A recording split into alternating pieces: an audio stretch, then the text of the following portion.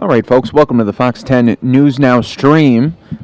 Skyfox is up in the air at the 101 in Peoria. DPS officials are searching for a possible armed suspect who bolted from a stolen car earlier this morning. A trooper attempted to stop the vehicle, which was traveling in speeds of over 100 miles per hour on the Loop 101. So you can see here as police are just combing this neighborhood in Peoria looking for a possibly armed and dangerous suspect. You guys are watching Fox 10 News Now, part of fox10phoenix.com.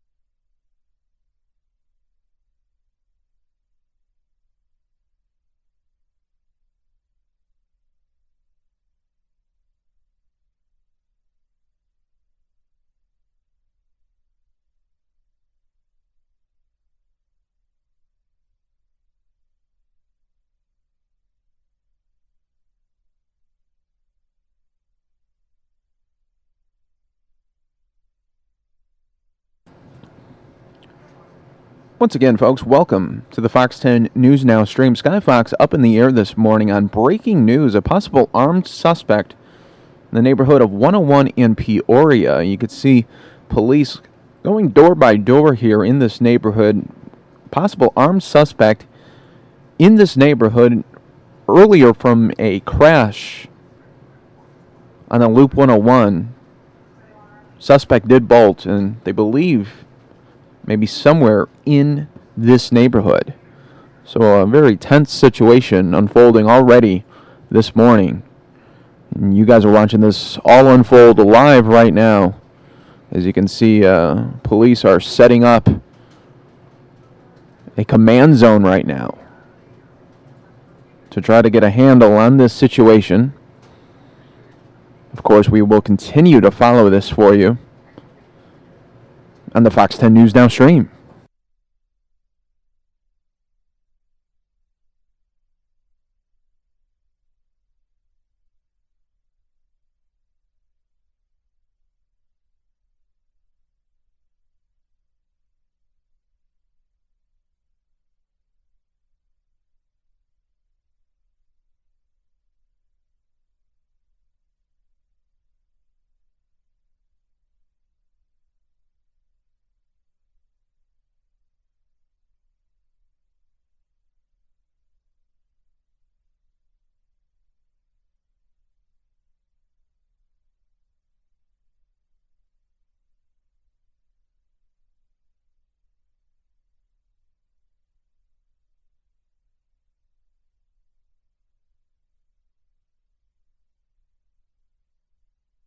You can see now police have their own chopper up trying to locate this suspect here. You guys are watching this all unfold live right now on the Fox 10 News Now stream.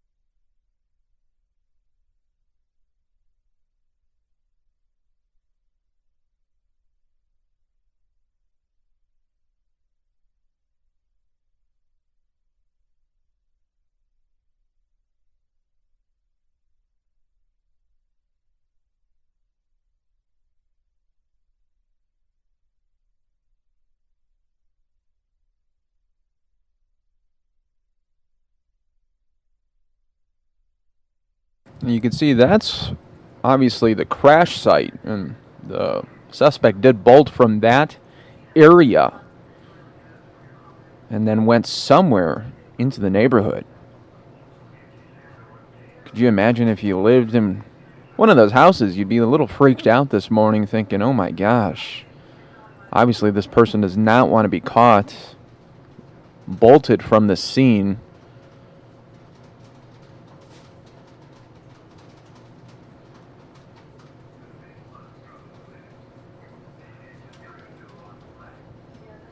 Anything can happen at this point, so that's why we're continuing to follow this for you.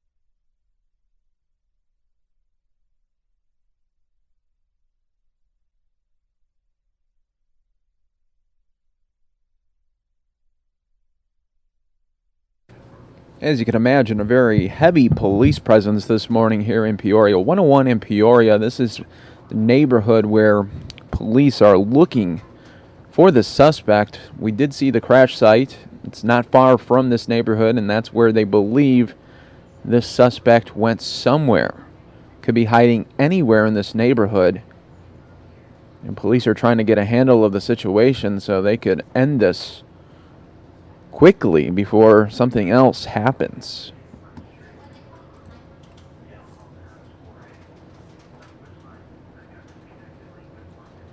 See, they have the K9 unit out as well. Police are looking at parked vehicles. He could be, at this point, he could be under a car. He could be under, heck, he could even be in a trash can if you think about it. So, a lot of places to hide in the neighborhood, and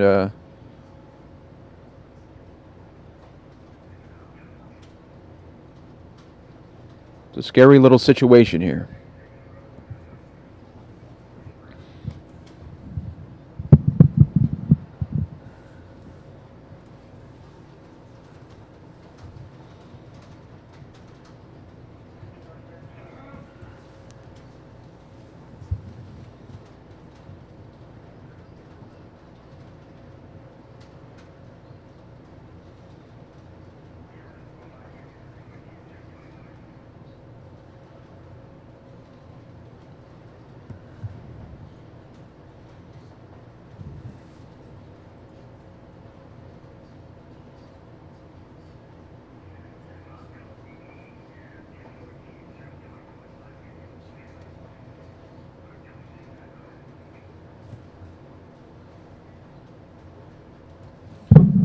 And folks, if you're just joining us, welcome to the Fox 10 News Now stream, part of fox10phoenix.com.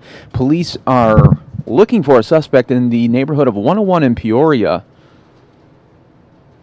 They've been going door to door. Now they have the K9 unit out. This all started earlier this morning where the suspect led police on a chase, and then he crashed the car and then bolted from the scene. Right now, police believe he's somewhere in this neighborhood. We're watching this very closely for you. Skyfox up in the air as police are going door to door.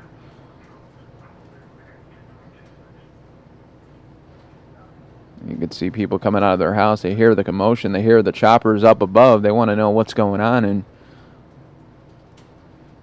trying to stay safe here.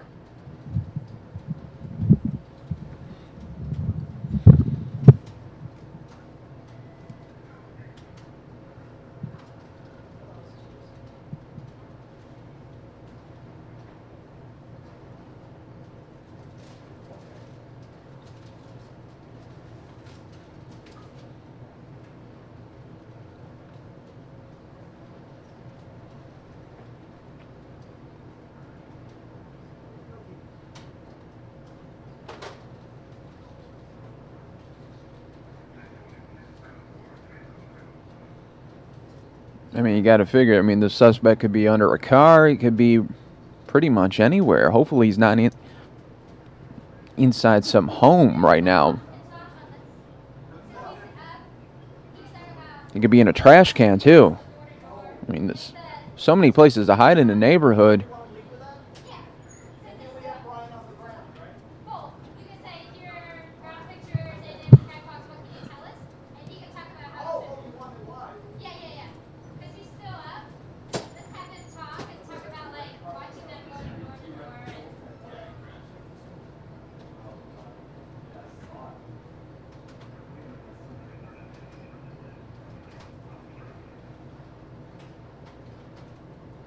Right now, police going door to door, as you can see, with the K9 dog here, and they're trying to get a scent of the suspect.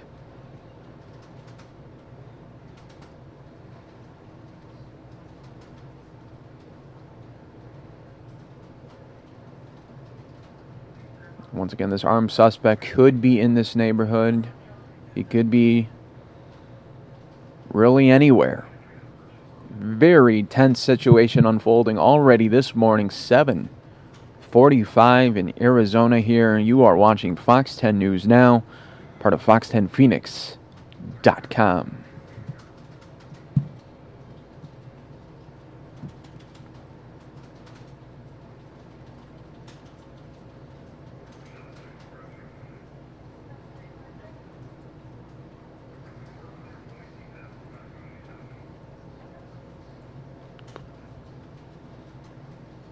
Police now looking over this wall.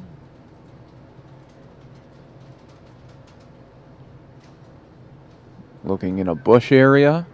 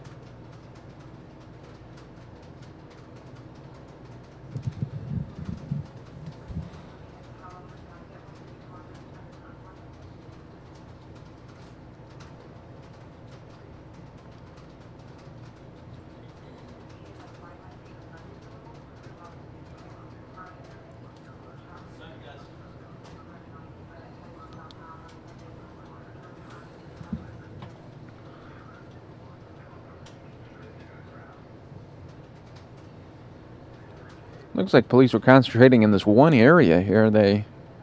Maybe they're getting some kind of signal from the dog, getting excited. I don't know. You guys are watching this all unfold live right now. We do appreciate everybody in the stream right now. Good morning.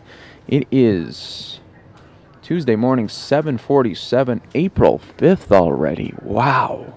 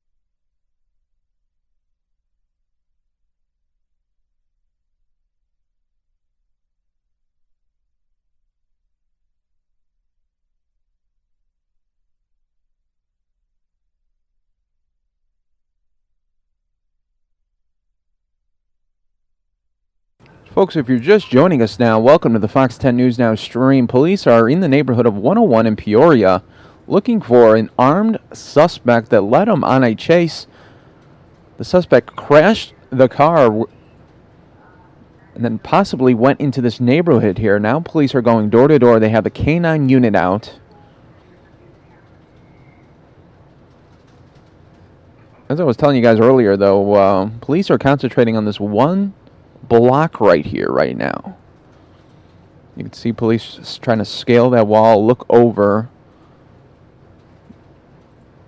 You know, he could even be in so many places right now. It's really hard for police to get a grasp on the situation, as you can imagine. It's a large neighborhood.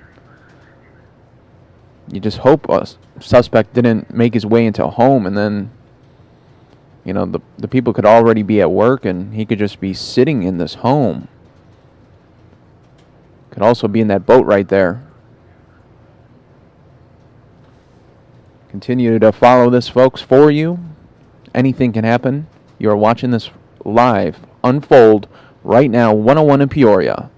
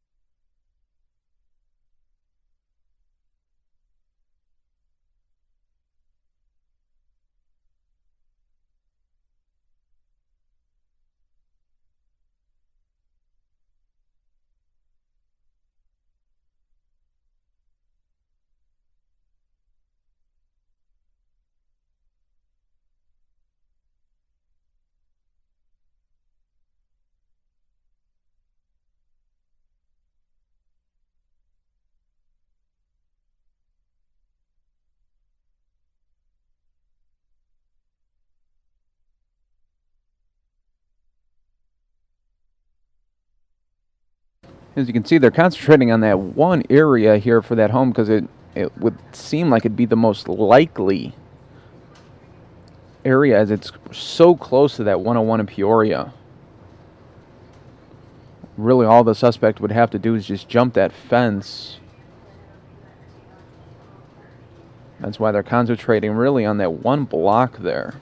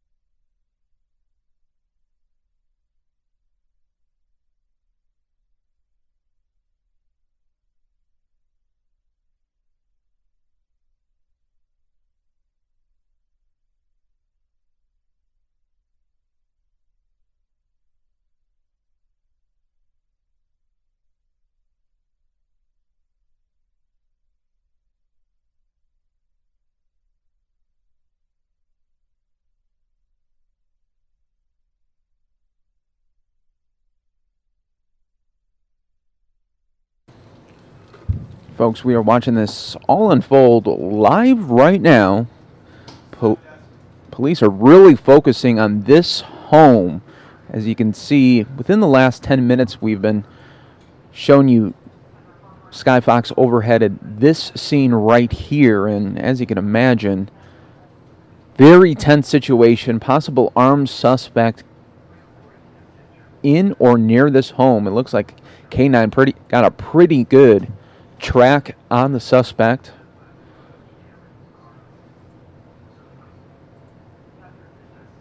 And we'll see how this all unfolds.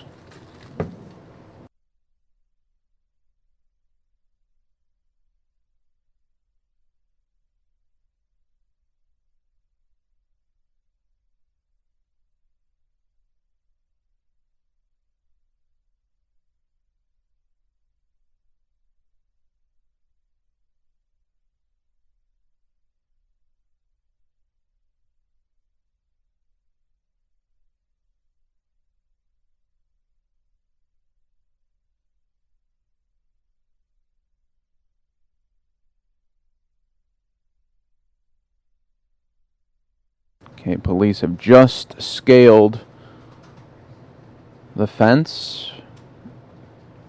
Now in the backyard. He's now looking through the trash. I would also look at this boat as well.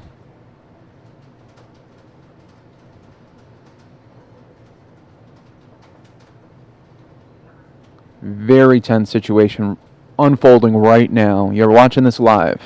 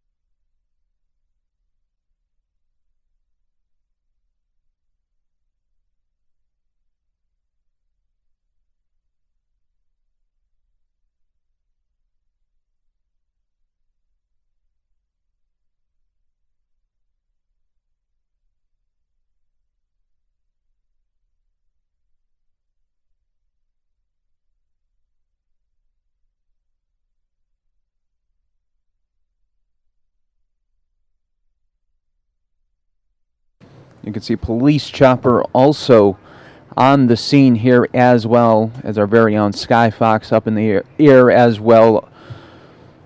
Really breaking this whole story here down for you right here on the Fox 10 News Now stream, part of fox10phoenix.com. What a scary situation here in this neighborhood for people. 101 in Peoria, a suspect possibly on the loose, armed and dangerous in this neighborhood.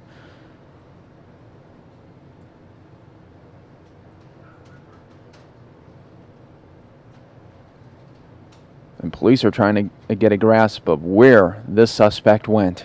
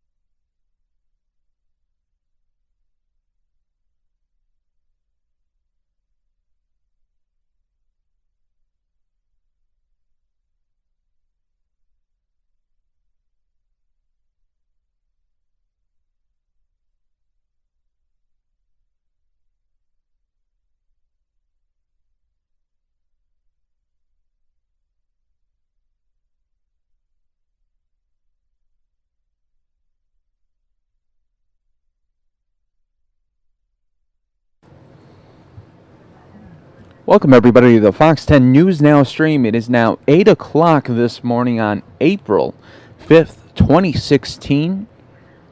If you're just joining us, happy Tuesday, everybody. We are following breaking news here in Arizona, 101 in Peoria, where police are looking for an armed suspect in this neighborhood.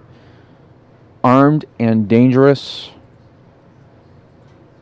And police have been going door to door, and moments ago we saw them in a backyard hoping to find a suspect, but it did not lead to anything right now. The K-9 unit is on the ground as well. We are covering this for you right now on the Fox 10 News Now stream.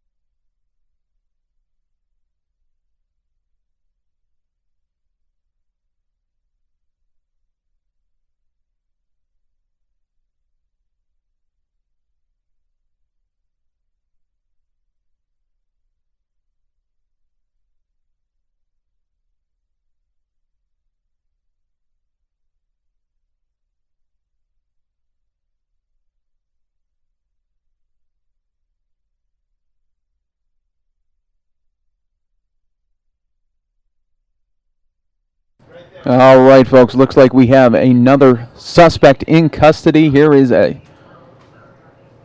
just located right now. Fox 10 News Now, part of fox10phoenix.com. You're watching this live unfold right now.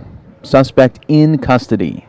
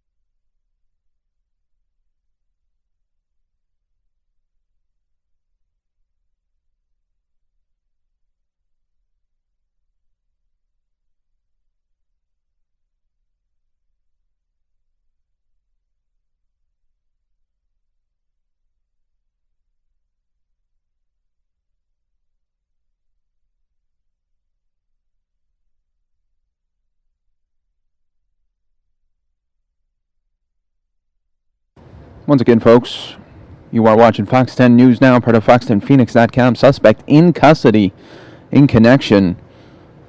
A stolen vehicle earlier this morning that police were chasing. The car did crash. Suspect then took to this neighborhood at 101 and Peoria.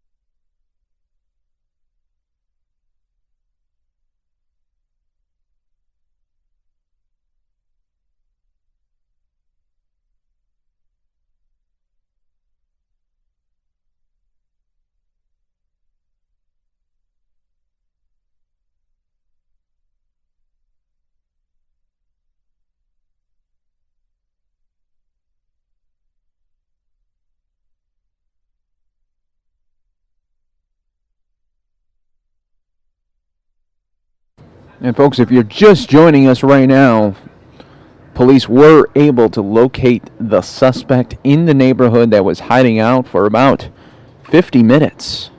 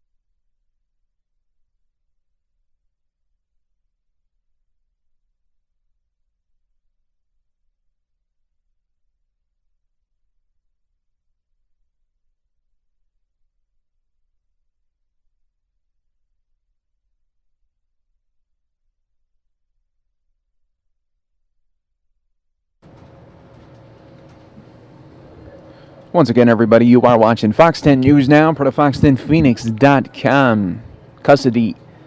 Suspect now in custody. You are watching all this unfold right now, live. The 101 and Peoria.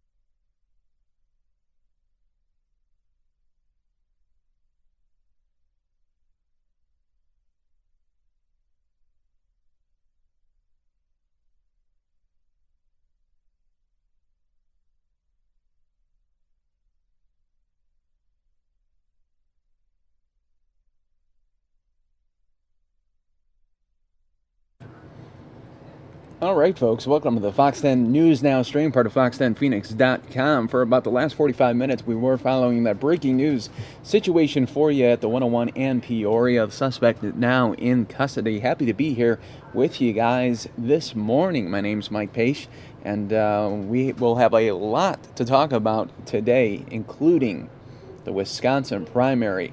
Voters already heading to the polls this morning and into the evening hours, and we will be breaking down the results for you once they come in tonight. So it's going to be a lot of action to talk about. Already, Donald Trump was sounding off to a reporter in Wisconsin. Let's take a look at that. Fighting within your campaign? No, it's just the media again. I get the most unfair media. Nobody ever even called me. This is the first time I've been asked this question. Nobody's ever called me about this. We're number one in every category. Number one in delegates, number one in votes by millions. I don't mean by like 2 votes, by millions and millions of votes.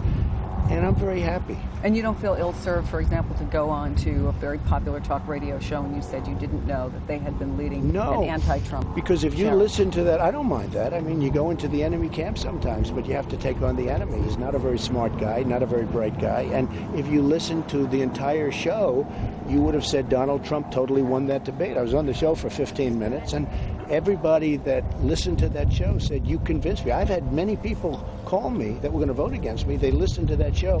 By the end of the show, and they wrote me I have 2 or 3 letters, they wrote and they tweeted and all of this, and they said that by the end of that show, you have totally convinced me I'm voting for Trump. So, I mean, sometimes you go into unfriendly territory. That's part of the game. And that's what you consider Wisconsin to be? No, you said about a You're just talking about talk the radio show host. talk See, show that's what I host. mean about the dishonest media. I'm asking you a question, allowing you to answer Excuse me. You're asking me about a show host, and I said it was that he was unfriendly territory. Then you say, is that what, Wisconsin? Well, you also talked about the governor. No, that's so dishonest. You also talked about the governor. No. So, Look, that's just called, let me ask you know what that's called? Dishonest media. That's called dishonest reporting. Well, let me ask you, I think I'm going to do great. New York and Pennsylvania, what's the strategy? Excuse me. I think I'm going to do great in Wisconsin. The polls are showing me doing really, really well in New York, New Jersey, Pennsylvania, Connecticut. I mean, it looks like we're going to have tremendous victories there. And but right now, I'm interested right here. We'll see how we do tonight, and I think the results will surprise you. Donald Trump, thank you so much for your time, sir. In an area where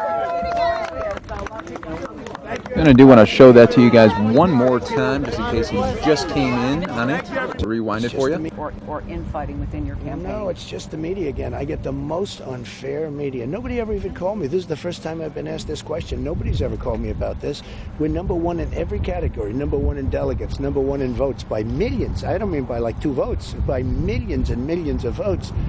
And I'm very happy. And you don't feel ill-served, for example, to go on to a very popular talk radio show and you said you didn't know that they had been leading an anti-Trump because if you challenge. listen to that, I don't mind that. I mean, you go into the enemy camp sometimes, but you have to take on the enemy. He's not a very smart guy, not a very bright guy. And if you listen to the entire show, you would have said Donald Trump totally won that debate. I was on the show for 15 minutes, and everybody that listened to that show said, you convinced me. I've had many people call me that were going to vote against me. They listened to that show. By the end of the show, and they wrote me I have 2 or 3 letters, they wrote and they tweeted and all of this, and they said that by the end of that show, you have totally convinced me I'm voting for Trump. So, I mean, sometimes you go into unfriendly territory. That's part of the game. And that's what you consider Wisconsin to be? No, you said about a radio talk show host. See, that's what I mean about the dishonest media. I'm asking you a question, allowing you to answer Excuse me. You're asking me about a show host, and I said it was that he was unfriendly territory. Then you say, is that what, Wisconsin? Well, you also talked about no, the that's governor. so dishonest. You It's also so talked about the governor. No. So, Look, that's just called, let me ask you know what that's called? Dishonest media. That's called dishonest reporting. Well, let me ask you, I think I'm going to do great. New York and Pennsylvania, what's the strategy? Excuse me. I think I'm going to do great in Wisconsin. The polls are showing me doing really, really well in New York, New Jersey, Pennsylvania, Connecticut. I mean, it looks like we're going to have tremendous victories there. And but right now, I'm interested right here. We'll see how we do tonight, and I think the results will surprise you. Donald Trump, thank you so much for your time, sir. In an area where... Thank you, everybody. Thank you. Thank you, everybody. Thank you, everybody.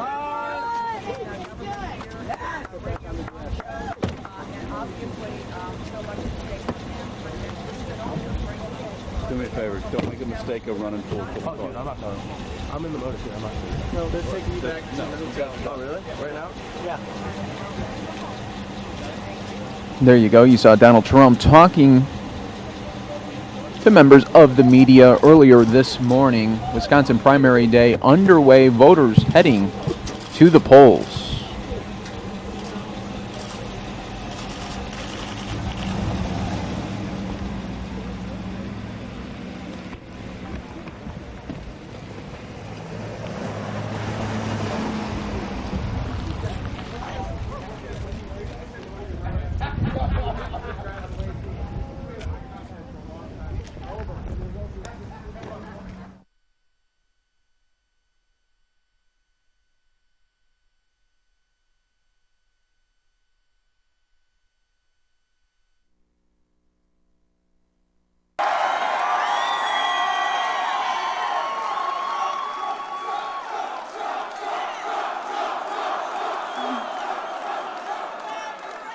No matter who you are, a man or a woman, he treats everyone equal. He's a fighter, and if you elect him to be your president, he will fight for you and for our country.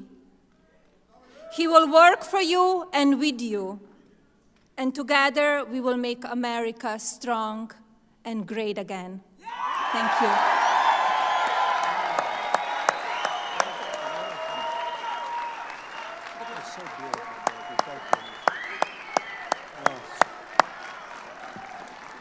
So beautiful.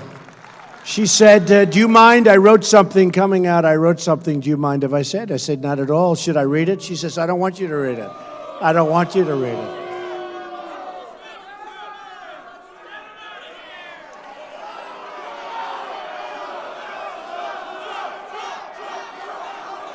Thank you very much. So I really want to thank Melania for that. That was very special. You know, Wisconsin's a really special place, and we've been all over today, speeches all over. We had one before, thousands and thousands of people standing outside of an airplane hangar because the hangar was packed. And we had another one in the morning, and it's been an amazing day and some phenomenal results. You see what's happening with the polls. Boom, like a rocket ship. It's like a rocket. I guess I just heard when I walked in, one just came out that we're 10 points up. But don't worry about that. Don't pretend you didn't hear that. Go out and vote tomorrow, okay? Go out and vote tomorrow. You know, I used to say this to politicians that be friends of mine. I say, pretend you're a little bit behind, okay? That way you work hard. You never forget. But, you know, there's somebody I saw just a little while ago in the audience, a very special woman, an incredible woman. And Melania just said hello and met her, was so taken. And she represented you so beautifully. And some of you know who she is, many of you know who she is. But she was Miss Wisconsin. She has one of the most incredible spirits that I've ever seen. She's got a husband and a son. And his son is absolutely magnificent. And she loves him more than anything that you can imagine. And she's going through a very hard time. And she has been so supportive and so, just incredible of what we're trying to do. Not me, I'm a messenger. What we're trying to do, make America great again and bring it back and stop letting the world take advantage of us, both militarily. I mean, we don't win anymore. We don't win anymore. We don't win a trade. We don't win with the military. We pay for everybody else's military. We don't know what we're doing. And she saw it, and she was here early. And she knows that we're going to take care of our people, and it's going to be America first. It's got to be America first. We have no choice. We have no choice. And she's with a friend of hers who's very well known, Chelsea Cooley, who is a tremendous, tremendous woman and just an amazing person. Also a great singer. But I won't even mention that because Chelsea would be the last to want to have people know that. Chelsea is such a great friend of Melissa Young. And Melissa Young, I just want to bring her and Chelsea onto the stage, and maybe Melissa would like to say something, and Chelsea, but this is just an unbelievable woman. So could I ask Melissa to come up on stage, please? Okay? Thank you. Thank you, everybody. Oh, I love you guys too. Most of all, I love this man. I promise I won't cry this time. I'm gonna pull it together. This is the greatest man I have ever met. His heart is made of pure gold. He saved me in so many ways and changed my world. Yes, he gave me a lot of gifts in my life. A gift of compassion and showing my son how to pay it forward. But above that, if this man becomes president of the United States of America, he is going to give me the best gift ever, and that is, I'll know that when I leave this world, I won't be here to watch my son grow. But I'll know that he is going to grow up in a country that is safe. That's what every mother wishes for.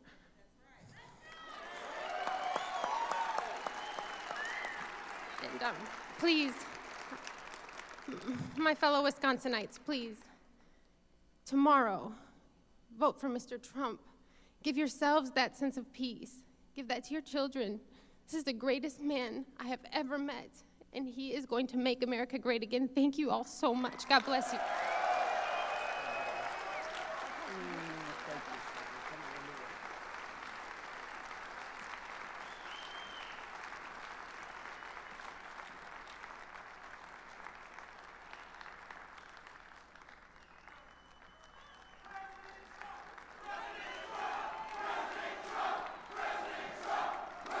Thank you.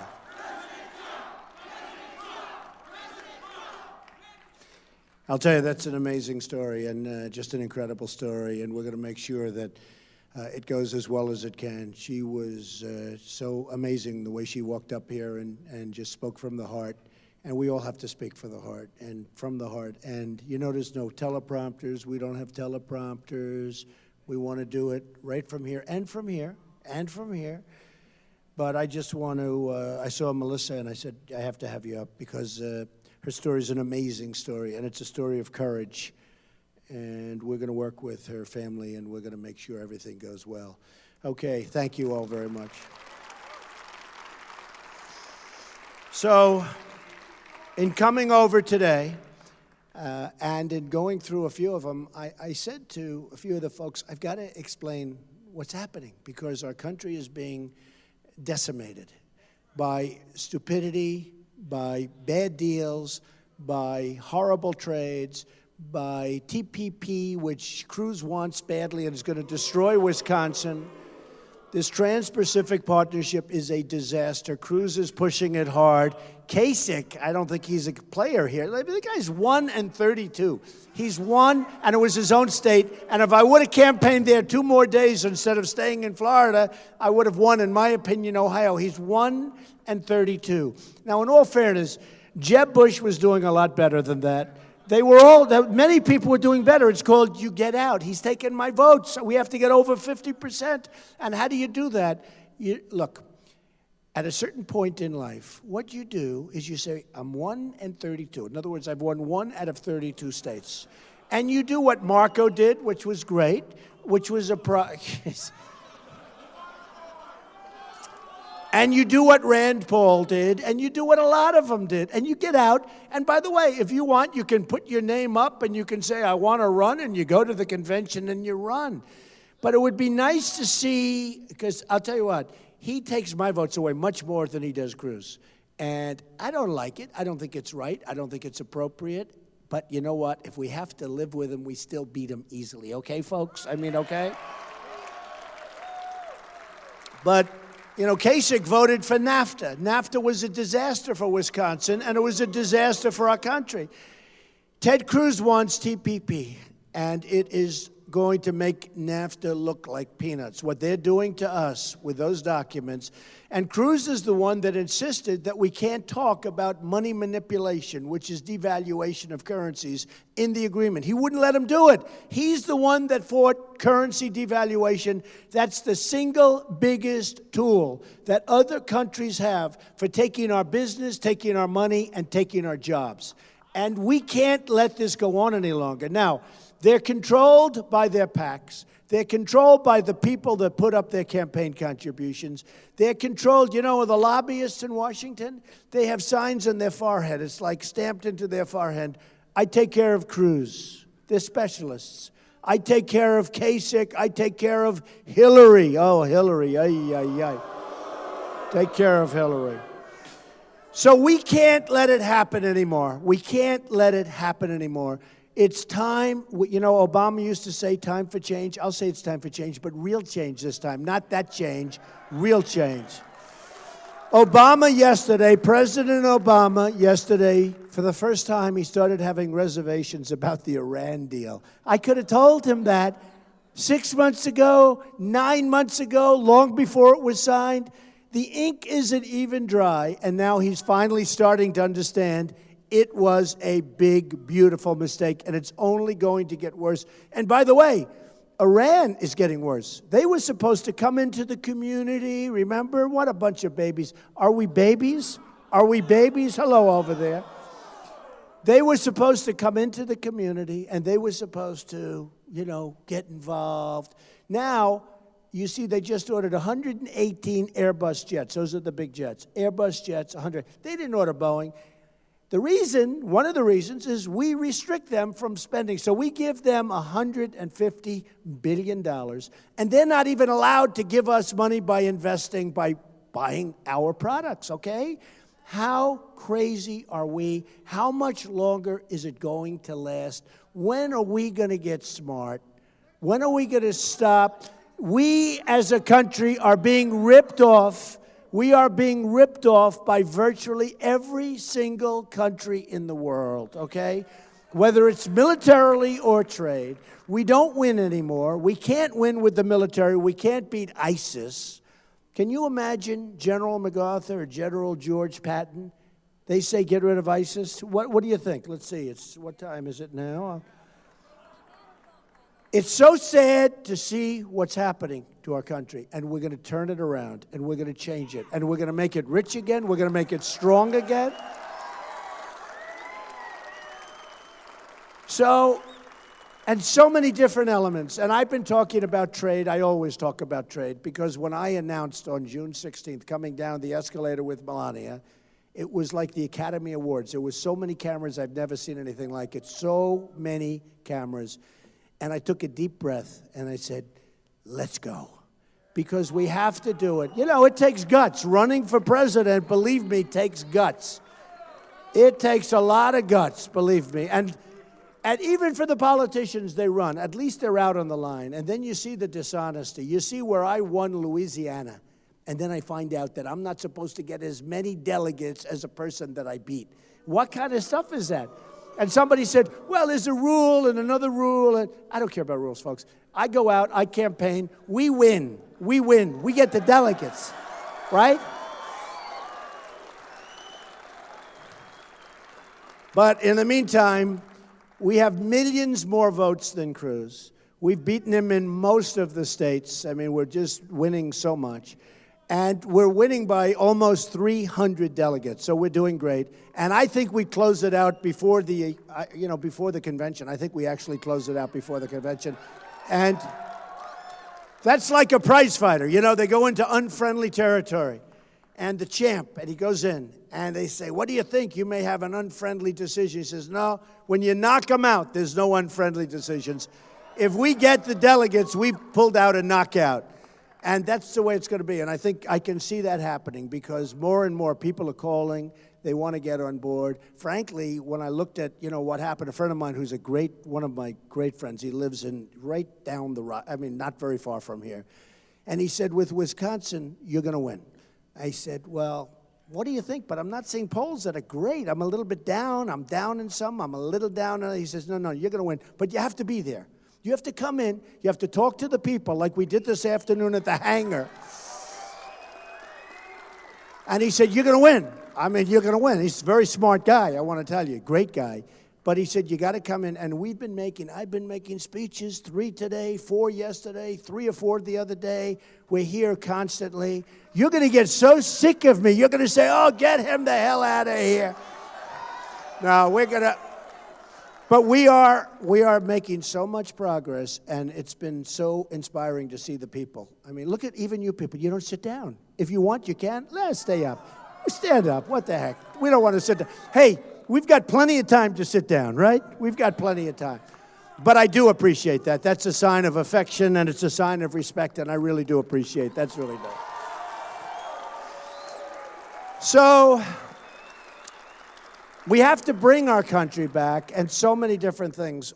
With China, we have a trade deficit of $500 billion a year. With Mexico, we will build a wall. We will have strong borders. Strong border, believe me. We have a trade deficit of $58 billion a year. The wall's going to cost $10 billion to build. And people, the politicians, are saying, how can you possibly get them to pay? Let me tell you something, folks. And we have some good business people in this audience. When you have a $58 billion deficit and you have a $10 billion wall, it's real easy. And that's on a yearly basis, the 58.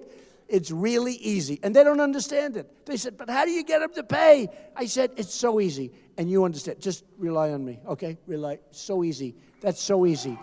And we're going to have a strong border. You know, 2 days ago, I was greatly honored because the Border Patrol, the folks that do a great job, and they're told to stand back, but they don't want to stand back. They want to do their job properly. They're proud people. They're incredible people. Frankly, before the wall goes up, we might not even need the wall, but we're building it anyway, okay? We're building it anyway. Believe me. But the Border Patrol people are unbelievable people, and it's 15,500 people gave me an endorsement 2 days ago. And I didn't ask for it. I didn't know. First time they've ever done it, right? First time they've ever done it, and they gave me an endorsement. And it's so important. Now, Sheriff Joe from Arizona, you know, I won Arizona really big, and Sheriff Joe was with me, and it was incredible, and we love it. Now, look, we have to have strong borders. We can't let the Syrians come in that we have no idea who they are, where they're coming from. We don't know if they're Syrians.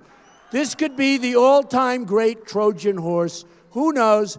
I have as big a heart as anybody. We want to help them. We want to build safe zones in Syria. I want to get the Gulf states to pay for it. The Gulf states have nothing but money. We don't have money.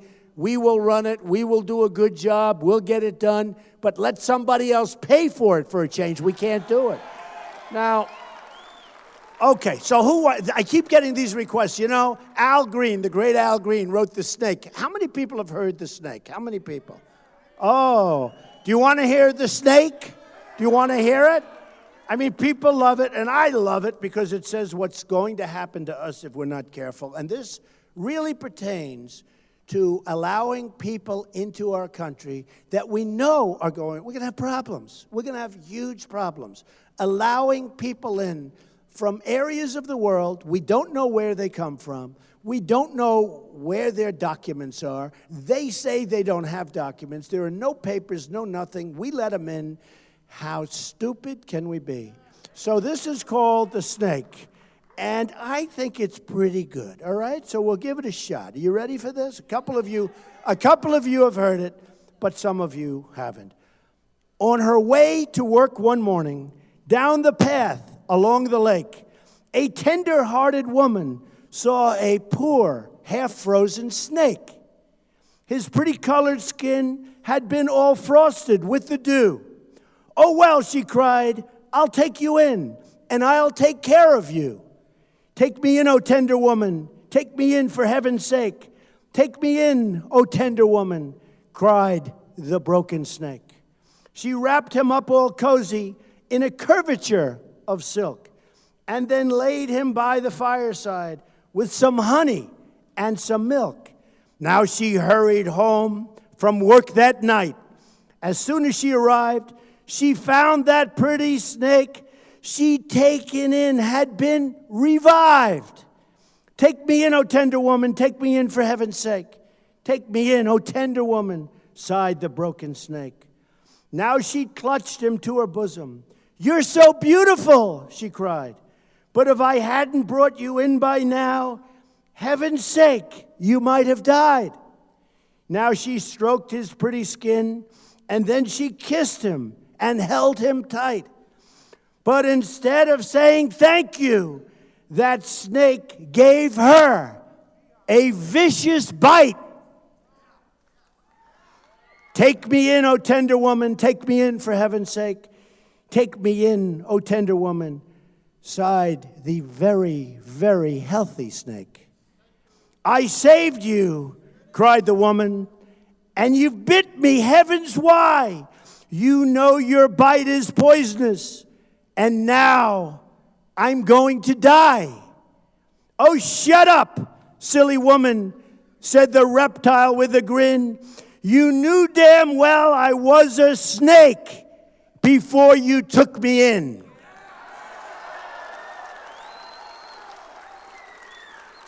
Right? That's what's happening to our country, folks. That's what's happening to our country, and we can't let it happen. We have to be smart. We have to be vigilant. We have to be strong.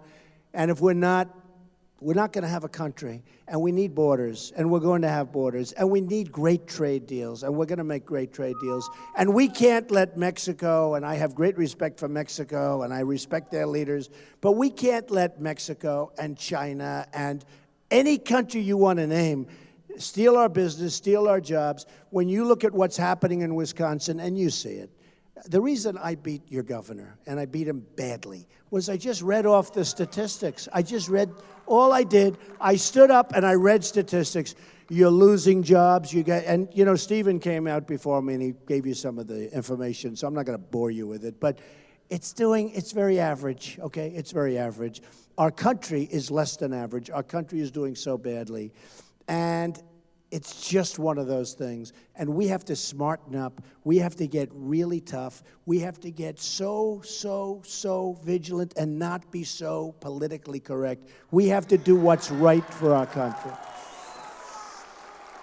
When the great Ford Motor Company, great company, when they build a $2.5 billion plant in Mexico, when Nabisco moves its massive plant to Mexico from Chicago, we can't let it happen.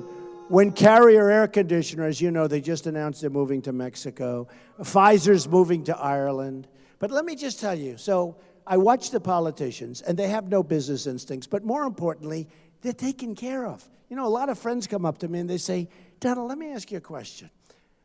These politicians are they that dumb? I said, no, they're not actually that dumb. Some are, but they're not actually that dumb.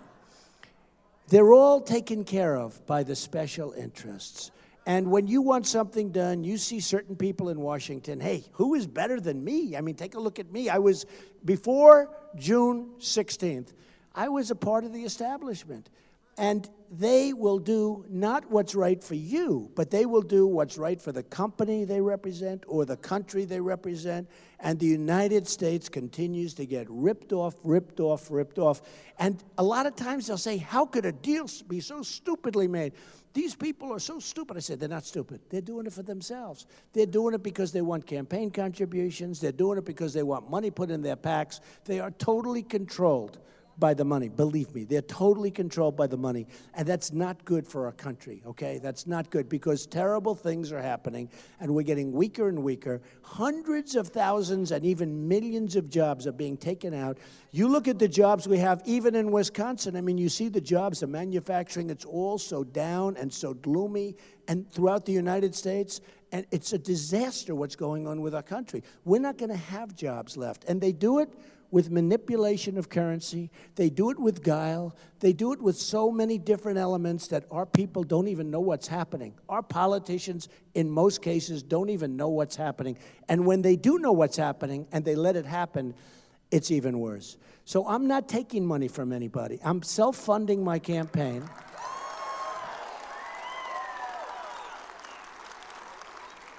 And we're going to get it. We're going to get it stopped. Now, I look at this U.S. manufacturing. I mean, just look at this. Look at these charts. I mean, you can see them. I think you can all see. This is where we're going. You know that's not good, right? This is where we're going. There was one that I just saw. I just got this. It's like incredible. Look at this. This is U.S. manufacturing jobs rapidly declined since the year 2000. Look at that chart. Another couple of years, there won't be any jobs. And the jobs we have now are bad jobs. These are bad jobs. These aren't good jobs. And everybody admits that. Even the other side said, we agree, they're bad jobs. And the number that they talk about when they say 5% unemployment, it's a fictitious number. When you stop looking for a job, you're considered statistically employed. It's a number that was made up years ago, probably by presidents, but certainly by politicians, to make them look good, to make them look really good. Like the economy. The economy's not good. The economy's bad. We're sitting on a bubble. The banks have money. They give it to you for nothing if you're rich. If you're not rich, that's when you need the money. They don't loan it to you. So the people can't do jobs. Probably here you have some great companies, some really good smaller companies. You can't get the banks to give you money. The banks are controlled by the regulators. The system that this country is run under is out of control. And we're going to change it. We're going to bring back the jobs. We're going to bring back our companies. And, you know, I've had such a response, and the reason I've had that response is because of that. And then I look at the ads today. I'm in my hotel, and I'm looking at the ads, and Cruz makes up this ads. We're going to bring back jobs. He's using my same language. Here's the problem. They don't know where to begin. They don't know where to begin. And if they did, Lion Ted, lie. He comes up. Did you ever see a guy like this? Look what he did with Ben Carson. Ben Carson, who endorsed me, by the way, is a great guy. And Lion Ted, remember in Iowa? He said, Ben has left the race. He's left the race. He's in the middle. This was on election day. It's not like 2 days before or a day after. He's left the race. During the election, he left the race, okay? And people believed him. And thousands of votes were cast, not for Ben, but for Ted Cruz. It's pure, it's pure deception. It's lying. And then there were many other things. And actually, during one of the debates, Marco Rubio looked over. He says, you're a liar. And I said, you know, I've never heard a politician call another politician a liar, so now I can do it. So we call him Lion Ted, Lyin apostrophe. It's crazy. It's crazy. I mean, what he does and what he says is just terrible. And, you know, I've met a lot tougher people, but I've never met any human being that lied as much as him. And he comes in, and you notice the tremendous evangelical support I have. I have Jerry Falwell Jr. from Liberty University. I have all of these people. I have such incredible support. And the evangelicals, he thought he was going to get the evangelicals, but they don't like liars. And they see he lies so much. You ever see him? He walks up and he walks in with the Bible, held high, right? Held high. And then he starts to lie. Boy, he is bad. So anyway, I don't think that you're going to fall for that. I really don't think that anybody can fall. He doesn't talk. He debates. Everything's like, you know, I said, Ted, take it easy. Just talk. But we're doing really well. The whole thing is just working out, and I loved being here. You know, I've been here for a long time now. Thank you. I've been here for a long time. I'm going to stay, we're going to stay tomorrow. We're going to have I think I'm doing Fox and Friends tomorrow morning. I'm doing some shows tomorrow. We're going to do some other shows, and we're going to be around, and we're going to make sure we want to bring this home. If we can, you know, we have a movement going on, folks, and it's a movement of intelligence, actually. It's a movement of common sense, because that's all it is. We're not going to let Carrier make air conditioners, fire all its people, move to Mexico, make air conditioners, then come in and take the money out of the country. It's not going to happen anymore. And I'm a free trader. And, you know, they say, he is not remember Jeb Bush? He is not a conservative. So what? I am a conservative. But you know what? I believe in free trade. But when you have free trade, you need smart people running your side of the free trade. If you don't have smart people, or if you have people like Ted Cruz that are totally controlled by the people that give him the money, and they're controlled by the establishment. I mean, look at the establishment. This guy, in his whole life, didn't know what the word establishment meant. Now you have all these people going because they say, oh man, Trump is terrible. He doesn't want any of our money. I had one friend that came into my office. I don't think I've ever said this before. He came into my office. He wanted to give me millions of dollars. I said, I can't take your money. I don't want the money. I'm self-funding. No, you got to be kidding. He didn't even know. He thought I was kidding. He wanted to endorse me, wanted to support me. I said, no, I don't want. Anyway, he was finally convinced I didn't want his money. And he's leaving. I said, by the way, what are you going to do now? He said, I'm going to give it to another candidate. I said, why? They're gamblers. They have to do it. It's like almost a disease. They have to do it. It's the craziest thing. He loves me. He wants to give me probably close to $10 million, right? I would have had the greatest super PAC in history if I would have taken all the money. And my whole life, you know, I've said this before, my whole life as a business person is this, right? It's okay, nothing wrong with it. I keep taking. I take and take. But now I'm going to take for the United States. We're going to take. We're not going to be the stupid people anymore. We're not going to be the stupid people anymore. We can't be. We can't be. And with NATO, when they don't pay, you know, I was asked a question by Wolf Blitzer, a very fair question about NATO. Now, you know, I've been a businessman, world class. I filed my papers. They were phenomenal. Everybody says, great, great, great. I built a great company, very little debt, tremendous cash flow, some of the greatest assets in the world. And I tell you that only for one reason. That's the thinking we need in Washington now. We need some of that thinking. And Wolf Blitzer asked me a question on television. He said, let me just ask you about NATO. And he asked me about NATO. Now, I haven't been asked about NATO a lot, but I understand NATO and I understand common sense. And I'm like a smart person, like many of the people in this room, hopefully all of the people in this room. But he asked me about NATO. I said, it's obsolete. This is my first thing. And you know what? I'm the first one. Guys that study NATO, and good people, but they study NATO. And they say, I don't believe it. What he just said, I never thought of that. They study it. Because they're so into it that they don't realize. Because it was really put there. You had the Soviet Union, and now you have Russia, which is different, but Russia is very powerful, so we can sort of say that's a balance, so we'll leave it. But it doesn't really cover terrorism like it's supposed to. It doesn't have the right countries. I mean, many of the countries in there aren't, you know, that you associate with terrorism. And so I said, number one, it's obsolete. I said, number two, to the best of my knowledge, the United States pays far too much proportionately, and why are we always paying the bills to protect other people? And the press, which is so totally dishonest, the press goes, headlines the next day, Trump doesn't want NATO, wants to disband NATO. And that's not what I said. I said, you got to pay your bills. And you know what? If they can't pay their bills, honestly, there should be, they got to go. Because we can't do this. You know, this isn't 68 years ago. This isn't, you know, when it was originally formed, like many, many years ago, many decades ago. And you have to redo things. But it is interesting. Some of the smartest people have said, what Trump said is genius. It's obsolete. And you know what? It's true. There's a lot of people, a lot of countries being given a free ride. We can't have the free rides anymore, folks. Thank you. Well, we need somebody with that. We need to, and it's America first, folks. It's America first. So then, as you know, North Korea is a big problem. North Korea is a problem. A problem could be solved easily by China, but they don't want to solve it because they want to tweak us. They're building in the South China Sea a massive military fort. You know what's going on. They shouldn't be doing that. And they're taking our money. And, you know, you talk about the imbalance of trade. You talk about the kind of money. How about this? We owe China $1.7 trillion. Now, they take our money. They take our jobs, and I love them. They're fine. They're great. I'm not angry at China. I'm angry at our people, at our leaders for letting it happen. I'm not angry at China. If you can get away with it, you do it. But they take our jobs. They take our money. They take our money. They take everything. We owe them $1.7 trillion. That's like sort of a magic act, isn't it? Amazing. Japan, they send cars by the millions. They come off those boats. Los Angeles, I was there at the docks. I looked at the biggest boats you've ever seen, biggest, greatest ships you've ever seen. The cars are pouring off the ships. We owe them $1.5 trillion. It's like, well, how does this all happen? Okay, how does it happen? Here's the story, folks. We're going to change our thinking. We're going to be the smart people again. We're going to be so smart. We're going to be so sharp.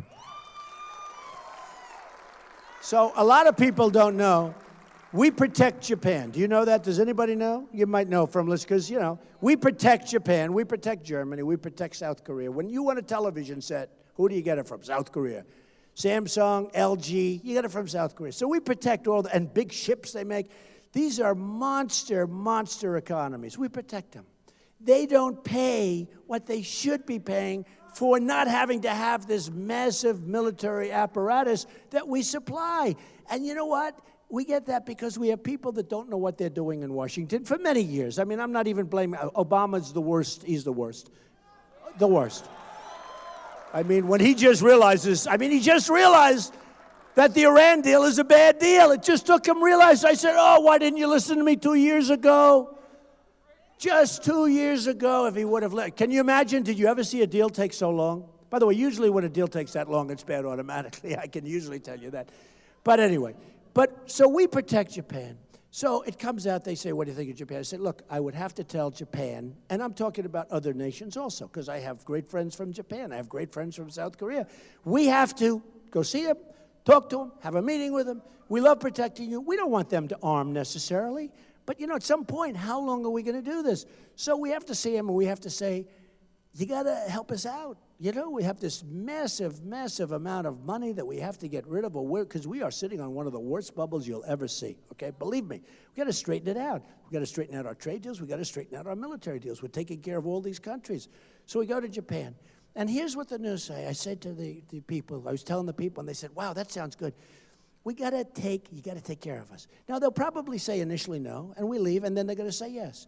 But if they don't say yes, you always have to be prepared to make a great deal to walk. You have to be. You can't say, oh, the problem with the Iran deal was that Secretary Kerry was like an amateur. I call him amateur night. He refused to walk. They were laughing at him in the streets of Iran. They were claiming the deal is the greatest deal ever made before it was even made.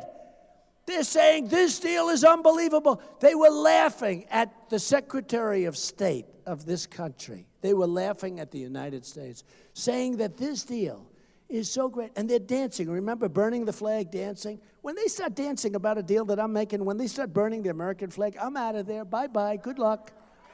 And he just kept going back. And I kept waiting. I wanted to call him. I wanted to say, walk. Because every single thing, he'd say, we would like to get this. No. Oh, okay. You've got it. We would like to get that. No. You know, the Persians are great negotiators. It's an unbelievable deal. But just yesterday, Obama, he brought it up that he's very unhappy. And, I mean, think of it. $150 billion. It's the worst deal. We didn't get our prisoners back. We should have had the prisoners back before we started negotiating.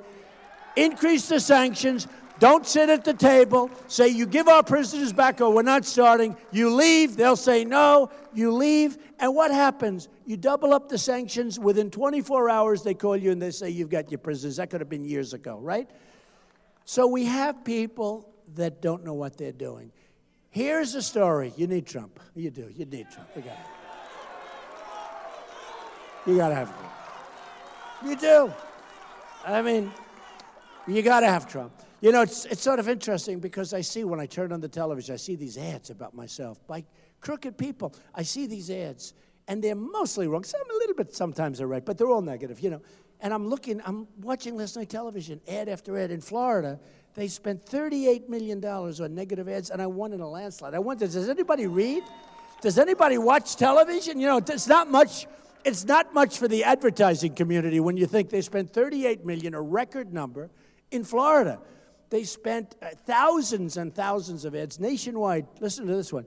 55,000 negative ads on me. Most of it was made up. I'll give you one good example. We have the Club for Growth, which is, forget them. These are among the dumbest people that you'll ever meet.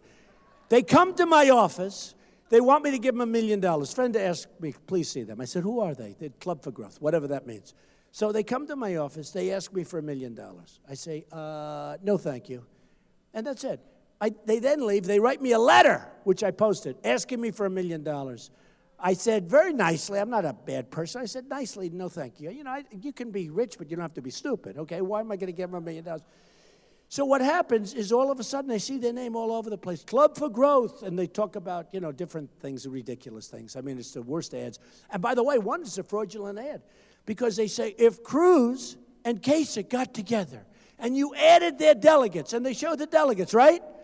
And you add them up, and I'm over here with Lot, and they said, and they add them up, and they show a graph that goes much higher than mine, and it's much lower than mine. They're a fraud. And what we did is we told them to stop that ad. And that was a week ago. And we tweeted about it. And everybody's talking about it. And I see it last night again. They're crooked. So here's what they do. It's like a form of extortion, I guess, right? When you think of it. They come to your office, they ask for $1 million. You don't give them the $1 million. They go out, they do negative ads.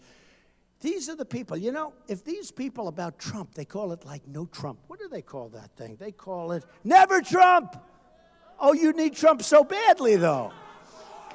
I was saying, if they would work, if they would have worked so hard, so diligently against President Barack Hussein Obama, okay, they would have beaten him. They would have had great budgets. They would have had everything they wanted.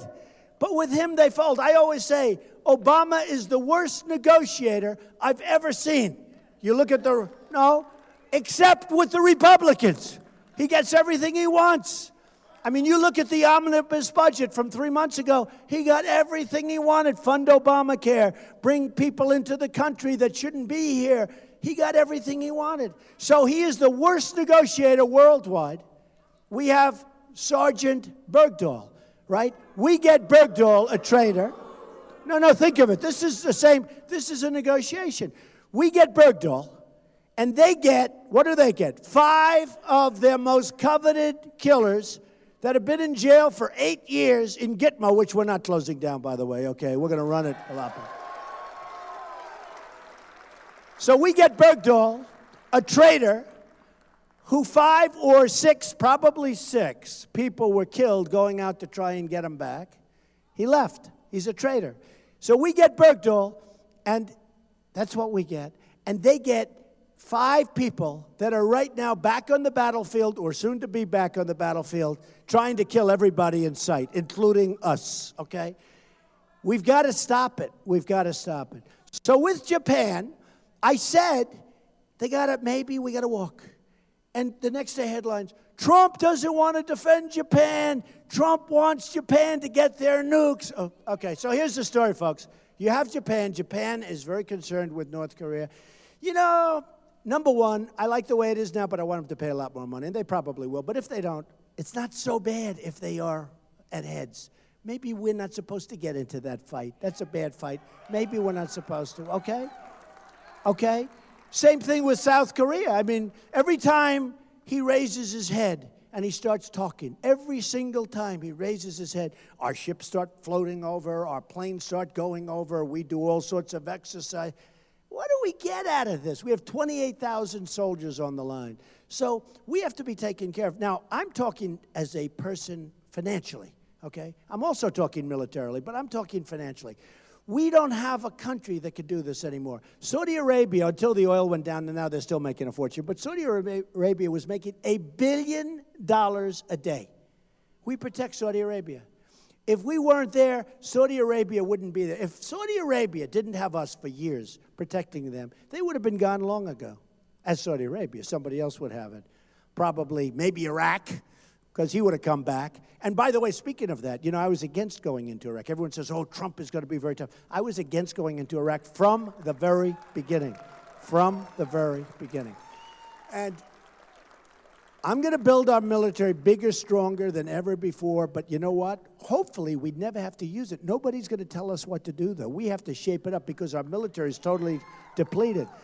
But if our politicians would have gone to the beach for the last number of years, many years, we would be much stronger in a sense. We'd be much stronger because the Middle East is a disaster. You see the Great Migration. It's a catastrophe. You see what's going on in Germany. It's a total mess, what she has done. Can you imagine? She was Person of the Year. I was supposed to be Person of the Year on Time Magazine. She beat me out and she destroyed Germany. Can you believe this? That's not good. I wonder if Time Magazine had that one to do over again, what they'd say. I think we'd be in much better shape. Well, they've treated me nice. I've been on the cover a lot. And the reason we're on the cover a lot is because we have a movement the likes of which people have never seen. So here's the story. Here's the story. You know, one of the great writers called me up, and he said, what you've done is incredible. I said, no, I have to win. He said, no, it makes no difference. If you win, if you lose, it doesn't matter. What you've done is down in the history books. You will be covered for all time. It's incredible. I said, no, sir, I have to win, because if I don't win, to me, I will consider it a tremendous waste of time and a waste of money, but a tremendous waste of time. So here's the story. We're going to take care of our Second Amendment. It's being chipped and we're going to get rid of Common Core. We're going to bring education back local. We're going to repeal and replace Obamacare, which is a total catastrophe. You're going to have great health insurance. We're going to save your Social Security and we're going to save your Medicare. We are going to save it because we're going to make our country rich again. We're going to bring back our jobs. We're not going to let our jobs go. And we're going to be able to afford. You've been paying in it for a long time. And a lot of these guys wanted to be knocked to hell. It's not going to happen. Okay, remember that. It's not going to happen. We're going to start winning again, folks. We don't win anymore. We don't win with our military. We can't beat ISIS. We're going to win. We're going to knock the hell out of ISIS. We don't win with our vets. Our vets are being treated worse than illegal immigrants. Our vets are being treated so unfairly. There are great people. And other people, you know, the vets have endorsed me virtually unanimously. And a lot of the vets will come up to me and say, you know, Mr. Trump, we follow closely what's going on. You're the only person that ever mentions the vets, right? And Hillary Clinton recently said about the vets that they're being taken care of just fine. They're not being taken care of fine. They're not being taken. She said they're being taken care of just fine. I know the vets. Nobody spent more time with the vets that are running. And we're going to take care of our vets, okay?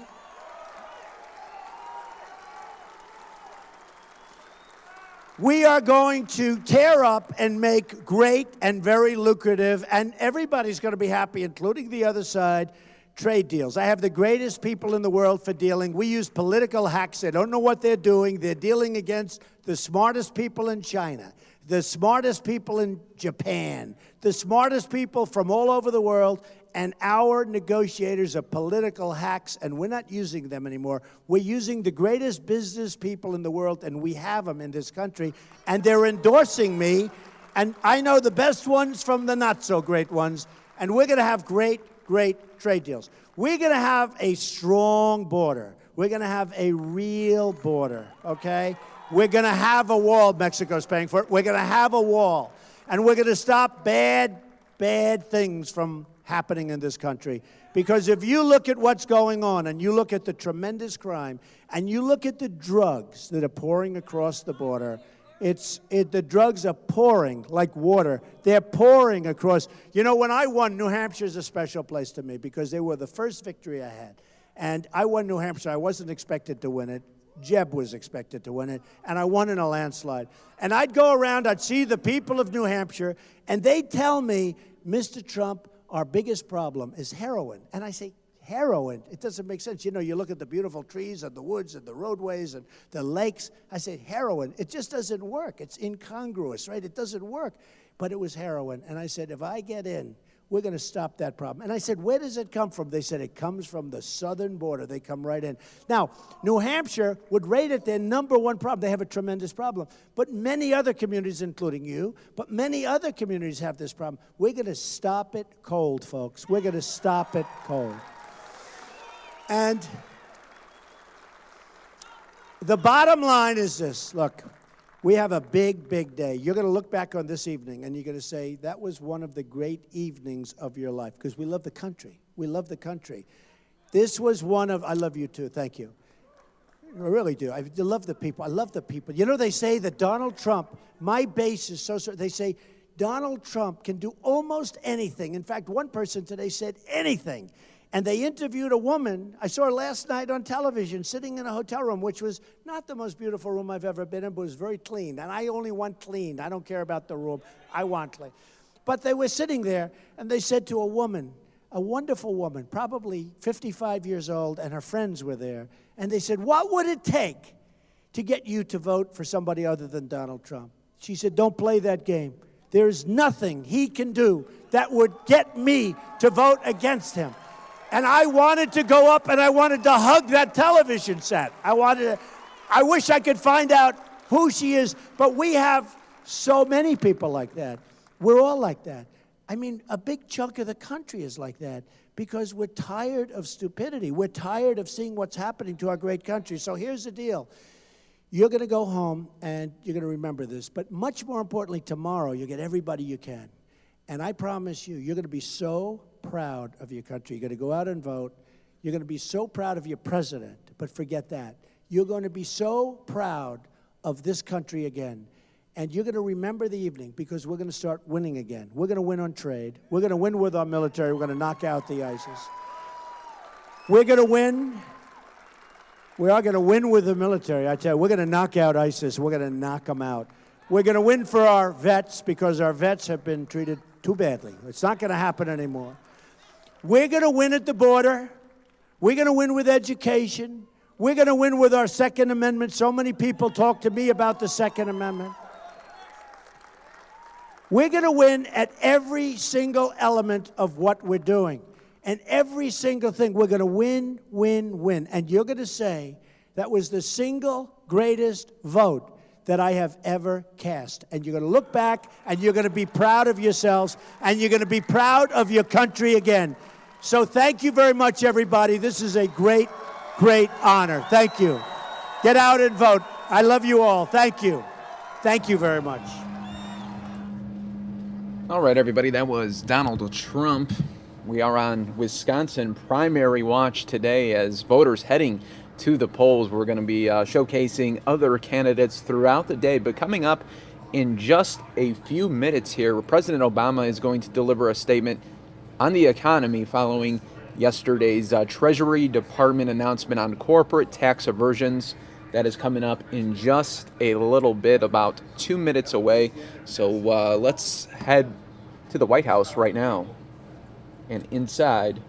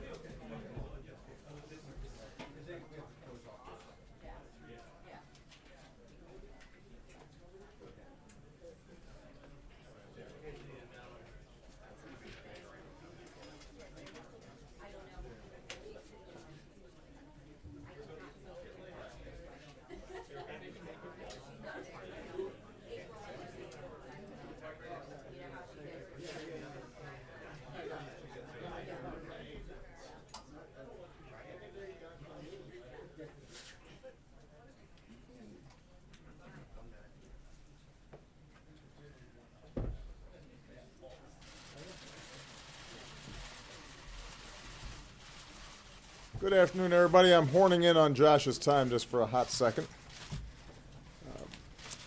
As we learned last week, America's economy added 215,000 jobs in March. That means that our businesses extended the longest streak of private sector job creation on record. 73 straight months, 14.4 million new jobs, unemployment about half of what it was 6 years ago. This progress is due directly to the grit and determination and hard work and the fundamental optimism of the American people. As I travel around the country, what always stands out is the fact that the overwhelming majority of folks work hard and they play by the rules, and they deserve to see their hard work rewarded. They also deserve to know that big corporations aren't playing by a different set of rules, that the wealthiest among us aren't able to game the system. That's why I've been pushing for years to eliminate some of the injustices in our tax system. So I am very pleased that the Treasury Department has taken new action to prevent more corporations from taking advantage of one of the most insidious tax loopholes out there and fleeing the country just to get out of paying their taxes. This got some attention in the business press yesterday, but I wanted to make sure that we highlighted the importance of Treasury's action and why it did what it did. This directly goes at what's called corporate inversions. They are not new. Simply put, in layman's terms, it's when big corporations acquire small companies and then change their address to another country on paper in order to get out of paying their fair share of taxes here at home. As a practical matter, they keep most of their actual business here in the United States because they benefit from American infrastructure and technology and rule of law. They benefit from our research and our development and our patents. They benefit from American workers who are best in the world, but they effectively renounce their citizenship. They declare that they're based somewhere else, thereby getting all the rewards of being an American company without fulfilling the responsibilities to pay their taxes the way everybody else is supposed to pay them. When companies exploit loopholes like this, it makes it harder to invest in the things that are going to keep America's economy going strong for future generations. It sticks the rest of us with the tab, and it makes hardworking Americans feel like the deck is stacked against them. So this is something that I've been pushing for a long time. Since I became president, we've made our tax code fair, and we've taken steps to make sure our tax laws are actually enforced, including leading efforts to crack down on offshore evasion. I will say that it gets tougher sometimes when the IRS is starved for resources and squeezed by the congressional appropriation process so that there are not enough people to actually pay attention to what all the lawyers and accountants are doing all the time. But we have continued to emphasize the importance of basic tax enforcement. In the news over the last couple of days, we've had another reminder in this big dump of data coming out of Panama that tax avoidance is a big global problem.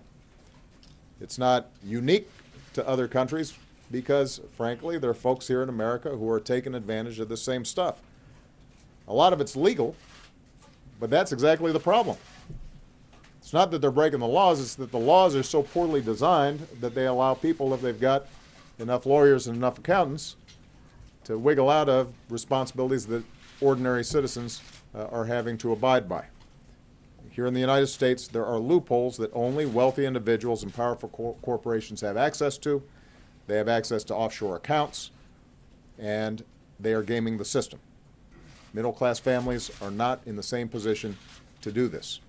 In fact, a lot of these loopholes come at the expense of middle-class families because that lost revenue has to be made up somewhere. Alternatively, it means that we're not investing as much as we should in schools, in making college more affordable, in putting people back to work, rebuilding our roads, our bridges, our infrastructure, creating more opportunities for our children.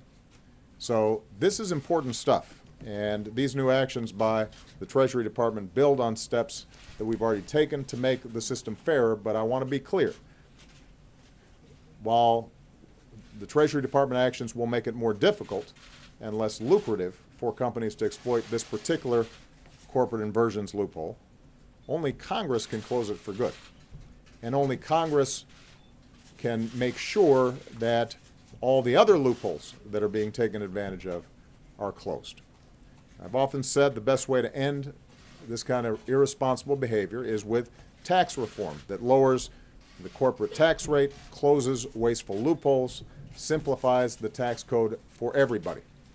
And in recent years, I've put forward plans repeatedly that would make our tax system more competitive for all businesses, including small businesses. So far, Republicans in Congress have yet to act. My hope is that they start getting serious about it. When politicians perpetuate a system that favors the wealthy at the expense of the middle class, it's not surprising that people feel like they can't get ahead. It's not surprising that oftentimes it may produce a politics that is directed at that frustration. And rather than doubling down on policies that let a few big corporations or the wealthiest among us play by their own rules, we should keep building an economy where everybody has a fair shot and everybody plays by the same rules. Rather than protect wasteful tax loopholes for the few at the top, we should be investing more in things like education and job creation and job training that we know grow the economy for everybody. And rather than lock in tax breaks for millionaires or make it harder to actually enforce existing laws, let's give tax breaks to help working families pay for child care or for college. And let's stop rewarding companies that are shipping jobs overseas and profit overseas and start rewarding companies that create jobs right here at home and are good corporate citizens. That's how we're going to build America together. That's how we battled back from this Great Recession. That's the story of these past 7 years. That can be the story for the next several decades if we make the right decisions right now. And so I hope this topic ends up being introduced into the broader political debate that we're going to be having leading up to election season. Okay? And with that, I turn it over to Mr. Josh Earnest. A question about the Panama Papers, Mr. President? Yeah. Given the release of these millions of pages of financial information, are you concerned that that reflects on the ability of the Treasury Department to sort of be able to see all the financial transactions across the globe? They clearly didn't see these. And whether that suggests that the sanctions regime that you've put in place in a bunch of places around the world might not be as strong as you think it is? Well, we know the sanctions regime is strong because Iran wouldn't have, for example, cut a deal to end their nuclear program in the absence of strong sanctions enforcement. But there is no doubt that the problem of global tax avoidance generally is a huge problem. It's been brought up in G7 meetings. It's been brought up in G20 meetings. There has been some progress made in coordinating between tax authorities in different countries so that we can make sure that we're catching some of the most egregious examples. But as I said before, one of the big problems that we have, Michael, is that a lot of this stuff is legal, not illegal. And unless the United States and other countries lead by example in closing some of these loopholes and provisions, then in many cases you can trace what's taking place, but you can't stop it. There's always going to be some illicit movement of funds around the world, but we shouldn't make it easy. We shouldn't make it legal to engage in transactions just to avoid taxes. And that's why I think it is important that the Treasury acted on something that's different from what happened in Panama. The corporate inversions issue is a financial transaction that is brokered among major Fortune 500 companies to avoid paying taxes. But the basic principle of us making sure that everybody's paying their fair share and that we don't just have a few people who are able to take advantage of tax provisions, that's something that we really have to pay attention to because, as I said, this is all net outflows of money that could be spent on the pressing needs here in the United States. And the volume that you start seeing when you combine legal tax avoidance with illicit tax avoidance or some of the activities that we're seeing. This is not just billions of dollars. It's not even just hundreds of billions of dollars. Estimates are this may be trillions of dollars worldwide, and it could make a big difference in terms of what we can do here. I'm going to take one more question, and then I'm going to turn it over to Josh. One last one. Go ahead. Mr. President, the Republican frontrunner today outlined his plan Oh, to no, pay it's, for the wall on the border, which includes barring undocumented immigrants in the U.S. from sending money back home. What would be the real implication of this plan, and are his foreign policy proposals already doing damage to U.S. relations abroad? The answer to the latter question is yes. I think that I've been very clear earlier that I am getting questions constantly from foreign leaders about some of the wackier suggestions that are being made. I do have to emphasize that it's not just Mr. Trump's proposals. I mean, you're also hearing concerns about Mr. Cruz's proposals, which in some ways are just as draconian when it comes to immigration, for example. The implications with respect to ending remittances, many of which, by the way, are from legal immigrants and from individuals who are sending money back to their families, are enormous. First of all, they're impractical. We just talked about the difficulties of trying to enforce huge outflows of capital. The notion that we're going to track every Western Union bit of money that's being sent to Mexico, good luck with that. Then we've got the issue of the implications for the Mexican economy, which in turn, if it's collapsing, actually sends more immigrants north because they can't find jobs back in Mexico.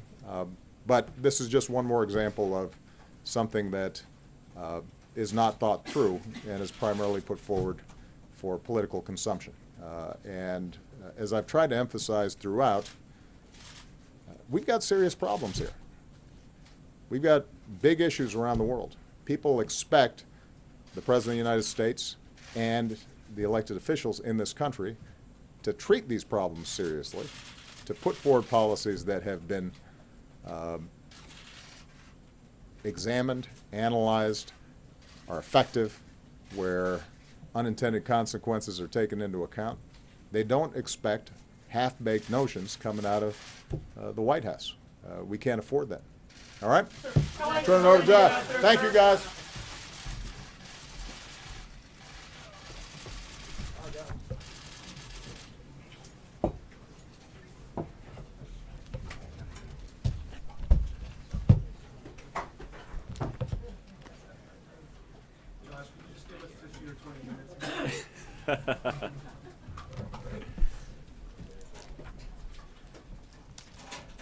All right.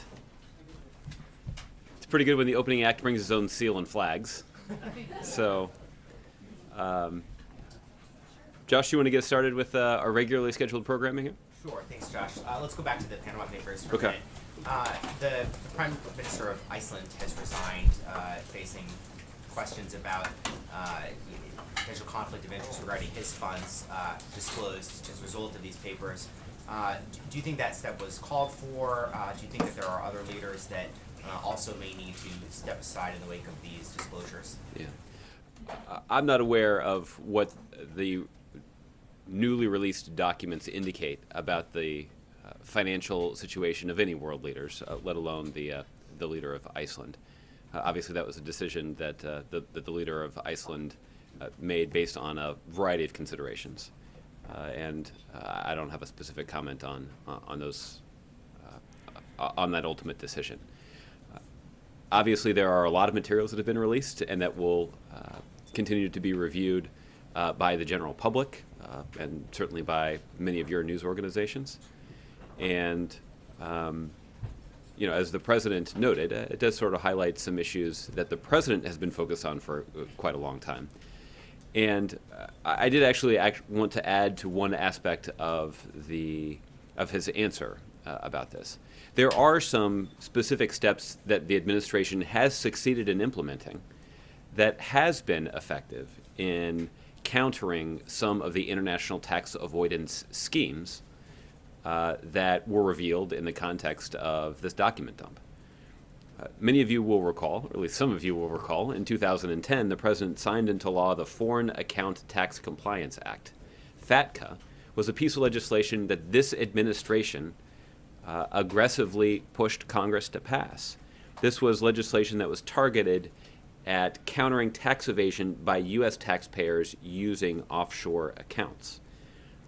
The benefits of this legislation were significant in a variety of ways. Let me discuss a couple of them. The first is that the law actually prompted countries around the world to begin reciprocal financial information sharing agreements. That's beneficial because there are now 112 countries that exchange information with the United States about financial transactions that are occurring in their countries that were initiated, or at least that involve, the other country's citizens. So this is helpful in providing greater transparency into the details of these financial transactions.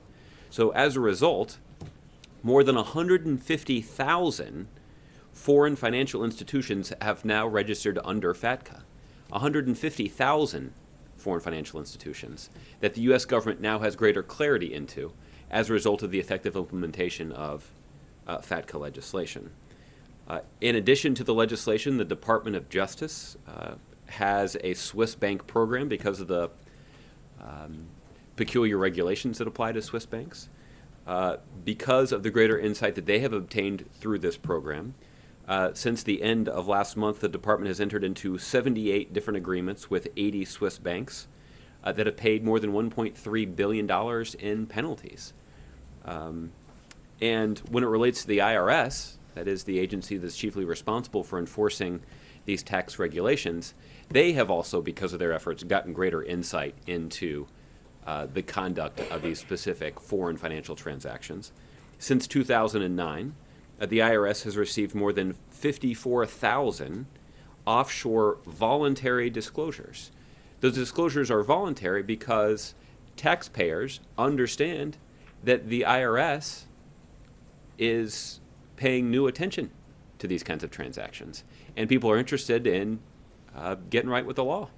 And so we're seeing greater compliance with these laws because of the effective implementation and the effective work of the IRS. The number of reports that are filed by foreign bank and financial accounts, these are FBARs for those who follow these issues closely, have increased significantly over the last 5 or 6 years, from about 330,000 filings in 2008 to more than 1.1 million of them in 2015. All told, the IRS has conducted thousands of offshore-related civil audits, resulting in millions of dollars of assessments. And the Department of Treasury and the IRS have pursued criminal investigations, leading to billions of dollars in criminal fines and restitution. So there are a variety of ways to chronicle the success that this administration has had in cracking down on some of these international tax avoidance schemes that are now in the news in a way that they haven't been previously. As the President points out, we're obviously quite focused on those areas and those transactions that are not in compliance with the law. But there are significant concerns that are raised by financial transactions that, while technically legal, are egregiously unfair. They're unfair because these are tax maneuvers that are not available to middle-class families. They're only available to wealthy individuals or high or powerful corporations. And not only is that unfair, the consequences of these actions leads to significant loss of tax revenue that could otherwise be devoted to improving our schools, making college more affordable, or even putting people back to work building our infrastructure. So the policy questions are significant. These are questions that we've been grappling with since the President's earliest days in office. And frankly, we're pleased that this is an issue that's now in the news, that's getting the kind of attention that it deserves. Hopefully it will prompt long overdue action in the United States Congress. Right now we've got too many Republicans in Congress who are looking out for their wealthy donors or wealthy corporate interests, as opposed to pushing for the kinds of policies that would be more fair to middle-class families and better for our economy. Aside, though, from the issue of tax avoidance and the revenues, does the fact that the leaders of so many key economies China, Russia, Argentina are now embroiled in this scandal over their finances. Is the president's economic advisors concerned that that could have some negative effects on the economy or on markets? Well, I haven't heard any specific concern expressed in the context of this document release. I can tell you that one of the leading items on our broader diplomatic agenda is fighting corruption.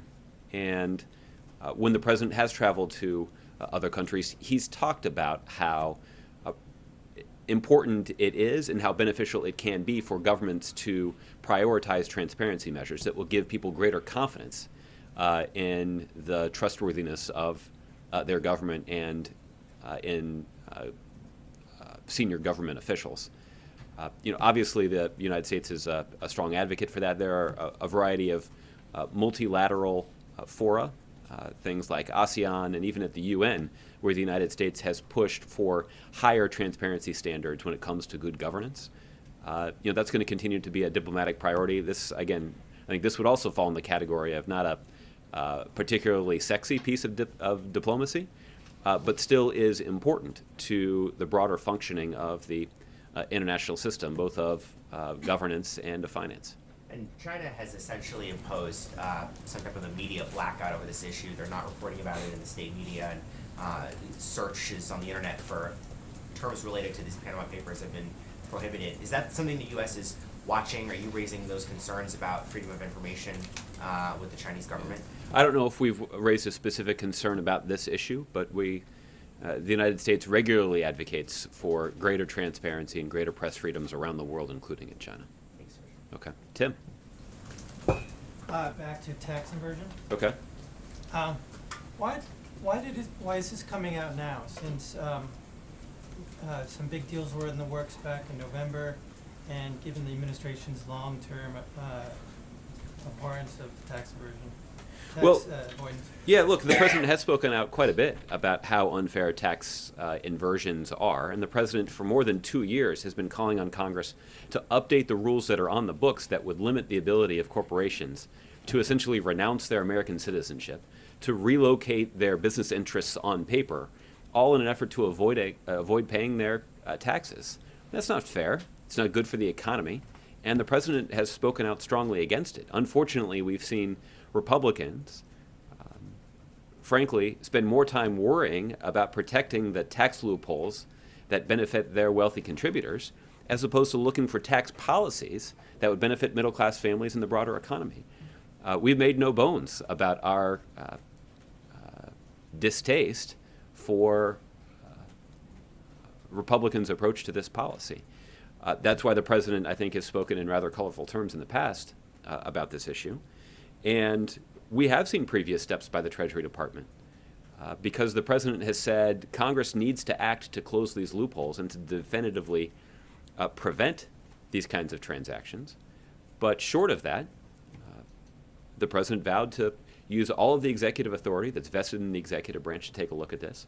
That authority is vested in the Treasury Department, and it's the Secretary of the Treasury, Jack Lew, who has been at the forefront of putting in place regulations that could limit the ability of large corporations to benefit from these unfair tax practices. And there have been a series of announcements over the last couple of years from the Treasury Department. This is just the latest one.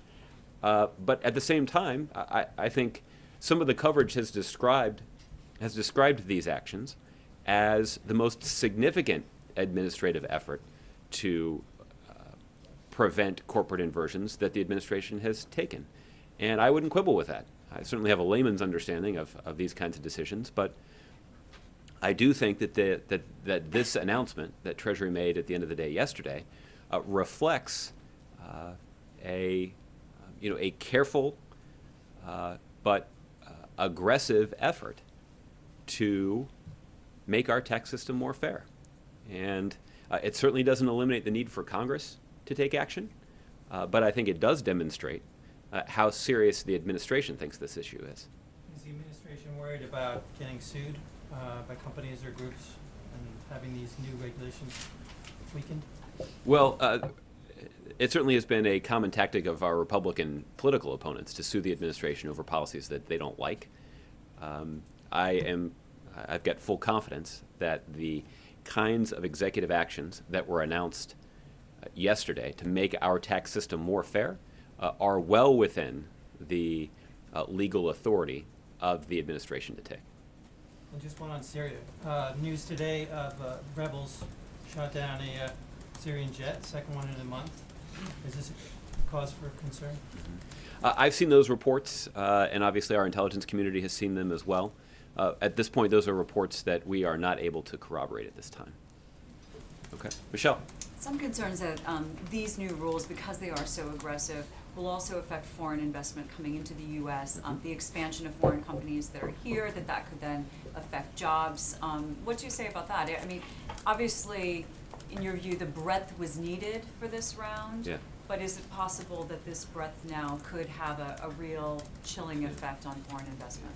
Again, I have only a layman's understanding of these specific policies. What I can tell you is that the Treasury Department did include certain provisions in the regulations that do not disincentivize foreign corporations from investing in the United States. There essentially is a way to write these rules that would target people who are looking to avoid their tax bill while not negatively affecting foreign companies that are interested in doing legitimate business inside the United States. After all, the administration has actually gone to great lengths to encourage foreign businesses to invest in the United States, to benefit from hiring the best workers in the world. We view that as good for our economy. We view that as good for job creation. And we have put forward a whole set of incentives to encourage companies to locate inside the United States. That's been beneficial for our economy because we've seen a steady increase in that investment over the last several years. And we want to make sure that that trend continues. Also, we just heard the president say, in response to the same question from yesterday, does he feel that Donald Trump and other candidates' rhetoric has already done damage in terms of the U.S. standing in the world? And he unequivocally said yes right off the bat. But yesterday you said no. So how do you sort of smooth that out? What damage is done, if any, by this rhetoric already? Well, as I acknowledged yesterday, the fact is the president does get these kinds of questions from world leaders. Secretary of State John Kerry was on television today just indicating that every conversation he has with world leaders includes a conversation about their concerns about the political rhetoric coming from the Republican presidential candidates. That is concerning. I think the point that I was making, Michelle, is that that damage can be mitigated, if not outright eliminated, if the American people choose to elect someone that's serious about protecting American values and advancing American interests around the globe in a way that acknowledges the important relationships we have with allies and partners around the world. Mr. Trump's rhetoric and the rhetoric of other Republican candidates, including Senator Cruz, doesn't reflect that. That is harmful to the United States. But over the long term, electing a successor to President Obama who understands how important those relationships are and how important it is to advocate for and defend consistently good old-fashioned American values, that's going to be good for the country, and that will protect our standing in the world. And I'm confident this will be an important part of the argument you'll hear the president making into the summer and fall. This is confusing, though, because I mean, I see you're trying to make the point that you don't want this rhetoric, that it's not good. But when we're talking about something like damage being done, I mean, you were quick to say yesterday, no, I don't think that the damage has been done. Today the president was just as quick to say, yes, there's damage that has been done. So could you just describe what is the damage? Because there are concerns out there. Nobody's been elected yet. So what is damaging? What exactly is it, and how does it affect U.S. standing, or whatever you see the damage? Well, look, when you have a political leader who's given a large platform and is using that opportunity to give voice to values that are inconsistent with the kinds of values that the American people have long stood and fought for, in some cases we're talking about values that American servicemen and women have fought and died for, that sends a confusing signal. And the fact that that important conversations that are hosted by the President of the United States or the United States Secretary of State are clouded by these kinds of discussions is not good. It's harmful. It makes those meetings less productive than they would otherwise be. That's why, that's what makes the stakes of this next election so important. And electing a president who does give voice to those values that we've long stood for, who does continue to see America as a beacon of human rights and fairness and justice and equality and democracy, is a good thing, not just for our government here at home, but for the standing of the United States around the world. So you would say that the harm done is in time taken up in conversations? Well, and I guess the questions that are raised in the minds of world leaders about what it is the United States is willing to stand for. And given the platform that people like Mr. Trump and Senator Cruz have used to give voice to values, frankly, that most Americans don't stand for, is harmful. It's damaging. And that's why it's important to in the president's mind, to elect a president who understands that this kind of rhetoric is in fact damaging, and that electing a president who does demonstrate a commitment to core American values, again, is critical to making sure we have a government that the American people can be proud of, but it's also critical to shoring up the kinds of relationships that President Obama over the course of the last 7 or 8 years has spent repairing. A couple of times these conversations with world leaders have been brought up in terms of how this is harmful. So do you feel that these world leaders now see the U.S. in a different light because of this election cycle? I mean, I think you'd have to ask them exactly what, how it's changed their view. You're saying that there's been harm and damage, so I'm trying to get a sense of what you see it being exactly. Yeah. Well, look, I think I've taken a couple shots at trying to answer your question here, so you've got some material to work with. All right, thanks. Okay, Chris.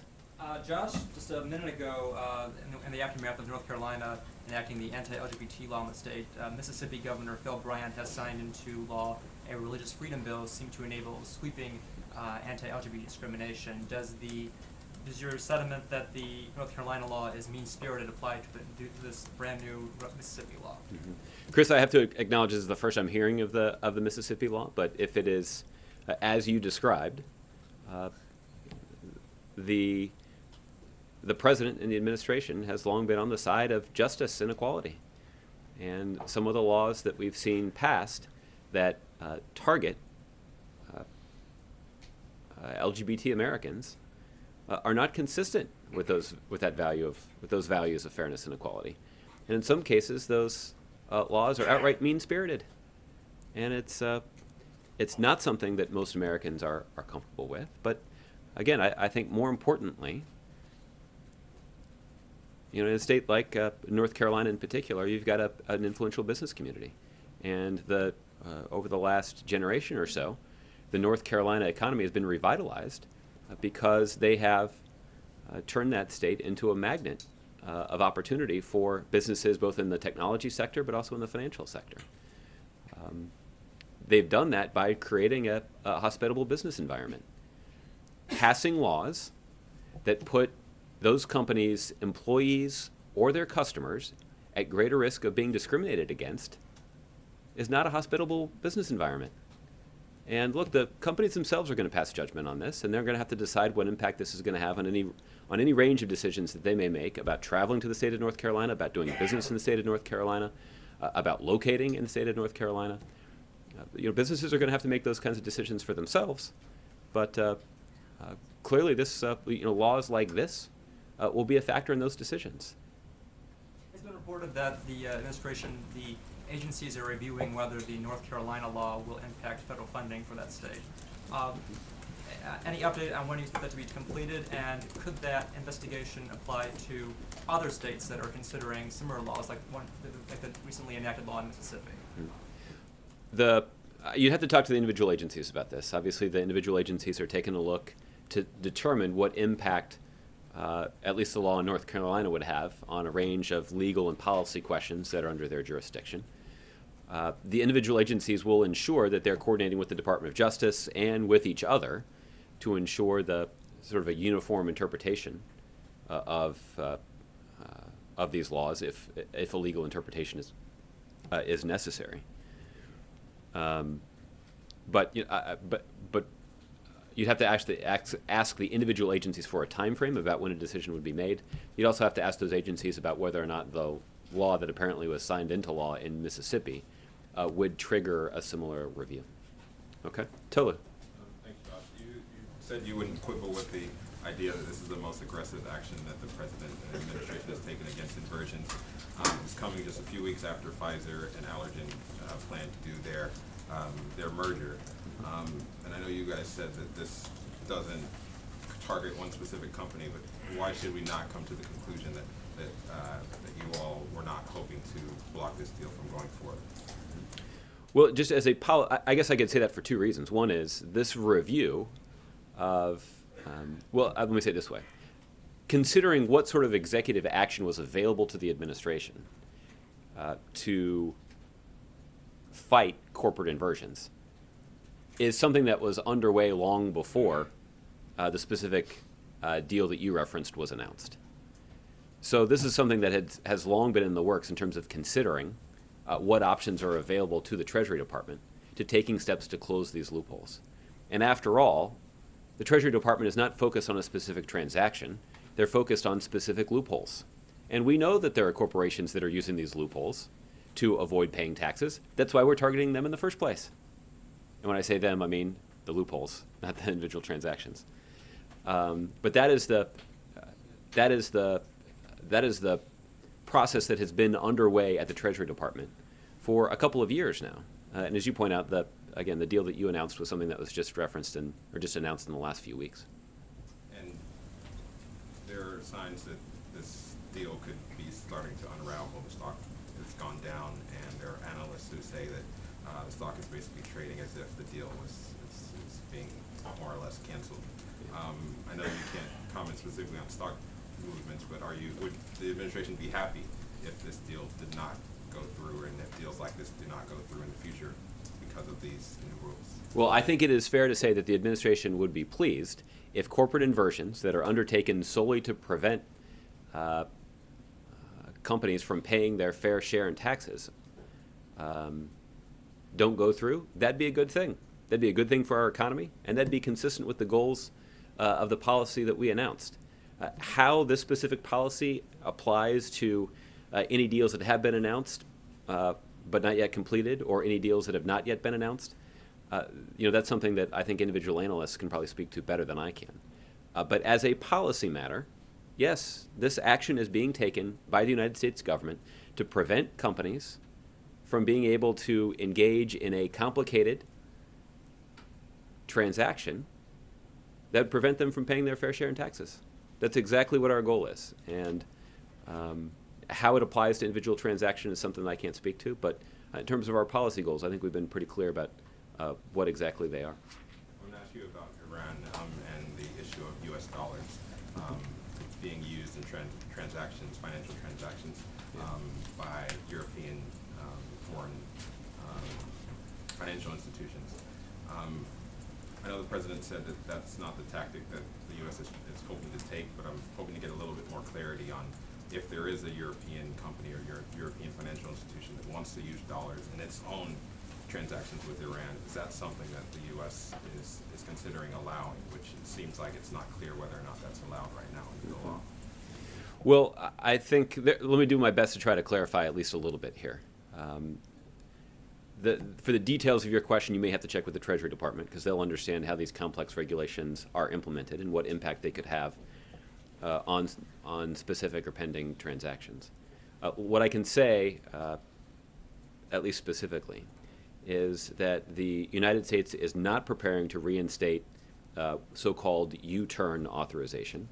This is something that got some attention because we actually did make some policy changes that would allow U-turn transactions with respect to Cuba. We're not considering reinstating U-turn authorization with respect to transactions emanating from Iran.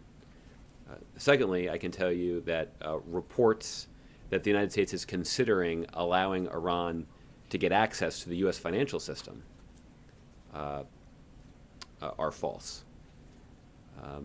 But what we are interested in doing, and this has been true for almost a year now, we are interested in making sure that the United States and the rest of the international community lives up to the commitments that we made in the context of the Joint Comprehensive Plan of Action. We're only prepared to follow through on the commitments that we made because we have verified that Iran has followed through on the commitments that they have made. Iran, for example, reduced their nuclear stockpile by 98%. They unplugged thousands of centrifuges. They have taken steps to render their heavy water plutonium reactor harmless and incapable of producing fuel that could be used for a nuclear weapon. There are a whole variety of steps that Iran committed to implement, including the most intrusive set of inspections that have ever been imposed on a country's nuclear program. Because Iran has followed through on all of those steps, the United States and the rest of the international community has an obligation to follow through on giving them the kind of sanctions relief that we promised in return. That's something that we're going to follow through on. But we can do that without reinstating U-turn authorization or giving Iran access to the U.S. financial system. Congressman Pompeo said yesterday that he's considering doing an inquiry to figure out whether or not administration officials, Secretary of State John Kerry, misleaded the U.S. Congress when they were saying what exactly was in this deal. Now that the deal is coming to fruition, they believe in some ways that they may have been misleaded specifically on this issue of dollar transactions in European financial institutions. So I'm wondering if you have a response to that. Yeah. Well, I don't think there's any evidence to substantiate that kind of claim. I think you should, to the extent that you care about my opinion, I think you should take a rather dim view of that suggestion because Congressman Pompeo, or however you say his name, Pompeo, didn't approve the deal and certainly didn't vote in favor of it. So it's a little hard for him to suggest that he was misled about a deal he didn't support in the first place. What I am confident in is that the administration has been extraordinarily transparent about the terms of the deal when communicating with Congress about it. Time and time again, Congress has been briefed on the details of the deal. That was true even while the deal was being negotiated. And after the deal was finalized, I know that there were a variety of briefings that were held with interested administration officials. I don't know whether or not Congressman Pompeo took the time to actually attend those briefings, but that would be an interesting fact to learn. Because in fact, I know that there were actually briefings that were hosted by national security officials for the entire House of Representatives.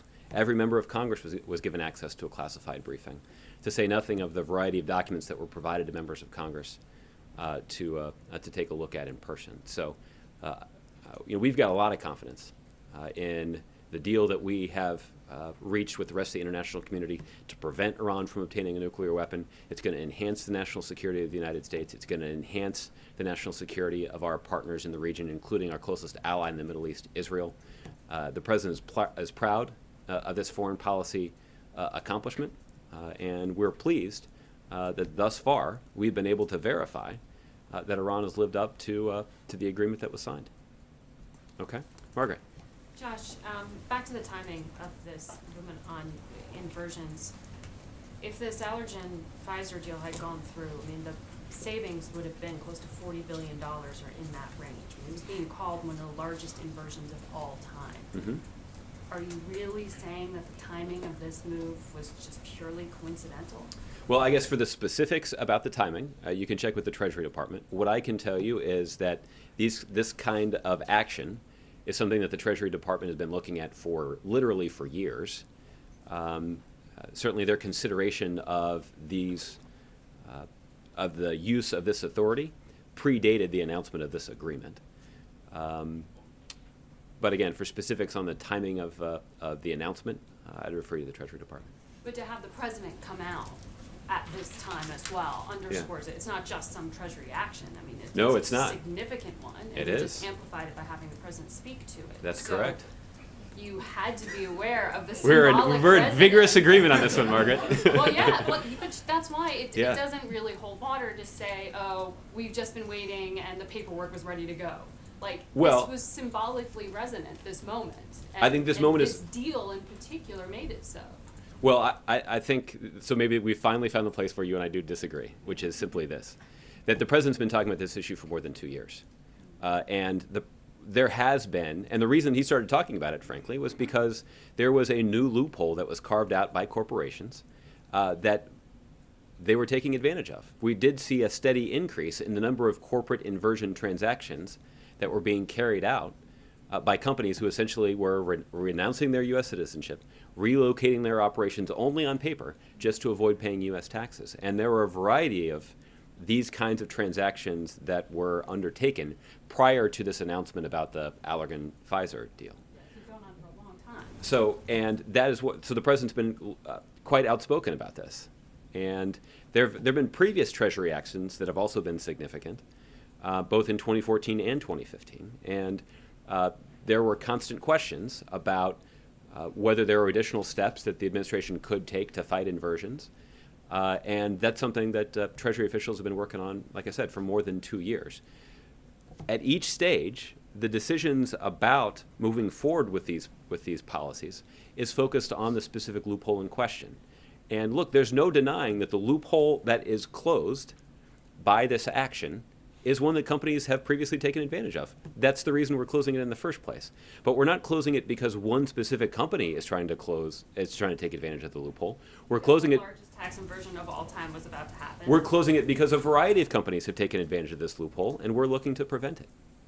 Can I also ask you on the comments about the proposal made to stop remittances to pay for the wall with Mexico that Trump made, the president talked to? I mean, draconian, wacky, half-baked, focused specifically on just stopping remittances from Mexican immigrants. I mean, would you add discriminatory to that, or is that laundry list of problems about where you want it? Well, I haven't seen the entirety of Mr. Trump's remarks on this, but to the extent that there are any details behind this suggestion, it certainly does sound consistent with the kinds of discriminatory policies and discriminatory rhetoric that has unfortunately been the hallmark of Mr. Trump's stump speech. Okay. Shannon, nice to see you today. Thank you. Dovetailing off of that, the president seemed to enjoy fielding a question dealing with the GOP field. So reports. I think you might have been misreading his body language a little bit. Well, no, he enjoyed responding to it, maybe. And based on the reports today, that there's some level of angst that he's not on the campaign trail, that there's a protracted Democratic primary at this point. How anxious is he to be out there campaigning? I think the president is certainly looking forward to the opportunity to make a strong case about in favor of a Democratic candidate for president that is looking to build on the important progress that our country has made, both at home and abroad, under President Obama's leadership. The president feels that that is a strong case, and I'm sure the president is looking forward to spending hours talking publicly about the evidence available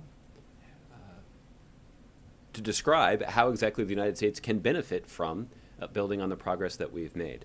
The case that is made by the Republican candidates for president is to actually roll back that progress by going back to the policies that were in place before President Obama took office. President Obama feels strongly about making an argument against that, in part because he loves this country and he wants to ensure America succeeds. That's the most important thing. The second thing is he obviously feels a little bit of a personal investment. He obviously has dedicated the last 8 years of his life to focusing on these policies that have led us to make so much progress. And he doesn't want to see so much of that work be undone. So the president is certainly ready to make an affirmative case about the progress that we have made and about the prospects of continuing that progress under Democratic leadership here in the White House. I will say I have not detected significant concern on his part about the longer than expected Democratic primary. As I've described on a couple of occasions, the longer expected Democratic primary in 2008 actually accrued to the benefit of Democrats in the general election.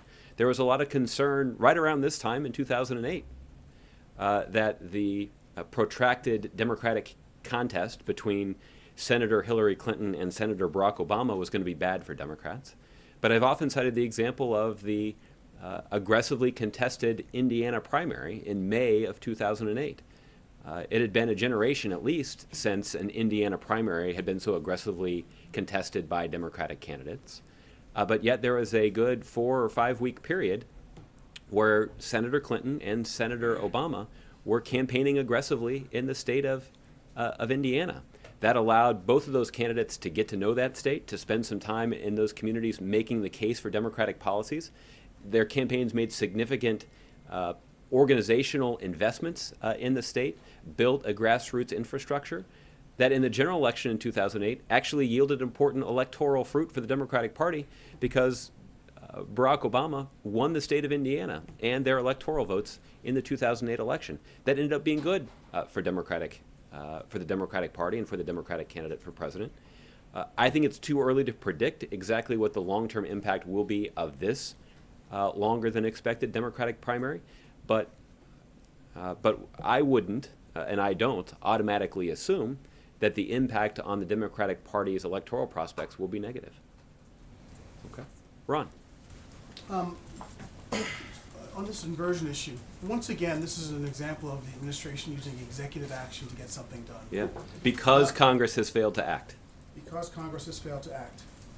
Is there anything that you can point to as we go forward now where the administration expects to get anything done with this Congress? Mm-hmm. Well, it's been a little while since I've gone through this list. All right, folks, we are going to go to breaking news here in Arizona, where there is a truck versus a bicyclist. And right now, paramedics are on scene, fire department on scene here of an accident that occurred in the West Valley here in Arizona.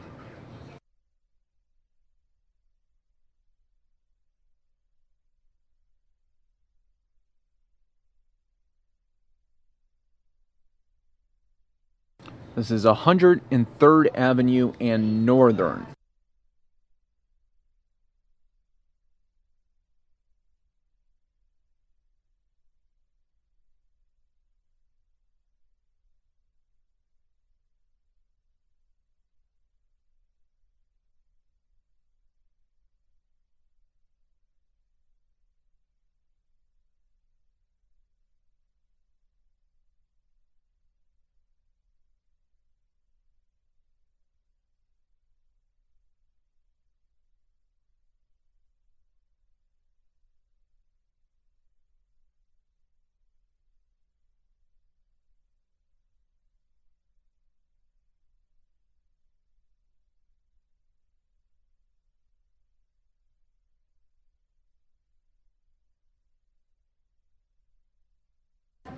Once again, folks, welcome to the Fox 10 News Now stream, part of fox10phoenix.com. We are following breaking news here, 103rd Avenue and Northern.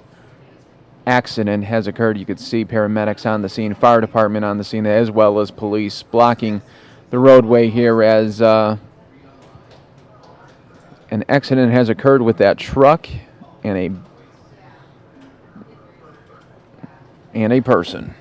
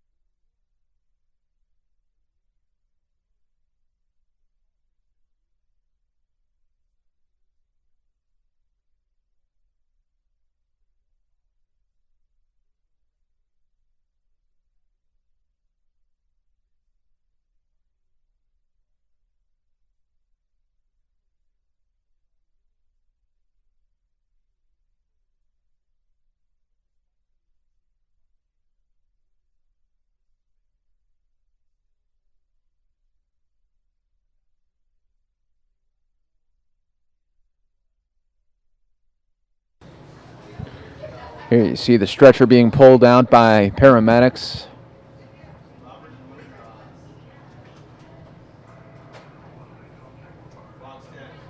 Always sad to see these situations. Sky Fox up in the air, providing these aerials for us of this accident investigation. You can see what looks to be at the back of the truck, looks to be the driver of the truck, just hanging around.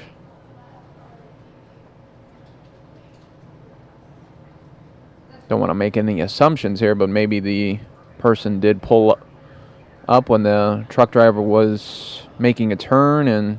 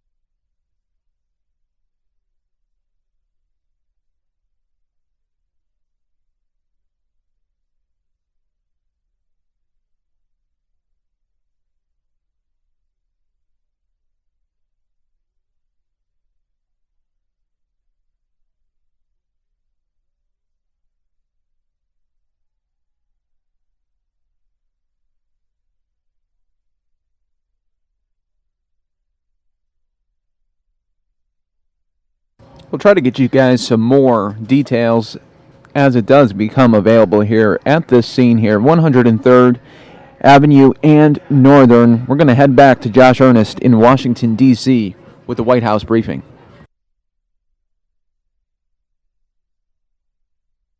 Garland will have met with by the end of the day today, who have also indicated an openness to a meeting. I think the other thing about this is it's also going to start to beg questions for other Republican senators. So let's take one example. Senator Bozeman from Arkansas has indicated that he's willing, just out of good old-fashioned courtesy, and I think probably a commitment to doing his job, that Senator Bozeman has agreed to have a meeting with Chief Judge Garland. Well, where does that leave Senator Cotton? Is he not going to show that same old-fashioned Southern hospitality to Chief Judge Garland? Is he somehow concerned about even having a private meeting with the Chief Judge? I don't know the answer to that, but it certainly begs that question now that his colleague from the great state of Arkansas has agreed to meet with Chief Judge Garland, and I guess we'll have to see what Senator Cotton's response to it is. But again, I think Senator Cotton's refusal to have the meeting thus far is an indication that he doesn't want to edge farther out on the slippery slope that Senator Cornyn has described. Tara. I'm hoping you can tell me a little bit about the incident with Boko Haram and their kidnapping of girls in 2014 and what the U.S. has done since that time to help get the girls back. Yeah. Well, Tara, obviously the United States government has been quite concerned about the tactic that Boko Haram has used to terrorize communities all across Nigeria. And the United States has been strongly supportive of the Nigerian government's effort to find those girls, but frankly to find the large number of people that have been kidnapped by Boko Haram. The United States has some areas of expertise that we can leverage to assist in that search. So there have been military resources that have been committed to Nigeria to offer some intelligence assistance and some training to Nigerian security forces. The United States has also offered some assistance in helping Nigeria set up programs that would allow the victims of these acts of terror to recover.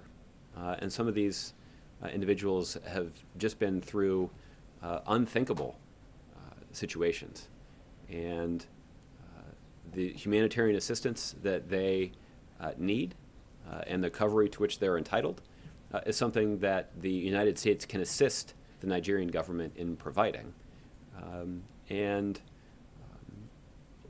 Part of the president's strategy to combat terrorism has been to build up the capacity of local forces in countries around the world that are partners of the United States, like Nigeria, to do a better job of providing for the security situation in their own country, to protect their citizens, and to root out terrorists. The United States is committed to assisting the Nigerians and other countries in Africa that have submitted military resources to combating this terror threat in Africa. Okay? John. Thank you, Josh. Two political questions. First, you spoke of world leaders expressing their concerns about some of the statements of the Republican presidential candidates. I'd like you to flesh it out for us. Has, for example, President Nino Prieto of Mexico or any of the Latin American leaders voiced to the President or Secretary Kerry their concerns about Mr. Trump's call for building a wall? Well, President Peña Nieto of Mexico, I have seen him publicly express his concerns about this specific policy proposal, and I know that at least one of his predecessors, former President Vicente Fox, has expressed some concerns about, and I think that puts it mildly, particularly as it relates to President Fox's comments, some concerns about Mr. Trump's proposals. Look, as President Obama just acknowledged when he was standing up here, obviously the United States has an important economic relationship with Mexico, and it is in our country's interest to see the Mexican economy continue to at least be healthy, because if it starts to collapse, you would see a much greater influx of migrants from Mexico into the United States, at least headed this direction, and that wouldn't be good for Mexico or the United States. So. Now, that's just one example. I don't have details of private conversations to share with you, but look, we've seen Mr. Trump's comments about barring Muslims from entering the United States, Mr. Trump's comments about suggesting it would be just fine with him if countries in Asia, including allies of the United States like Japan and South Korea, started to develop their own nuclear program. We've seen him advocate for the breakup of NATO, for example, or at least the U.S. withdrawal from NATO. I think I've covered just about every region of the world now, and these are comments that he's offered up in just the last week or so. I don't think it's a particular surprise to any of you that world leaders have expressed these concerns to people like President Obama or to Secretary Kerry. I think in many cases you've heard these world leaders express these concerns publicly. My other question is this. I was in Pennsylvania over the weekend, and the president created quite a bit of news when he, along with Vice President Biden, made a near unprecedented step of endorsing Ms. Katie McGinty for the Democratic nomination for the Senate for former Congressman and narrow 2010 loser Joe Sestak. Now, the president did endorse one or two incumbent House members who had primaries in 2010, but more often than not, he does not get involved in primaries unless an incumbent is there. What led him to make this decision, and has he received any comments back from Pennsylvania Democrats, including Mr. Sestak? Mm-hmm. Well, we talked about this a little bit last week, that there are other Senate races that are in the midst of primaries where the president has weighed in with an endorsement. Florida is a good example. There's a vigorous Democratic primary going on in Florida right now, and the president weighed in support of Congressman Patrick Murphy from Florida, even though Congressman Grayson, another Democrat. Correct. So there are a couple of examples where the president has weighed in Democratic primaries, and I think in each case the president and his team have carefully considered the record and agenda that is being put forward by the individual candidates, and in some cases the president and the vice president have chosen to weigh in. I don't have more detail to share with you about Ms. McGinty's race beyond what was included in the public statement, but obviously those kinds of public statements are carefully considered, and I think that's why voters in these individual states where the president does weigh in should recognize that that's a carefully considered decision, and the president only makes a decision to weigh in when he feels strongly about the benefits of one particular candidate. All right, everybody. Back in Arizona here with another breaking news story. Skyfox now overhead at 8300 West McDowell Road in Phoenix. Hazmat situation.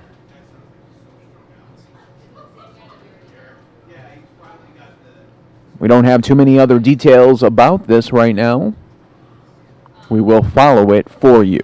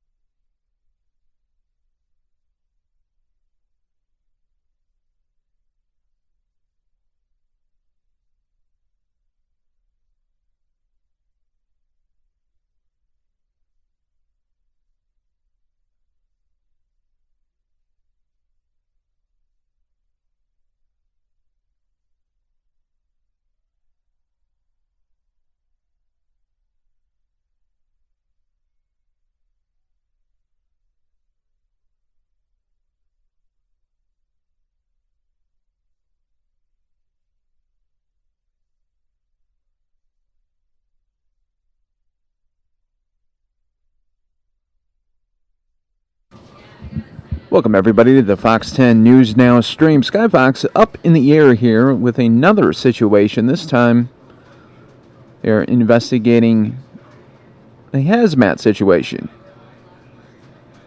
You're watching this all unfold live right now, 8300 West McDowell Road in Phoenix now. It's been a busy day for our very own Skyfox. They were up in the air early this morning in Peoria with a suspect that was on the loose in a neighborhood. Finally did catch up to him about 45 minutes later, but we showcased that to you all live right here on the Fox 10 News Now stream this morning, starting at 7:30. We've been going for the last 3 hours with events from all over the country, but right now we're back here in Arizona, streaming live out to you on your mobile device, on your tablet, on your desktop, wherever you'd like to get the stream. We do provide it to you. This is at a Sam's Club, as you can see here. Some sort of hazmat situation. Don't have any more details as of right now, but we'll keep this shot up here for you, and if we do get any news, of course, we will break it down for you.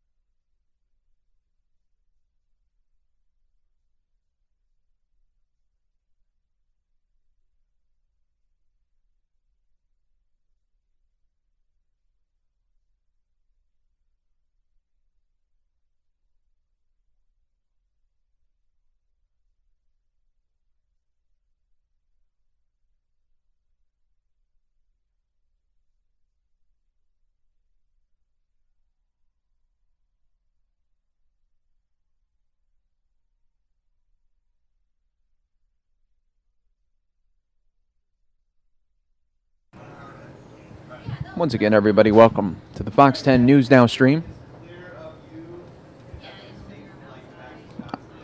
Our Sky Fox is now going to be leaving the scene here. If we get any more information on this particular story, we will bring it to you, a part of the stream. We do appreciate everybody being part of this stream here. As you can see, Sky Fox heading away now. We're going to go right now back to Josh Earnest in Washington, D.C. with his White House briefing. Unborn person doesn't have constitutional rights. Does the president agree with her on this? Well, the president certainly talked about his view of a woman's right to make her own health care decisions. And I recognize this has gone through the ringer quite a bit. I did not see the comments of Secretary Clinton, but we can certainly do the work to pull for you President Obama's previous thoughts on this issue. Well, back in 2008, he said that the topic was above his pay grade, I believe. Yeah. Has he involved on that by any chance? Well, it sounds like you've done a little more work in looking at his past comments than I have, so why don't we take a look and we'll get back to you. All right, thanks. Okay. Thanks, everybody. We'll see you tomorrow. It turned out to be a good game last night, didn't it? Certainly better than the thought. But yeah, we had a good time.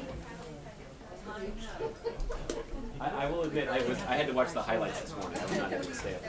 I kind of regretted it. Oh, you do? But yeah, I mean, it's going to go down like one. All right, everybody, welcome to the Fox 10 News Now stream. Coming up on 10:30 here in Arizona. Hope everyone is having a great day. My name is Mike Page. I'll be here with you for another hour or 2 hours. And then Kinsey's going to come on at about 12:30. So I'll be here with you guys for the next 2 hours. We've been streaming since 7:30. We've been having a lot of breaking news involved. So that's always fun and exciting. Keeps the stream continuing to have a bunch of information. That's what we like to do with this stream here on the Fox 10 News Now. We're going to be talking about later in the day and into the evening hours about the Wisconsin primary. Voters are heading to the polls right now, and we're supposed to be getting some kind of rough estimate for you on poll returns starting at 7:15 Arizona time, maybe even 6:15. So we will check on that for you as well. But I do want to get you a Bernie Sanders rally from yesterday. As we're talking about candidates today, we're going to be showcasing some candidates all throughout the day. Candidates like Bernie Sanders would be marginalized and tolerated for a few primaries before falling in line with the Democratic Party structure. But the DNC and the Clintons have a big problem. Times have changed.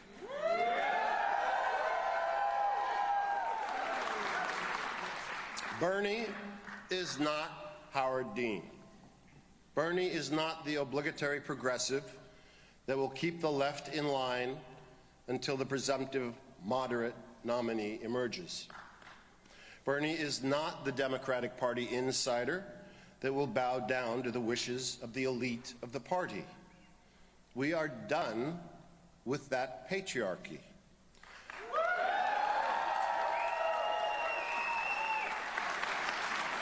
We are done with compromising our ideals. We are done with triangulation and fear-based politics. Now, I understand our friends' resistance to Bernie Sanders. They've been told repeatedly by the mainstream media that Bernie doesn't matter, that he's unelectable. Well, I'm here today to encourage our Democratic friends that want big change to happen, yet don't believe that it is possible. Our friends that believe that they are not worthy of dreaming big. Our friends that have surrendered their ideals to political pragmatism, that somehow believe that change will happen by choosing a candidate entirely entrenched in the dysfunctions of the past. There are moments in history where political pragmatism can lead to disaster, where a politician's future ambitions compromise their constituents' safety and security. These are the moments that define the man or the woman.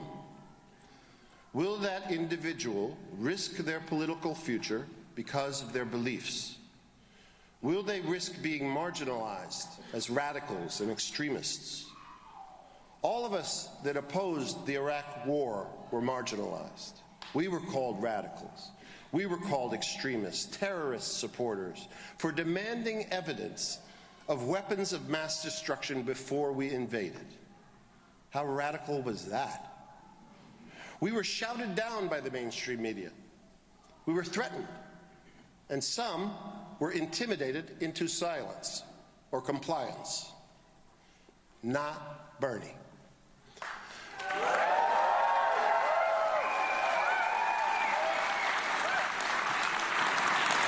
Bernie faced that same intimidation and remained steadfast. And those that did the politically expedient thing, that didn't ruffle feathers in an attempt to remain within the status quo, in an attempt to retain their positions of power, these people were rewarded. In the media, they were promoted. In politics, they were reelected. Some even received medals for getting it wrong. There were no apologies. There was no reckoning. There was no accountability. This was a defining moment for our country. The good news is that there are millions of thinking, feeling people in this country that, despite the massive propaganda that buoys up this failure, still hold on to the truth. And that truth is the Iraq War is and was a bellwether.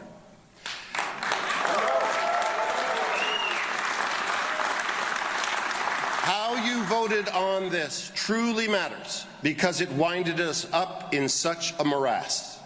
This was a time in our history where political pragmatism led to a massive disaster. A disaster to our economy, a disaster to our world standing, a disaster in the lives lost in this manufactured war.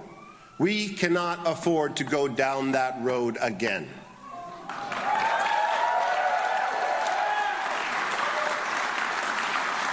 No, CNN, because you ignore Bernie doesn't make him go away.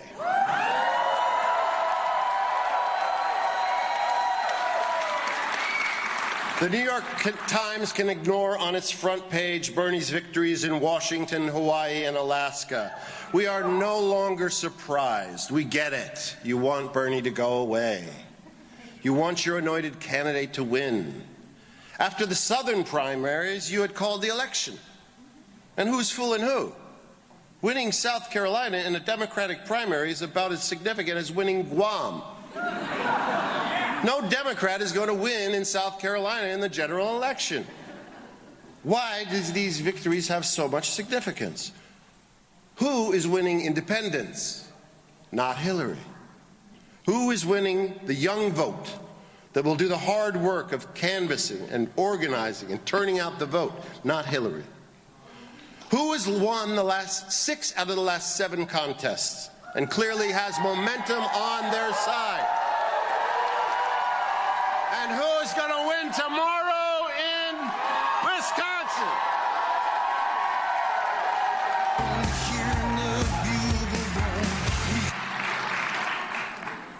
Perhaps the people in this country are voting this way because they are no longer willing to reward the failures of pragmatists and war-supporting Democrats. Perhaps the people of this country want leaders that can see clearly and make the right decision regardless of the way the wind is blowing. Perhaps the voters want a candidate with integrity.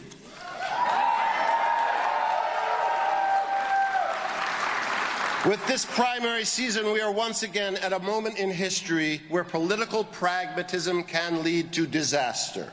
This concept that Hillary is the presumptive nominee has rankled a critical mass of people. No, they are saying to this anointing. No, they do not want to be told in a free and open democracy who to vote for. No, they will not be intimidated by moderates in the Democratic Party who have been on the wrong side of history. To the Democratic Party, you take this movement of Bernie voters for granted at your own peril.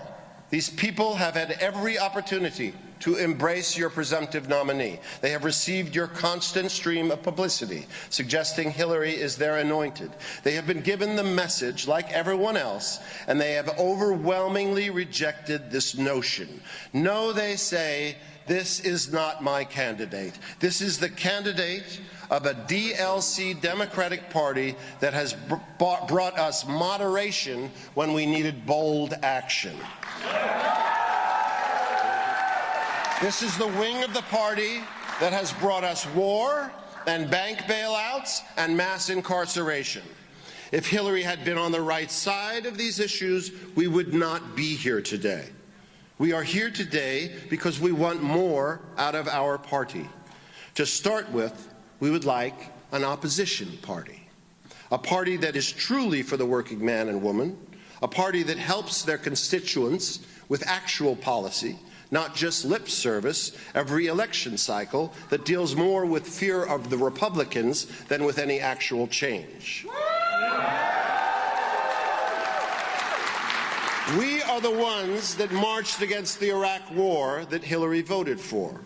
We are the ones that have opposed for years the suicidal environmental future that politicians like Hillary have sanctioned with their support of the fossil fuel industry. We are the ones that marched against NAFTA. We are the ones that were outraged that the Democratic Party policies embraced a new strategy under Bill Clinton that demonized welfare mothers and supported legislation that disproportionately incarcerated African Americans in this war on drugs. We are the ones that opposed the tar sands pipeline that Hillary originally supported until she realized that it would be politically expedient for her to oppose. We are supporting a candidate that stood with us, that voted against the Iraq war, that is opposed to fracking, that voted against NAFTA, that is opposed to the death penalty. We are supporting a candidate that has throughout his career stood up for the working people, that has stood up for veterans, for the unemployed, for the poor, for abortion rights, for LGBT rights. We are supporting a candidate that has taken principled positions when others have compromised. We are supporting a candidate that has advocated for civil rights throughout his life, a man that marched with Martin Luther King, a man that advocates for those without a voice. We are supporting a candidate that has risked his political future time and again by remaining true to a strong moral commitment to peace and justice.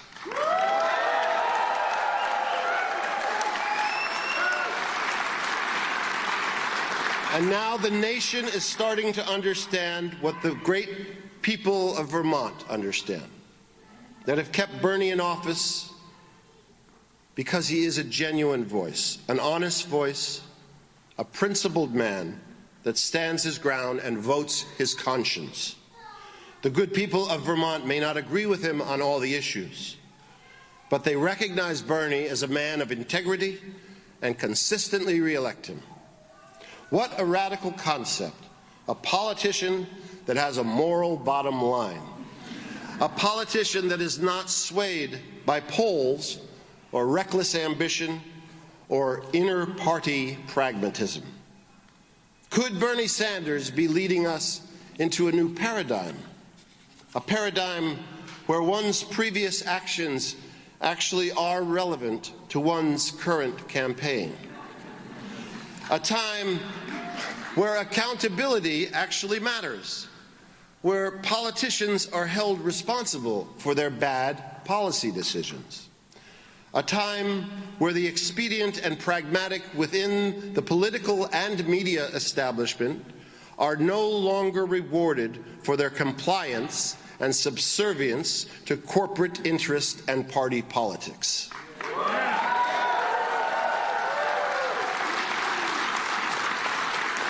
We are in a new time, and you here in this hall, on this day in Wisconsin, are leading us into a new future.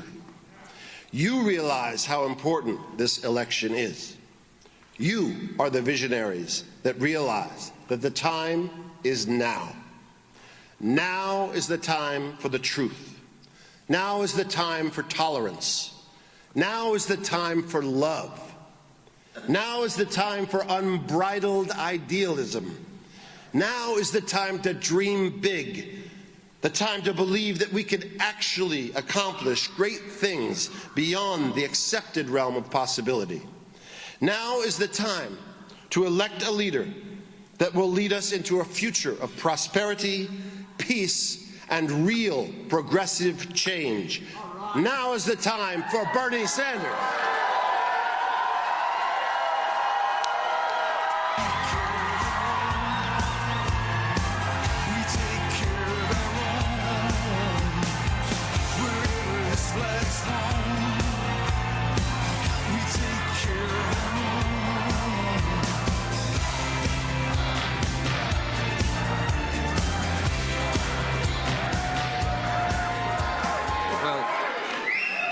There are a lot of people to thank, and I'm going to do that in a moment, but let me just thank Tim.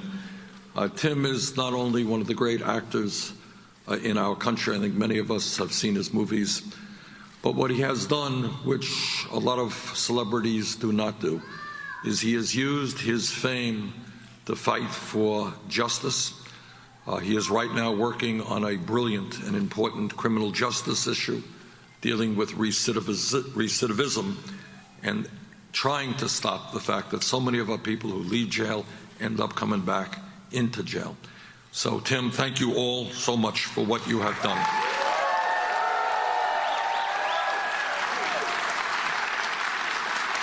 Let me also thank Carl Lays and Galen Goodwill and Pat Feldhusen and Sharon Wasilensky and Ryan Heyman and Christian Ellis and Eric Reimer and Eric Genrich for their introductory remarks and their work on the music.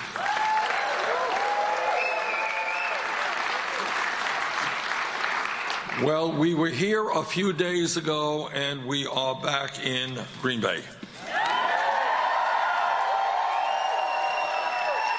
The reason that we came back is we consider Green Bay to be one of the important locations in the state of Wisconsin that we're going to have to do really, really well in. And with your help, we will do well. Here's where we are. Let me be as honest as I can. As Tim mentioned, we have won 6 out of the last 7 caucuses and primaries.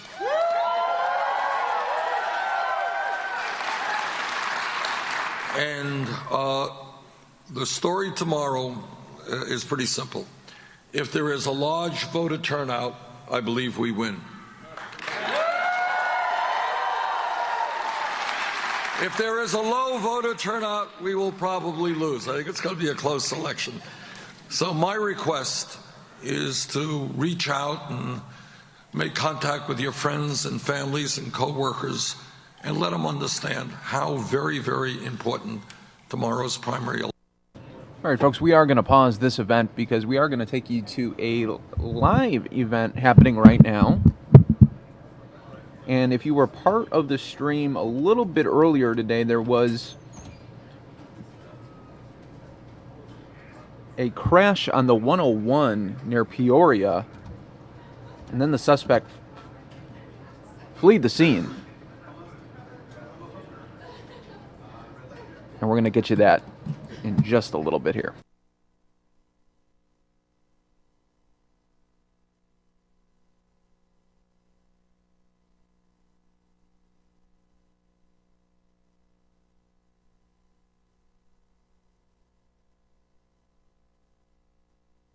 And it looks like they're having problems with that feed, so what we're going to do is play it out later for you.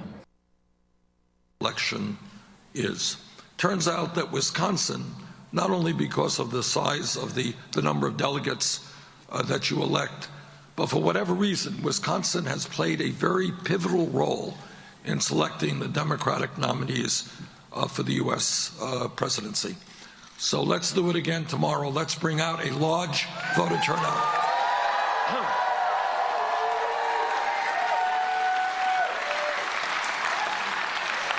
I think the point that Tim just made a moment ago is a point that I want to repeat. and that is in 1,000 different ways. A lot of it has to do with media. We are taught to think small. We are taught not to believe that we can change the status quo. We are taught to believe that what exists today has to exist tomorrow and 10 years from now. But that does not have to be. If we have learned any lesson from history, that lesson is that real change never comes from the top on down. It comes from the bottom on up.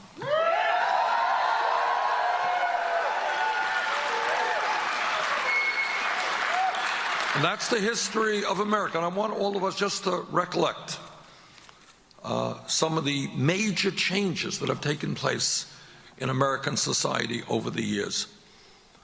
When you think about worker exploitation, when you think about the fact that 100 years ago or more, there were workers worked 7 days a week, 15 hours a day. They had no say about anything. You're fired for whatever reason.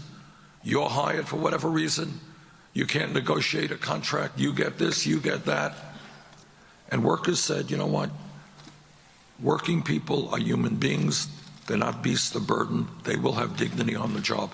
And against enormous opposition and pressure, they formed unions in order to protect the rights of workers and to end employee exploitation. That took place. What is the history of the civil rights movement? There was a few people on top who made it? No, it was not. For hundreds of years, from starting when slavery was in existence, African Americans and their allies said, we will continue the fight against racism, against segregation, against bigotry, because that is not what this country should be about. Many of those people went to jail. Some of those people were killed. Many were beaten. Many lost their jobs. I will never forget, I was in Birmingham, Alabama, a couple of months ago. Do you all remember that terrible incident where a church was bombed and 4 beautiful children were killed? Do you all remember that? I knew that, and I went to that church, but what the pastor there told me, which I did not know, should have known, I didn't know, there were 14 bombings in Birmingham in that month alone. 14 bombings trying to intimidate African Americans from getting the right to vote. It was, in a sense, a city then run by terrorists. And yet the people of that city stood up and fought back. And if you look at the women's movement, let's not forget, and many people do. Do you know what the condition of women in America was 100 years ago? 100 years ago, women did not have the right to vote. People say, that's not possible. That's 100 years ago. It's not a long time in historical context. Did not have the right to vote. Could not get the education they wanted. Could not do the jobs they wanted. And yet, the women of this country stood up with their male allies. They went to jail. Some of them died. Some of them went on hunger strikes to make certain that in America, women would not be treated as second-class citizens. All right? That was that fight.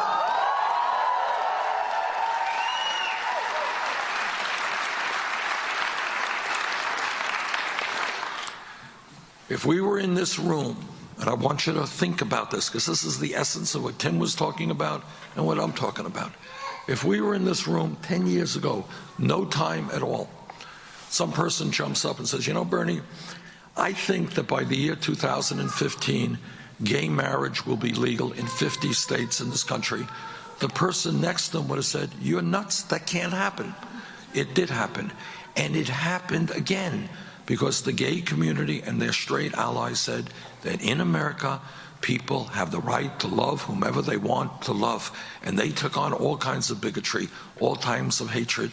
And to now, and up to now, right now, we have in 50 states legal gay marriage.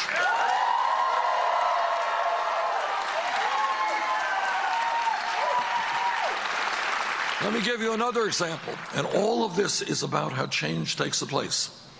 If we were here 5 years ago, no time at all, and we had a meeting like this, somebody jumps up and says, you know, Bernie, this $7.25 an hour minimum wage is a starvation wage.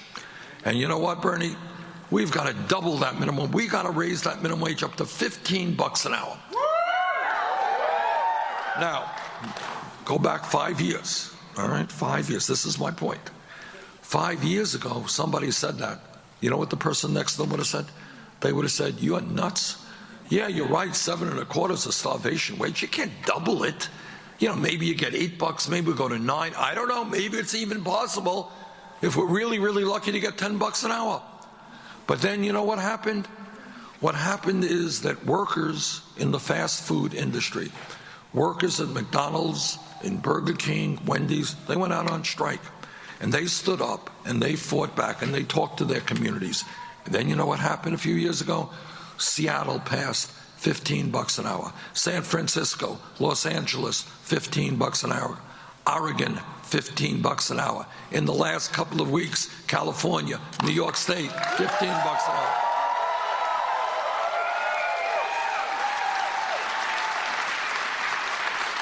So what my point is, and I think this was Tim's point, is that if we have a vision, if we are prepared to stand together, there are enormous things that we can accomplish. But if we accept the media's definition of what is possible, then we will accomplish very, very little. And I see a picture right here. Gentleman has a picture of Franklin Delano Roosevelt.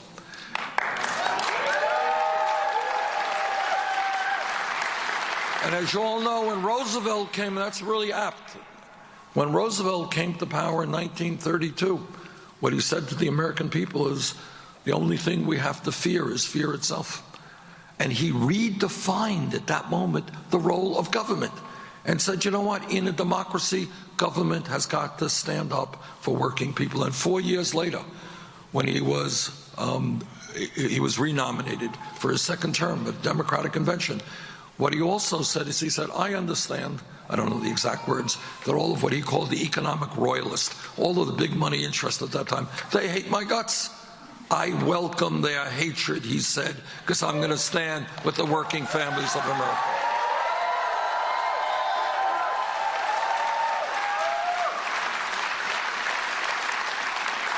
So that's kind of where we are today. And what I think is that at this pivotal moment in American history, the American people are looking around, and I've been all over this country from California to Maine, and people are beginning to say, you know what, the status quo is not acceptable. They're looking around them and they're saying, how does it happen that I have to work 2 or 3 jobs, and yet almost all new income and wealth is going to the top 1%? Not acceptable. How does it happen that in this great country, which once had such a proud middle class, that the middle class is now disappearing, and we have the most unequal distribution of wealth of any major country on earth? Today you have the top 1/10 of 1% now owning almost as much wealth as the bottom 90%. That's exactly what people are saying all over this country, just in those words. It is not right. It is not acceptable. How does it happen that in the richest country in the history of the world, we have the highest rate of childhood poverty of almost any major country on earth? Now, we get used to these things, and this is Tim's point, this is my point. We get used to seeing people sleeping out on the streets. We get used to seeing veterans not getting the benefits that they earned. We get used to seeing more people in jail in America than any other country on earth. Disproportionately, Children's Hospital Colorado Mighty Millions raffle is already Americans. We get used to the fact that today in Wisconsin or today in Vermont, a woman is having a baby, a beautiful day. But if that woman is working class or low income, you know what happens to her in 2 or 3 weeks? She's going to have to separate herself from her baby and go back to work to earn enough income to take care of that baby and her family. And that we are the only major country on earth that doesn't have paid family and medical leave. Unacceptable. Unacceptable.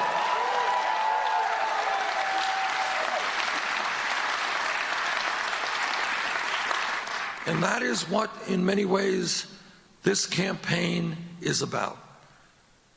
It is demanding that the American people think outside of the box, think outside of the status quo, and create the kind of nation that all of us know we can create.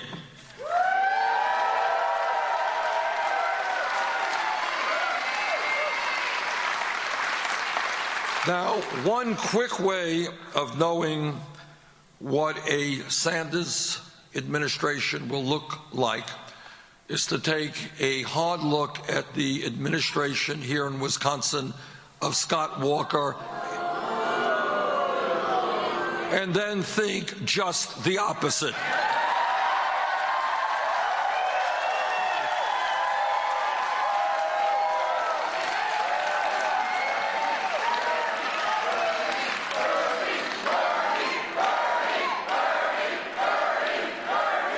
Let me start on something that I feel really passionately, strongly about.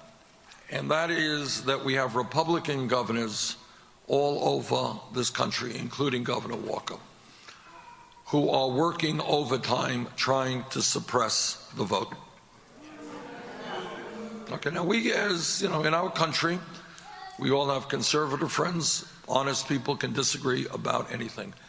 But I should hope that there is no disagreement that in an American democracy, we want to do everything that we can to involve more people in the political process, not to make it harder for people to vote.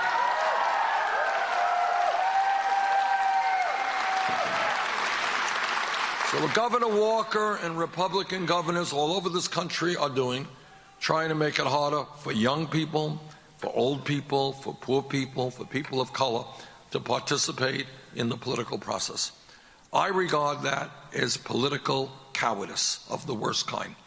And what I say to Governor Walker and all the other Republican governors, if you don't have the guts to participate in free, fair, and open elections, get out of politics, get another job.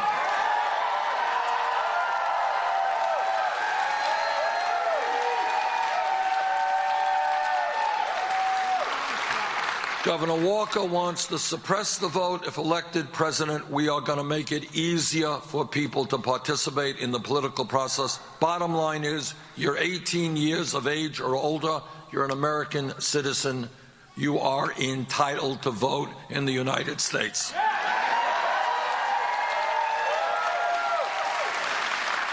I want us to have one of the highest voting turnout rates in the world, not one of the lowest.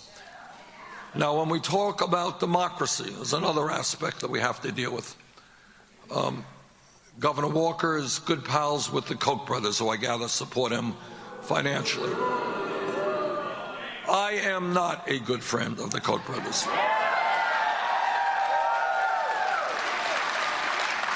In fact, I think it is incredibly undemocratic that as a result of this disastrous Citizens United Supreme Court decision, you now have a handful of billionaires, the Koch brothers being at the top of that list, who are prepared to spend some $900 million in this election cycle to elect candidates who represent the wealthy and the powerful.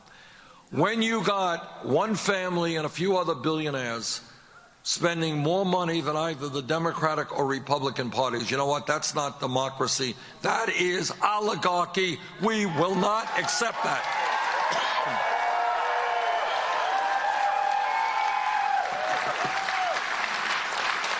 A lot of talk about Supreme Court nominees. Let me make it very clear. No nominee of mine to the Supreme Court will get that position unless he or she is prepared to state loudly and publicly they will vote to overturn Citizens United.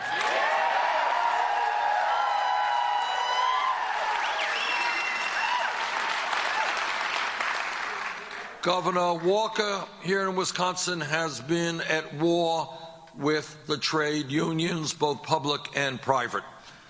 I am an extremely strong supporter of trade unions.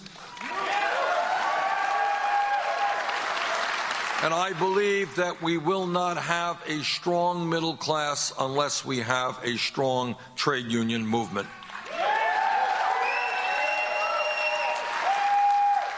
Governor Walker thinks it's a great idea to give huge tax breaks to large profitable corporations and then to cut education. Well, I kind of think exactly opposite. I think it is exactly the right thing to demand that large profitable corporations start paying their fair share of taxes so we can expand education.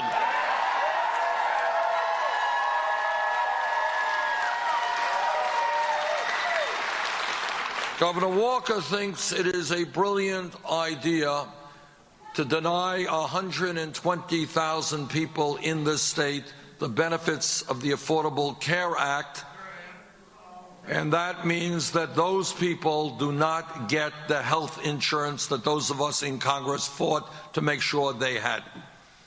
I don't think that's a brave idea on the part of the governor. I think that that is an outrageous idea. I think that is putting ideology at the head in front of the needs of so many people in this state. But I'll go further.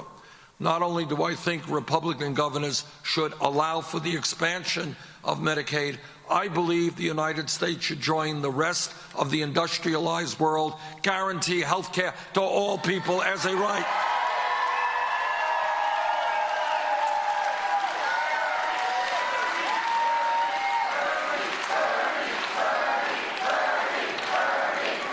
And again, getting back to what Tim was saying, and the status quo and how media defines how we think. We are the only major nation on earth not to guarantee health care to all people. Now, I'm on the committee that helped write the Affordable Care Act. It has done a lot of good things. We've done away with so-called pre-existing conditions. That's right. That was a terrible idea given to us by the insurance companies. We have done away with we're now allowing young people to stay on their parents' health insurance plans. We have expanded health insurance to 17 million Americans, and we have done away with discrimination against women in terms of how much they have to pay for their health premiums. Those are all important steps forward. But today, despite those gains, 29 million Americans have zero health insurance. More than that are underinsured with high deductibles and high co-payments. And every day, we are getting ripped off by the pharmaceutical industry that charge us the highest prices in the world for prescription drugs. You want to hear crazy? Crazy is when 1 out of 5 Americans cannot afford to buy the medicine that their doctors prescribe for them. That is crazy. You go to the doctor because you're sick. Doctor writes out a prescription. You can't afford to fill that prescription. We got senior citizens in Vermont, Wisconsin, all over this country who are cutting their pills in half because they don't have the money to buy the medicine they need. A new drug came out last year, an excellent drug for hepatitis C, which impacts many veterans. Cost of that drug, $1,000 a pill. Okay. Now, despite all of that, we end up spending almost 3 times per person on health care what any other country on earth spends. We spend almost 3 times more than the British. We spend 50% more than the French. We spend a lot more than the Canadians. In my view, therefore, what we have got to do is do what every other country on earth does, major country on earth, and that is pass a Medicare for all single-payer program.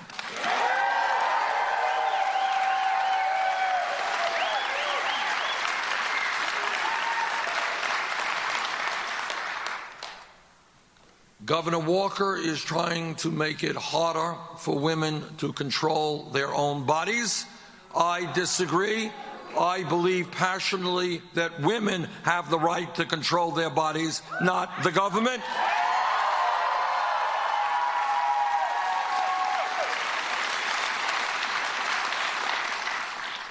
Now, one of the areas of disagreement that Secretary Clinton and I have deals with how we raise money for our campaigns. And that's a very important issue because it tells you kind of where that candidate is coming from, whom they are dependent upon. When we began this campaign, we were 3% in the polls. We were about 60 points behind Secretary Clinton. We had no money. We had no political organization. And one of the very first decisions we had to make is, do we do what every other campaign does and establish a super PAC? Well, it took us about 1/10 of a second to agree with you.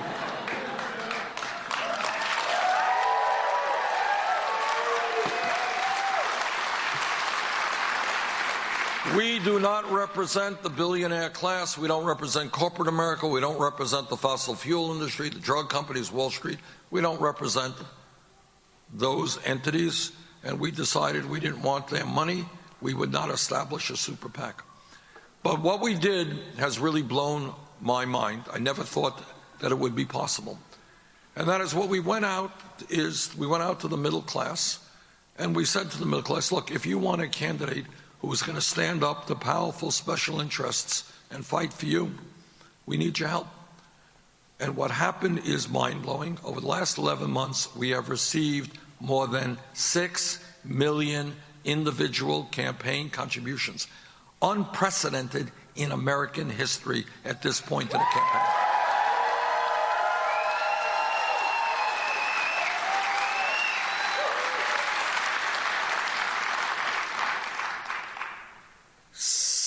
And by the way, what that means and what is revolutionary about that is that we have showed the world that we can run a campaign without being dependent on big money. Anyone here know what our average contribution is? It's $27. Think about that. $27 is our average contribution. To paraphrase Abraham Lincoln at Gettysburg, this is a campaign of the people, by the people, and for the people.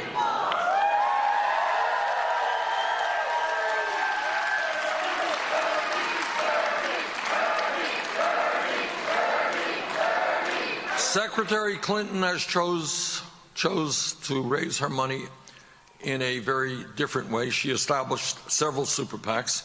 Her largest super PAC reported last month that they had raised $25 million from special interests, including $15 million from Wall Street. Now, every candidate in the history of the world who receives huge amounts of money from special interests, they always say the same thing. Those contributions will not influence me.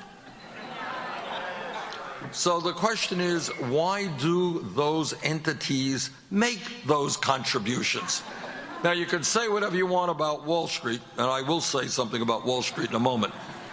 These guys may be crooked, they may be fraudulent, they may be reckless, they may be irresponsible, but they are not dumb. They know how to make investments.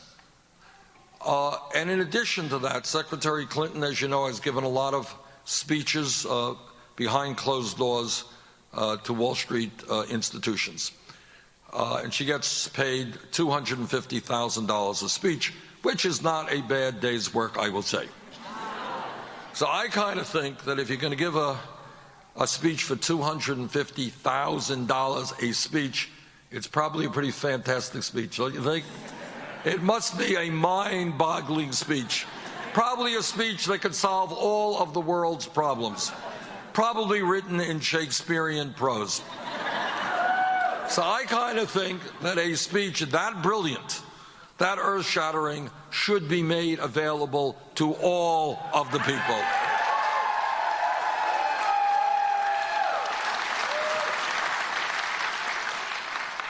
Now, as you know, Secretary Clinton has said, well, yeah, I am prepared. She is prepared to release the transcripts if other people do the same.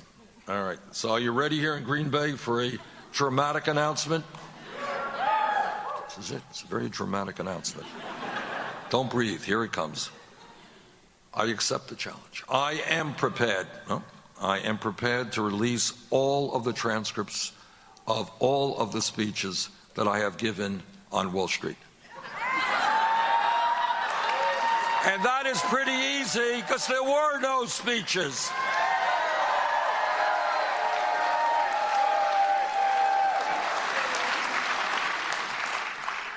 But, you know, I got my cell phone on, and I'm waiting for that call from Wall Street. And I don't want $250,000 or $25,000 or $2,000 or $2. I don't want anything. But I would like the opportunity to say hello to some of these guys. And this is what I would tell them. I would tell them that as a result of their greed, their unquestionable greed, their recklessness, and their illegal behavior, they drove this country into the worst economic downturn since the Great Depression. And as a result of that greed and illegal behavior, millions of Americans lost their jobs, lost their homes, lost their life savings. And many, many of those people have not recovered yet. Now, as you all know, against my vote, Congress bailed out Wall Street because presumably the banks were too big to fail, meaning that if they went under, they'd take a large part of the economy with them. They were bailed out because they were too big to fail, but guess what? Turns out that 3 out of the 4 largest banks in this country today are bigger than they were when we bailed them out because they were too big to fail. Turns out that the 6 largest financial institutions in this country today have assets equivalent to 58% of the gross domestic product of America, over $10 trillion. 6 banks. Turns out that these 6 banks issue 2/3 of the credit cards in this country. 2 out of the 3 credit cards the people in this room have issued by one of the 6 top banks, and they write about 1/3 of the mortgages in America. In other words, you have a small group of people who have incredible economic and political power. And in my view, when you have such a small group of people with so much power, it is time to break them up.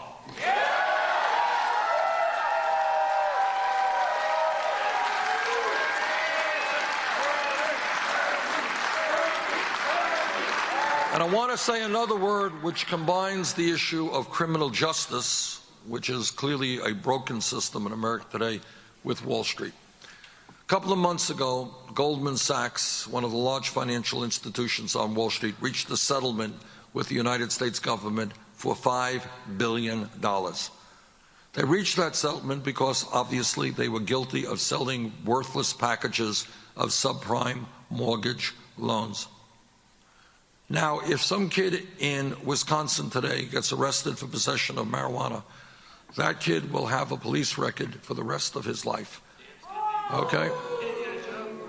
That's right. And once, that's exactly right. And having a police record is no joke.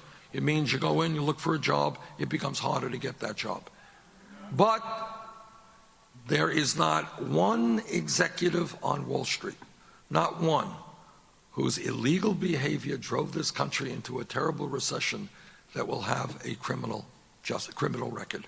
That is wrong. Together, we're going to bring back justice to the criminal justice system.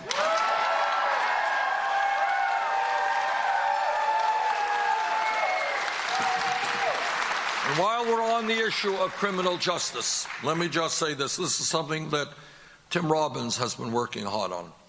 We have in America today, shamefully, more people in jail than any other country on earth. 2.2 million people. We spend $80 billion a year locking up fellow Americans. Introducing Double Dip. That is something that together we are going to change. We're going to get to the cause of why people get in jail, and we are going to significantly lower the number of people who are in jail. Now, what does that mean? What it means is, for a start, You got to look at things like youth unemployment in this country, something the media does not talk about at all. Here's the fact. Today, for kids who are between 17 and 20 who graduated high school, I'm not talking about a dropout here, graduated high school, those kids are white, 33% of them are unemployed or underemployed. Latino, 36%, African American, 51% of those kids unemployed or underemployed. And if anybody here thinks there's not a correlation between that outrageous high rate of unemployment and the fact that we have more people in jail than any other country, I think you are missing the point. And that is why I believe fervently that we have got to invest in education and jobs for our young people, not jails or incarceration.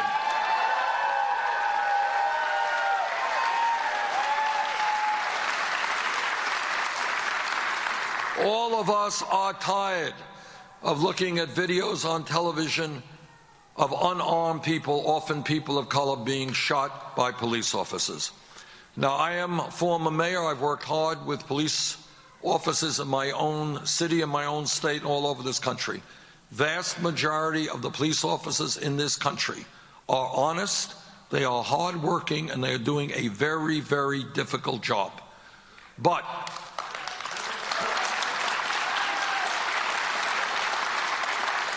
like any other public official, if a police officer breaks the law, that officer must be held accountable.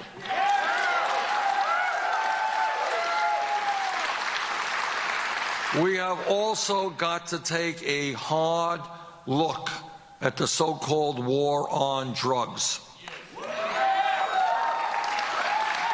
Now, I know this is controversial, not everybody will agree with me, but here's where I'm coming from. Over the last 30 or so years, millions of Americans have received criminal records for possession of marijuana. Okay? Millions. Now, right now, today, under the Federal Controlled Substance Act, marijuana is listed as a Schedule I drug, the highest level, right alongside of heroin. Now, you can argue, and scientists do, the pluses and minuses of marijuana, but nobody thinks that marijuana is the equivalent of a killer drug like heroin.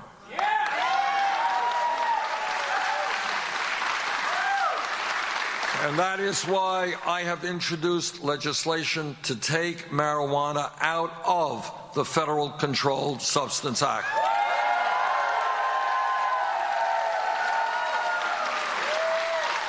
States make the decision as to whether to legalize marijuana or not, but it should not be a federal crime.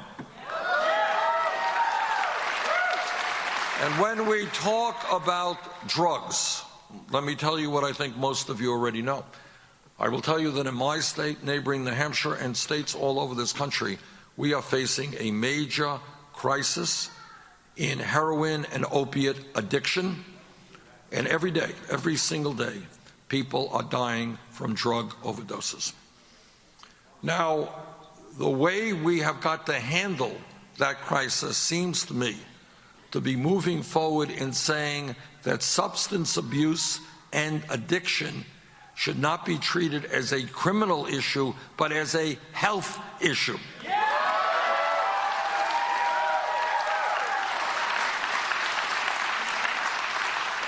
And what that requires is a revolution in the way we do mental health treatment in this country.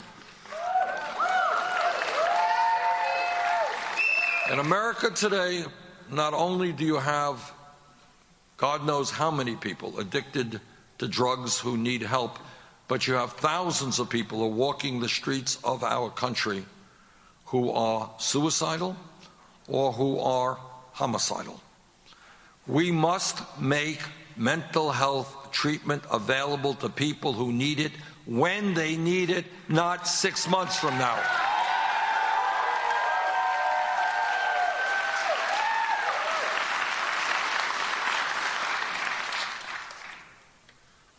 Secretary Clinton and I also strongly disagree on the issue of trade.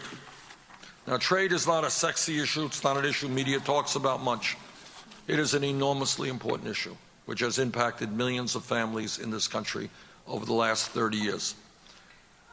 It is clear to me that our trade policies of NAFTA, CAFTA, permanent normal trade relations with China have cost us millions of decent-paying jobs. All right? It is true, I was just in Janesville earlier today, and as you may remember, in 2008, General Motors shut down its manufacturing plant there. Thousands of people lost their jobs, and many of those jobs went to Mexico. Throughout your state, plants have shut down. Throughout my state, the same thing. We need a trade policy that tells corporate America they've got to reinvest in this country, not just in low-wage countries all over the world.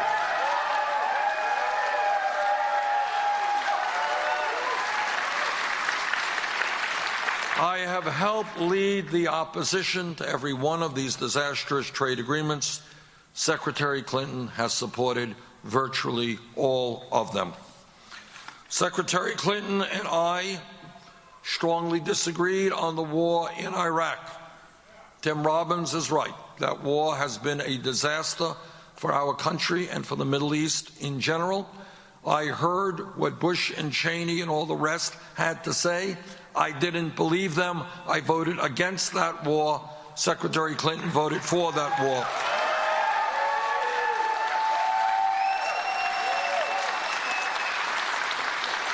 One of the growing issues that we are going to have to deal with, a very serious issue, is whether or not we're going to have enough clean drinking water in this country and around the world. That is why I am opposed to fracking, and I want fracking phased out.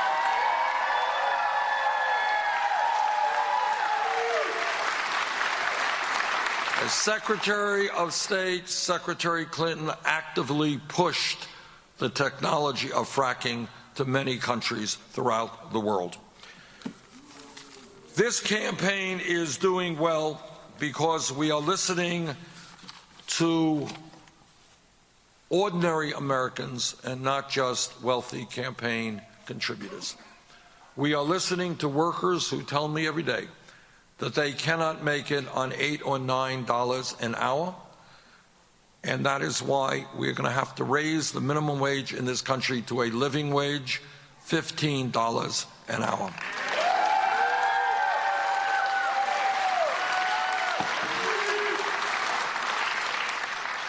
This campaign is listening to senior citizens and disabled veterans, and what they are telling me is they cannot make it on $11,000 or $12,000 a year Social Security.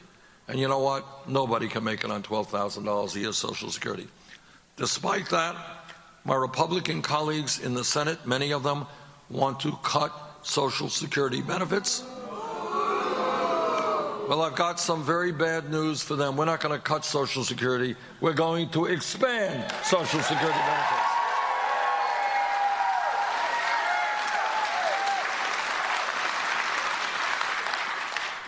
This campaign is listening to women.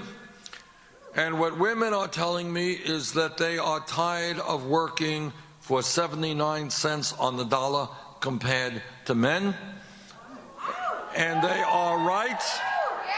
And that is why I know that every man in this room will stand with the women in the fight for pay equity.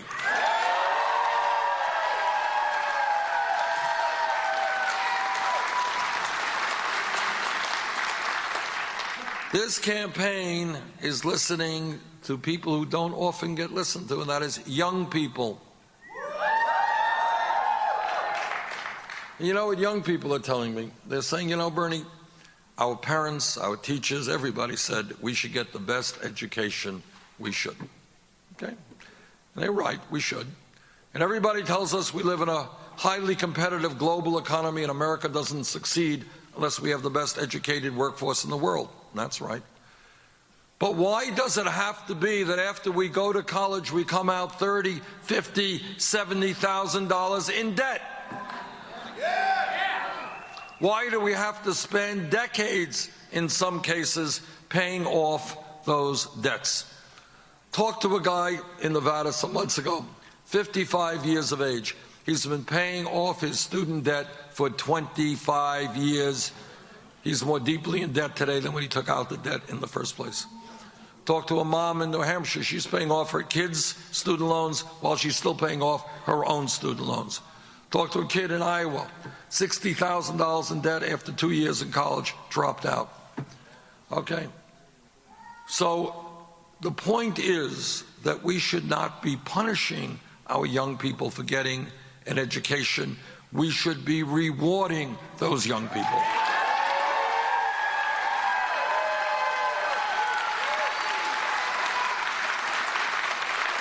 And that means doing two things. Number one, rethinking what public education in America means today.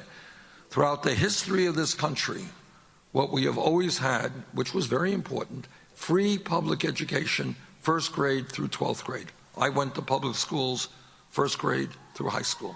Very good. But the world has changed.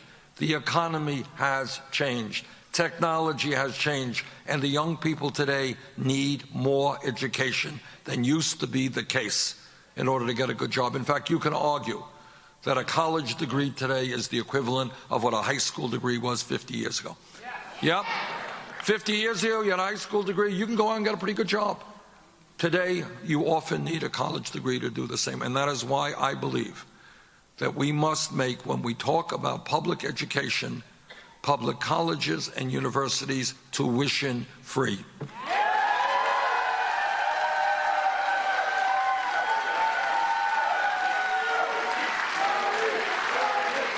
And when we talk about student debt, of which millions of people are now carrying, millions of people are deeply indebted because of going to college or graduate school, I think it is time to say to those people that you can refinance your loans at the lowest possible interest rates you can find.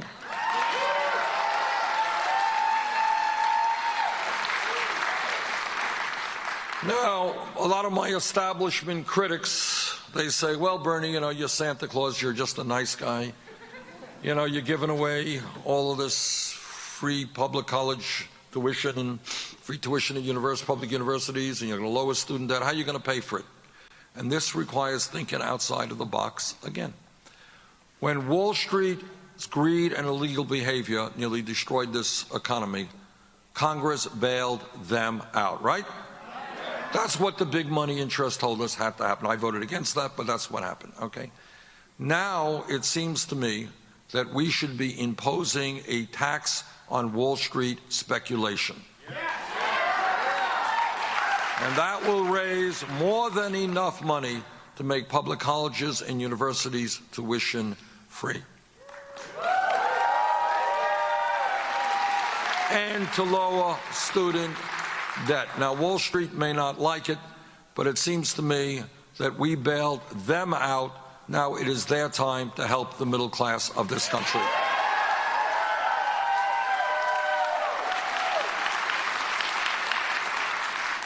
This campaign is listening to people whose voices are not often heard. We're listening to the Latino community, and they are saying, with 11 million undocumented people in this country, they are tired of being exploited, tired of living in the shadows. They want, and I agree with them, a comprehensive immigration reform bill and a path toward citizenship.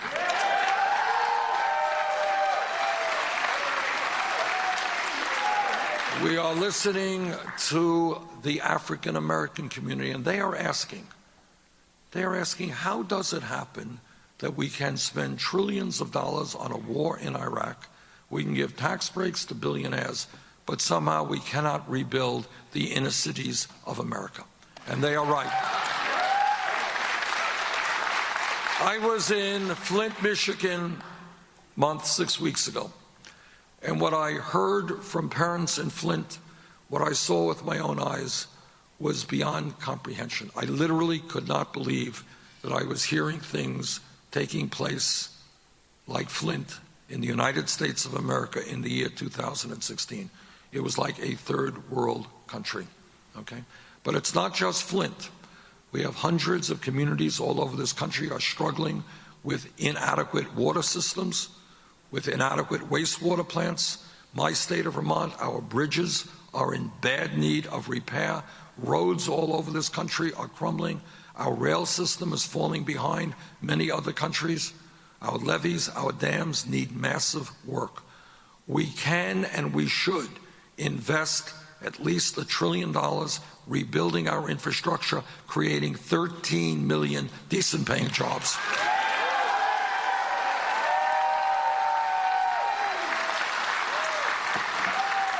This campaign is listening to people who almost never get heard, and that is people in the Native American community.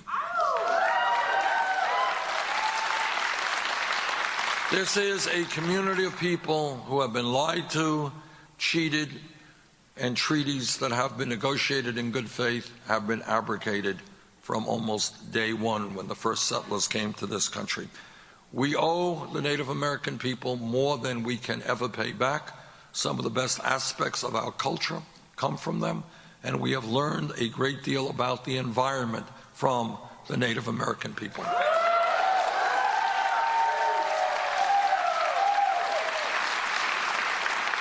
And what they have taught us is that we are part of nature, and we've got to live with nature.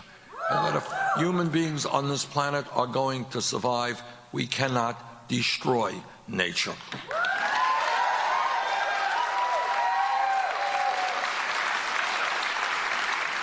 Which takes me to another issue of global consequence. I am a member of the Senate Committee on the Environment, and I've talked to scientists in our country and scientists all over the world. The debate is over. Climate change is real. Climate change is caused by human activity. Climate change is already causing devastating problems in our country and around the world.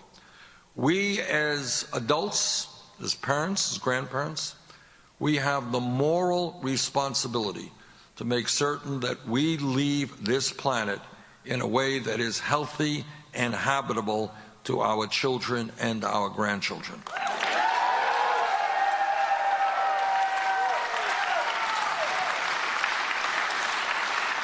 We have got to take on the fossil fuel industry, whose greed is causing enormous damage. We've got to tell them that their short-term profits are not more important than the future of this planet.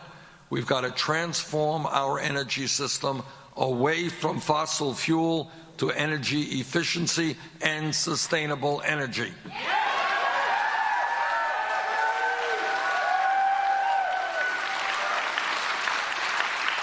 And when we do that, and when we move to energy efficiency and wind, solar, geothermal, and other sustainable technologies, we create millions of good-paying jobs.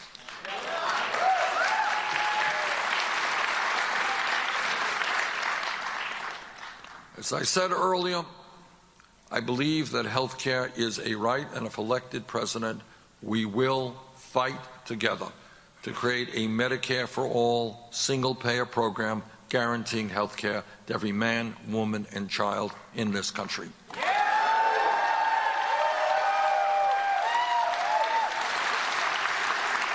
Okay, my friends, all of you know that tomorrow is an enormously important primary day here in Wisconsin. And as I said earlier, what this campaign has shown me is that we do very, very well when the voter turnout is high. That means when working people, many of whom have given up on the political process, so angry and disgusted with what's going on in Washington, they don't want to participate. But if those people are prepared to come back in and stand up and fight for their kids and their parents, and if young people, many of whom have never participated in an election before, come out and vote, and middle-class families, we can win tomorrow if there is a large voter turnout.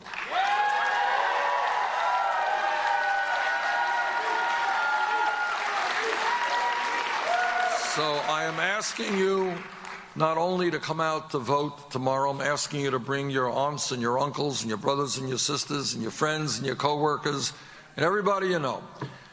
If we have a large voter turnout, we can put Wisconsin in the ranks of those states who are fighting for a political revolution.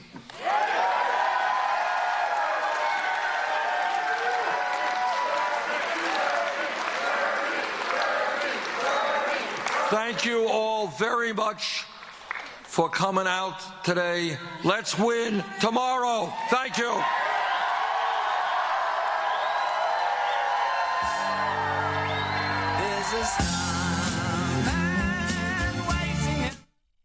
All right, everybody. Bernie Sanders, Wisconsin. That was from yesterday. We just wanted to show you that as we are trying to show you different candidates here. Wisconsin primary is today, and we are going to have much more on that in a little bit.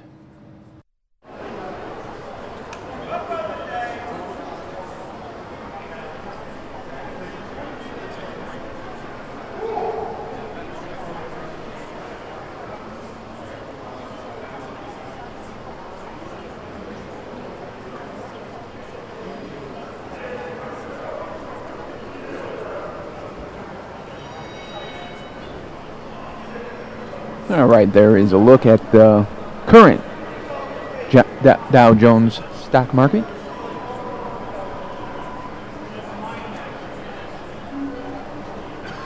Now I'll show you the daily State Department briefing.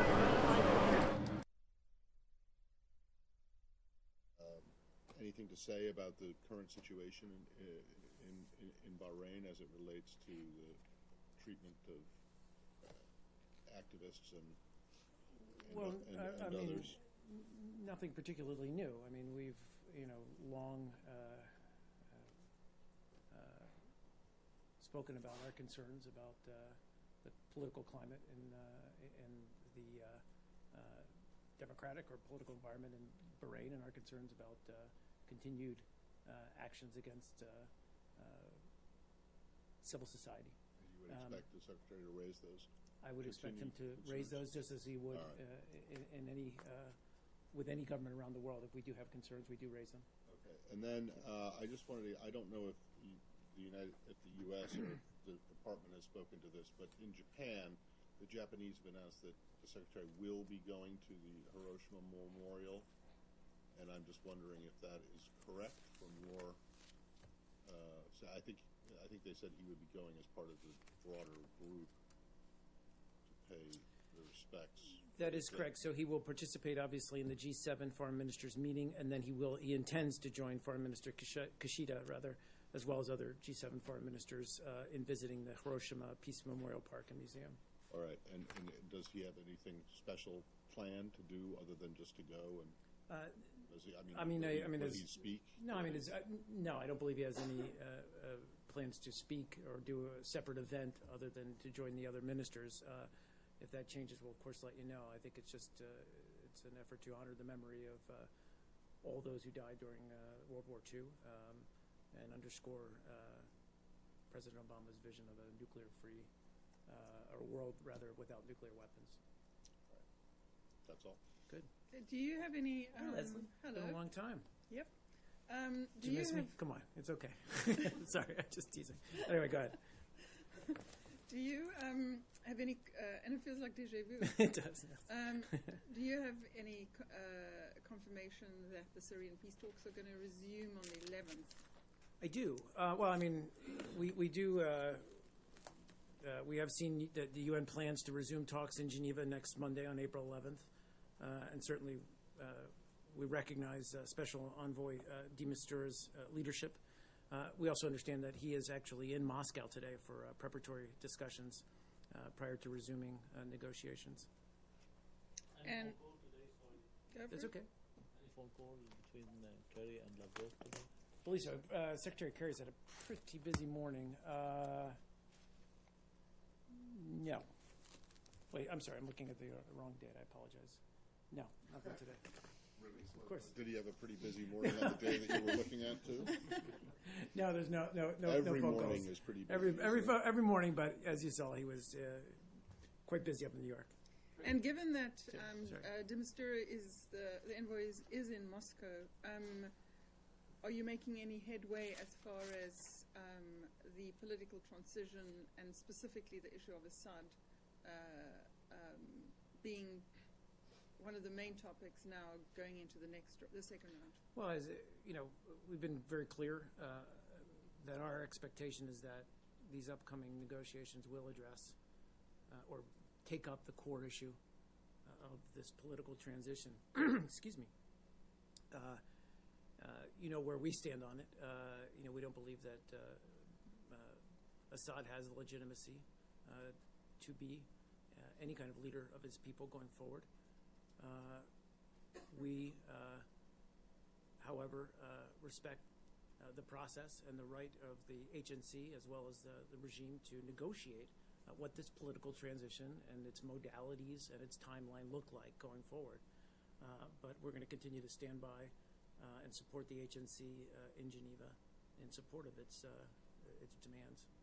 Is anyone from the States, from the State Department or the U.S. going? I would imagine that Special Envoy Ratney would be there. I think he's been at every one, at least for some portion of the negotiations. If that's incorrect, I'll correct it. I'm sorry. Yeah, I just wanted what you said just then, that you respect the right of the HNC and I'm just saying, of the regime. sorry, I mean, if this is a guy whose government who has lost all legitimacy and lost all credibility to run, how does he have a right to? I'm saying the regime, and this is what we're saying. Let me rephrase that and just say we respect. Let me finish. We respect these talks and their goal of creating a political transition and a timeline for that transition. So all I'm simply stating is our position on Assad and his legitimacy to be a future leader of Syria is well known. That notwithstanding, we do believe that this is to be negotiated by the parties in Geneva, and we respect that process. That's all I'm saying. But has there been some you guys have come to the conclusion that the regime no longer represents Assad, the person, the man? Not at all, Matt. But I am recognizing that this is a process set up by the UN and Staffan de Mistura. Okay, got it. Yeah. No, sorry if that was. Sorry if that came out. Israel themselves have often involved in parallel a meeting of the ISSG. You may not have travel to announce, but are there plans in the immediate future to hold Not the at this ISSG? time. No, I don't have anything to announce. On Assad's future, the Kremlin has said today that the fate of Syrian President Bashar al-Assad should be decided by the Syrian people, and conditions for such a decision should be created. Are you on the same page now with the Kremlin on the future of President Assad? This is what the Kremlin said? Yes. Look, I mean, yes, in the sense that we agree and have been very clear about this, that one of the goals of these negotiations, these proximity talks, whatever you want to refer to them as, is to create the modalities for this political transition. We've been very clear about that. All I'm simply was saying to Matt is we respect that that's something that the parties involved in those negotiations need to work out. Ultimately, it is something for the Syrian people to decide the future of their country. Certainly we support that. Please, Pam. That means you agree on the Kremlin statement on the... In essence, we believe that, yes, we believe that a political process that reflects the desires and will of the Syrian people is what should ultimately decide the future leadership and the future government of Syria. Please. And this is the first time that you are on the same page with Russia on the future of President Assad? Look, I mean, we have agreed broadly with Russia on a number of aspects of resolving the Syrian conflict. Otherwise, we wouldn't be where we are today. We have differed certainly on Assad's future. That hasn't changed. We believe he's not legitimate, or he's not a legitimate future leader for the country. All that said, and our position notwithstanding, we do believe that the process set up by the ISSG, by the UN, to create a political transition is valid and should be respected. Please, Pam. Is it your understanding that the upcoming round will again be proximity talks? And then if so, what is the U.S. position in the framework of the ISSG on when the transition needs to take place to direct talks? Both good questions.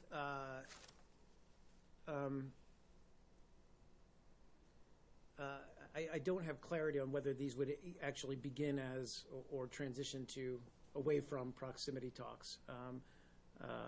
My sense is that they would at least begin as proximity talks again.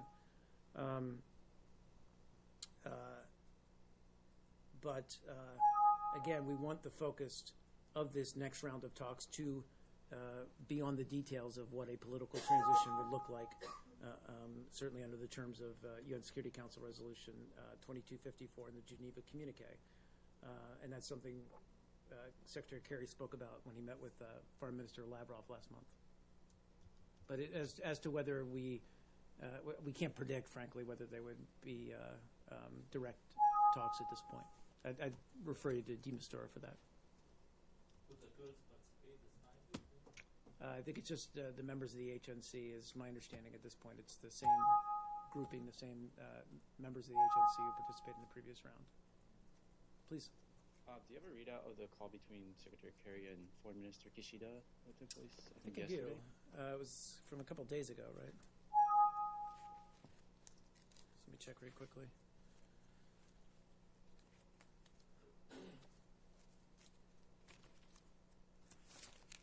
So this is from Sunday evening, April 3rd. He did speak with Foreign Minister Kishida. They exchanged opinions on the full range of bilateral and global issues in advance of the upcoming Group of 7 foreign ministers meeting in Hiroshima. I don't have any more details beyond that. Is there any concern that Secretary Kerry's visit to Hiroshima and the peace memorials there would be opposition here in the U.S. for that visit? No, I don't think so. Look, I mean, his intention on visiting this, as I just explained to Matt, is to recognize the huge loss of life that took place during World War II. But I think it's also an acknowledgement that since the end of World War II, that the United States and Japan have become the closest of friends and strong allies. So I mean, as much as we acknowledge the past, we look to the future, and the fact that since World War II we've seen, frankly, an era of peace and prosperity in the Pacific region and Asia that was unheralded, and so that's what we want to build on going forward. Did Secretary Kerry discuss the possibility of President Obama making a visit? I'm not aware of that, and I wouldn't speak to that. That's really the White House's domain. Okay. And then finally, sorry. Sure. No worries. Foreign Minister Kishida said that one of the outcomes that he'd like to see from the foreign ministers meeting in Hiroshima would be the development of a Hiroshima Declaration calling for the end of or a nuclear weapon-free world. Is that something that Secretary Kerry would I mean, I can't speak to that specific proposal or deliverable, but as you saw from last week's NSS, certainly this administration, President Obama, have clearly laid out a vision of a nuclear-free world, and it's something that throughout this administration they've been working towards. It's not obviously something that's easily attained, but as the President laid out last week, there has been progress. Please. Yes. Follow up on Nagorno-Karabakh. Sure thing. Yeah. Yesterday, you said that the United States supports a fair and just resolution with the principles of non-use of force, territorial integrity, and self-determination. Now, my question for you today is: Armenia president had threatened to formally recognize Nagorno-Karabakh as an independent state.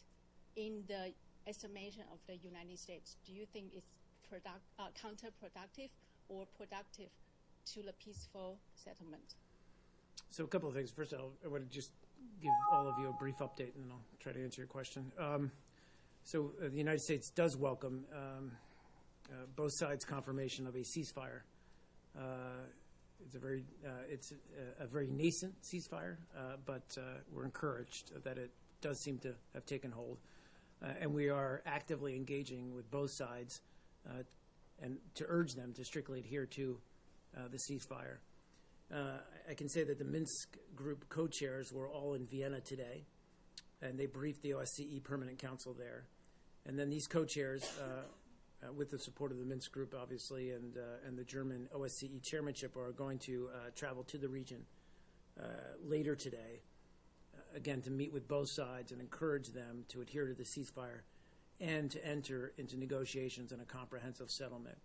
So as to what that settlement looks like and to what, speaking to President Armenia's comments, I'm not going to wade into that other than to say both leaders, both governments need to come back into the Minsk process. There is an established process here to negotiate a peaceful settlement to Nagorno-Karabakh. We've had a clear breakdown, violation of the existing ceasefire. We now have a new one in place that needs to be adhered to. It needs to be solidified and strengthened. But then, obviously, what's most urgent is for both sides to get back into the negotiating table. Yesterday, during Secretary Kerry's phone call with Lavrov, did he ask his Russian counterpart to use Russia's influence over Armenia to dissuade Armenia from doing certain things? Well, so Russia is a co-chair of the Minsk group, so we consult with them constantly on how to resolve this and how to get negotiations moving forward. Certainly, in any kind of situation like this, we would ask any government to use whatever sway it has or whatever influence it may have over another government. I'm not sure, and I cannot confirm that Secretary Kerry specifically raised this point with Foreign Minister Lavrov yesterday, though. Yeah, sure. Sorry, When was the last time the Minsk group actually met in Minsk? You know, offhand? I do not. I don't. I think it's. Do they ever meet in Minsk? I think what it probably reflects, like it's the Minsk commitments with Ukraine. I think it's just where it was the birthplace of the group, but I'm not sure that they often go back to Minsk. Different name. Anyway, valid point, Matt. I'll take it up with. Please do. Can Victoria Nolan. Can I follow up on Yeah, sure. Obviously, as you say, Moscow and Washington have been pretty much on the same hymn sheet, saying, both sides should calm down. But President Erdogan of Turkey had a different position. He said that the Azeri should win and will win. Do you have any comment on your NATO allies' stance in this conflict? Is it helpful? I'll just say that we strongly support the Minsk group process to mediate a fair and just resolution to the Nagorno-Karabakh conflict, and that does not include picking sides or picking one side over another. Again, what I just tried to explain to Nike is that what we need are both governments, both leaders, to come back to the negotiating table. So I'm not going to comment on President Erdogan's comments. Can I move to Iran for a second? Of course. Up on the Hill this morning, Undersecretary Shannon was asked about Russia's sales of the S-300 and also proposed sales of the Sukhoi fighters and some tanks. He said that the S-3, as you guys have been saying for some time, you frown on the S-300 sale, but it's not against the rules because it's a defensive system. But he then, as it related to the fighters and the tanks, he said that that would be a violation and that you would veto this at the Security Council. The Russians have said since then, have come back and said that no, it's not a violation. I just wonder, what's your Undersecretary Shannon's response to the question about whether the U.S. would veto was very brief. I think he just said yes, we would. Can you offer any more detail about why it is that you, or how it is that you think that it's a violation and that it should be vetoed or it should be stopped? Well, as you started off, you said that the S-300 is a defensive missile system. So the question is not really about that. No, I understand that. So I haven't seen Russia's response to what Ambassador Shannon said up on the Hill today at the SFRC. And I'd have to look in and get you a more detailed response on what we believe, why we believe these particular weapon systems would be in violation of existing sanctions. So you don't, I don't have an answer but he for was you. correct, actually, that you would move to stop such sales. If he said yes, then he was correct, yes. Okay. I'm not going to second guess it. On Lebanon, the Yes, security sir. forces have arrested a trafficking in persons ring. Are you aware of this, and do you have any comment? Sure, I am aware of it. It's actually a pretty horrific story. You're talking about this human trafficking ring that was broken up in Beirut. Juice delivery. Had imprisoned dozens of Syrian women who were rescued. First of all, commend the Lebanese security services for rescuing these women and girls and referring to them to appropriate non-governmental organizations and humanitarian services there in Beirut.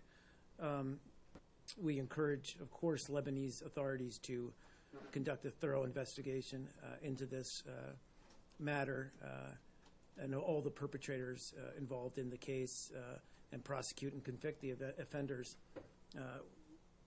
as appropriate under Lebanese law. And we're going to continue to monitor closely the vulnerabilities of the Syrian refugee population in the countries to which they flee, which obviously includes Lebanon. I can just say that our Trafficking in Persons office here in 2014 did fund the International Center for Migration Policy Development, which is conducting research on the impact of the Syrian war on trafficking in persons in Syria, as well as neighboring countries. So it's something we've been watching closely. It's just a horrific story. We applaud the Lebanese authorities' quick response. Thanks. Yes, sir. Still in the region. Yes, sir. I've got a couple different subjects still in the region. Egypt. You may have seen that the Egyptian authorities moved today to shut down a center that treats torture victims. I presume you have? I have not. You have not. Can you look into that and see I will, if you guys certainly. have anything I to will, say about yes. that? And then Absolutely. just Take the in question. terms of, as it relates to Egypt and the Secretary's trip, I realize he's not going there, and Egypt isn't part of the GCC. Right. But do you expect that the situation in Egypt will come up with any of his interlocutors, even if they are not Egyptian? Are you talking about on his trip the political? to the region? No, but I'm just wondering what aspect of Well, Egypt. you put out he Of course. himself put out a statement that was expressed very deep concern about the situation there, and I'm just wondering if that's the kind of thing that he would I bring can't up with exclude some of the neighbors. that it would come up on the margins or in some of his bilats on the ground. I don't know that there's any plan to discuss it amongst all the members of the GCC. And then on Israel, Yes, sir. two separate things. Yes, sir. One is you might be aware that there's an exhibit going on at the United Nations right now, and the Israelis are complaining that the UN has barred two panels from this exhibit, one dealing with Jerusalem as the capital of Israel and another one on Arab Israelis and their role in the life of the country of Israel. I'm wondering, I know this doesn't directly relate to the United States, but I'm wondering if you have taken any position or view on this decision, and if you're doing anything about it. We haven't yet. I mean, we're aware of the issue that you raise. Obviously, we weren't involved in the decision to pull any of these panels, so that's a UN issue. I'd have to refer you to them.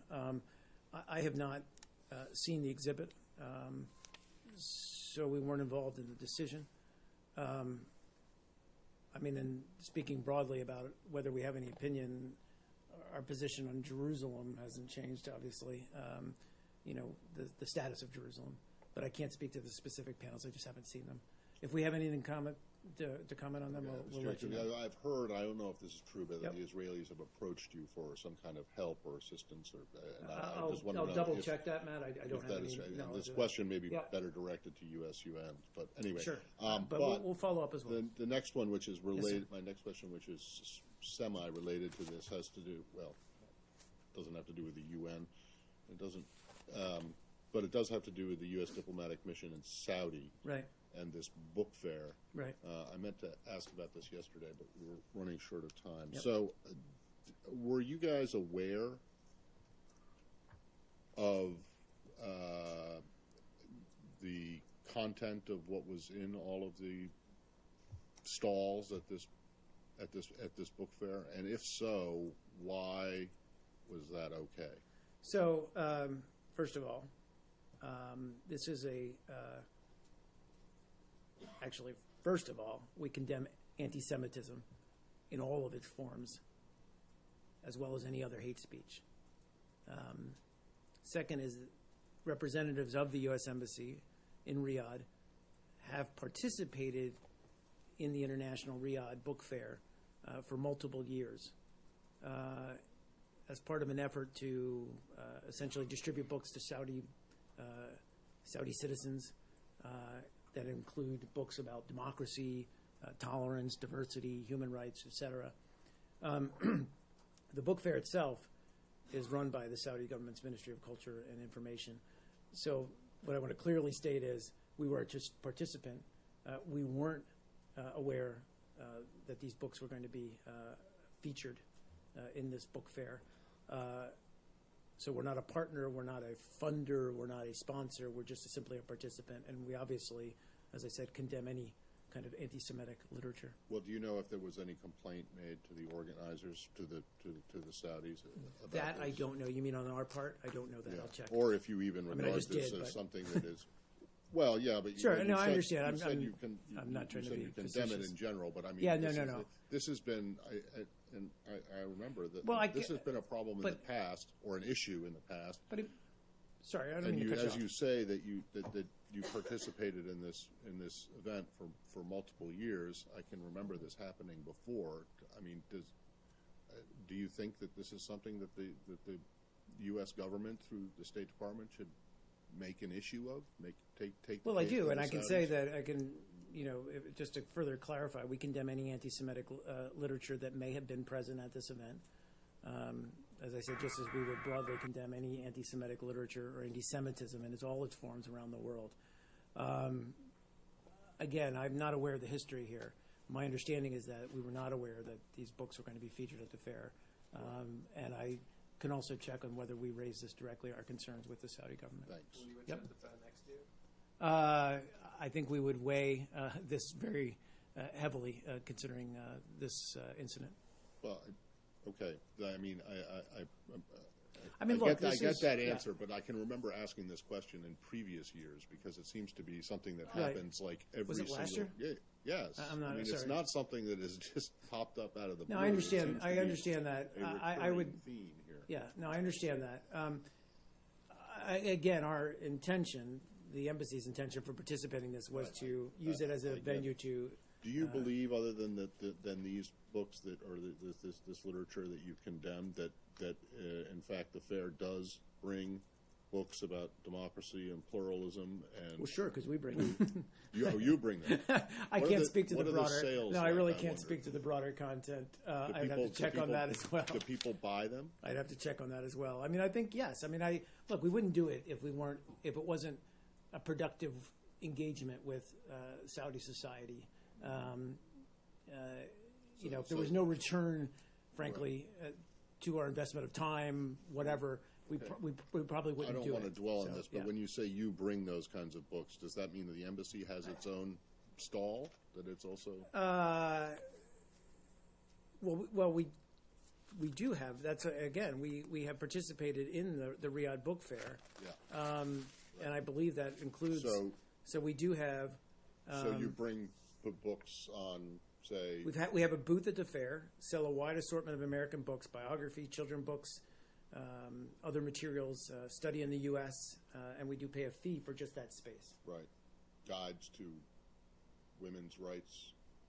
I can imagine all those kind of things, thing. Matt. I that's all I got. It would actually be interesting to see what kind of a sample of what it is that the We can US try to get that for you. Embassy promotes. We can try to what get kind that of for books you. they promote. And We can try to get that for you. Thank you. On Yes, Yemen, sir. Do you have On Yemen? anything on the government shake-up? President Hadi has replaced former deputy president and Yeah, no, I'd Prime refer you to Minister. the government of Yemen on that for any questions within changes within the government. You know, our focus right now is clearly we continue to support this planned nationwide cessation of hostilities. I think it's set for April 10th, and that's in advance of the next round of peace talks. That's where our focus is. But Mr. Baha has refused these decisions and said that they are unconstitutional. I don't have any more clarity on that. I can check and see if we have any response to that. But again, I don't think we're going to comment directly on internal processes within the Yemeni government. As I said, our focus is getting the cessation of hostilities into place, delivery of humanitarian assistance, and then peace talks. Speaking of the Yes, sir. internal processes of government, do you have anything? I doubt you do, but do you have anything to say about the resignation of the Prime Minister of Iceland? Well, I do, in fact. Well, I mean, don't want to overpromise. What exactly? I feel like what exactly do you have to I don't say? know. I feel like I'm going to let you down Are you ready now. to convict him of wrongdoing? Not at all. No, I mean, just to say, we obviously have seen reports. We're closely following political developments in Iceland. We would refer you, obviously, to the government of Iceland for further details. But Iceland is a valued NATO ally. It's a global partner of the United States. We recognize their strong contributions to the NATO mission in Afghanistan and their partnership in the counter-ISIL coalition. And Iceland does have a strong commitment to democratic values. We have full confidence that this matter will be handled transparently. I'm not and trying to pick on in Iceland strict here. accordance with the rule of law. Yes, sir. I'm not trying to pick on That's Iceland okay. here, but as a valued NATO ally, can you remind what's the size of the Icelandic military? It's think not always it's not always a matter of size. it's- It's capabilities, Matt. Right, but I don't think they have one. I met him. They have. I met an Icelandic soldier in Iraq, and when God bless you for bringing that up right now. next time I saw the spokeswoman for the government of Iceland, I said, "I met one of your soldiers in Iraq." She said, "Oh, Steinmar." I said, "Yeah, that's him." All right, well, there you have it. Again, each NATO member brings unique capabilities, and that's what about That that's certainly is unique. That's for sure. Doesn't- One is very unique. Mark, do you expect Yes, sir. other resignations elsewhere? I can't predict. Obviously, look. I mean, we're going to refrain from commenting on some of the specific details of these papers, leaked documents, as we do. Beyond what I said yesterday. Well, actually, on this is Yes, sir. kind of interesting. You have in the past, in terms of similar Have we? things like, with WikiLeaks and with the Snowden stuff, Right. you have said that this is not really leaks, this is stolen information. Do you believe that these documents were stolen and that whoever did it should be prosecuted under the Panamanian law? I think that's a question. Frankly, I don't have the visibility on that. I think it's a question for the Panamanian government to answer. The French government has added Panama back to its blacklist of countries which are seen as tax havens. Oh, is that right? I thought you were. I thought didn't this know. was a- I didn't know they'd taken them off it, but they've put it back on now, saying that it's a bad place to do business. Maybe it's a question for Treasury, but do you have any plans to review? It is financial mostly a relations with question for Panama? president. It is a question for Treasury. However, and I did talk about this a little bit yesterday, saying while we're not going to comment on specific findings, we do, and it's the Treasury's Office of Foreign Assets Control would look at this. It's part of their mission to detect and respond to potential sanctions violations. But of course, we would also look at any credible allegations of corruption and take action accordingly. All right, guys? Is that it? Thank you. Thanks. Yeah, thanks.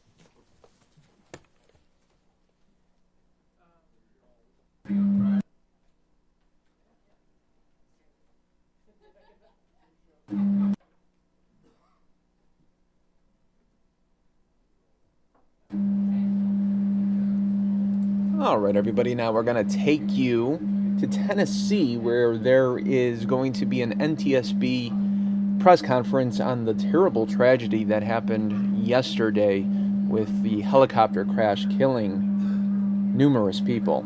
Let's take you out there live. Report, which is sent to the NTSB board, and they'll ultimately determine a probable cost. Sorry, this is already asked. I didn't quite hear. Is this the deadliest helicopter crash in the state or in the nation? Is that what you sent into the NTSB's website?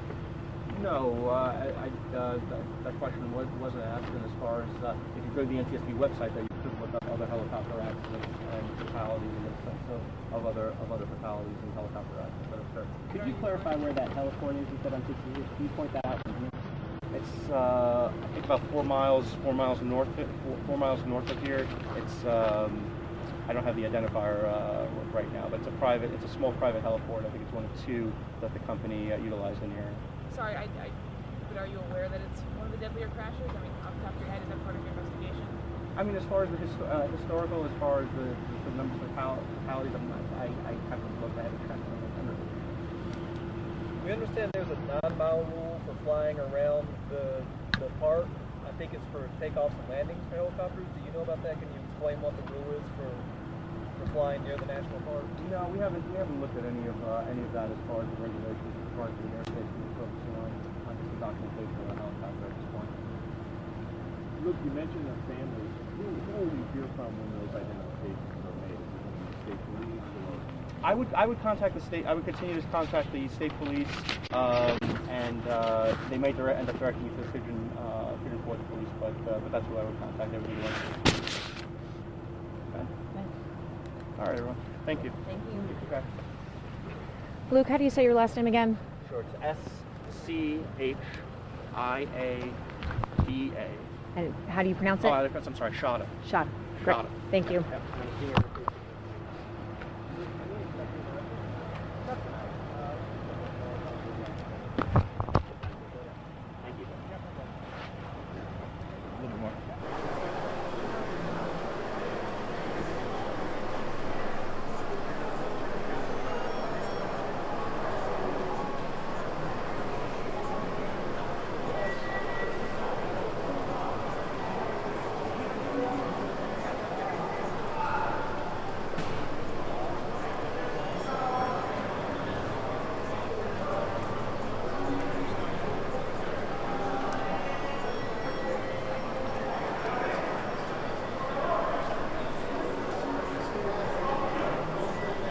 The free enterprise system, which made this country great. Every Tell time that to Bernie Sanders. Made I'm making this is how we make this political. Here's Corey. Hey, Corey. Yeah, these kids don't seem like they're feeling the burn. Oh. They are here. Oh, They're making dough here and learning how to do it. It's an amazing program, as you said, Rick. It's been around a long time. Ann Landers is with us. And tell me, what's Junior Achievement's mission? What are you trying to help these kids do? That's a great question. We teach students about financial literacy, work readiness, and entrepreneurship so that they are really ready to hit the ground running when they enter the real world. We teach them about careers, how to manage their money, and how to manage the economics of life. Well, it's so impressive to see this biz town, as you call it, because you've got businesses who are building out actual stores, kids. What are the jobs that these kids are going to be doing today, by the way? Well, every single store in our JA BizTown, our 2 facilities, has a CEO, a CFO, and then every other job in each shop is modeled to look like the business that they're in. So, Gotcha. for instance, in the restaurant, we have food managers, or we have people who are helping people understand their car buying decisions over at Toyota, or people who are working on technology in our Avnet shop. Okay, let me see if we can get something done here. Hey guys, I'm sorry to interrupt, but I'm looking to get into maybe a Camry. Anybody? What's your role today, by the way, at the dealership? CFO. Oh, you're the CFO. You're the money man. Yeah. You're crunching the numbers, making sure these salespeople are doing their job. And what's your? Oh, I'm sorry, buddy. What's your role today? I forgot what. You sound like maybe you're one of the sales guys. Yeah. Probably so. All right. Well, I'd like to get something in red if you've got it, but I'm not taking the undercoating.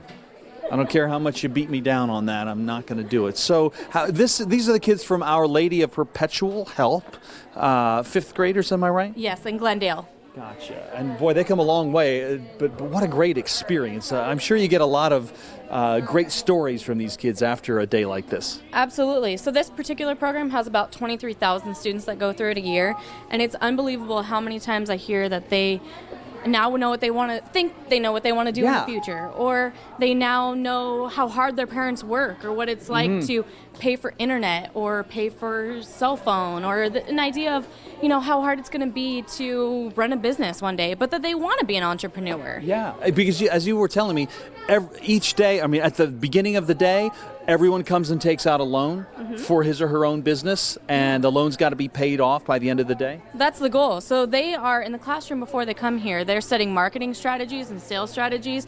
They're outlining their business proposals so that they have an idea of what they're going to do when they get here to pay back that loan by the end of the day. Well, I think what I'd like to do, Ann, if it's okay, I'd like to come back at the end of the day today, kind of dressed like the Monopoly guy, of like a waistcoat and a top hat and a monocle, and I'm going to be closing some places down. Some notes are going to be coming due. We may learn about foreclosure. Oh, that's true. But the thing is even if they don't pay back their loan, they're still getting the experience and they're still getting the education. So really, it's a success at the end of the day. Yeah, it's a win either way. Okay, well, next time we get together, there's another town just across the hallway, and the whole operation is very impressive. So, Rick, as you said, it's a cool program. And Liz, were you a junior achievement I wasn't. gal when you were a kid? Do you remember? No, I wasn't. We didn't have the opportunity. I don't even know what I would have done. This is the first time that I even heard of this, so I think it's pretty cool. Really? No, it's the first time. No kidding. Yeah, it's cool. Amazing. All right. All right, Cor. Yeah, Rick, there's a little, they're running a numbers operation in the back as well. So, I mean, not everything is Allstate or, Avnet. I mean, there's an opportunity for every kid. Sure. They got a little gambling going on in the back room. All right. Sounds like the Italian-American Club.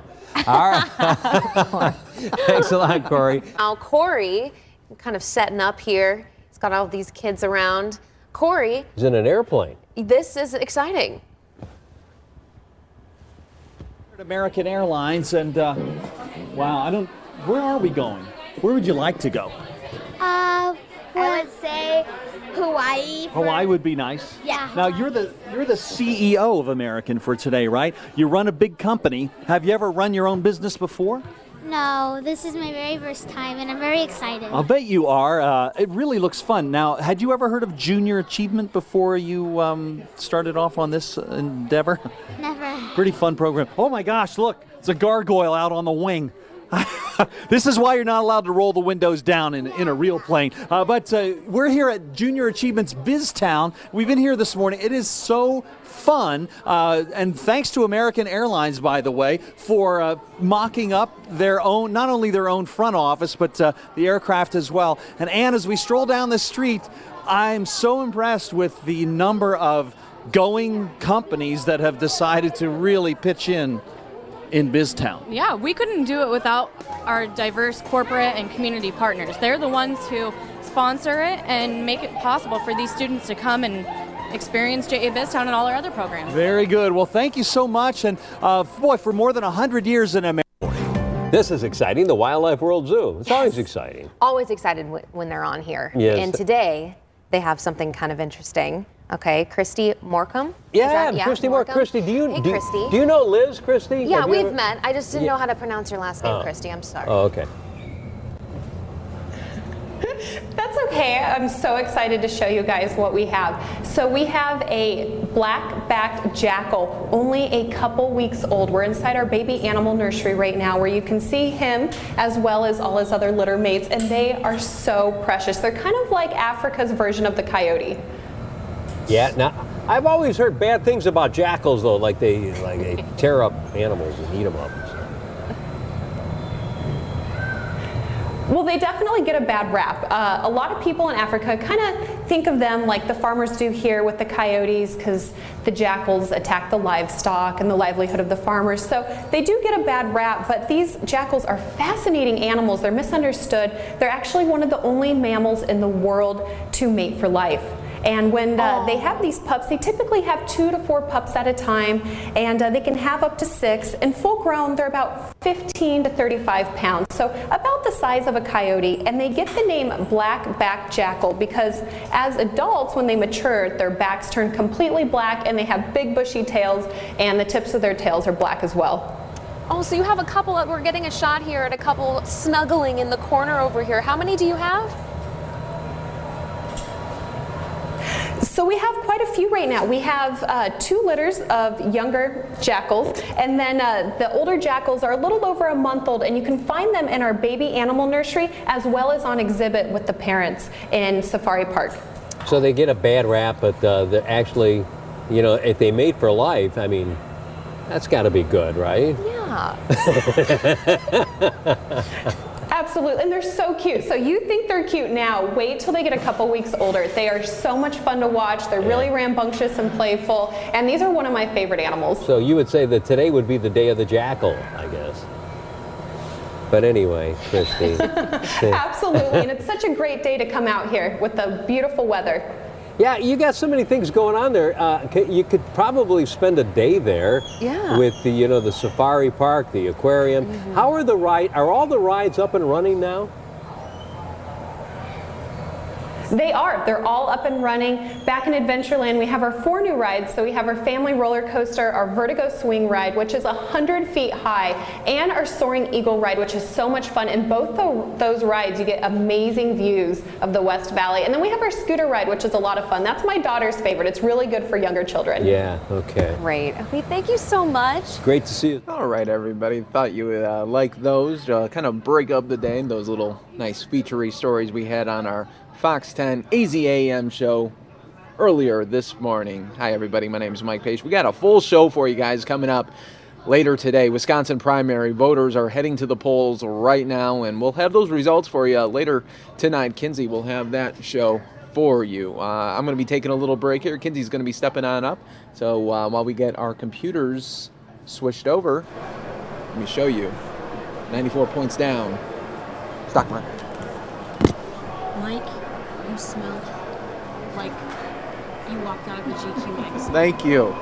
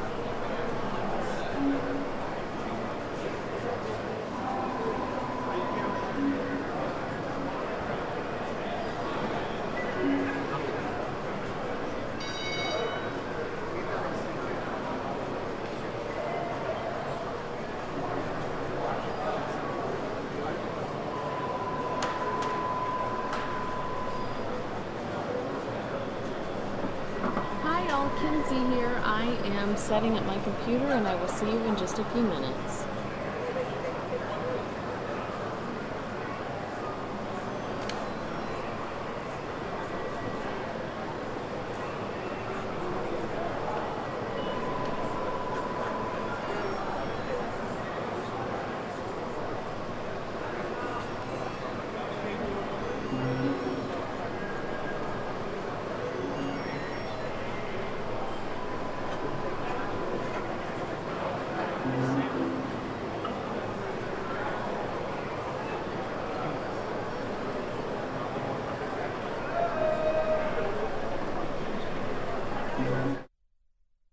All right, so the first story I'm going to play for you, this is from yesterday, but this is a story that has the internet. Oh, actually, I might have breaking news. Okay, I have a Hillary Clinton town hall in Brooklyn, New York, but I'll still play this because I don't have it. I don't see it yet. When I see it on my satellite, I'll cut to it, and she hasn't taken the stage. So, but I did want to play this story for you. This is from our 5 p.m. broadcast.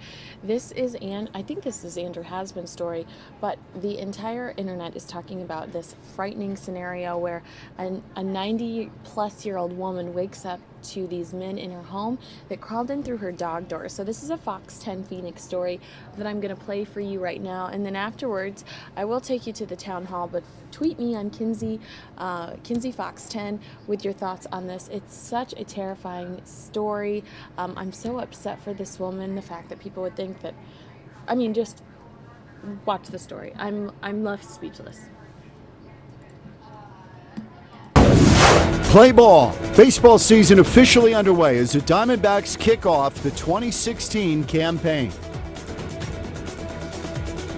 We begin with the Fox 10 News Alert. Scottsdale police on the scene of a deadly crash. Skyfox live over the scene right now, and this is at Indian Bend and Hayden Roads, and we're still working to get details. You can see there's a police presence there. The road is now closed, and you're going to want to avoid that area. Once again, it's the intersection of Indian Bend and Hayden in North Scottsdale.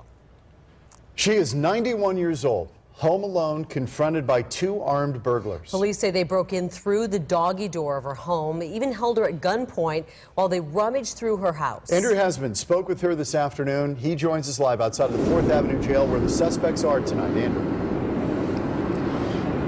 And John, that 91-year-old is okay. She was not hurt. She was asleep when this all happened around 1 in the morning yesterday. The suspects got in, they woke her up, and they pulled a gun on her. Other than taking her car, they didn't get away with very much. However, when they left her house, she made sure to fit in a little bit of a lecture. The 2 suspects got in through a doggy door. They ransacked the 91-year-old's home and eventually found her in her bedroom. At gunpoint, they demanded money. They were trying to find the big money, big money, big money. And I looked at him and I said, I'm 91 years old. I live on Social Security.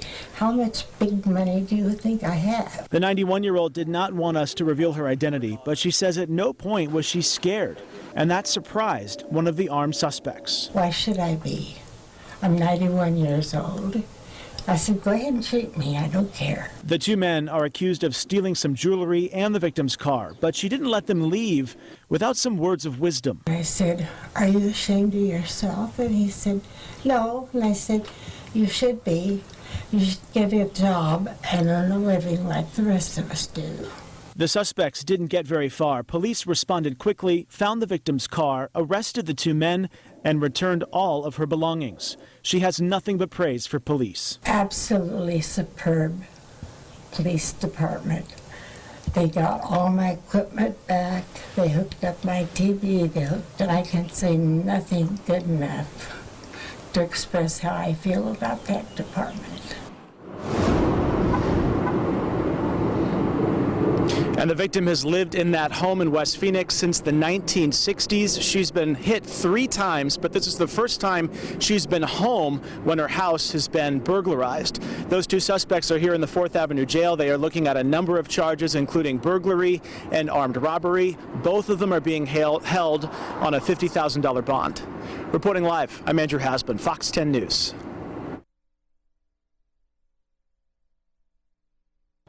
such a yucky story. I'm going to take you now to Brooklyn, New York, where Hillary Clinton is having a rally. Let me take you there. Here we go.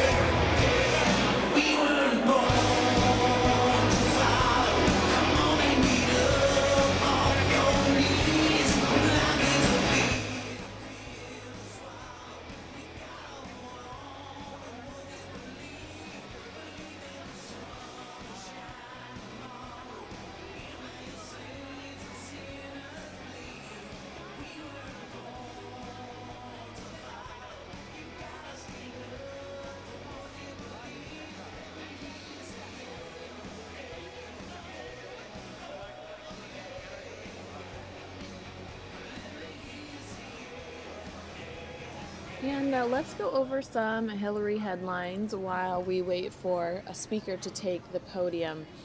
Just looking over Google News, CNN's top headline for Hillary says Hillary Clinton. Actually, is someone talking?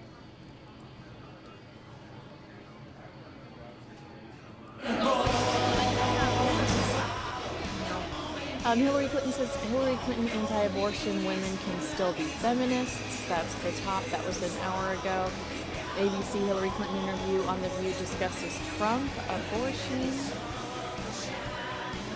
and being a grandmother. Here are some sound bites. Just kidding. Battle of Brooklyn. Hillary Clinton, Bernie Sanders will debate on April 14th at the Navy Yard. That's Gothamist. The Blaze.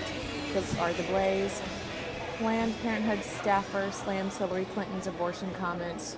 She calls a fetus an unborn child. Hillary Clinton. Yeah, this is the Daily Beast. Hillary Clinton. Wait. Hillary Clinton hits Trump, plays nice with Bernie on breezy sit down with The View. That is the Daily Beast. Bernie Sanders isn't catching Hillary Clinton because of math. That is the Washington Post's headline. It's a little snarky. So those are some current headlines popping up in the last few hours in the Google News.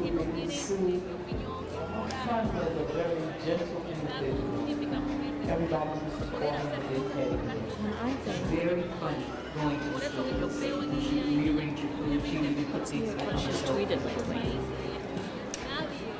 She was unlawfully arrested. As a result, she lost her life. 38 minutes ago, she says, make sure your friends in Wisconsin vote for Hillary today. Send them a message with our friend finder. Oh, that's exciting. Bye, I'll miss you. Have a great day. He didn't say anything. He said, see ya.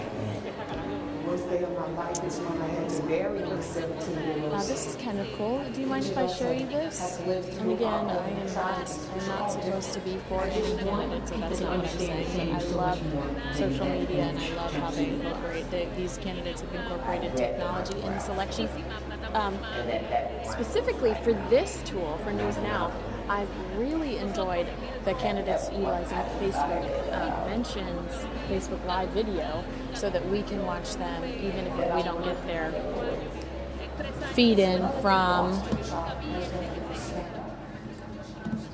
our Fox News source. So if you go to Hillary Clinton's Twitter, which I'm going to show you now, she says this, make sure you're friends, Wisconsin, and then on the website, help elect Hillary Clinton without leaving the House. This primary is being decided state by state. Hillary has earned a commanding delegate lead, but there's still a long way to go. Help Hillary win in upcoming primaries and caucuses by reaching out to your friends who are heading to the polls in those states and getting them all the information they need to make their voice heard. Copy this message or write your own suggested copy. See, they know the audience, lazy millennials. Know your audience, find your friends on Facebook, find in Wisconsin, find friends in Wyoming, that's cool. So obviously she's got a very tech-savvy team behind her. But let's go back to the event in Brooklyn and wait for the podium.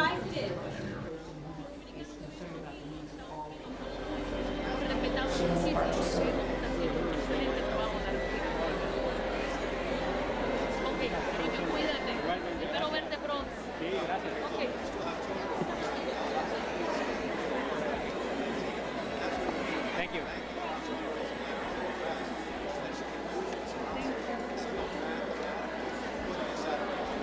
I want you to hear about a young woman from Worthington, Ohio, Sarah Canal.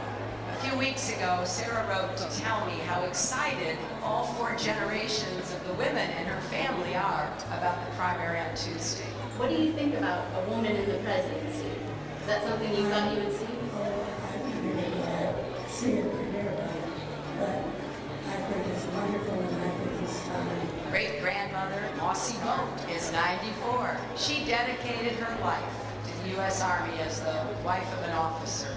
She believes our country needs a commander-in-chief who can lead. Hillary is the only candidate running that is qualified to run and be the president of the United States.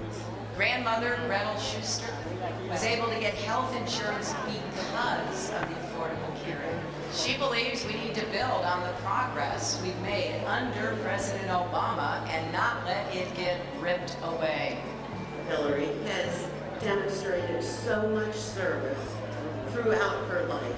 Sarah herself has 2 little kids. She believes we need to end the epidemic of gun violence and keep our families safe. Hillary has been standing up for kids for years and years and years, and as a mom, that's hugely important to me. And then there's little Merritt, who just started preschool. She's the ultimate reason to vote. Sarah says, our hope for the future is a nation that can reward love and kindness instead of hate. And that our kids can grow up understanding that not only are all things possible, but it's our duty to make those possibilities into realities. I think Hillary Clinton thinks that, and I'm very excited.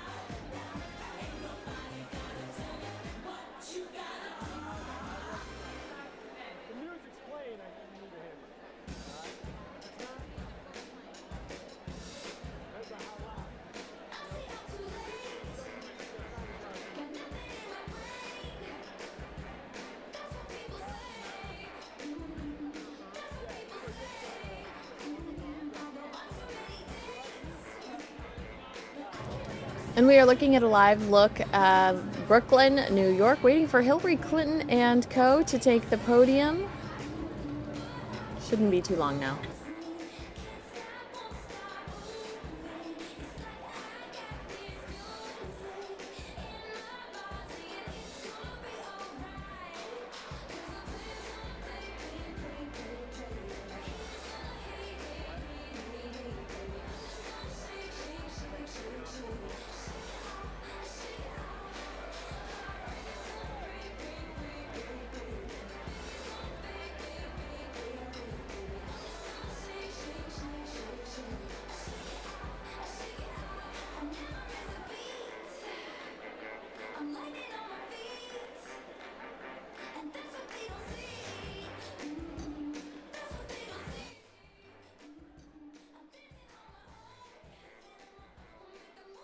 I did lower the volume because if I can recognize the song, the odds of YouTube recognizing it are also high. So I don't want to get in trouble for copyright issues. So.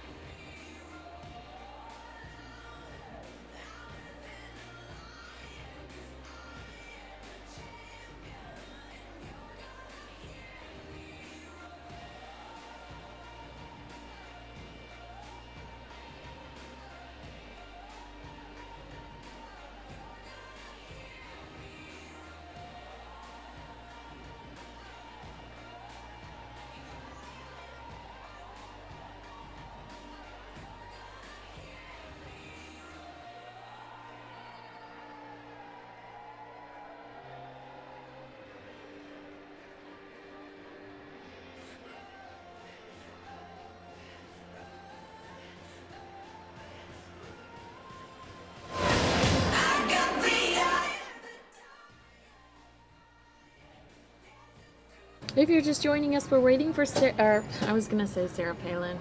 I am. I admit I'm reading an article about Sarah Palin right now. I'm sorry. I was distracted.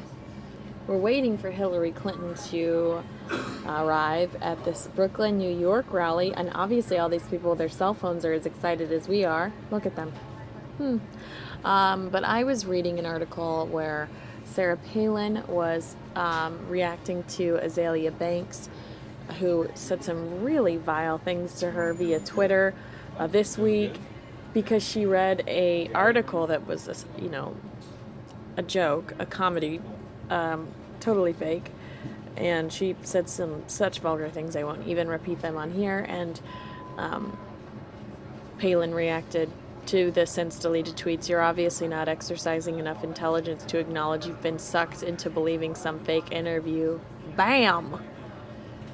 Palin went on to extend the olive branch, telling Banks, why don't we strengthen both our platforms and work together on something worthwhile, like condemning racism. This is interesting to me because Azalea Banks is a huge Trump fan who, as I'm sure you know, Sarah Palin has been on the campaign trail endorsing. So this is something that could actually happen. And now the mic drop, according to TMZ, in regards to this. Sarah Palin then says, and now I'll go through my young daughter's playlist to make sure there hasn't been any inadvertent addition of any anti-woman I won't even say it, garbage that you seem to endorse, which perpetuates the cultural challenges we face in America. Life before Twitter seemed a whole lot different. Calmer, less arguments, kinder.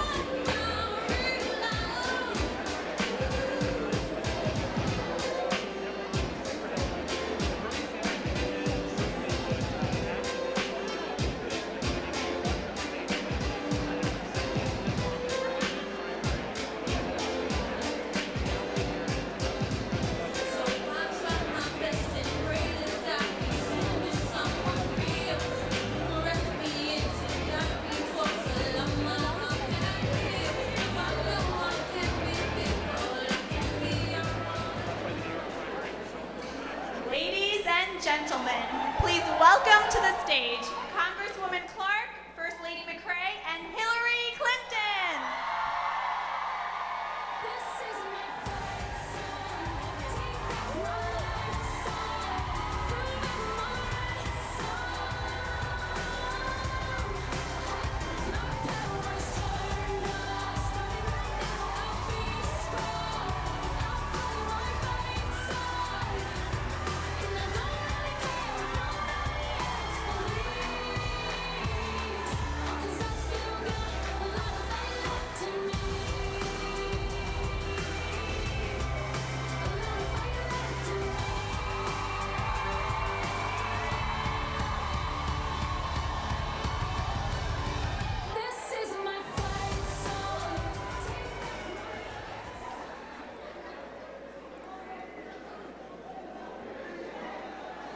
Good afternoon, Brooklyn. Good afternoon, Brooklyn. I have one question to ask. Are you ready for Hillary? Are you ready for Hillary? Well, here in Brooklyn, as they say, I was born ready. I'm delighted to be back here at home at Medgar Evers College, and so pleased to be here today on behalf of our next President of the United States of America, Hillary Rodham Clinton. I've had the honor and privilege of working with Hillary. I have had the honor and privilege of working with Hillary Clinton when she represented New York in the U.S. Senate. And I can tell you that in the 10 years that I've been in Congress, I've seen few elected officials show the commitment to helping African American women than Hillary Clinton did. That's right, you can clap for that. I've seen it with my own two eyes.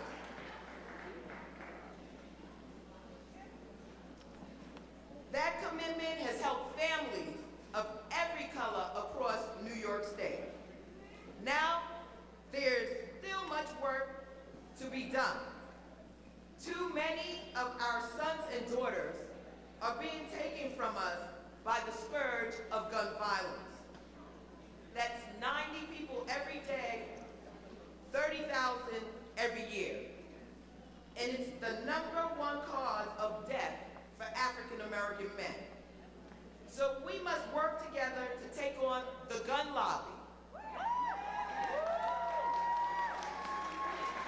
This is a fight that we cannot back down from. Are you with me? Unfortunately, this is not the only epidemic facing our men of color.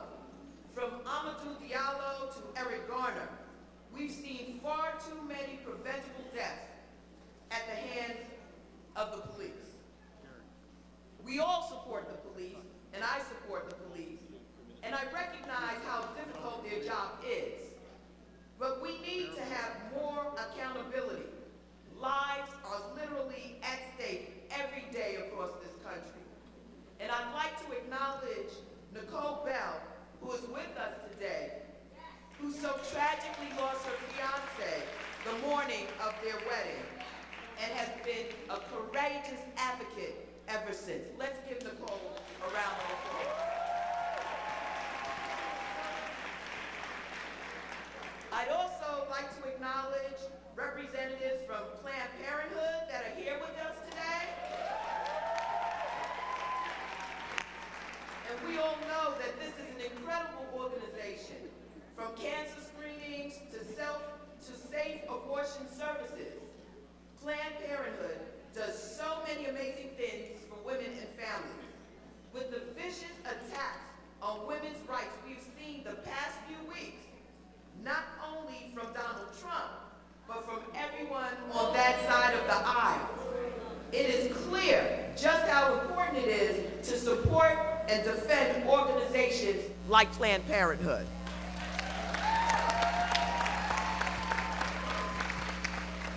Hillary Clinton has advocated on behalf of gun safety and civil rights and women's rights for her entire adult life.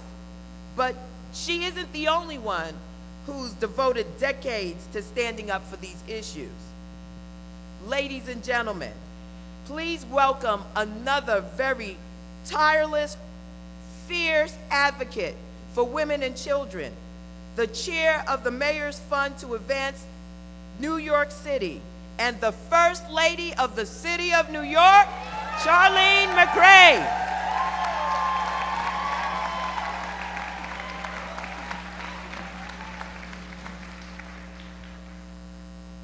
Thank you, Congresswoman Clark.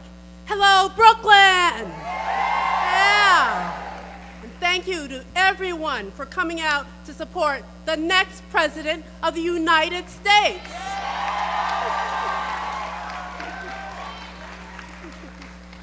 It's great to be back at Medgar Evers. You know, back in the 80s, I got to work here at the Center for Women's Development. Yes, yes. And I remember how the campus echoed with the melody and rhythms of the languages of all the languages of the African diaspora. Medgar was the place where hard-working New Yorkers, young and older, came to get ahead, and that has not changed. But the energy here is extra high today, right? Yeah. Because for the first time in a while, New York has a big role to play in the primary process. And I am so excited that all of you will have a say in our country's future, because there is more at stake than ever, especially for women, women of all ages, women of all ethnicities, and no one is better prepared to achieve true equality than Hillary Rodham Clinton.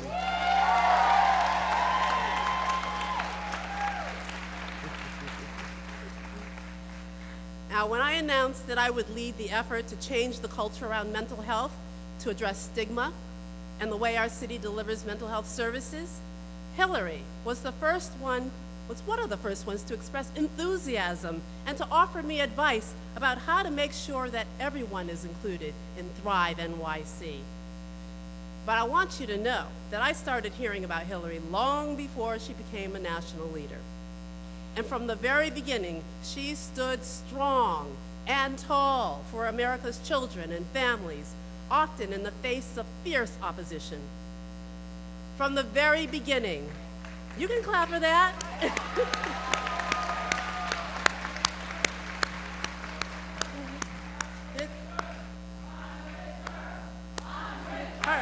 I'm with her. I'm with her. I'm with her.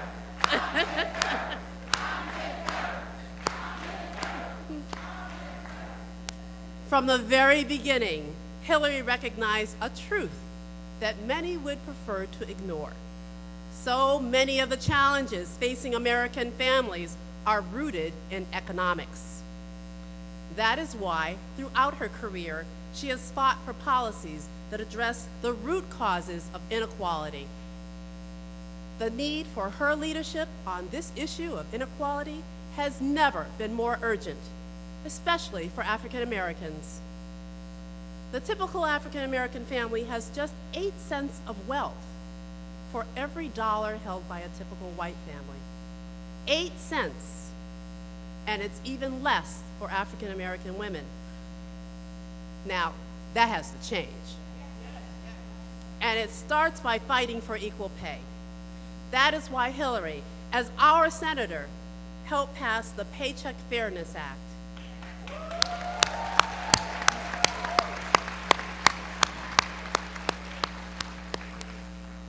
But equal pay is just a start. We also need to give hardworking Americans a raise. Back in January, Mayor de Blasio announced a $15 minimum wage for all city government employees.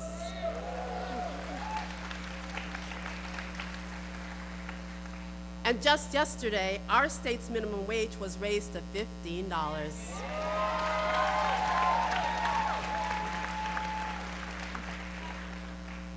Now, we need other states to follow our lead. And that is why We need Hillary.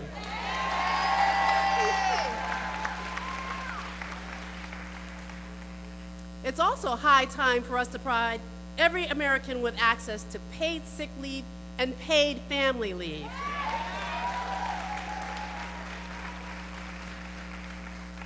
Because no one should be forced to choose between the health of their family and the next paycheck.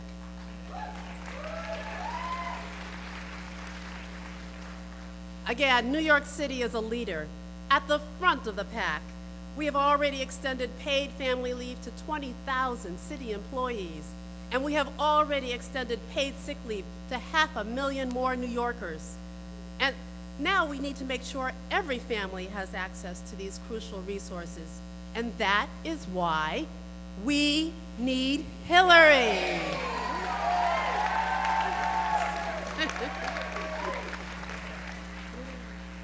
And let's not forget early childhood education.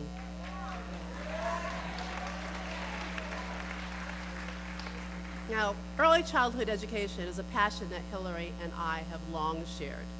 Just last year, the two of us visited the Education Center in Brownsville to explain how talking to your baby sets her up for a lifetime of success. Together with other partners, we are providing more than 200,000 families with baby books over the next 2 years.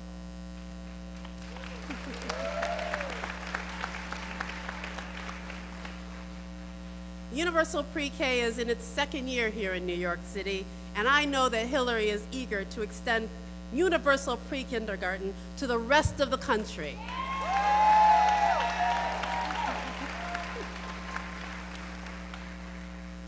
And that, my friends, is yet another reason why we need Hillary!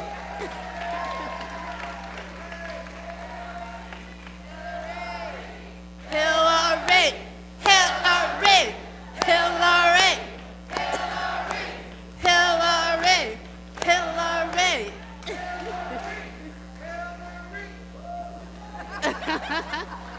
Yes, that's right, because you know she's going to get the job done. Hillary does not just talk the talk, she walks the walk. Right? So who do we need? Hey! But she needs our help to take the next step. And I know New York will have her back, right? Yeah. All right, now, everyone, please join me in welcoming Hillary Rodham Clinton.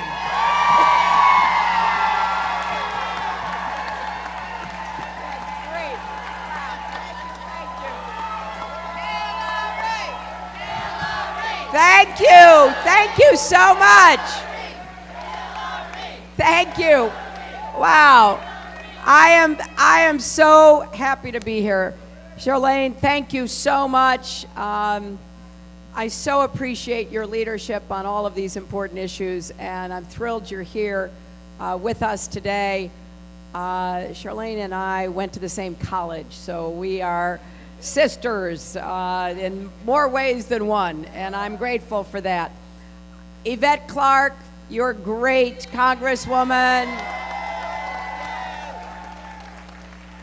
It's always a pleasure to be anywhere with the Congresswoman because she is such a fighter and she does it with such grace and has such a positive impact. Now, I don't want to embarrass her or spill the beans, so to speak, but she comes by that pretty naturally because her mother, Una Clarke, is with us. Una, thank you.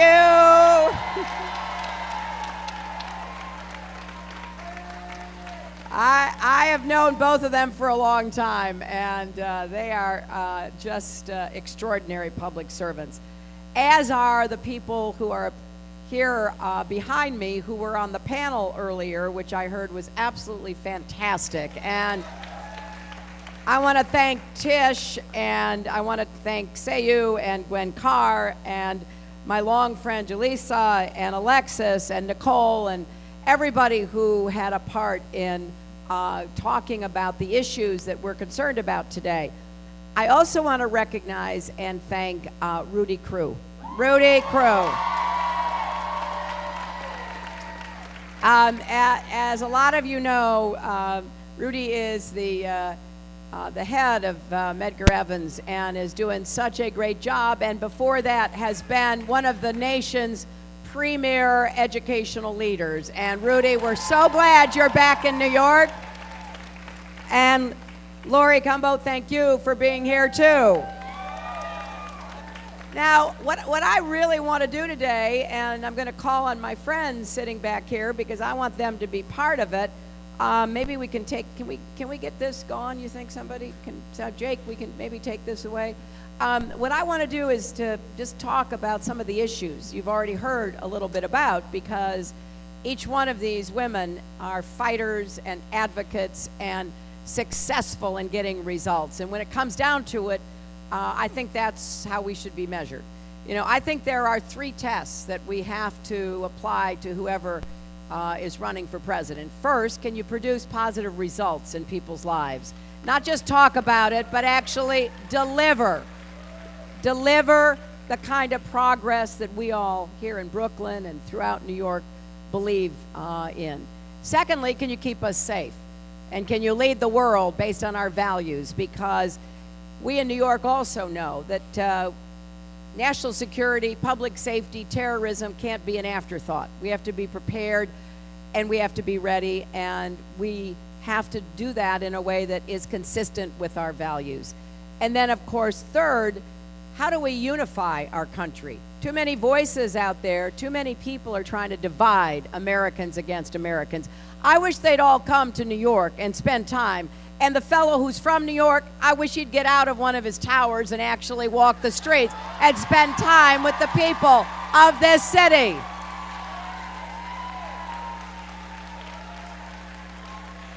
Because peddling prejudice and paranoia is not the New York way. So let's focus on the first one. How are we going to make positive differences in people's lives, particularly women and girls? What is it we're going to do? And as you heard from Charlene, we know that we got to have a good economic system that works for everybody. We've got to have more good jobs with rising incomes.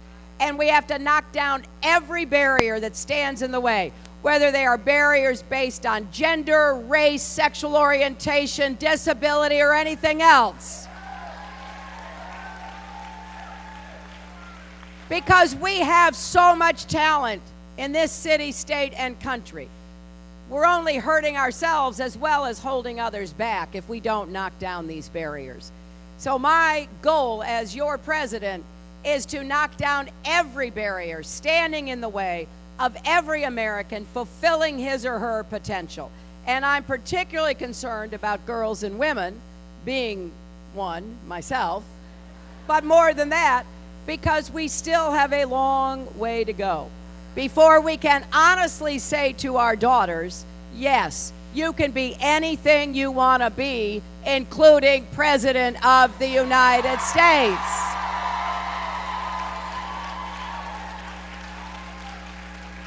So let's just quickly run over some of these obstacles and then go on to maybe a few other issues.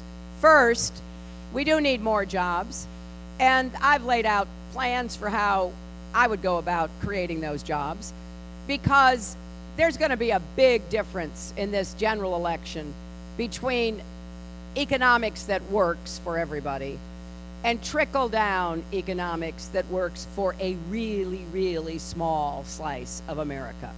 Now, we don't have to go back to ancient history to figure out what it could look like, because we were on the right track in the 90s.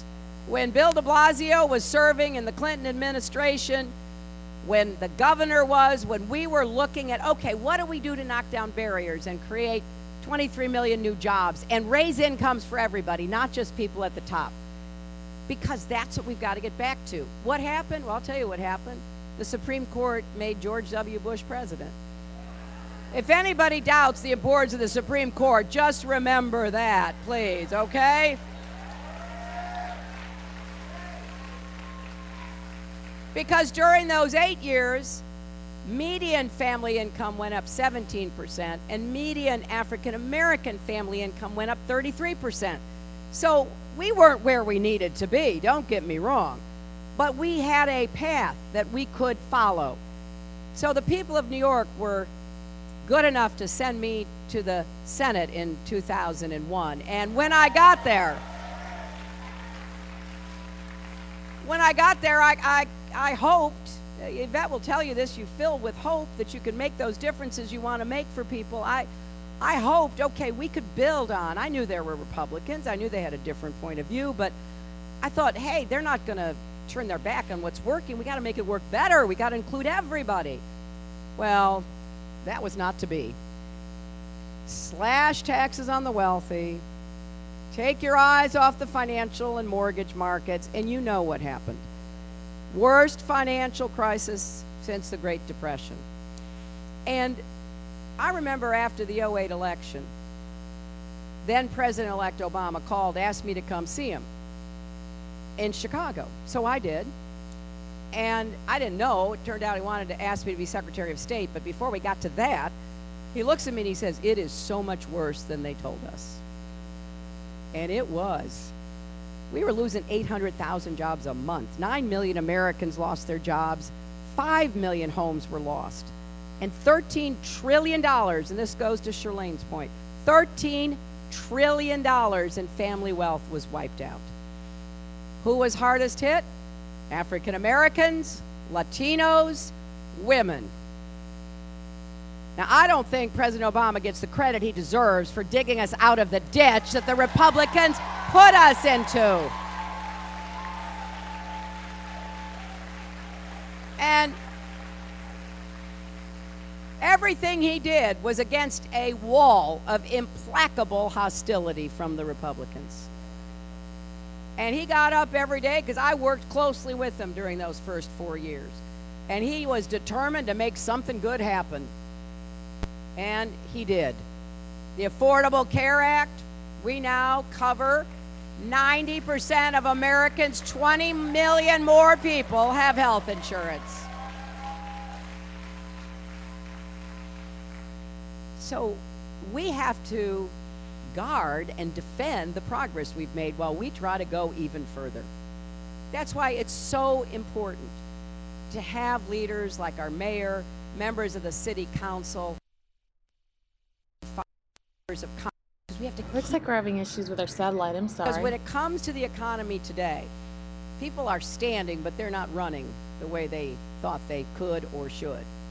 So what are we going to do? More jobs, infrastructure jobs, advanced manufacturing jobs. We're going to combat climate change with clean, renewable energy jobs that will put millions of Americans to work.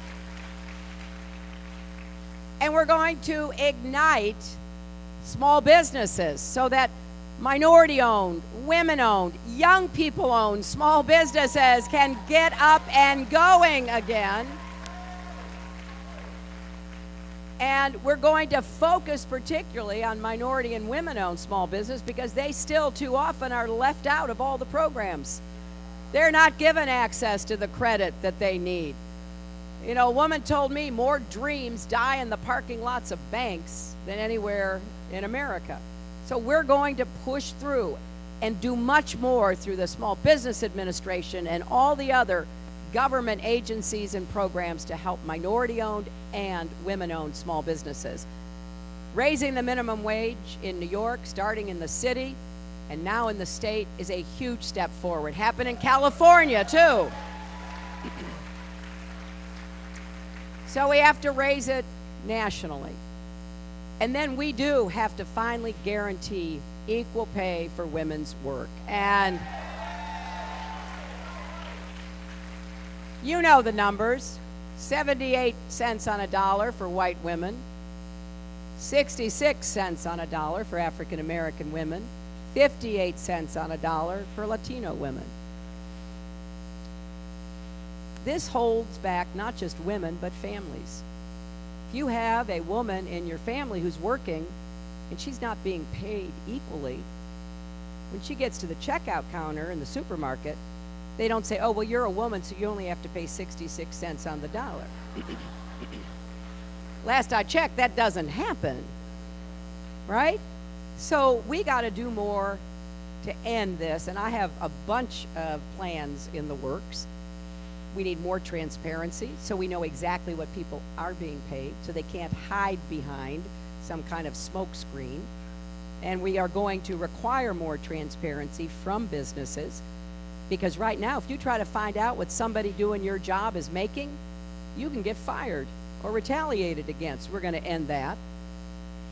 I loved it the other day when the women's soccer players sued for equal pay, right?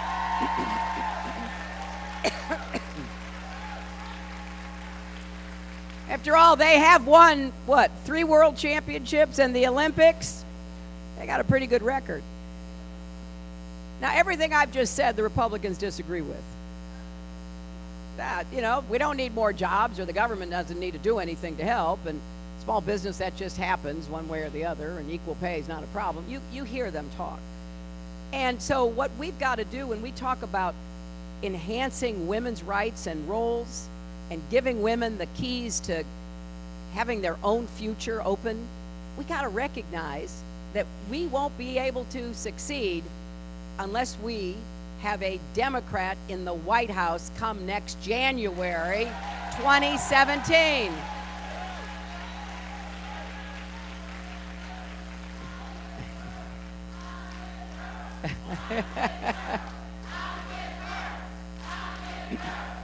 Well, I'm also with you.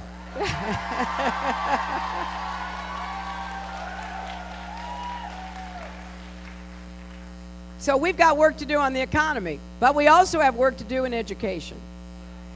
And I cannot agree more that we got to start with early childhood education. Every child, every girl, every boy deserves to get a good start, whether it's Head Start or Universal Pre-K or one of the other programs that can help prepare kids to be successful when they finally get to school.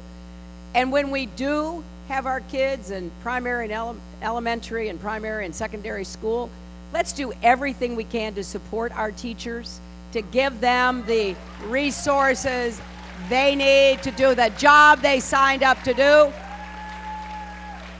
Just think about this. A lot of the pay disparity in our country is because of the professions where women are most heavily represented.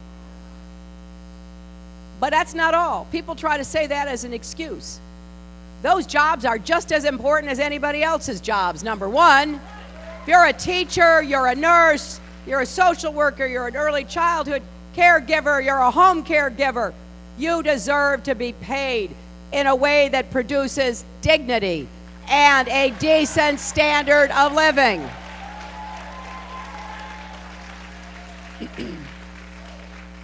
And I'm all for people getting more skills, because that's always good.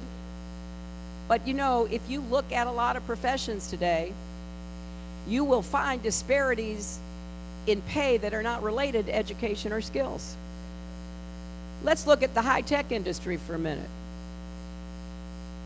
Because I want to give some of the executives a shout out. Because President Obama said, I want to know why people are not getting paid equally, men and women. And he called in a couple of the tech CEOs and he said, I need to know what's going on. And they all said, they were people the president knew, they all said, well, I'm sure we do. I'm sure we do. And the president said, well, could you run the numbers? These guys are numbers people. Could you run the numbers? So I know one pretty well. He ran the numbers. Even he was surprised. For the same level of education and experience, men were getting paid more. Out of high school all the way to graduate degrees. There are implicit biases and stereotypes. And so to give the CEO of this company, I'll name it, Salesforce, his name is Mark Benioff, to give him credit, he said, okay, I've got the information, we're going to fix it. But if he hadn't looked, he wouldn't have known. I mean, he could have just raised his right hand and sworn, of course we pay everybody equally, because he did not know. I'm going to require that everybody take a look. You got to know. And when you look, the vast majority of people are going to find out women are not being treated equally in the workforce. And we're going to change that, because if you're out there working your heart out, you're going to get what you deserve when it comes time for salary and benefits. You know, I've had the experience of, I do a lot of call-in radio interviews, and I was actually doing a radio interview, small station in Iowa, and I was going through my litany saying, you know, more jobs, rising incomes, equal pay. And the interviewer was a woman. The interviewer, she stopped, she goes, are you serious about equal pay? I said, boy, I am absolutely serious about equal pay. She goes, because let me tell you my story. And this woman on the radio station starts telling me about how she took the job and she wasn't paid the same as the man who had it before. And so I'm having a conversation with this interviewer. I don't know that very many people were listening. It was really early in the morning, but it was such an unusual experience. And I've had, by this time, hundreds of such conversations, right? So we've got to take this seriously and not let the Republicans act like it's not a problem, because it is a problem. And we're going to tackle it together at all levels of the economy. Let me quickly say, I have a plan to make it possible for more young people to go to college, afford to go to college without borrowing any money to have to pay tuition. I'm not promising free college, because I'll tell you why. If you read the fine print, free college and the plan my esteemed opponent has put forth requires that governors, including Republican governors, chip in about a third. I don't have a lot of confidence in that. I'm gonna handle affordable college for middle-class, working, and poor families. And I'm not going to, if you're rich, if you're Donald Trump, I'm not asking anybody to pay for you to send your kids or grandkids to college. You're going to do it yourself.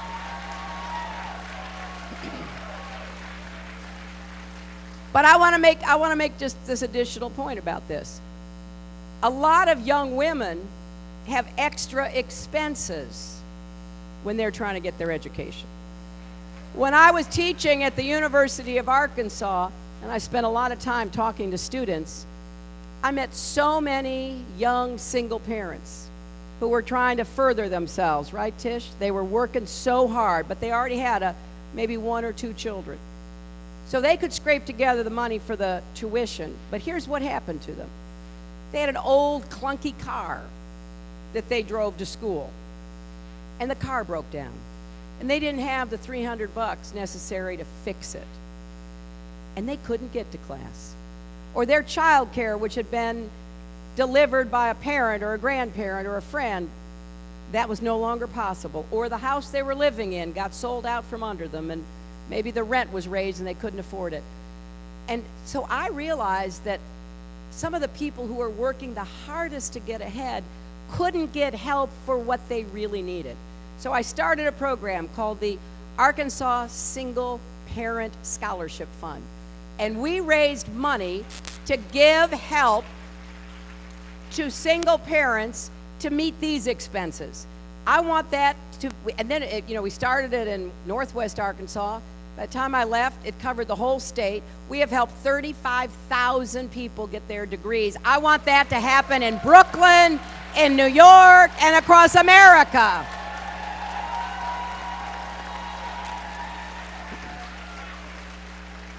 We're also going to help you pay down your student debt. We're going to let you refinance your student debt. And we're going to move more people into what I had. When I graduated from law school, I had debt, but I paid it back as a percentage of my income. I went to work for the Children's Defense Fund. I made about $14,000 a year, so I couldn't afford some big payment every month. And so I was able to afford it. I want more people to have that, and I want to have a date certain to end your payment obligations. After 20 years, you're finished. I don't want it to go on. And I don't want the government making money off of sending young people to go to college in the first place. And I have a particular commitment to historically black colleges and universities, because they have done so much throughout our history to give people a chance, a profession, a chance to go forward, and we're going to help them as well. Now, I want to say just a word about health, because women's health is at the core of the political debate that's going on right now, right? But there's more to women's health than reproductive health. We got to be sure that every woman has affordable quality health care and has early access and diagnosis and treatment, because we have disparities in health between white and African American women and Latino women. And so we've got to go after those. We can't let that continue. And we also have, as Shirlane said, we have a huge problem with mental health because it is still stigmatized. And at some point, we've got to stop this. We've got to make sure that every...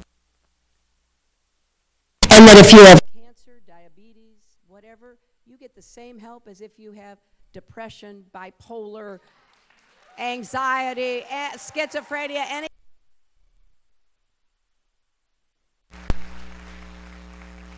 We also have to do more to combat addiction. And that means we've got to have more treatment. We have to have more resources, so there's more opportunities for recovery.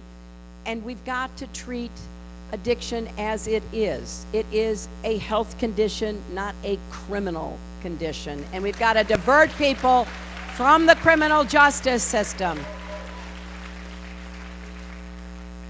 And of course, we've got to stand firm on behalf of a woman's right to make her own reproductive health care decisions.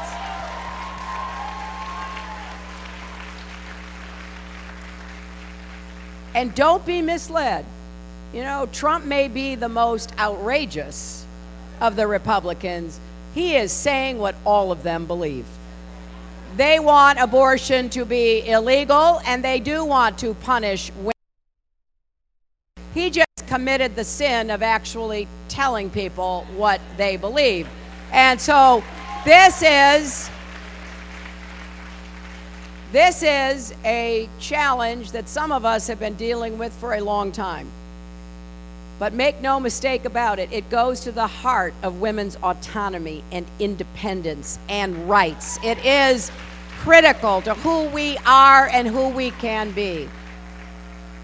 So we must defend it. And there's a lot for us to do to ensure that health care itself is a right and is delivered. And I will defend the Affordable Care Act, because before there was something called Obamacare, there was something called Hillary Care.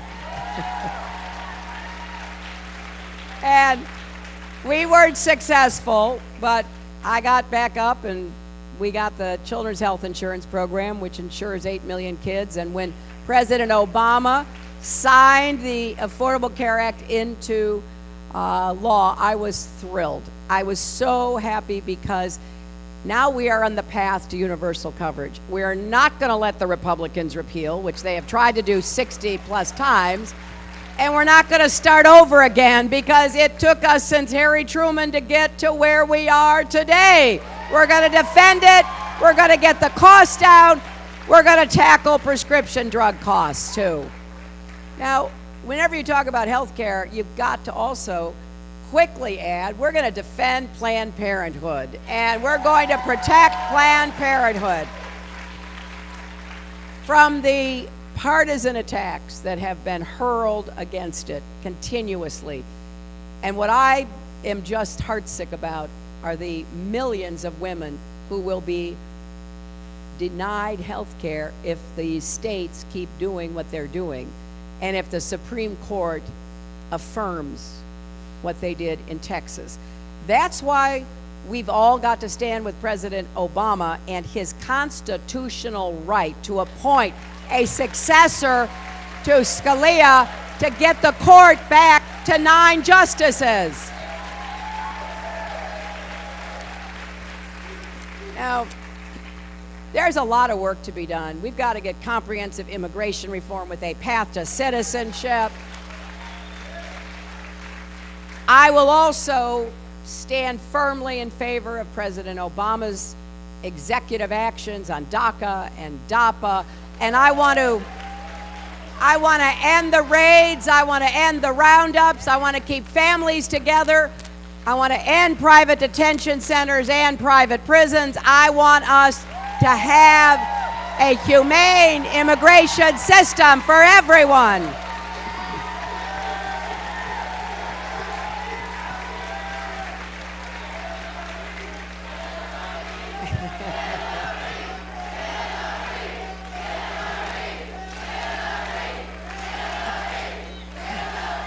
Thank you.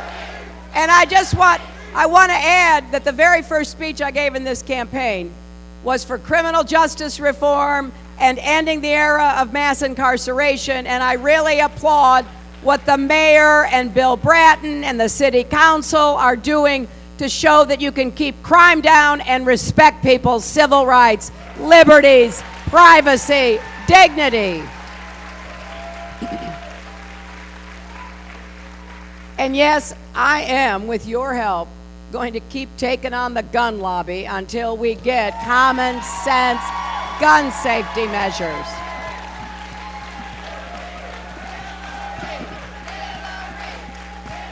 I am so sick.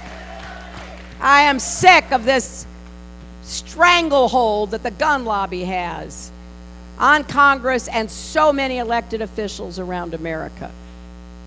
And, you know, when you've been to as many events as I have, working with brave people like Gwen, who have lost a child, Nicole lost her fiance, Trayvon Martin's mother, Sabrina Fulton, and so many of the other people that I've been privileged to get to know, you just get re-energized to take this on, even though, yes, do I know this is hard? It's hard, but it must be done. We've got more sensible people in our country than the gun lobby wants you to recognize. They want to keep everybody all worked up, afraid, paranoid, and we have to say no. In fact, comprehensive background checks, closing the gun show loophole, closing the online loophole, closing what's called the Charleston loophole, ending the immunity from liability that was given by a vote that my opponent cast, and I was against it, he was for it, to give immunity from liability to gun makers and sellers. We can reverse this, and 92% of Americans and 85% of gun owners agree that we should. So we're not going to quit. We're going to keep going at this every chance we get. Now let me just end, and then, you know, I'd love to have any comments from my friends who are up here, and I don't know if other people want to say a few words about anything in particular, but this is really a crucial election. You know, people come and ask for your vote. Looks like we temporarily lost our because, oh, there she is. You know, if you don't vote, you leave the opening to somebody who disagrees with you completely to vote. So they're always important, but this is so consequential. Are we going to continue and build on the progress that President Obama made, or are we going to watch it all get ripped away? Are we going to keep trying to make a positive difference in people's lives, or are we just going to let those who are already powerful basically call all the shots? Are we going to keep our country safe, or are we going to listen to some of the points that are made by Trump and Cruz that will make us less safe? You know, let me just stop on this point, because after 9/11, we were not sure what would happen next. As your senator, I was in constant contact with the city and the state and the FBI and others trying to figure out what's going to happen next. And one of the most successful programs that was put into effect in the city, probably some of you remember, was You know, if you hear something suspicious, report it. If you see something suspicious, report it. And thousands of people reported things. You know, a lot of them didn't amount to anything, but some of them did. And everybody felt like they were part of defending this city that we love. Some of the most important tips came from Muslim American New Yorkers, right? So when Ted Cruz said, let's religiously profile people, let's have special police patrols that go into neighborhoods where Muslims live. Now, how he's ever going to figure that out in New York is beyond me. You know, maybe other cities have signs, but it's just craziness. I thought that was not only shameful and offensive, it was dangerous. Because we all have to be in this together if we're all going to protect each other. And then when Trump said, well, we're going to just stop all Muslims from coming into the United States, you know, a country that's founded on religious freedom, I found that also offensive. But I also found it dangerous. You know, I know how hard it is to put together coalitions. I put together the coalition against Iran that got them to the negotiating table so we could eventually put a lid on their nuclear weapons program. I know how hard it is. And it struck me as a little strange for Trump to say what he said, since a lot of the countries we need to be in coalition with against ISIS and other terrorist groups are actually Muslim majority countries. So we've got somebody running for president who's making it harder for us to protect ourselves.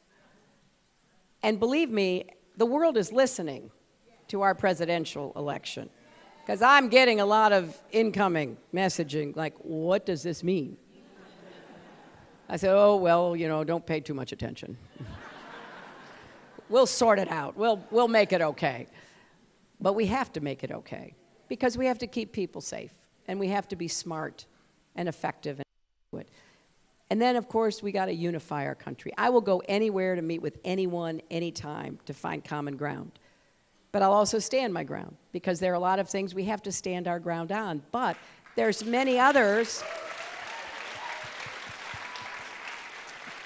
where we can work together if we listen to each other, if we respect each other, and if we try to find some way to solve problems together.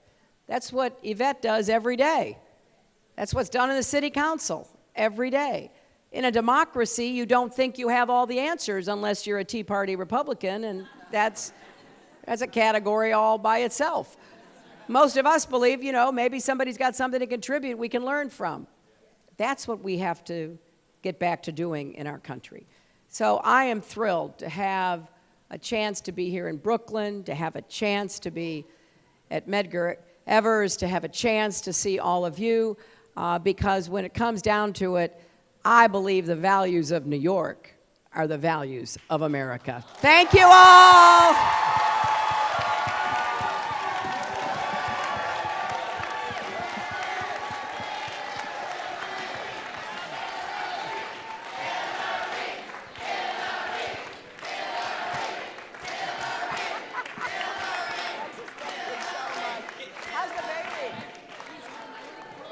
This is my fight song.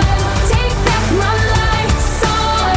Prove I'm alright song.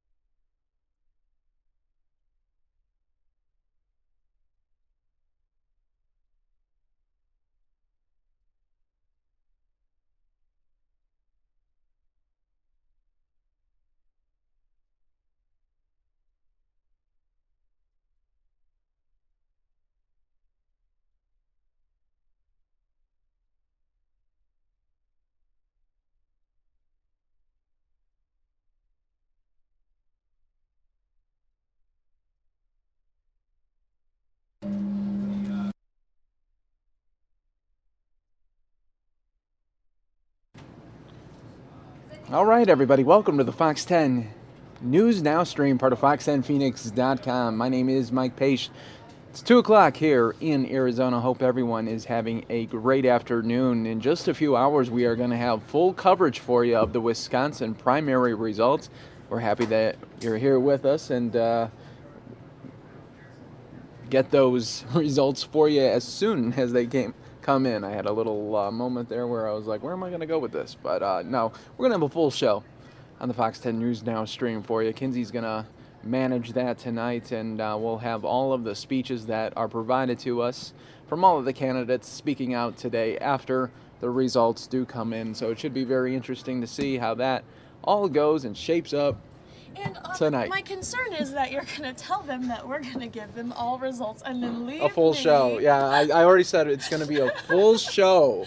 Mike likes to say, we're going to give you everything. We're going to tell Under- you the meaning under the of sun. life. He likes to put in the subject line, we will tell you the meaning of life. And then Mike goes home, kicks off Yeah, his see, shoes, crawls in guys. bed, and watches The People versus O.J. Simpson and leaves me here to answer all of those unanswered, impossible questions. And then the next day I come in and say, how'd it go? So, You know what I say to people like you? what? Hashtag bless. There we go. Bless up. Bless. Bless up. Well, that's not up anything, okay? Yes. Thank you, Kinsey. All right. Now we're going to show you. I do want to show you this little exchange from a reporter and Donald Trump earlier today. Or infighting within your campaign? No, it's just the media again. I get the most unfair media. Nobody ever even called me. This is the first time I've been asked this question. Nobody's ever called me about this. We're number one in every category. Number one in delegates. Number one in votes by millions. I don't mean by like 2 votes. By millions and millions of votes. And I'm very happy. And you don't feel ill-served, for example, to go on to a very popular talk radio show and you said you didn't know that they had been leading No, an anti-Trump because if you challenge. listen to that, I don't mind that. I mean, you go into the enemy camp sometimes, but you have to take on the enemy. He's not a very smart guy, not a very bright guy. And if you listen to the entire show, you would have said Donald Trump totally won that debate. I was on the show for 15 minutes, and everybody that listened to that show said, you convinced me. I've had many people call me that were going to vote against me. They listened to that show. By the end of the show, and they wrote me I have 2 or 3 letters, they wrote and they tweeted and all of this, and they said that by the end of that show, you have totally convinced me I'm voting for Trump. So, I mean, sometimes you go into unfriendly territory. That's part of the game. And that's what you consider Wisconsin to be? No, you said about a You're just talking radio about the talk radio show host. talk See, show that's what I host. mean about the dishonest media. I'm asking you a question, allowing you to answer excuse it. me. You're asking me about a show host, and I said it was that he was unfriendly territory. Then you say, is that what Wisconsin? Well, you also talked about no, the that's governor. so dishonest. You it's also so talked about no, the no, governor. no. So, Look, that's just let called. me ask You know what that's called? Dishonest media. That's called dishonest Well, reporting. let me ask you I think finally, I'm going to do into great. New York I and think Pennsylvania, excuse me. what's the strategy? Excuse me. I think I'm going to do great in Wisconsin. The polls are showing me doing really, really well in New York, New Jersey, Pennsylvania, Connecticut. I mean, it looks like we're going to have tremendous victories there. And but right now, I'm interested right here. We'll see how we do tonight, and I think the results will surprise you. Donald Trump, thank you so much for your time, sir. All right, so that was earlier this morning. Right now, this is a live look for you at a polling station in Wisconsin. So people are still going to the polls right now. It's 4:06 local time there in Wisconsin. You guys are watching the Fox 10 News Now stream, part of fox10phoenix.com. This is Wisconsin primary day.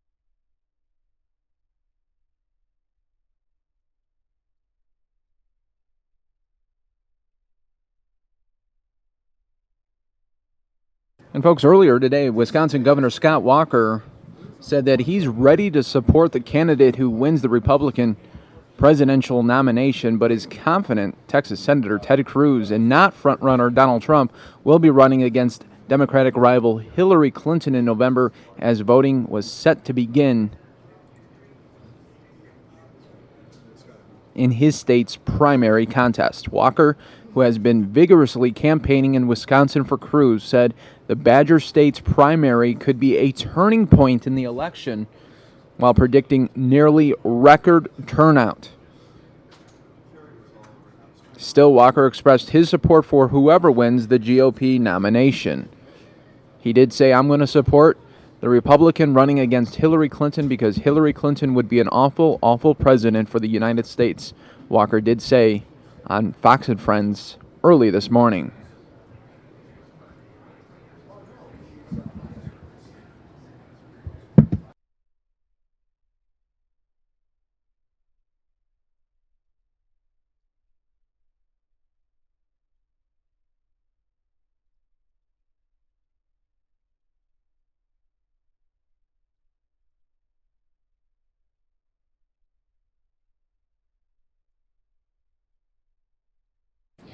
And folks, speaking of Ted Cruz, we are going to show you a Ted Cruz town hall rally that he held in Oshkosh, Wisconsin.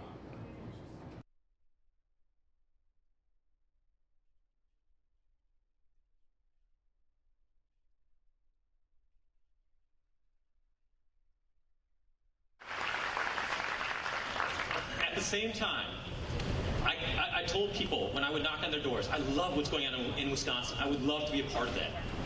But I can't stand what is happening in this country. We have an opportunity.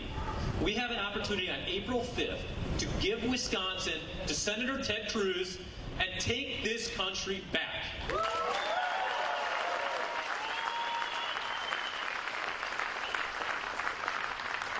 So without further ado, I invite all of you to join me in the Pledge of Allegiance, and then we'll turn it over to Representative Thiesfeld for a prayer. I pledge allegiance to the flag of the United States of America and to the republic for which it stands, one nation under God, indivisible, with liberty and justice for all.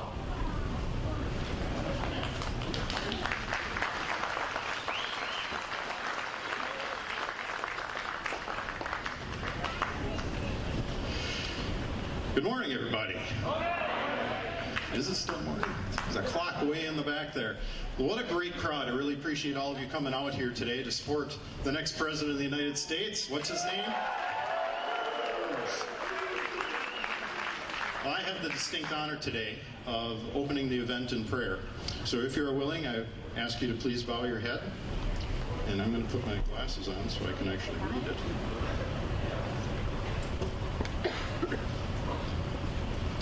Our dearest Heavenly Father, your loving hand of great blessing has been a guiding hand for our nation. It is with great humility that we thank you today for all of these blessings.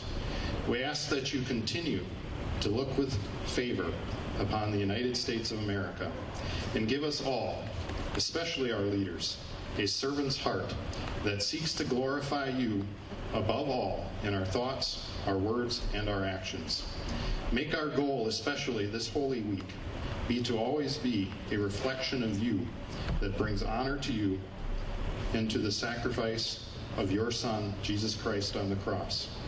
We ask all of this in your name, our Savior and our Redeemer. Amen. Thank you very much.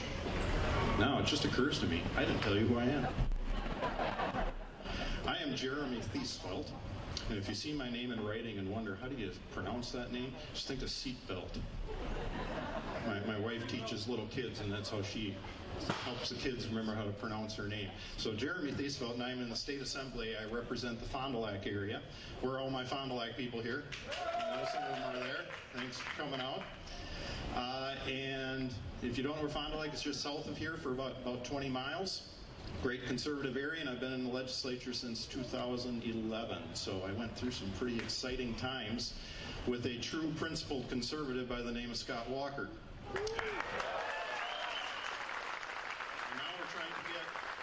true principled conservative by the name of Ted Cruz into the presidency to take this nation back. Now, speaking of principled conservatives, I also have the honor of introducing another principled conservative up to the stage. So I'd like to invite the United States Congressman from this area, Representative Glenn Grothman.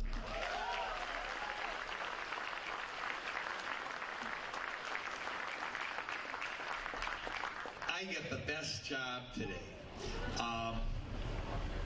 Later on, you're gonna on this stage, you're gonna have maybe the greatest president we've ever had up here. But right now, I get to introduce a wonderful woman who is so accomplished in her own right. Degree in Claremont College, master's degree from Harvard, did tremendously well in the business world herself, but has such a great background. You know, you read about this woman, her parents were missionaries. As dentist missionaries. Her dad was a dentist, her mom was a dental hygienist. Took her to Africa with them. Her grandfather was a missionary in the Belgian Congo. Such a well-balanced and interesting person, and somebody I want to see, and I think will be, if we get there, be the greatest first lady this country's ever had. So now, I get the tremendous honor of introducing the wonderful Heidi Cruz.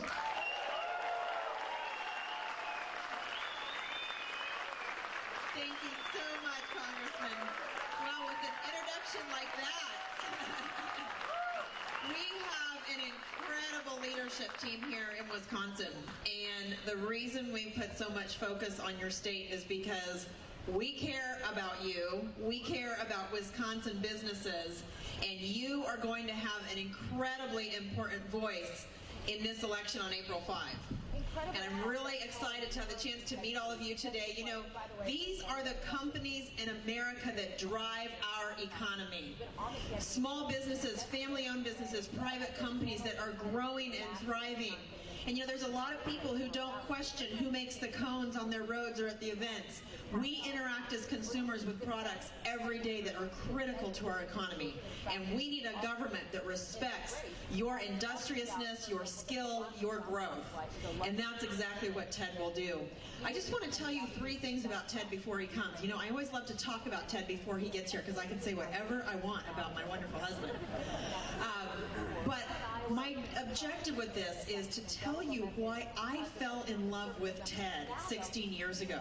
Because I want you to all go vote for him, and not just you voting for him, but I want you to call 10 or 20 friends and tell them why this person is so incredibly extraordinary and why Ted has a unique skill set to lead our country at this time when our religious liberty is at stake, when our constitutional rights are at stake, when our very growth of our economy and our safety are in the balance. There's 3 things that I learned about Ted very, very quickly when I first met him. You know, I grew up in California, don't hold that against me, in a very small rural town. This was Reagan country in the 70s. My parents were Christian missionaries. They practiced what they preached, very much like the size of the town of Oshkosh here. We had a great community, great families, great schools, and our parents spent a lot of time with us teaching us. My brother and I had a small bread baking business growing up for about 12 years. We learned the value of hard work. And when I met Ted, I knew that I had met more than my match. This was a person who was incredibly principled, who knew what he believed. He was a person of great courage who was going to speak out for those beliefs no matter who was in the room, no matter if people disagreed with him. And I've also learned through our many years together, this is the most thoughtful person that I've ever met. Ted was born to a father who came here from Cuba as a freedom fighter. Rafael Cruz values elections. He looks forward to them, he cries for them, he works for them, he bleeds for them, because he knows it's what protects you from the difference of a government of tyranny who's going to control our lives versus our individual freedom. Rafael Cruz came here with $100 in his sewed into his underwear and washed dishes for 50 cents an hour. He learned English, he built a small business, he's now a pastor north of Dallas.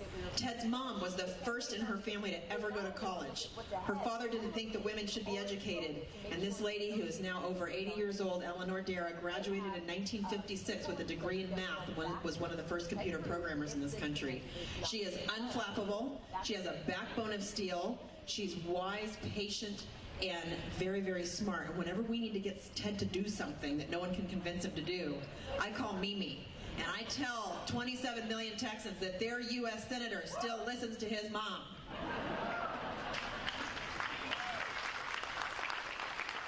Ted was raised at the dining room table with the Bible and the Constitution. By 8th grade, he'd memorized every single word in the Constitution.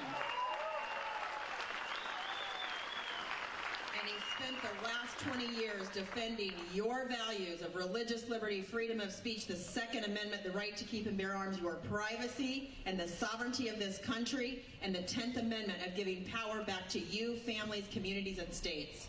This is a person who actually knows and has a proven record of winning on the things that he's talking about and knows how to lead this country from day one. The second thing about Ted that he's done for Texas is he's had incredible courage. There's a reason that this Congress, who's not working for you, doesn't like Ted, because he is working for you. He's done exactly what he promised he would do to 27 million Texans.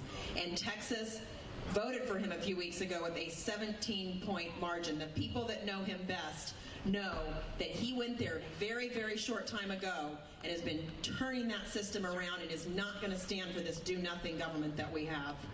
And thirdly, Ted's the most thoughtful person I know. This is a man who every single day calls me, sings to me in the middle of the day to tell me that he loves me, makes it home for every single birthday party, tucks our girls in bed. His favorite thing to do is to play on the floor with Caroline, to play bingo with her, to read them bedtime stories. This is a person who, right before that big South Carolina debate over a month ago, 8 p.m. debate, 7:04 p.m., the hotel room door burst open. They'd been preparing for the debate that afternoon. I thought it must be time for us to help or do something, and it was simply Ted walking in with a big bouquet of roses and chocolates, because as you remember, the next day was Valentine's, and before he went on that debate stage, he wanted to make sure that his wife knew how well taken care of she is. Ted is incredibly brilliant. He's articulate. He has courage, but he always puts his family and his faith first. And he has time to care about those he loves most because he has an incredible command of the issues. He's not studying every night people's talking points to try to figure out what to say. It's who he is. It's what he's been doing. It's time that we elect a genuine, true, consistent conservative and not someone who's just changing their positions for an election. So with that introduction, I want to introduce to you my best friend, my partner, and someone that I really believe in, and I was his very first fan, and I know him better than anyone else, Ted Cruz.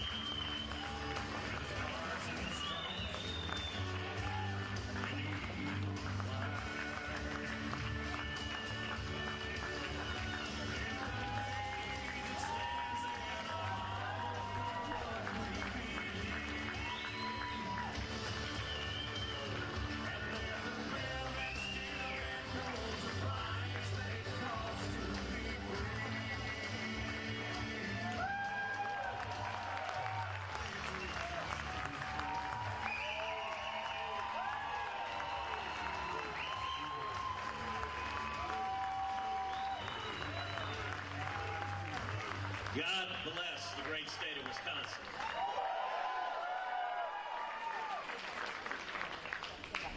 Let me say to Jeremy and Jesse and Glenn, thank you for your strong, principled leadership. Thank you for standing up and fighting every day. for the men and women of Wisconsin. Thank you for fighting for freedom.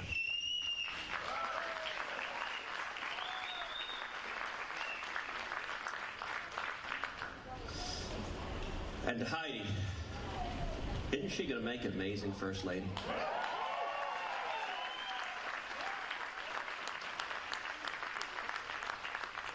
You know, in the last few days, Donald Trump has taken to attacking Heidi.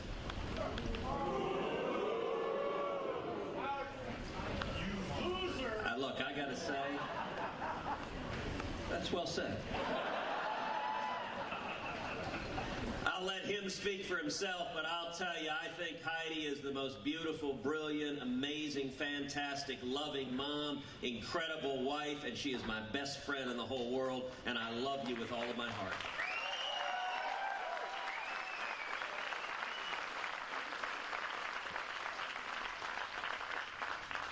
And to the Seibold family, thank you so much for your hospitality. Thank you for welcoming us here.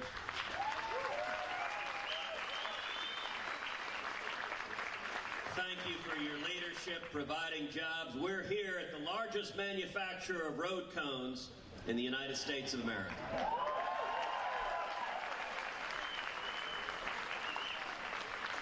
And you know, that's kind of fitting because Washington, D.C. is a car wreck. We need to put cones around all of Washington, D.C. You know, all of us here, we're here because our country's in crisis. Because we're bankrupting our kids and grandkids. Because our constitutional rights are under assault, and because America has receded from leadership in the world. And yet I am here this morning with a word of hope and encouragement. People are waking up all across Wisconsin and all across this country. This next election is going to come down to 3 issues: jobs, freedom, and security. Let's talk about jobs. You know, it's real easy to talk about making America great again. You can even paint that on a baseball cap. But the real question is, do you understand the principles and values that made America great in the first place? The heart of our economy is not Washington, D.C. The heart of our economy is small businesses like this one all over the United States of America.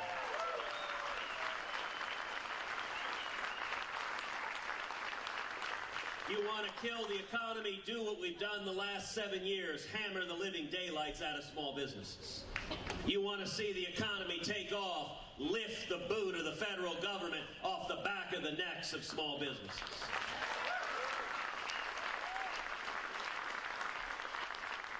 If I am elected president, we will repeal every word of Obamacare.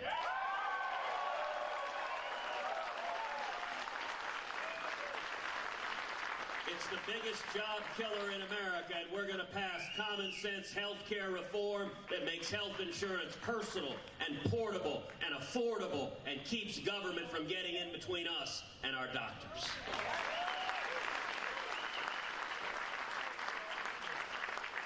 And we're going to pass a simple flat tax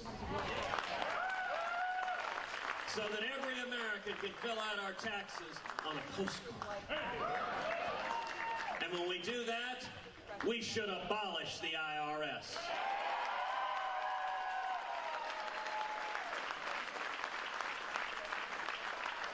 We're going to rein in the EPA and the federal regulators that are killing small businesses all over this country. And we're going to stop amnesty and secure the borders and end sanctuary cities and end welfare benefits for those here illegally.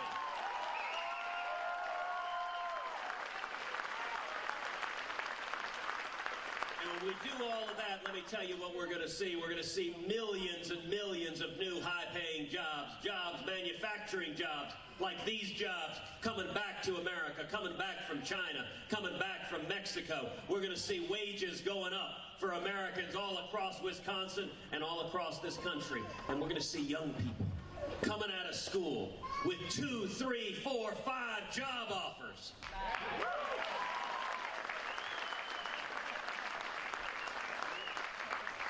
It'll be morning in America again. The second critical issue in this election is freedom. You know, just a few weeks ago, the passing of Justice Scalia really underscored the stakes of this election. It is not one but two branches of the federal government that hang in the balance all of our liberties: religious liberty, free speech, privacy, the Second Amendment right to keep and bear arms. Every one of them is hanging in the balance. Now, you know, a couple of debates ago, we got asked a question about religious liberty and the Supreme Court. And Donald Trump turned to me. He said, "Ted, I've known a lot more politicians than you have." Well, in that he is correct. Donald Trump has been supporting liberal Democratic politicians for 40 years. I have no experience with that.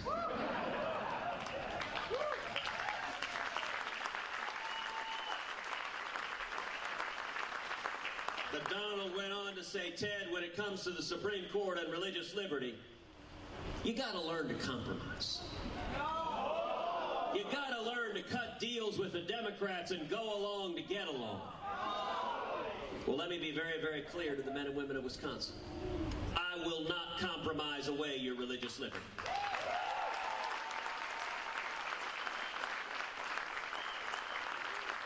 And I will not compromise away your Second Amendment right to keep and bear arms.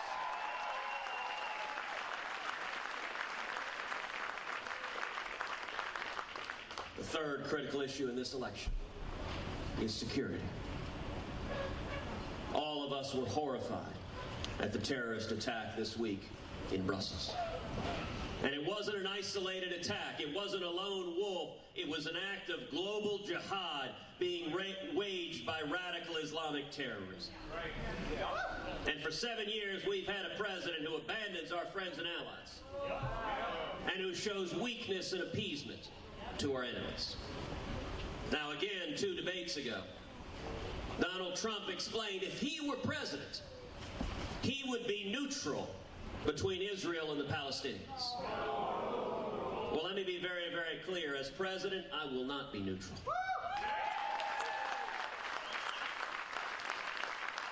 America will stand unapologetically with the nation of Israel.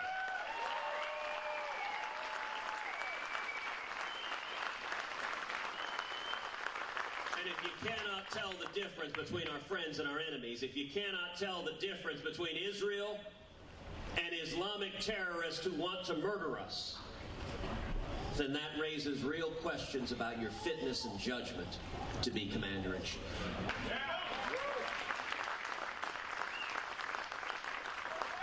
Over the last 7 years, we've seen our military weakened. We've seen our readiness undermined. We've seen morale of the troops plummeting. And you know, as a nation, we've seen this before. We've seen another left-wing Democratic president, Jimmy Carter, weaken and undermine the military. And then in January 1981, Ronald Reagan came into office.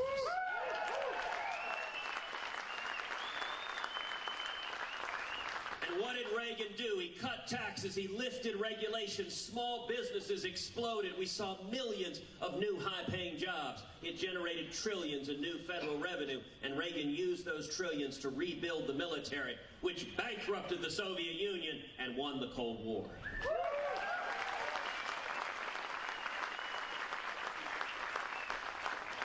I intend to do the exact same thing with radical Islamic terrorism.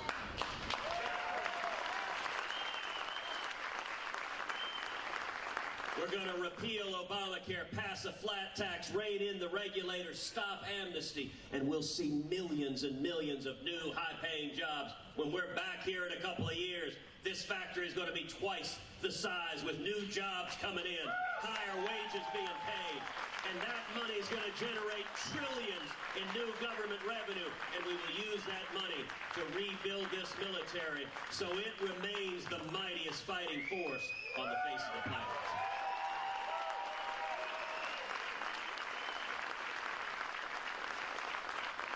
And no longer will our military be governed by political correctness.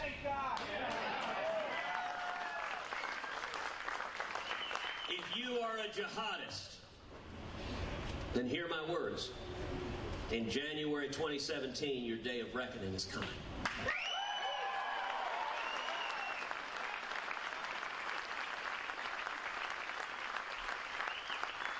Because we're coming after you, and we're not coming after you to sit down and negotiate. We're not coming after you to arrest you and read you your rights. If you are waging jihad and trying to murder Americans, we are coming to kill you.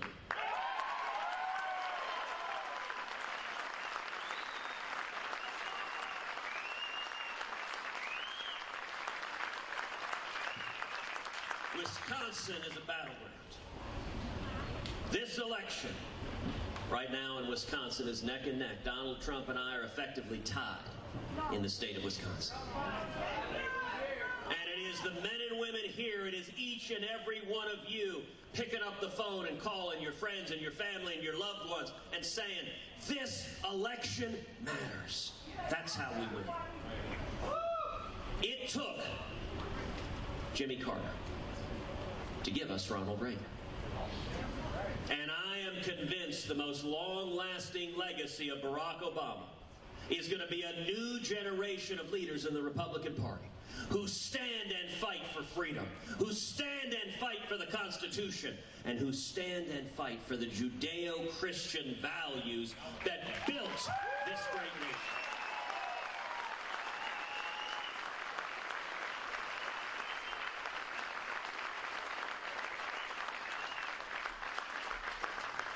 And with that, I'm happy to answer or dodge any question you like. Yes, ma'am.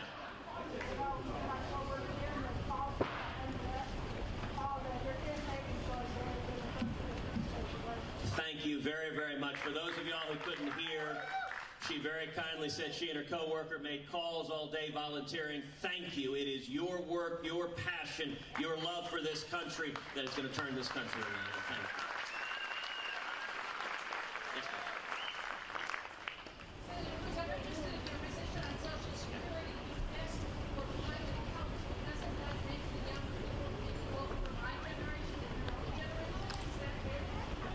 So it's a great question. The question is what to do about Social Security and in particular how personal accounts work. Let me address the issue broadly, and I'll include within the answer the specific answer to your question. What we're doing with Social Security right now I think is profoundly irresponsible. We've got politicians in both parties who are kicking the can down the road and refusing to step up and lead. We need strong leadership to strengthen and preserve Social Security, and that's what I'll do as president. Now, how do we do it? 4 principles should govern Social Security reform.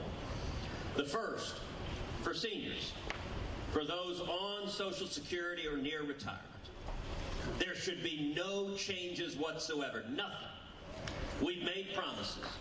People have ordered their financial affairs counting on those promises, and we need to honor our commitments to the letter. But for younger workers, look, I'm 45. It is hard to find someone my generation who thinks Social Security will be there for us.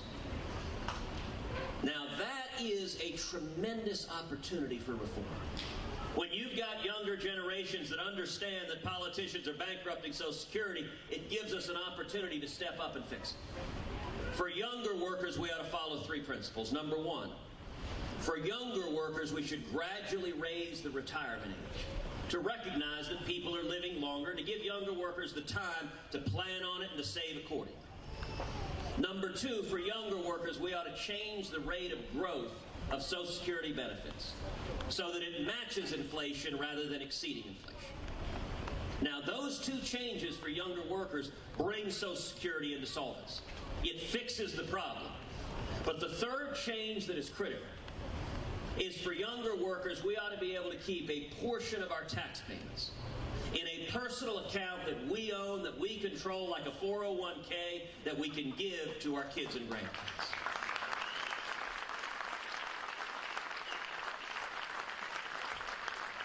To pay for it all, you've got to do all of those together. You can't just do the personal accounts without the remainder of the reforms, but we know how to fix this. What's missing is the political leadership, the courage, because anytime you step up and try to do something, you get demagogued. I think the American people are ready for leadership, and I intend to provide that leadership. Yes, allowing Trump to define whether there's a debate or not? You know, it's a great question. The question is there going to be a debate, and why does Trump get to do it? Listen, Trump is scared. It ain't complicated. Trump didn't mind the early debates. When you have 10 people on stage, and it's a bunch of bickering school children, and when you've got 30 seconds to give an answer, anyone can give a 30-second answer. You can read 3 talking points in 30 seconds and you're done. But Donald has a real problem. He doesn't know what he's talking about.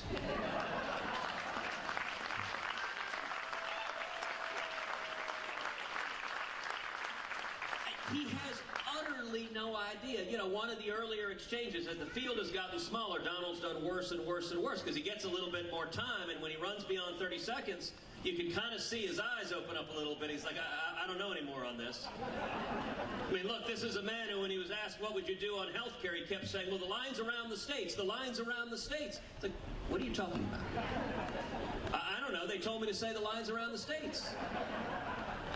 You know, when you talk about jobs, he's very good at saying jobs have gone overseas. He's right. And then you ask, all right, Donald, how are you going to fix it? No idea. It's just going to be great. It's just going to be great. I'm going to wave a magic wand and it's going to be great. Well, I'm sorry, Donald, we don't live in Wonderland. You know, if your car is broken down, do you want to bring a guy over to stand in the driveway and yell and scream and curse at your car? Or do you actually want someone to lift the hood and fix the darn thing?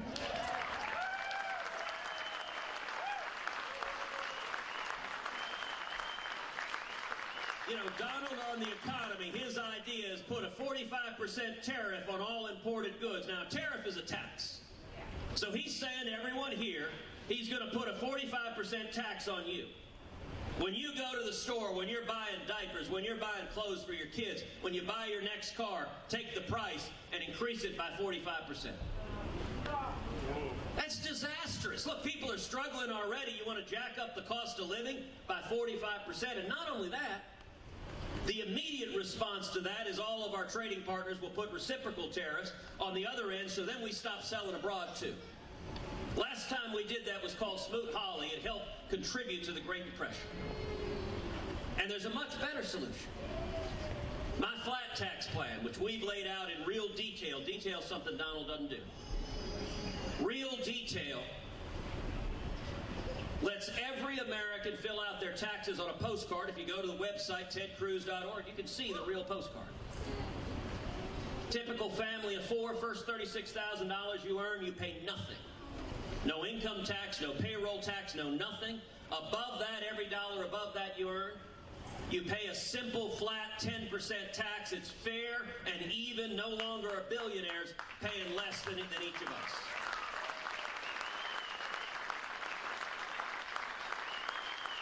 And on the business side, let me talk about the business side for a minute. The business side, we abolish the corporate income tax. We abolish the payroll tax. We abolish the Obamacare taxes, and we abolish the death tax. And we replace all of those with a simple 16% business flat tax that's fair and uniform, applies to everyone. One of the things it means, a small business like this, if you invest in new equipment, you immediately expense that. If you put in new machinery to build road cones, immediately you expense that. That's a powerful catalyst for new jobs and expanding business. But critically, all exports. If you're exporting road cones abroad, they're 100% tax-free. And all imports coming into America pay the 16% business flat tax. So it's flat and fair. It doesn't jack up prices, but it lets Americans compete on a level playing field. And when we compete on a level playing field, we win.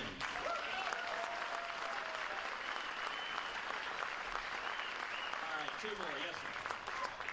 With regards to the Gulf Coast Cooperation Council, what would you do in order to strengthen our ties with that alliance, in order to break the Shia triangle that Iran is currently engaging in between Iraq and Syria?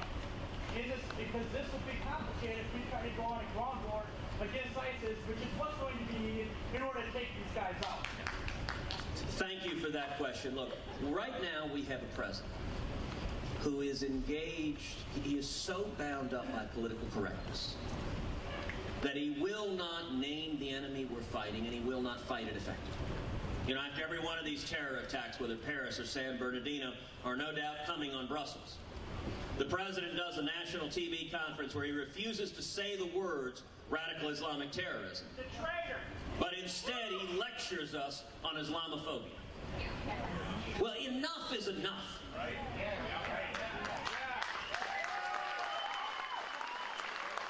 Here's what we're going to do with ISIS. Starting in January 2017, as Commander-in-Chief, I will make clear that our objective, it's not to weaken them, it's not to degrade them, it is to utterly and completely destroy them.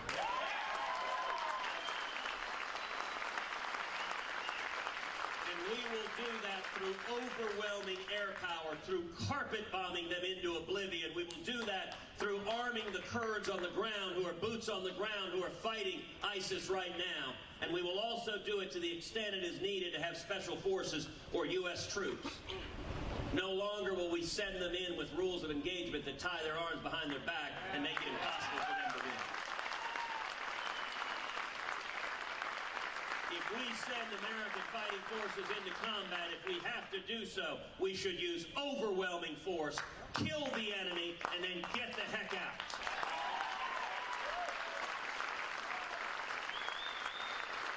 Okay, last question. It's a great question. The question was, what can we do to help kids with autism? Well, thank you for asking that question. What's your name? Sierra, thank you very much for asking that question. You know, I think we need to do a number of things. Number one, we give thanks to the families, to the moms and dads and grandmothers and grandfathers to do such a wonderful job raising kids with autism and with special needs and helping those kids be loved and supported and grow.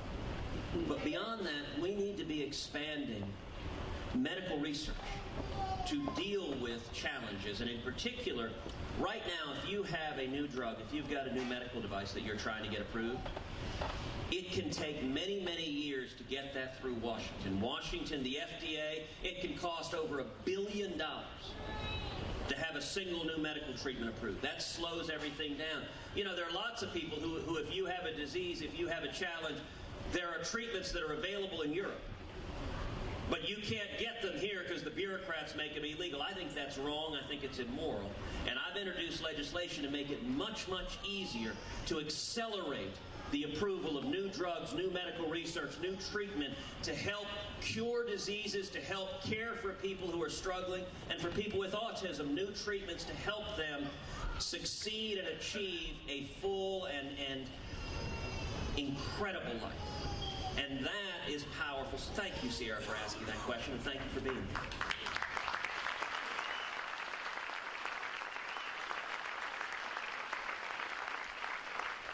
And let me say to everyone, thank you for standing up today. Thank you for your passion. Looking around, this is the strength of the campaign. It isn't Washington. Washington despises us. It is the men and women across Wisconsin and across this country. It is the beautiful young lady there holding up a sign saying, sharing our anniversary with you today, 18 years, happy anniversary.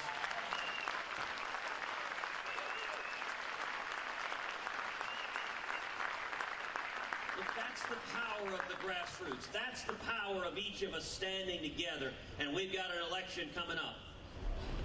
And not very long. Wisconsin, the entire country, is looking to this state. Wisconsin has a national platform, a national megaphone. And so I ask each and every one of you from now to Election Day to devote your time and energy to picking up the phone and calling your friends and families and loved ones and getting as many people as possible to show up and turn out in the polls, because if we stand together, we're going to win the Republican nomination and beat Donald Trump. And we are going to win the general election and beat Hillary Clinton. And we are going to turn this country around and bring jobs back to America. Thank you, and God bless you.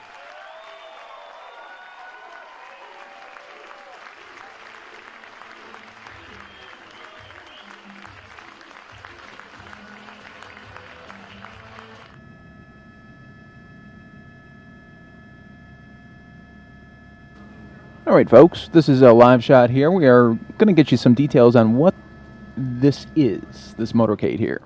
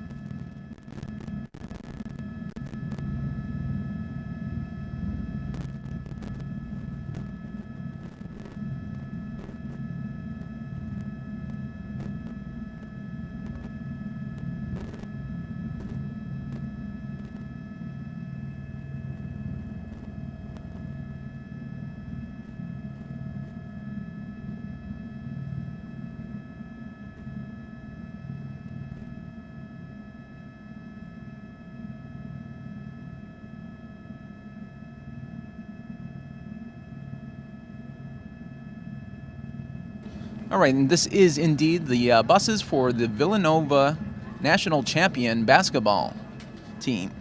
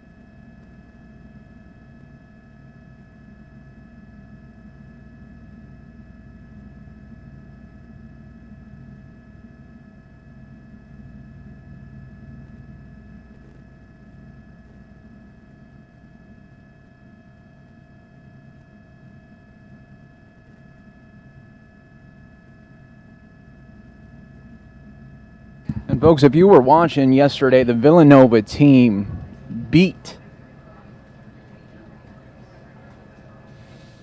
UNC yesterday. And what a game it was. National champions back in town there. They're going to have a big champions reunion.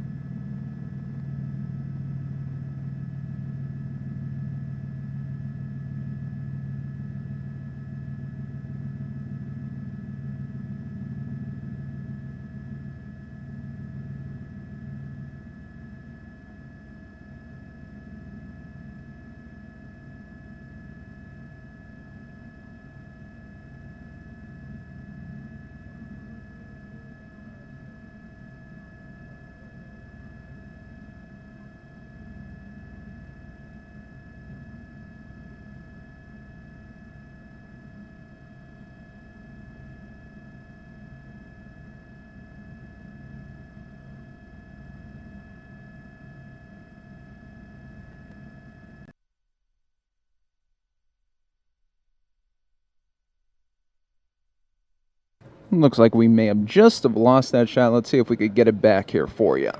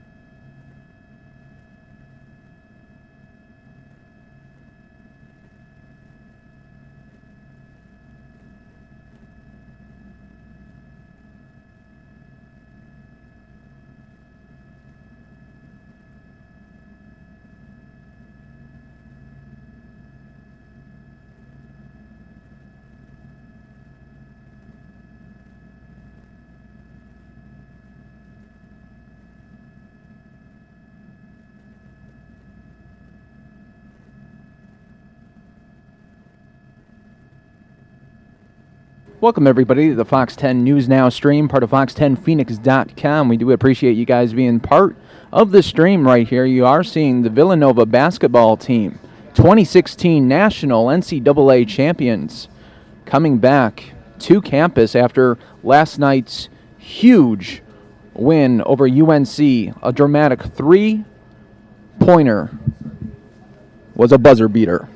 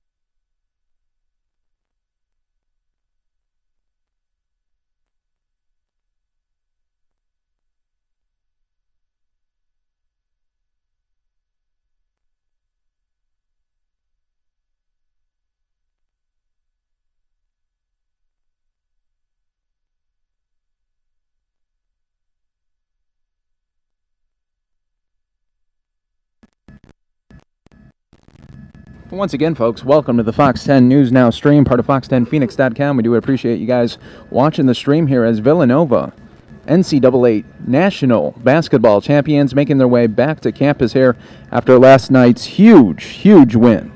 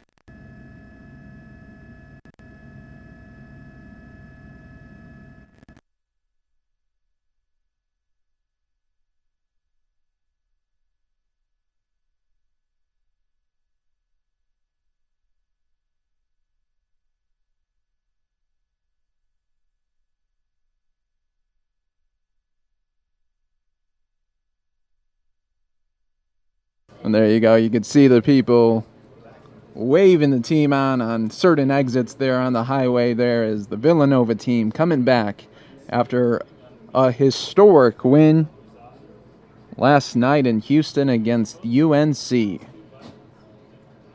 Their second national championship.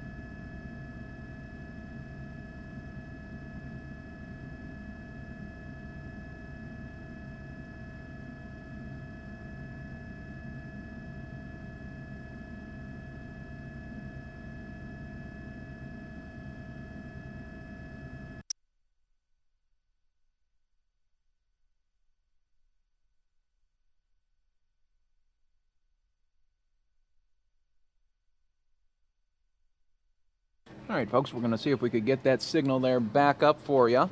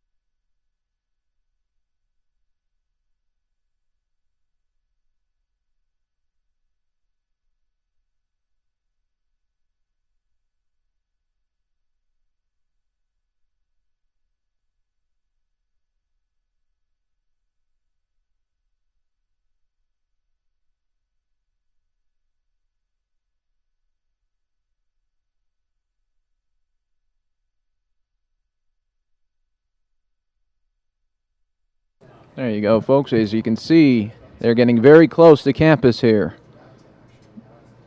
as they're going to have a huge, huge reunion in just a little bit.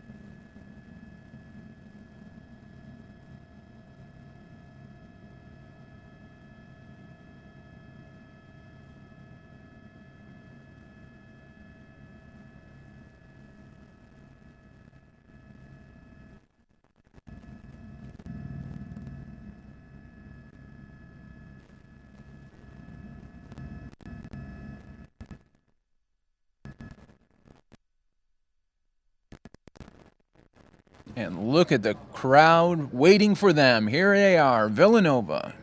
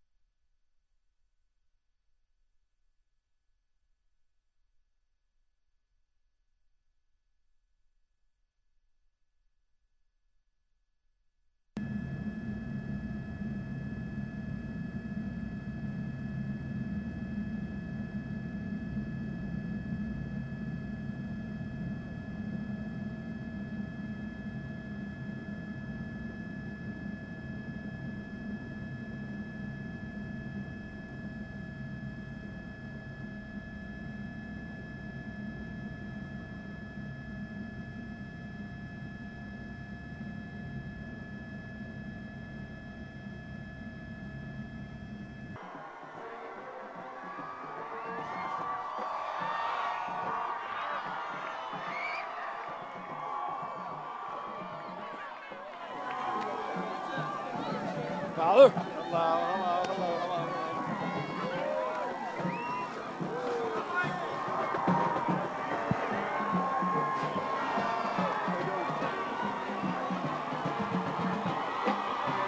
Champ. Why didn't you call me? I kept texting you saying, where are you? How far are you away? Yeah. Your phone goes right to voicemail. Where's Jay?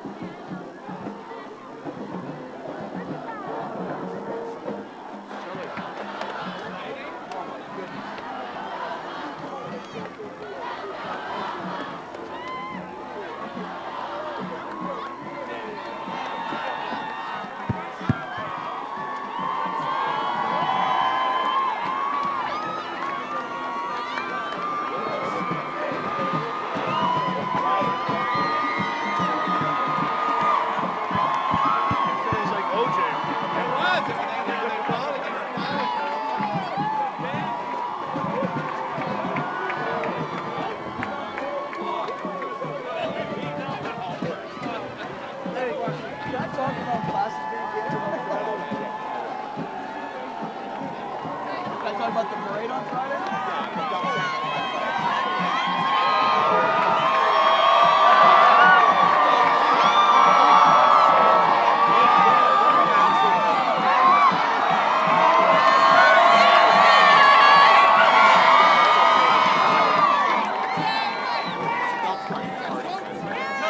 Something about the parade?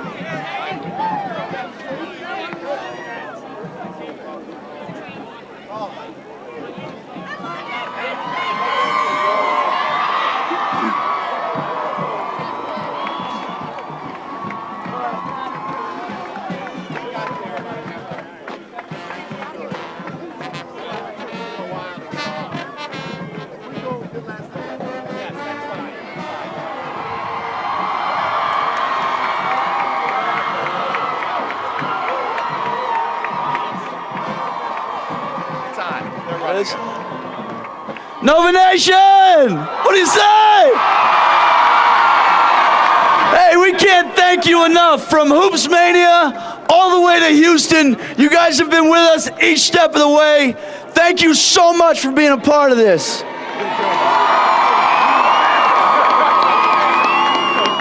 This group of athletes, this staff, this community have all rallied behind this team and have welcomed us every step of the way. But it wouldn't be possible without the greatest coach across any sport at any level. It's your Naismith 2016 Coach of the Year, Jay Wright. Thanks. Thank you, Mark. Let's hear it for our new AD. First year and he wins a national championship. Mark Jackson. How we feeling, Nova Nation? This is like pre-season, just for the hell of it. Let's do it. I say Nova, you say Nation. Ready? Nova! Nation! Nova! Nation! I love it. Great to be back home, guys. It's great to be with you.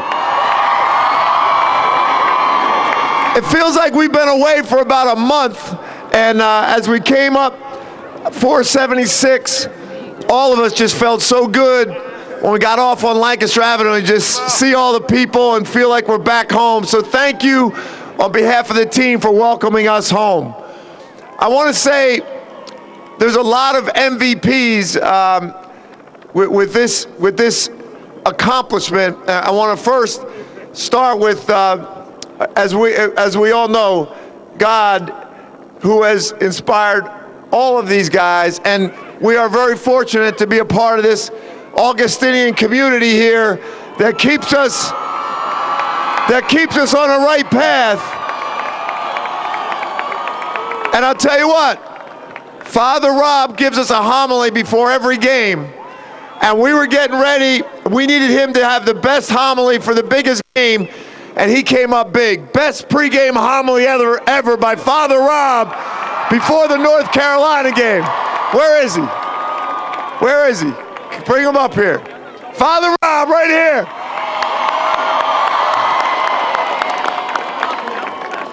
Also, if you see any of the parents of these guys, that's what this team's all about. These are good, not perfect, but good, because you guys go to school with them, you know. But really good men that are humble, and their parents taught them to respect coaching, and they do whatever we tell them, and that's not normal for an 18 to 22-year-old. You all know that. And it's the easiest team in the world to coach. So if you see the parents or family of these guys, give them a hug and love them up. And let's hear it for the families and the parents of these guys.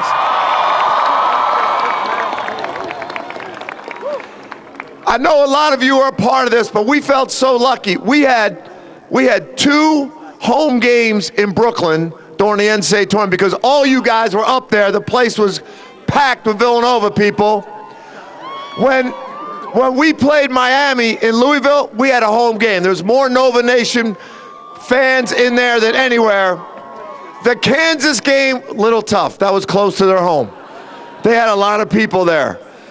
But our 2 games in Houston, I hope if some of you were there, you could see it on TV. The Nova Nation was louder than any team in that arena.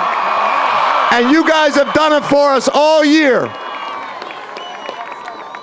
And finally, we have really, really good gentlemen on this team. Again, we're with their fellow students, so I never want to say they're perfect, but they are good men, and they stayed humble through this entire thing. And I want you to just hear from a couple of them. Let's first hear from a guy. Every team got to have heart. We got a lot of heart. Josh Hart.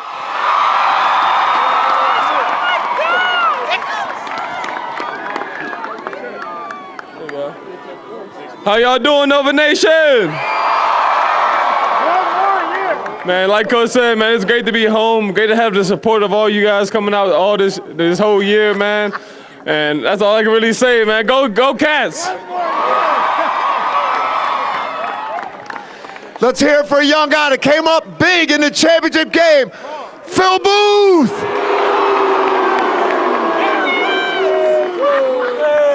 Big out there, Booth.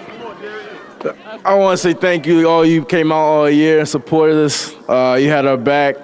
And this is a great team I was fortunate to play with. So I love these dudes. So go Cats, baby.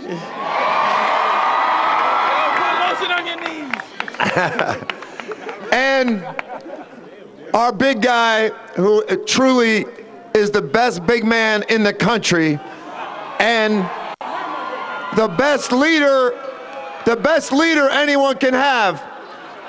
After our first half, we didn't really play well in the first half. And the coaches usually, the half times are long in the NCAA tournament. So the coaches usually come in and talk to the team for a couple minutes.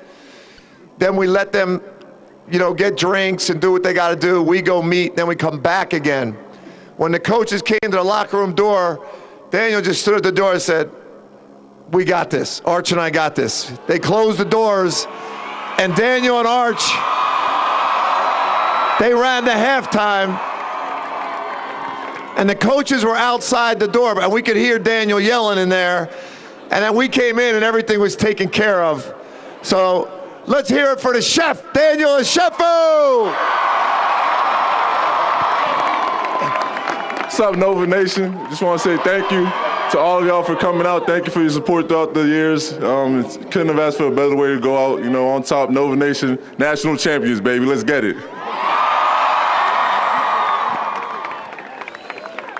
And next, the shot heard round the world. Big, smooth, Chris Jenkins.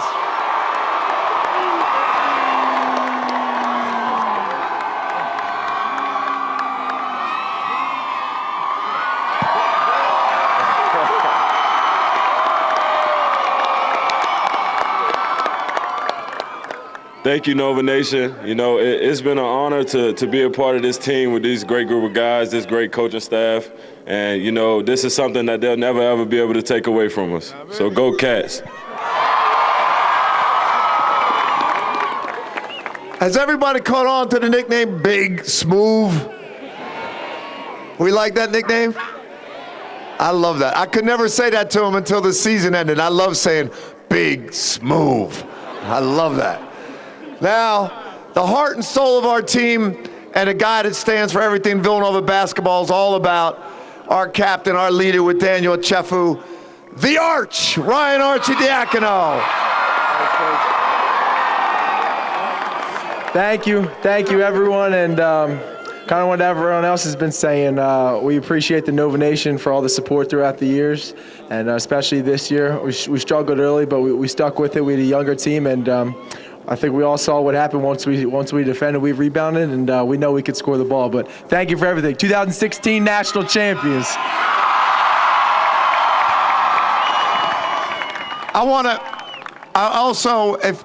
How many people do we have here for the class of 2016? How many? So you guys are going to have this the rest of your life. And we have 3 special players that no one really knows a lot about except the Nova Nation. And if you remember, they started out as the bench mob when they were freshmen. And they, you see the teams on TV now, they copy them because these guys started. They had their own poster when they were freshmen.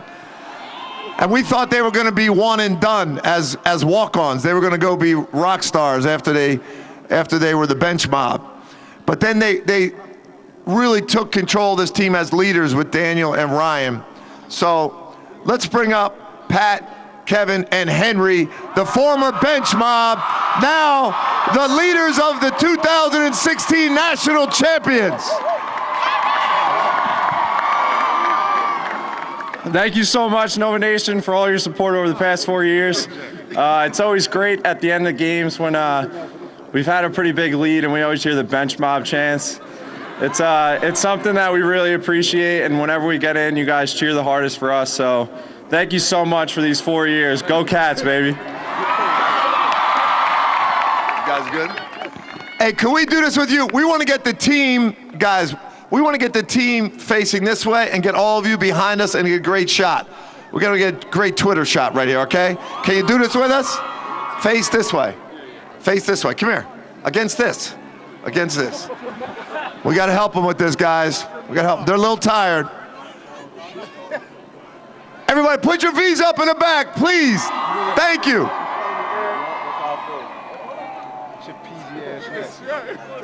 We good? We don't have a lot of time for this, guys. We got a big crowd behind us. Put the trophy up. We got him? All right. Thank you, Nova Nation. Thank you for being in that picture. Guys, we're gonna end it with this. I know you've been out here and you're cold, but this is the best place in the world to play college basketball.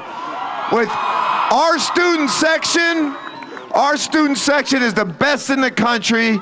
You guys stick with us every year. No one deserves a national championship more than our students and our fans, the Nova Nation. We love you. You guys are the 2016 national champions. One more time. Nova! Nova! Nova! We love you, Nova Nation!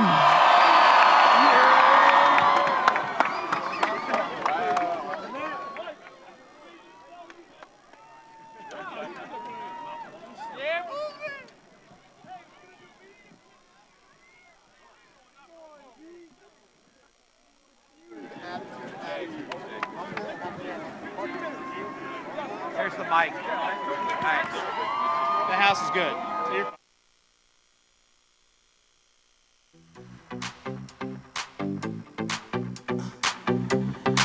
Let's go. Make no excuses now. I'm talking here and now. I'm talking here and now. Let's. There you go, folks. Your national champions. 2016 NCAA National Basketball Champions Villanova. Coming back home. It has to feel good to come back home after a win like that. Can't you believe it? In Houston. Got to love that action.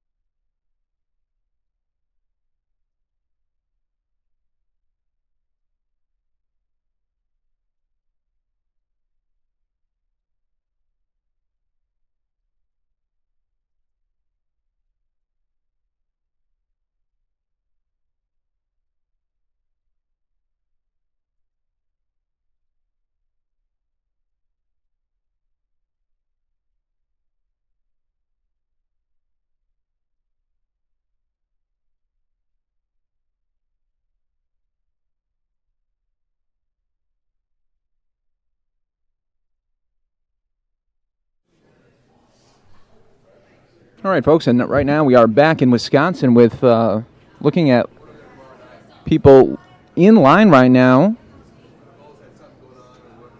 at the polls.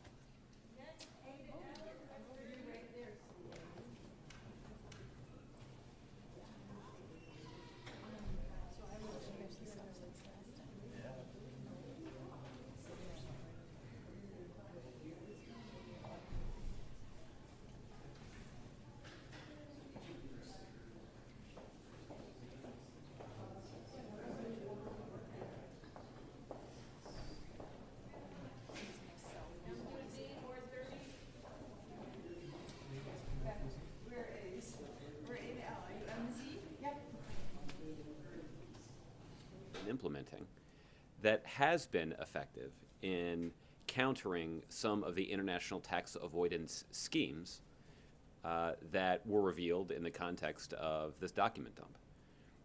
Many of you will recall, or at least some of you will recall, in 2010, the President signed into law the Foreign Account Tax Compliance Act. FATCA was a piece of legislation that this administration aggressively pushed Congress to pass. This was legislation that was targeted at countering tax evasion by U.S. taxpayers using offshore. All right, folks, we do have a live shot right here of Ted Cruz podium in Wisconsin. Looks like there'll be some kind of rally coming up.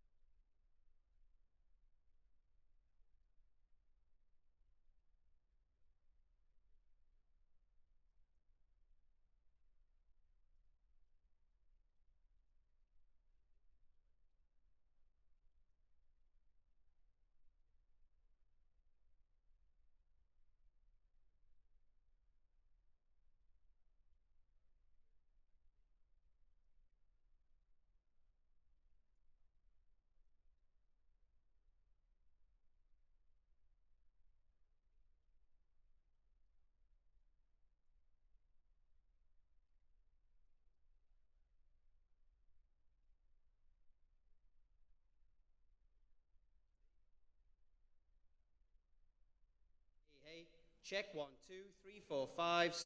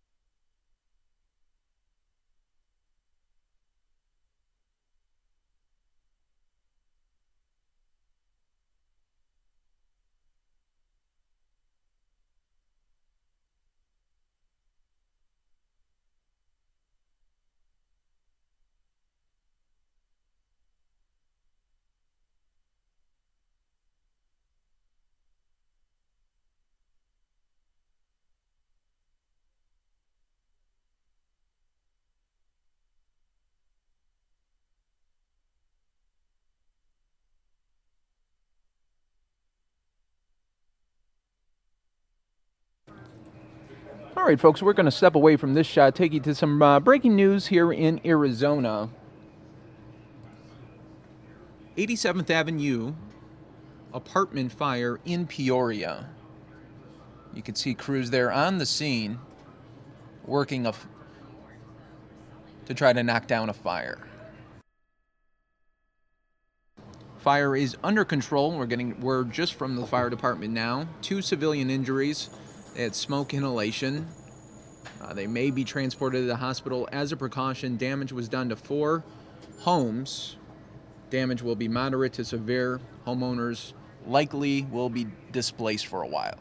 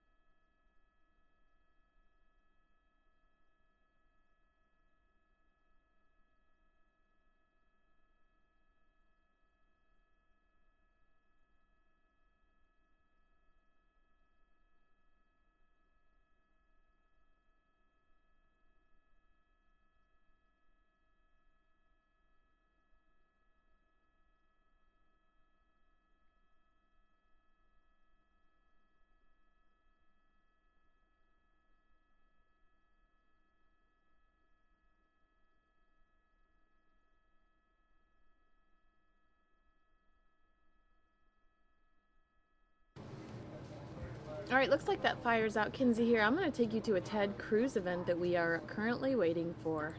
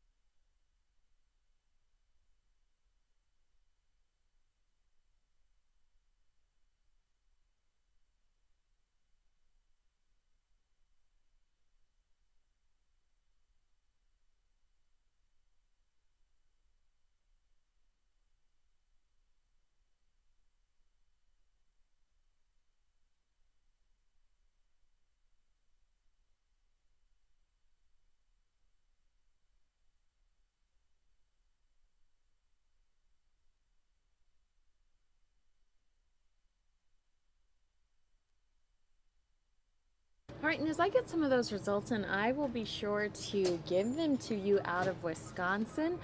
We are waiting patiently. It says on a competitor's lower third, I'm looking up in the newsroom, final hours of voting in Wisconsin. Cruz and Sanders expected to take out the front runners. We will see if that is actually true. How interesting if it is.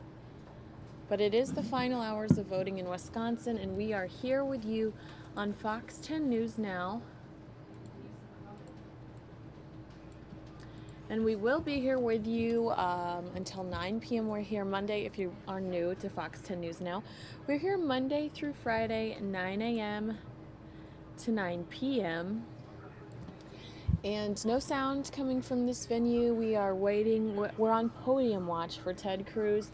But I am seeing a lot of headlines that suggest that Trump and Hillary might be having a little trouble in Wisconsin. These delegates are much needed, so it's going to be an interesting evening for sure. And it looks like the countdown clock is about 2 hours away till all of the locations are closed in Wisconsin. And know that we are here with you for another 5 hours. I say that out of breath because I'm the one that's here with you for the next 5 hours. We're in this together. It's a marathon, not a sprint. So we're waiting for Ted Cruz to take the podium or somebody within the Ted Cruz campaign. And close to less than 2 hours. Polls close in less than 2 hours, I'm seeing. And also this evening, I have to tell you, we have the coolest story on our local television news broadcast. If you are a fan of Fox 10 Phoenix, John Hook has put together some old footage, and he's put together a very cool piece on the FX series The People versus O.J. Simpson, and he talks about actually being at that trial for Fox. He was there with our own Rick Davis, who is a photog here at Fox 10 Phoenix, and it's a longer piece that's going to air on our broadcast this evening about the chaos surrounding the O.J. Simpson trial. So if you're a fan of true crime, if you're a fan of OJ's, that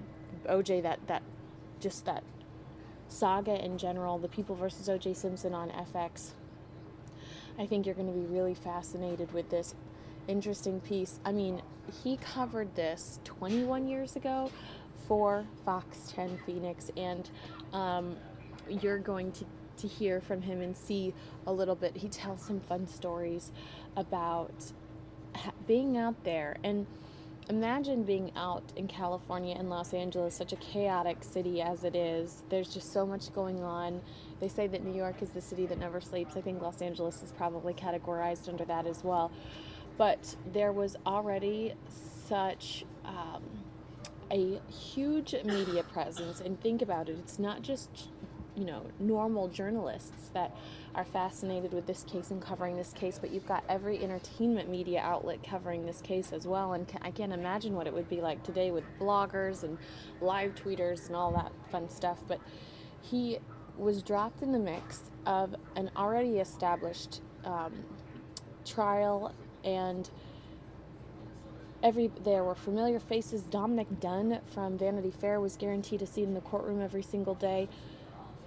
Where do you go? How do you get in? How do you get in front of the right people? And he talks about in his piece tonight having to slip a truck driver $20 to sneak him into, I don't want to ruin anything for you, but a fun story about slipping somebody $20, hiding in the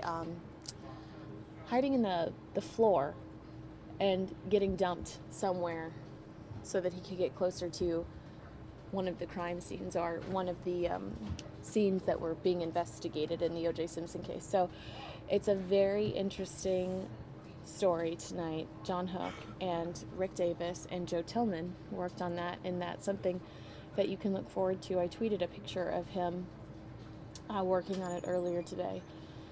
And like me, he's been fascinated in this FX show called The People versus O.J. Simpson. It has been the most amazing 10 weeks of Ryan Murphy. I loved Glee too, and I loved American Horror Story, so I expected nothing less, but it's been an amazing show. The guy that plays Christopher Darden is so amazing. I'm going to talk to him about the show, and I'm going to talk to John Hook tonight about the show, The People versus O.J. Simpson, as well as his package that is airing this evening. Hook agrees with Kato Kalin. Kato Kalin recently came out saying that John Travolta played a terrible Robert Shapiro. I have to disagree. I think Travolta's amazing in People versus O.J. Simpson, so I'm sure we'll have that exchange. But and Hook is also brilliant when it comes to politics. So we'll talk to him a little bit about Wisconsin and why certain things happened. I was reading an NBC article. They found the girl that asked the abortion question, which totally, I think, caught Donald Trump off guard and caused perhaps a little damage. And well, maybe we'll talk a little to John Hook about that. Does he really feel like it caused damage? I felt like there was a little bit of damage control yesterday when he brought out his wife and he brought out that former beauty pageant contestant, the beautiful one that I think has got, I believe she has cancer. I felt like he had a lot of women on his stage recently, though, which I wondered if that was in reaction to this. But we're going to talk about that with him a little bit later. Right now, we are waiting to hear from Ted Cruz, seeing a little bit of activity on the stage. I don't know if we'll see bodies. I don't see bodies. Usually, the events begin as soon as we see some movement, so hopefully we'll see a little bit more movement here in the next few minutes, but you can see people are entering the venue, and we're going to have Ted Cruz live from Wisconsin, and I look forward to watching that with you. We're going to talk to John Hook later about his O.J. Simpson piece a little bit later and what's going on in Wisconsin, and I'm going to bring you all the Wisconsin news as soon as I get it. I see Ann Coulter online, or I see Ann Coulter on one of the competitors talking. She is a huge Trump supporter, and I'm sorry my eyes are terrible as I squint. The GOP exit poll, voters identify as moderates. 24% of voters identify as moderates. I think I'm seeing an MSNBC exit poll. Ann Coulter, huge supporter of Trump, very critical of Cruz. So we will see. We're going to watch all this unfold together. I look forward to it. Thanks so much. And I'm going to hide my face now.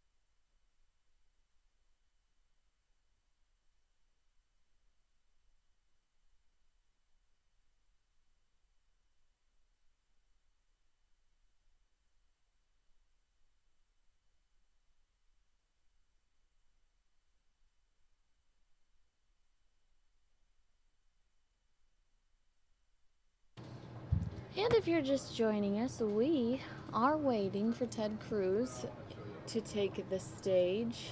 We just saw some activity in the room, people just walking around the stage. Perhaps it was security, unsure.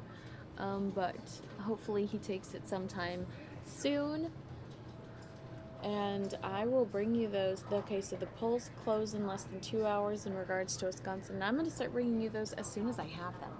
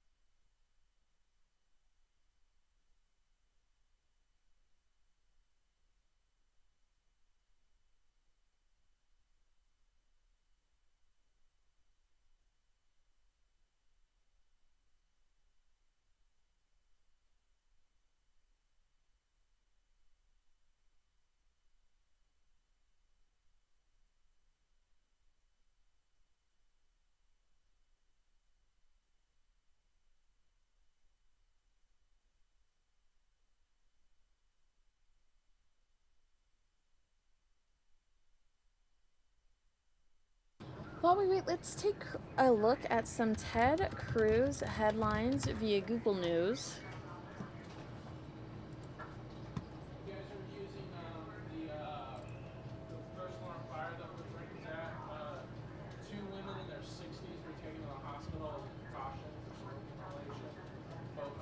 Oh, this is totally outdated.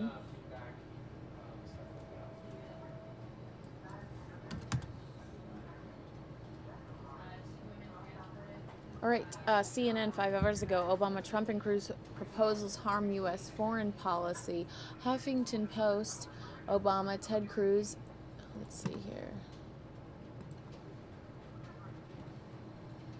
Again, Obama unhappy with Ted Cruz's immigration stance.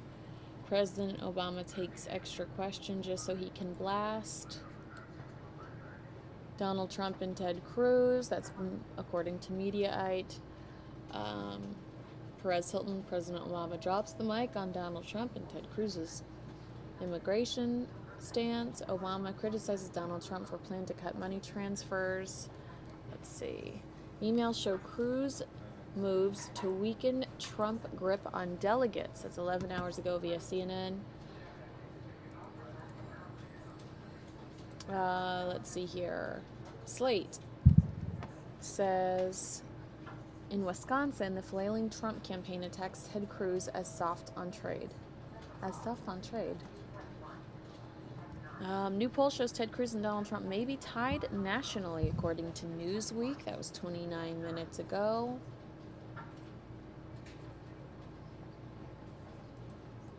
Dallas Morning News posted... Hook! Did you see Dunkelman's coming back to Idol?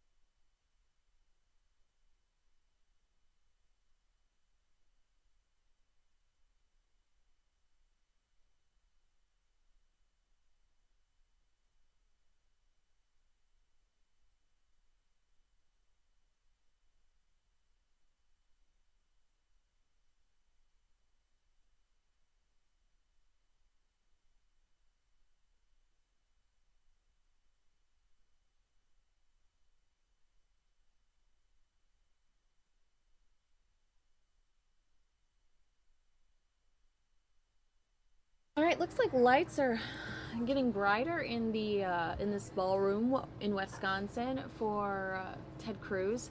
We were just reading some headlines, and I was just informing my coworker John Hook that Brian Dunkelman will be returning to American Idol because he just did an interview with him. He did a very cool story with him that you can find on our Facebook page, Fox 10 Phoenix, or our YouTube page, Fox 10 Phoenix, or you could go to John Hook's. Actually, you can go to John Hook's Facebook, facebook.com/John Hook Fox 10 Phoenix, and see his interview with him. It looks like he will be returning this Thursday, and that's interesting because we just talked to him. We are waiting for Ted Cruz. We are waiting less than 2 hours away from updates from Wisconsin, and a lot of, again, the Dallas Morning News posting, Tuesday's Wisconsin primary could be a turning point for Ted Cruz's effort to stop Donald Trump. With Donald Trump reeling from days of missteps and bad press, Wisconsin could be a turning point in the GOP race. Ted Cruz leads big in the state. Another thing I thought was interesting, and I think I saw it on Mediaite, was a very funny post about Ted Cruz refusing to wear a cheese head. Let's see if I can find it.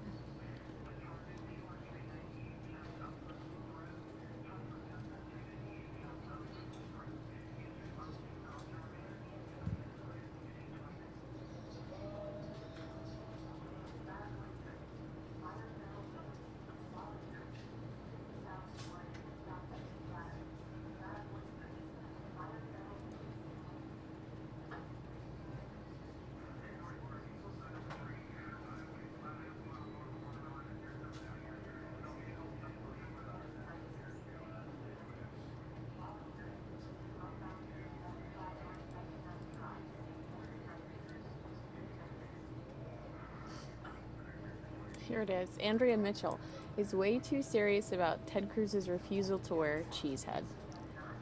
Let me see if I can play some of the video for you. I might not be able to if it's all CNN. Tabri or not Tabri? This is according to Tommy Christopher of Mediaite. That was the question for Texas Senator and Republican presidential hopeful Ted Cruz on Monday, and depending on who you're listening to, he either avoided political disaster or exposed himself as an enemy of children when he refused to don the Wisconsin cheesehead. Oh, it was offered to him by his daughter. Let's see if this is the Morning Joe. Let's see if we can, because I'm sure we had this here on Fox 10 News Now.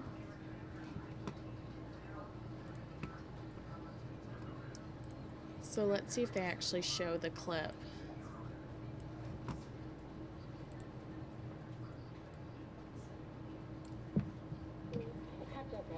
Michael Dukakis to understand headgear. Okay, politics. So let's talk to the moment. Okay. All right, let me see. Let's see. Take a look. Look what we found here. Hey. A little cheese head. Now that's awesome. Now you want this is a little spicy, so you may not like it. No. It's the perfect size for you. You put it on your desk? No. My girls will. Why not? There is an ironclad rule of politics. He says ironclad rule of politics. No funny hats, he says. Ironclad rule of politics. There's no funny hat. And so Andrea Mitchell is apparently livid because it's his daughter that suggested it and he refuses to do it. Oh my God. I mean, I think you're safer that way, because have you ever seen all the pictures that roll out when they do the state fair tours and they're eating corn dogs?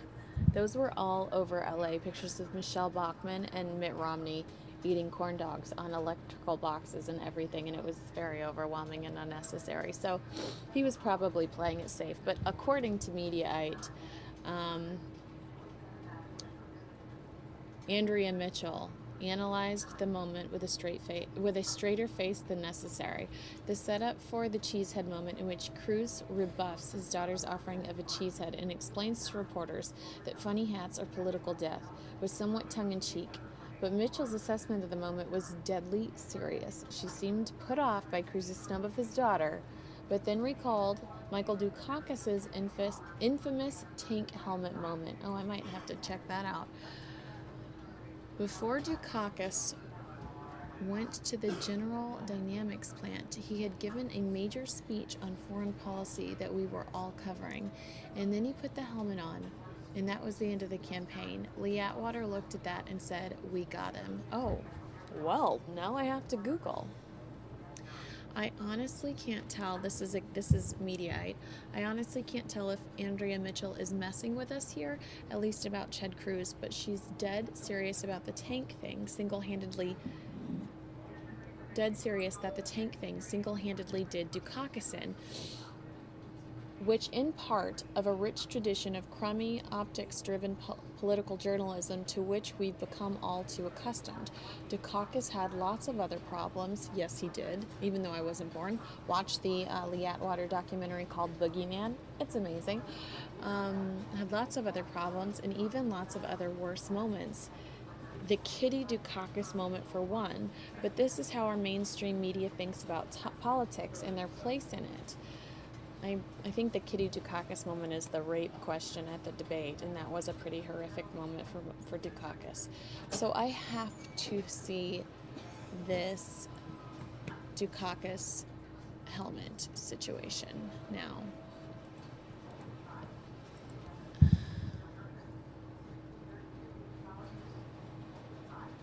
Dukakis and the Tank. This is from Politico.com. The inside story of the worst campaign photo op ever. Matt Bennett can still hear the reporters laughing, all 90 of them. He can still picture Sam Donaldson doubled over on a riser that looked out over a dusty field in suburban Detroit. Bennett was a 23-year-old political rookie in 1988 when he was sent to a General Dynamics facility in Sterling Heights, Michigan, to organize a campaign stop for Democratic presidential nominee Michael Dukakis. See?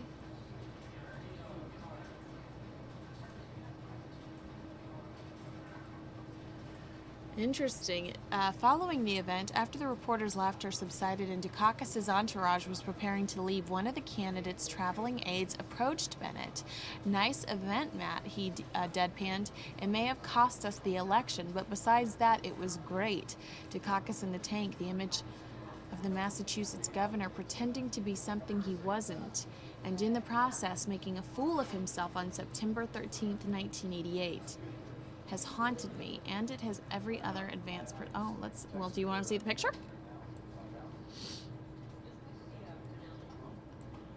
I guess I wasn't there, but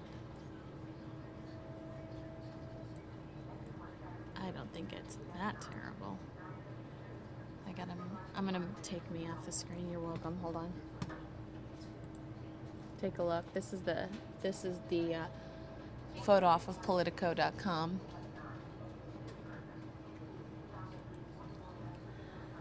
So that was one of those stories I saw trending today in regards to Wisconsin. Cruz refusing to wear the cheese hat. Let's see, breaking news. I have horrible eyesight. The GOP exit poll.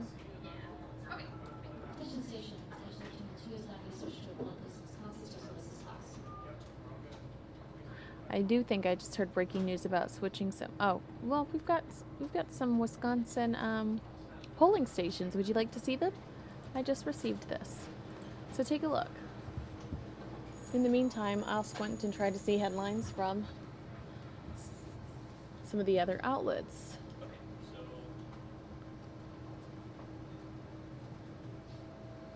Polls close in just over an hour.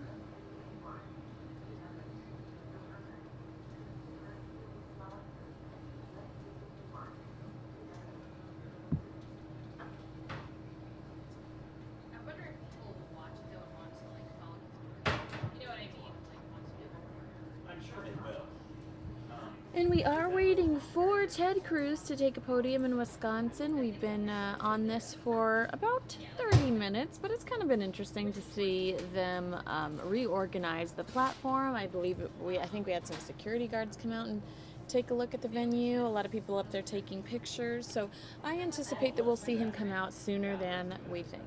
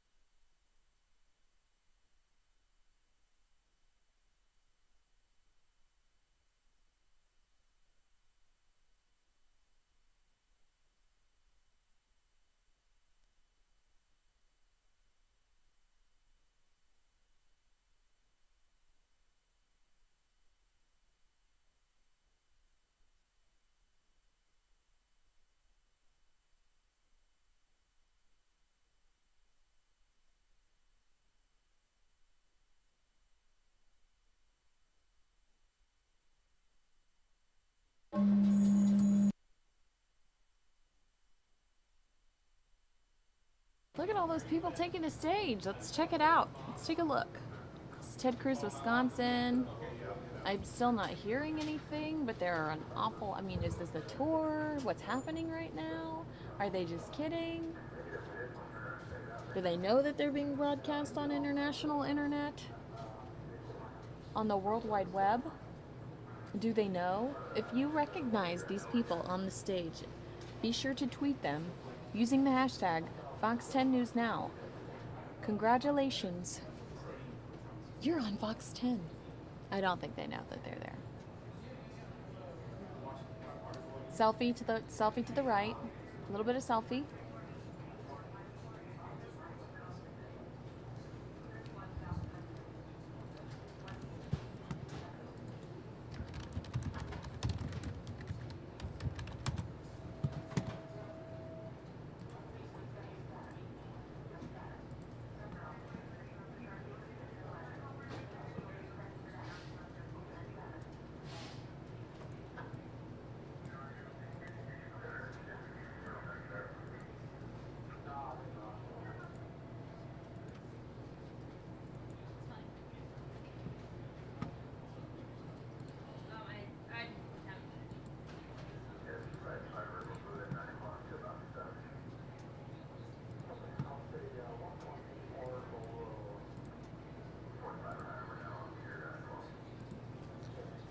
And just a heads up, I received this tweet. Hi, Kinsey. I actually get to watch FNN for a bit. I'm putting together a cabinet and watching while I work. I've missed the show so much lately. Well, for you, Halala, I have a cabinet building video playing in the background in case you needed any encouragement, in case you had any questions that I can't answer, or you're looking at an instruction manual in front of you that it doesn't include that content. Look, I have a video playing for you that goes along with your cabinet making. Thank you so much for watching FNN. We love you. And then I don't know if you're familiar with the show. We're Monday through Friday, 9 a.m. to 9 p.m.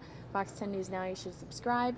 If you are familiar with the show, Samia is usually here with us, and she's actually in London and hung out with Halala's friend and I, Bina, today in London, a regular viewer. We love Bina. So an exciting day here at Fox 10. And let's go back to these these youngsters on the stage that have no idea that they're internet famous right now.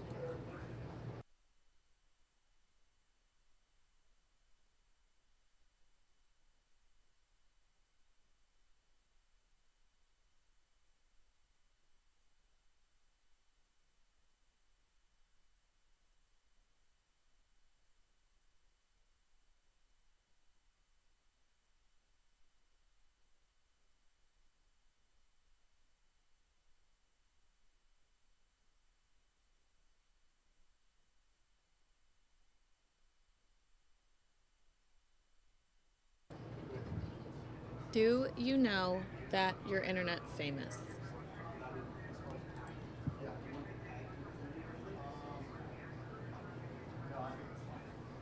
Is somebody actually tweeting them that they're on Fox News Now? Because that looked like an exchange. Or at least a very good Snap story that we're being excluded from. Oh, we are a little over an hour away from some of those Wisconsin results. Who are you rooting for in Wisconsin? I want to know. Tweet me if you're on Twitter. I'm at KinseyFox10. Let me know who you are, who you hope win. It looks like I'm seeing long lines for voters across Wisconsin. That may be true, but were they as long as the lines we had in Phoenix a few weeks ago? Probably not. People were very upset that we were declaring the winner before they'd even voted. They were still outside in late night lines that wrapped around the streets. It says, yeah, these long lines out of Wisconsin. Several of the outlets are covering. They do look pretty long, but I have to tell you, the lines that we had here in Phoenix were pretty hard to beat. Looks like an hour and 16 minutes until the polling venues close, and we'll have a better idea of who is ahead in Wisconsin But some of the national outlets are already saying that Bernie Sanders and Ted Cruz are giving Trump and Hillary a run for their money. So that's going to be interesting to see. Wisconsin voters face strict ID laws. That's interesting.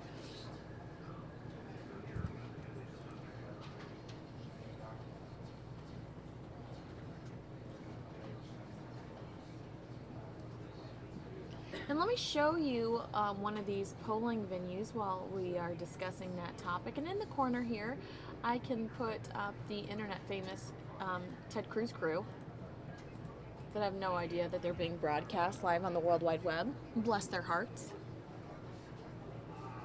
Not a bad day.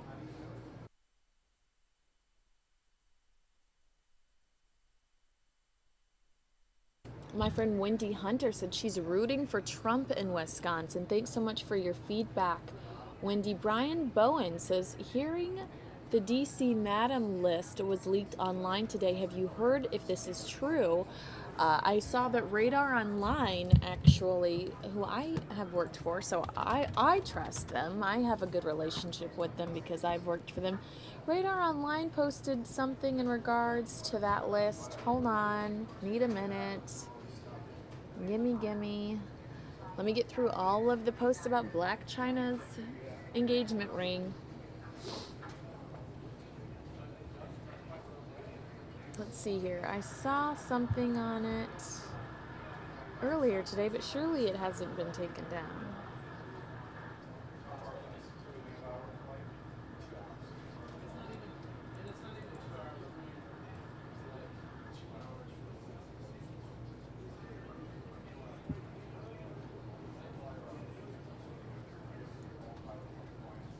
Cruz scandal exposed. Senator named in Madam's Black Book, investigators charged. New bombshell is set to rock the Wisconsin primary. I don't think it's actually rocked anything so far. It felt really big. It felt like a really big story, but it happened like right before a holiday weekend, and then the story kind of died down.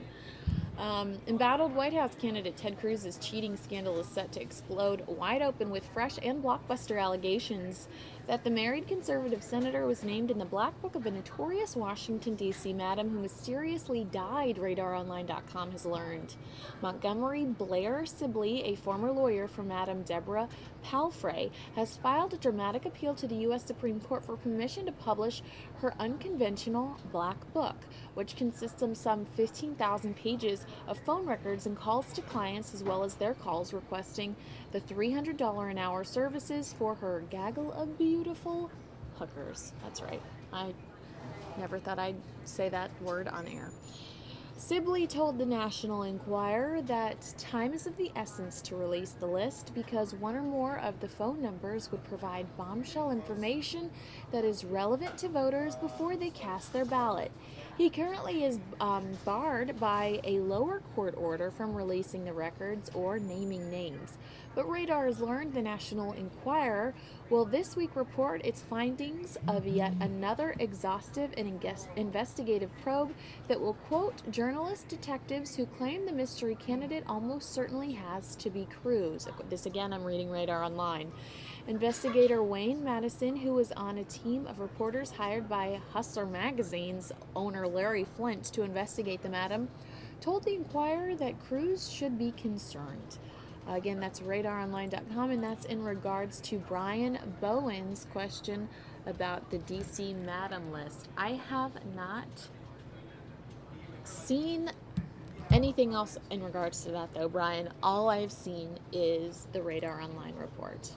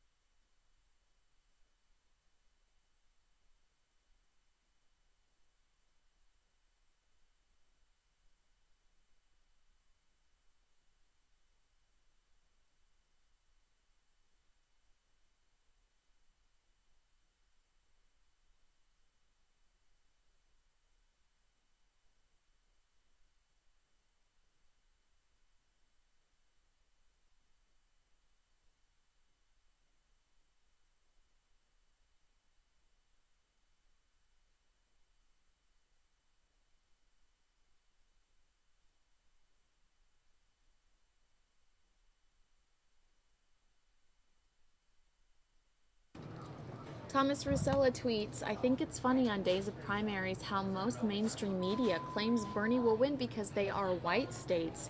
You guys have been great at not being biased. Kudos. That's interesting. Yeah, that's an unfortunate thing to say out loud. Normally, I have to stress, though, that some of those media outlets, they can't control what comes out of those pundits' mouths. So I appreciate your kindness, but I don't think that CNN is anticipating or Fox News is anticipating when one of these pundits says something like that. And you also have to keep in mind with those pundits, their objective is to have the soundbite that translates beyond the 30 seconds that they're on air. So they're trying to have the most salacious soundbite so that Breitbart and Daily Beast and all those people will acknowledge their existence. Brian Bowen, thank you. Great work and love your guys' coverage. Thanks for watching, Brian. We appreciate you. And if you're just joining us, we are waiting for results out of Wisconsin. In the meantime, we're also waiting in that corner there for Ted Cruz to speak sometime soon. A lot of lines out of Wisconsin, which we're seeing people. Oh, wow, we've got 1 hour, 8 minutes, 50 seconds until those venues close up shop. Well, I don't think they close up shop. That's when you can no longer stand in line. But the lines are very long. So as far as who's going to win, I think it's going to be a little bit... we're here for the next 4 hours. We're here for another 4 hours. So we're gonna give you the up to the minute updates. But with lines as long as they are in Wisconsin, I'm not sure we'll know who wins. I don't think it's going to be anytime soon, but hopefully it'll be before Fox 10 News Now closes up shop, which, if you're a new viewer, 9 a.m. to 9 p.m., Monday through Friday. It's currently 5 p.m. here for us, and we're gearing up for our local live television news broadcast. It's John Hook, Carrie Lake during the 5 o'clock hour, and then at 6 p.m., Troy Hayden takes over. We've got a lot of good stuff coming up for you. If you're local, you can just turn on Channel 10. If you're not local, you can head on over to fox10phoenix.com/live.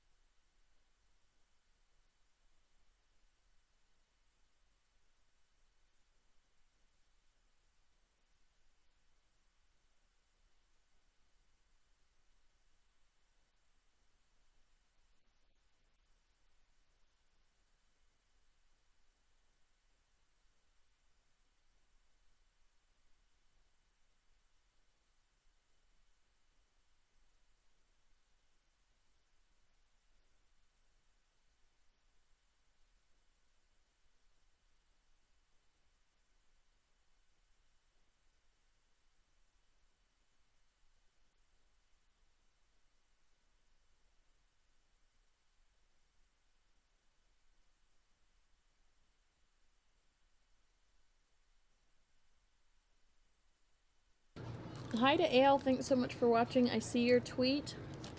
If you're just joining us, we are waiting for Ted Cruz to take that podium. We've seen a couple of people wandering around. Somebody in a Cruz jersey right there at the bottom left-hand corner. Obviously, it appears that they're letting these people taking positions. They could be letting the public in. If they're letting the public in, that's a great sign. And then we've got polling stations in Wisconsin where you can see some of those long lines.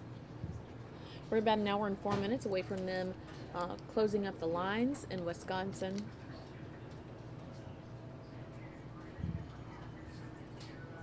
And we're going to have that coverage for you as we get some of those results. We'll give them to you live right here on Fox 10 News Now.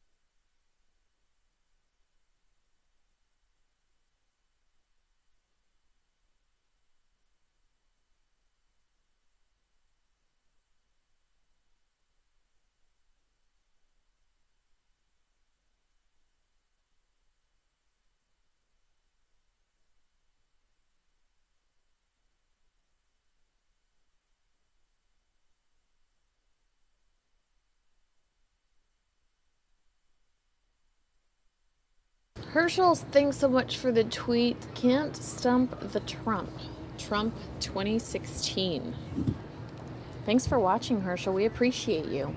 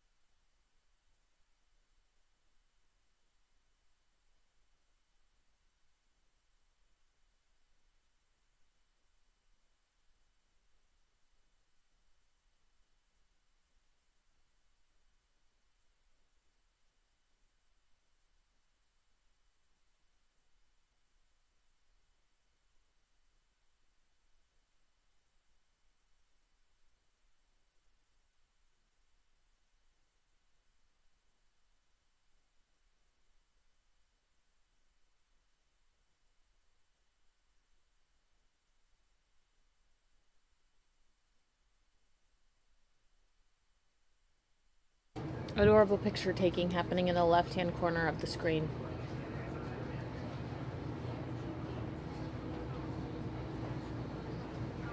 He's like, Mom, come on. I want to go home. I want to watch Garfield. Is the lighting really good there or something? Thanks for being a trooper, kiddo.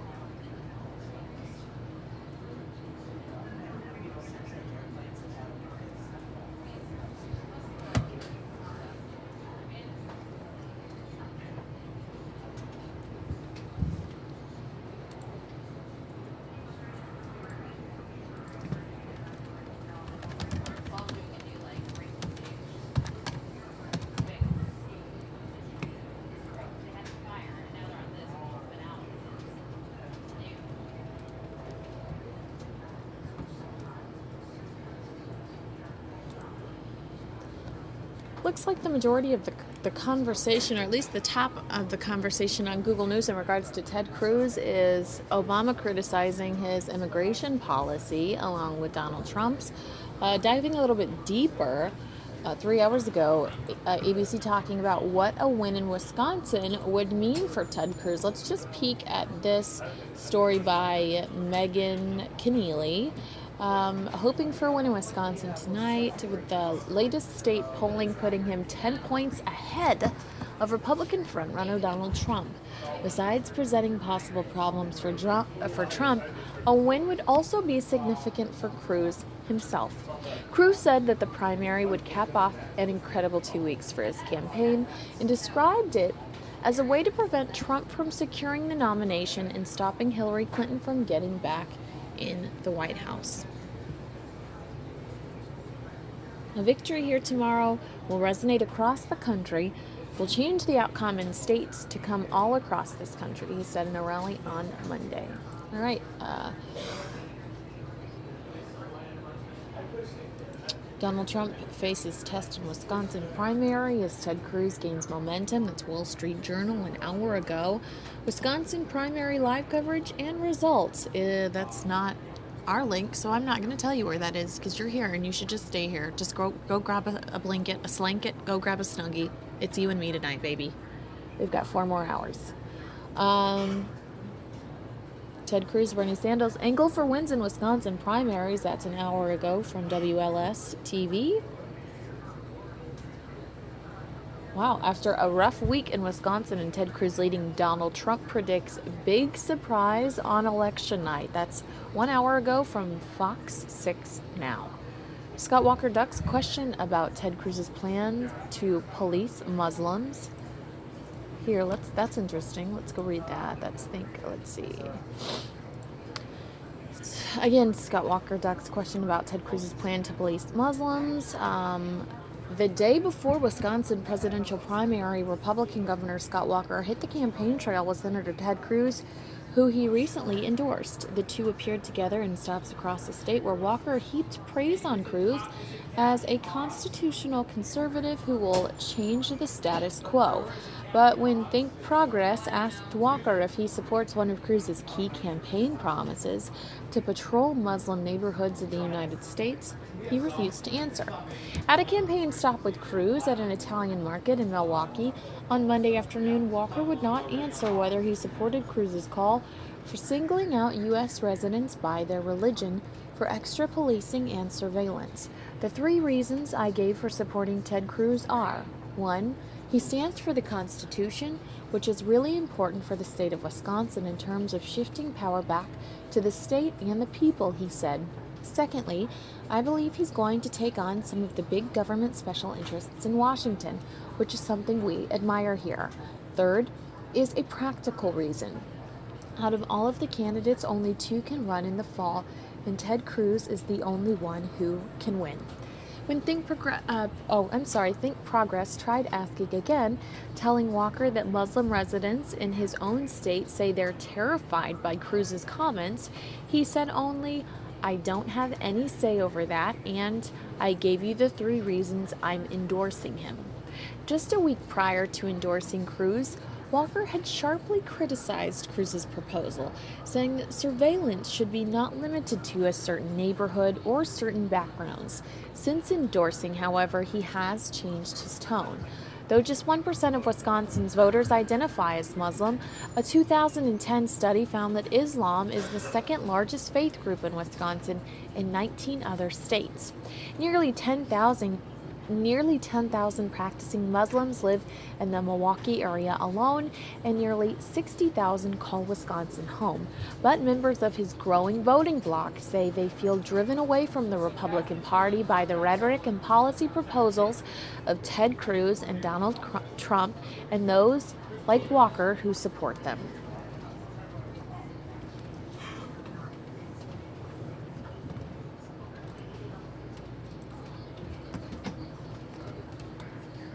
Wisconsin primary, Donald Trump faces key challenge from Ted Cruz after abortion controversy. That's the Telegraph.co.uk headline. Huff pollster Ted Cruz and Bernie Sanders lead in closed Wisconsin primary races. That's from 11 hours ago.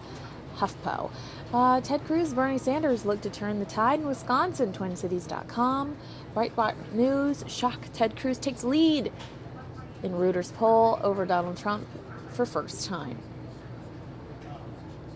Current GOP delegate count, Ted Cruz trails Donald Trump, according to Heavy.com. Heavy is actually a pretty interesting source. We use it a lot during breaking news. And again, if you're just now joining us, we're waiting for Ted Cruz to take that podium, and we are seeing a lot of activity. We're seeing a lot of supporters flood the room, so that means we are just a little while away from speakers starting to take the stage. Wisconsin Republican primary, Donald Trump, Ted Cruz showdown from Patch.com. Wisconsin is do or die moment if Ted Cruz hopes to catch Donald Trump, according to Fox News Latino. Ted Cruz leading Wisconsin, the only presidential candidate in the Badger State. That is from Fox 6 Now. Ohio Politics Now. John Kasich calls Ted Cruz Senator Smear. Whoa. I know, John Kasich. I don't even think I've said John Kasich in the last hour and 6 minutes. Gosh. I have to hold my commentary, but really? I tweeted a few days ago. I'm concerned. I'm confused. I don't know if some of these politicians are delusional or just full of it. John Kasich, where are you at? I think he's aiming for that contested convention, and I don't think that would be a good call. I think that this is not where I feel like the state of our country is so delicate right now. I don't think that would be a good call.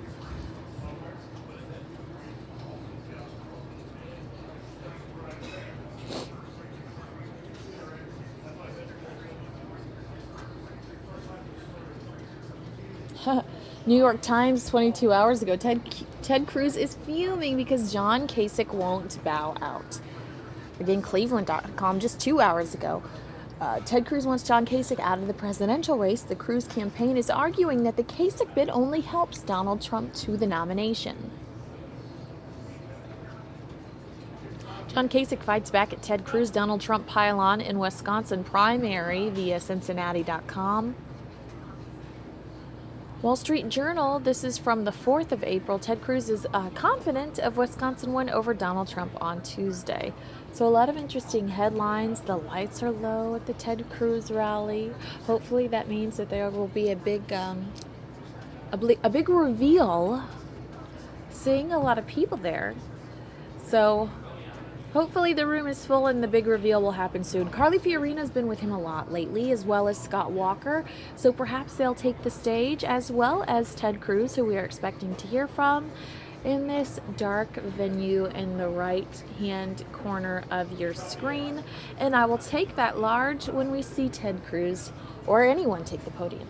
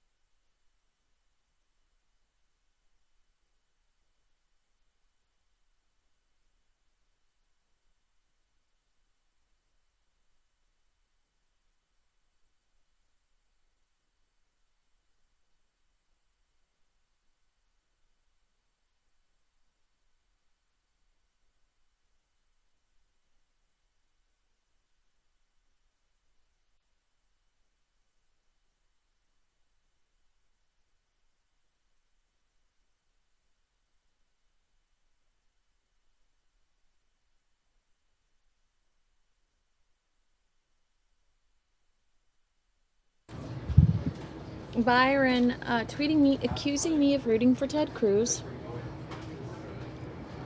Probably the most offensive thing that's happened to me today, but I'll let it go. Not rooting for anyone. The reason we're going over Cruz headlines is because we are waiting for Ted Cruz to take the stage.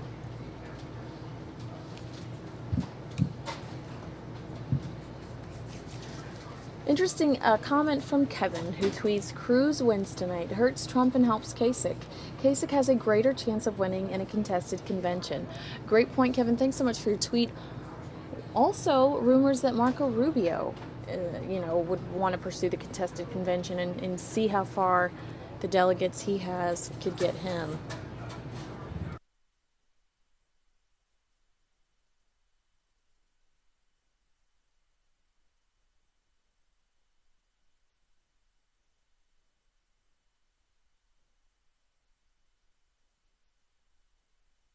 All right, according to the Heavy, current GOP delegate count, Ted Cruz trails Donald Trump. This was published this afternoon at 1 o'clock, around 1 o'clock. The Wisconsin primary will play a key role in the Republican nomination process. The state has 42 delegates at stake in the primary. The Wisconsin delegates are awarded in winner take most fashion. There are 8 congressional districts, and each district gets 3 delegates for a total of 24 delegates at the congressional level. Oh, Spanish. For each district the candidate wins, they will get 3 delegates. The remaining 18 delegates will go to the GOP candidate with the most votes in Wisconsin. Heading into the Wisconsin primary, Donald Trump leads Ted Cruz by 289 delegates. While it is unlikely Cruz can catch Trump for the majority of delegates, a Wisconsin victory would make it much more challenging for Trump to get the 1,237 delegates needed to win the nomination outright. If no candidate gets the 1,237 delegates, it would lead to a contested Republican convention. This would be bad news for Trump, who has many members of the GOP establishment looking to prevent him from winning the nomination. All this brings us back to the importance of the Wisconsin primary and its role in deciding who will win the GOP nomination. Here's a look at the latest Republican delegate count. The following table represents the GOP delegate count courtesy of 538 heading into the Wisconsin primary. Donald Trump has 752 delegates. Ted Cruz with 463. John Kasich with 144. Wisconsin delegates. All right, that's the current Republican delegate. Wisconsin delegate count. There are 42 delegates at stake in Tuesday's Wisconsin primary. This table will be updated as results are released, and they all say TBD, to be determined, because we have at least 46 minutes left until polls close in Wisconsin.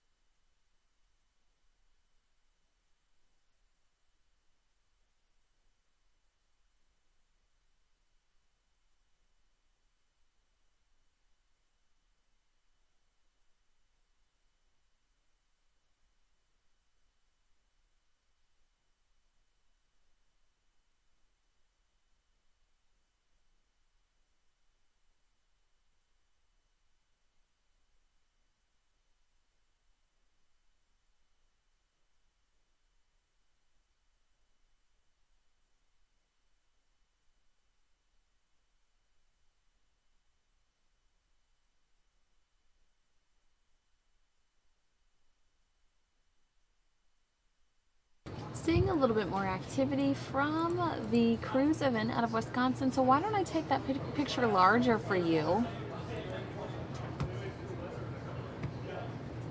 It's a little romantic looking in there right now, right? I would be in my corner, requesting personal space.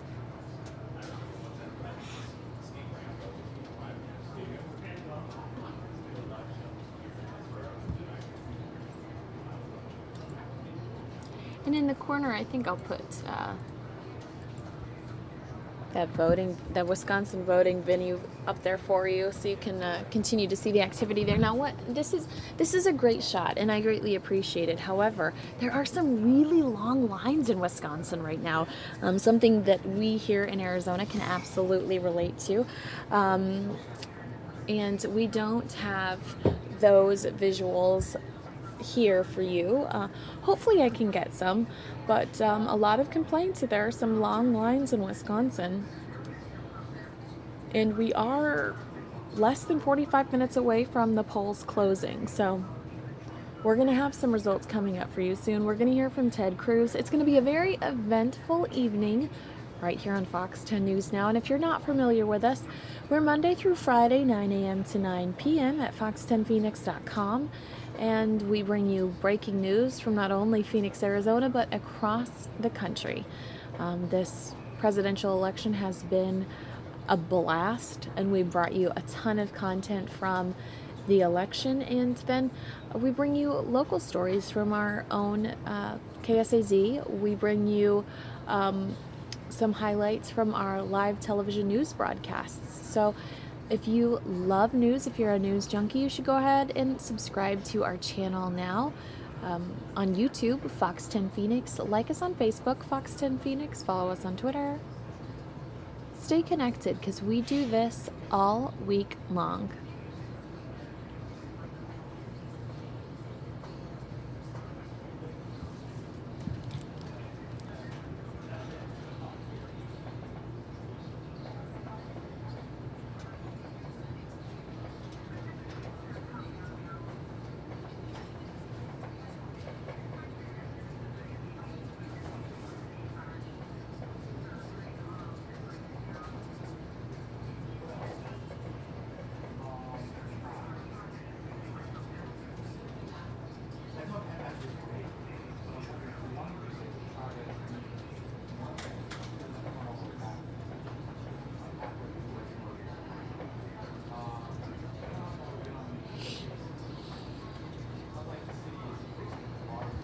Let's see what Ted Cruz has tweeted recently. I know I had somebody complain that I was only talking about Ted Cruz, but honestly, it's because I'm waiting on him, because we're looking at his podium. I'm just trying to keep it in the theme.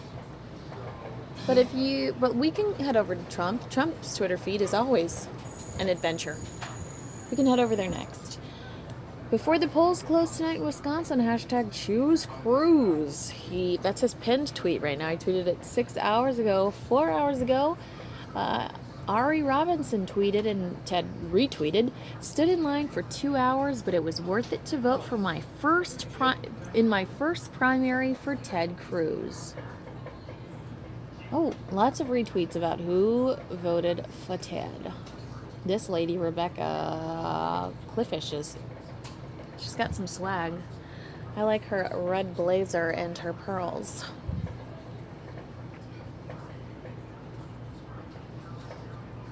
Happy to report that I cast my vote for Ted Cruz. Don't forget to vote today, said Scott Walker. 3 hours ago, Ted retweeted him. Now let's head over to Donald Trump's Twitter feed. Still time to get out and vote. 2 hours ago. Would you like to see this video? Can I share this with you? Would you mind? Let's do it. Let's watch it. And again, this is from Donald Trump's Twitter feed. I'm going to turn my audio up here, so hopefully I can hear it too.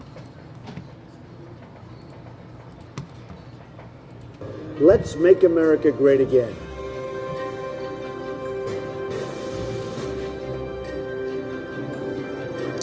Well, that's kind of cool. What you can't see because of my lower third, I can remove it, is that it was a countdown.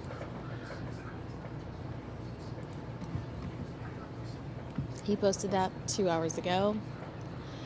Donald Trump Jr. tweeted, "Last chance Wisconsin, find your polling location for today's primary and go vote." 5 hours ago via Donald Trump, "Wow, Politico is in total disarray with almost everybody quitting. Good news, bad, dishonest journalists." Eric Trump tweeting, "Wisconsin, to find your voting location, visit donaldjtrump.com."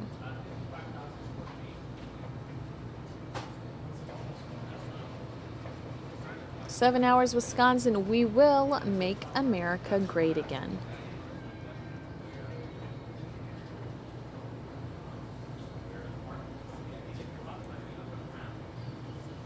Trump tweeting this from Scott Baio. I like his proposals on reforming the tax code, building the wall, immigration, repealing Obamacare, dropping the corporate tax rate down, so bring some of that money back that's out of the country back into the country.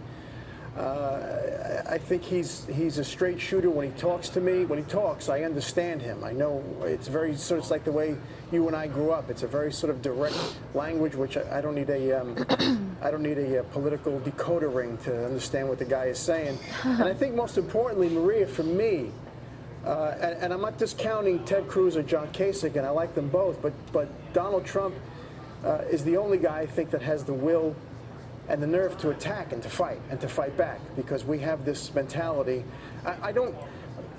The Republican Party, which I try not to associate myself with anymore because I think they're very untrustworthy on almost every issue.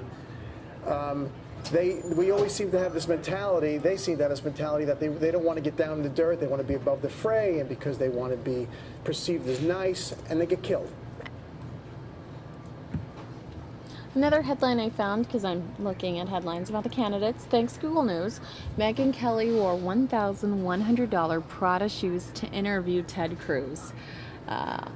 Let's see, the Fox News anchor, 45, addressed several issues with the GOP presidential hopeful, including his rivalry with, and this is according to Us Weekly magazine. The Fox News anchor 45 addressed several issues with the GOP presidential hopeful, including his rivalry with opponent Donald Trump. The lawyer-turned-TV personality brought interest and texture to her all-black outfit, which included a high-collar dress with those Prada sandals.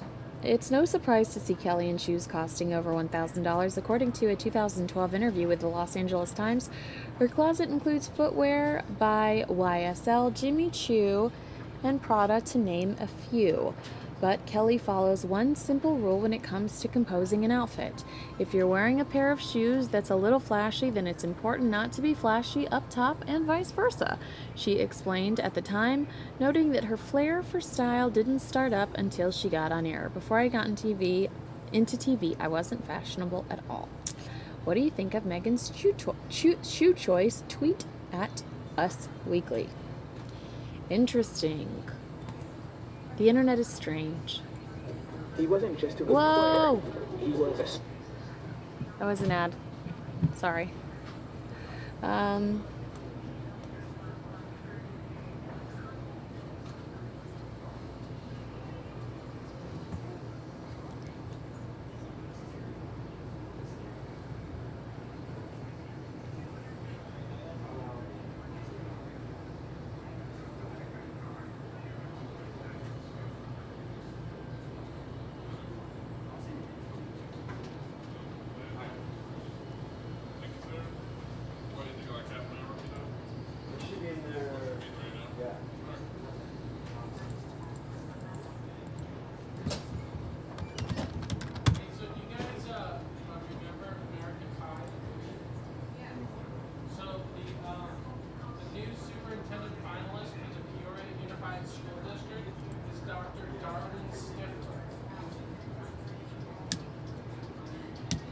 And Bill Mitchell tweeted 29 minutes ago, who is he? He has such a fascinating picture. He's a huge Donald Trump for president supporter. Trump says out loud what we've been thinking for years. So he tweeted, he's 40,000 followers. He tweeted 29 minutes ago, "What's odd is that every media station seems to be completely ignoring their own exit polling in favor of a predetermined outcome." That is interesting. Well, I don't have a predetermined outcome.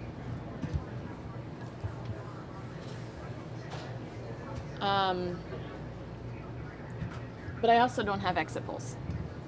I wish I could provide you with exit polls, but I don't have them. I am in this box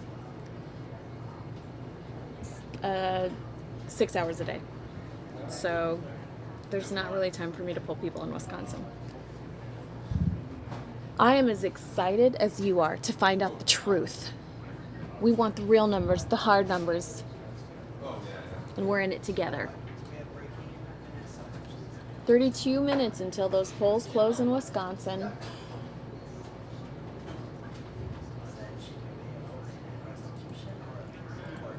You know, instead of waiting for people to take podiums, perhaps we should revisit some highlights from yesterday's extreme campaigning all over Wisconsin. We saw Donald Trump not once, not twice, but 3 times yesterday. And he also brought his beautiful wife out on the campaign trail to kind of give it a kick in the butt, I think, in regards to, I think it's very important for him to show that he loves women, and that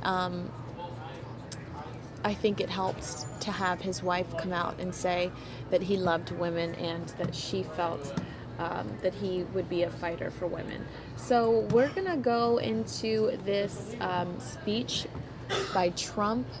This was yesterday afternoon. This was, I believe, his last of the 3 that he gave. And I'll show you his wife, too. She spoke a few words. Thank you. Thank you. Wow. Thank you very much. Pack it in.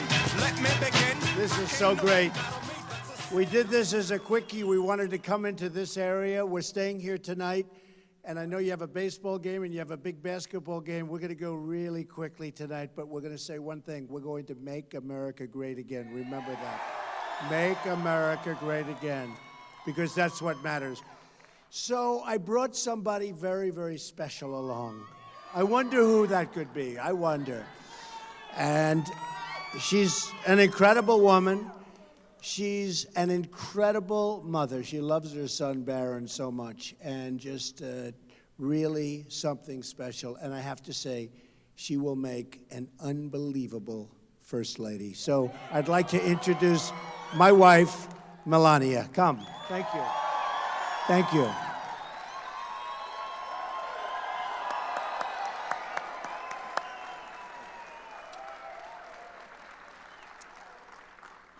Hello. It is wonderful. Thank you. We love you too. It is wonderful to be here today with you and with my husband. I'm very proud of him. He's a hard worker. He's kind. He has a great heart. He's tough. He's smart. He's a great communicator. He's a great negotiator. He's telling the truth. He's a great leader. He's fair. As you may know by now, when you attack him, he will punch back 10 times harder.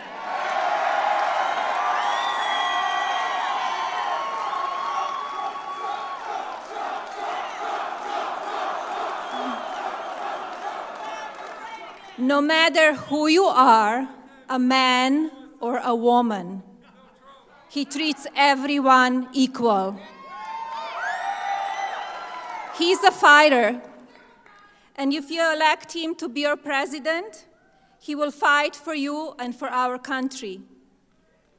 He will work for you and with you, and together we will make America strong and great again.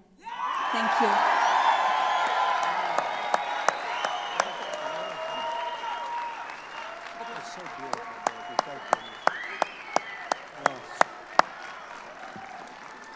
So beautiful. She said, do you mind? I wrote something coming out. I wrote something. Do you mind if I said? I said, not at all. Should I read it? She says, I don't want you to read it. I don't want you to read it.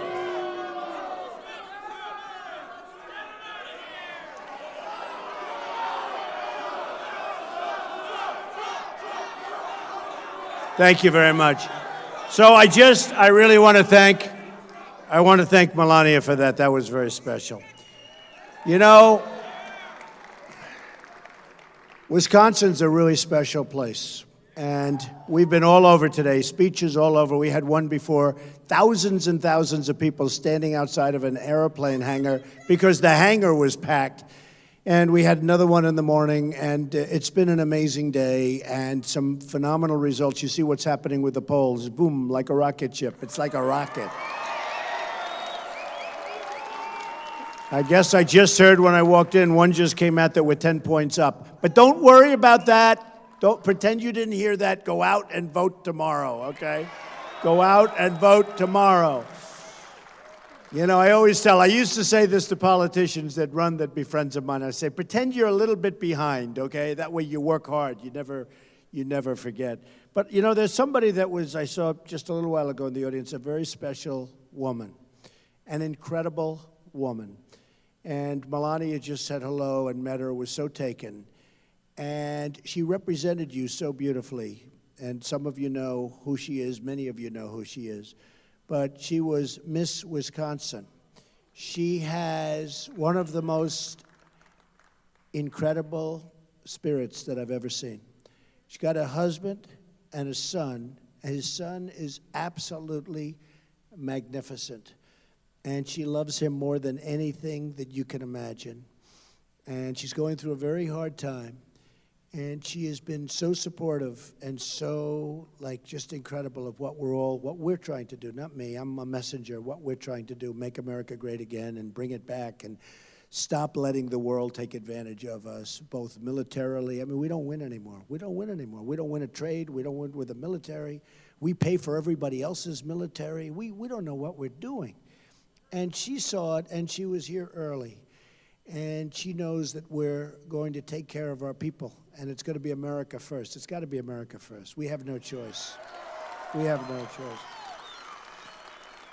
And she's with a friend of hers who's very well known, Chelsea Cooley, who is a tremendous, tremendous woman and just an amazing person. Also a great singer.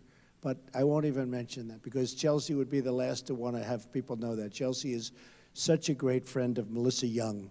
And Melissa Young, I just want to bring her and Chelsea onto the stage, and maybe Melissa would like to say something, and Chelsea, but this is just an unbelievable woman. So could I ask Melissa to come up on stage, please? Okay?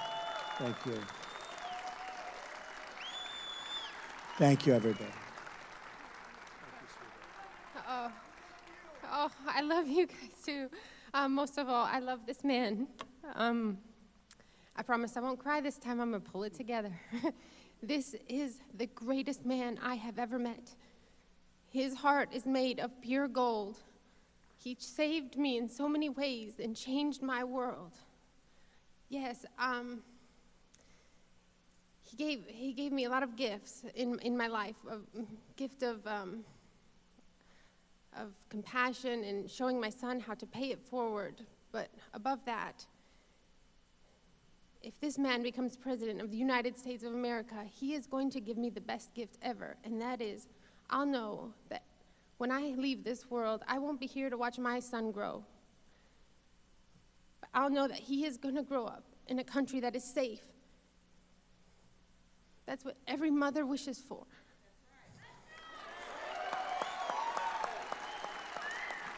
And please,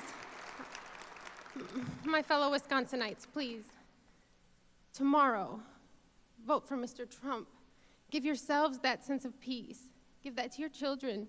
This is the greatest man I have ever met, and he is going to make America great again. Thank you all so much. God bless you.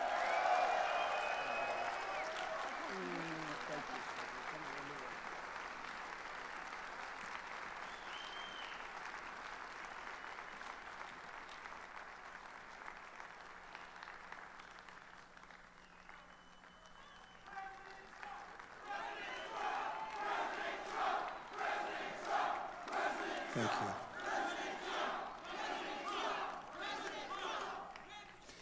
I'll tell you, that's an amazing story and just an incredible story, and we're going to make sure that it goes as well as it can. She was so amazing the way she walked up here and just spoke from the heart, and we all have to speak for the heart and from the heart. And you notice no teleprompters. We don't have teleprompters. We want to do it right from here and from here. And when it's done, believe that I will yelling from that mountain high. I was born free. Thank you all very much. So, in coming over today, and in going through a few of them, I said to a few of the folks, I've got to explain what's happening because our country is being decimated by stupidity, by bad deals, by horrible trades, by TPP, which Cruz wants badly and is going to destroy Wisconsin. This Trans-Pacific Partnership is a disaster. Cruz is pushing it hard. Kasich, I don't think he's a player here. The guy's 1-32. He's won, and it was his own state. And if I would have campaigned there 2 more days instead of staying in Florida, I would have won, in my opinion, Ohio. He's 1-32. Now, in all fairness, Jeb Bush was doing a lot better than that. Many people were doing better. It's called you get out. He's taken my votes. So we have to get over 50%. And how do you do that? Look, at a certain point in life, what you do is you say, I'm 1-32. In other words, I've won 1 out of 32 states. And you do what Marco did, which was great, which was and you do what Rand Paul did, and you do what a lot of them did, and you get out. And by the way, if you want, you can put your name up, and you can say, I want to run, and you go to the convention and you run. But it would be nice to see, because I'll tell you what, he takes my votes away much more than he does Cruz. And I don't like it. I don't think it's right. I don't think it's appropriate. But you know what? If we have to live with him, we still beat him easily. Okay, folks? I mean, okay? But you know, Kasich voted for NAFTA. NAFTA was a disaster for Wisconsin, and it was a disaster for our country. Ted Cruz wants TPP, and it is going to make NAFTA look like peanuts, what they're doing to us with those documents. And Cruz is the one that insisted that we can't talk about money manipulation, which is devaluation of currencies, in the agreement. He wouldn't let him do it. He's the one that fought currency devaluation. That's the single biggest tool that other countries have for taking our business, taking our money, and taking our jobs. And we can't let this go on any longer. Now, they're controlled by their PACs. They're controlled by the people that put up their campaign contributions. They're controlled, you know, the lobbyists in Washington, they have signs on their forehead. It's like stamped into their forehead. I take care of Cruz. They're specialists. I take care of Kasich. I take care of Hillary. Oh, Hillary. Ay, ay, ay. Take care of Hillary. So we can't let it happen anymore. We can't let it happen anymore. It's time, you know, Obama used to say time for change. I'll say it's time for change, but real change this time. Not that change, real change. Obama yesterday, President Obama yesterday, for the first time, he started having reservations about the Iran deal. I could have told him that 6 months ago, 9 months ago, long before it was signed. The ink isn't even dry, and now he's finally starting to understand it was a big, beautiful mistake, and it's only going to get worse. And by the way, Iran is getting worse. They were supposed to come into the community. Remember? What a bunch of babies. Are we babies? Are we babies? Hello over there. They were supposed to come into the community, and they were supposed to, you know, get involved.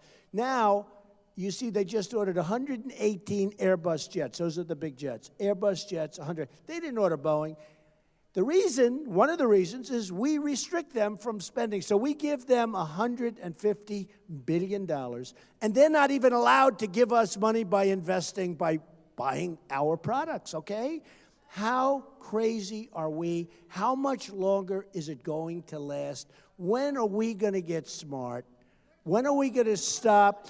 We, as a country, are being ripped off We are being ripped off by virtually every single country in the world, okay? Whether it's militarily or trade.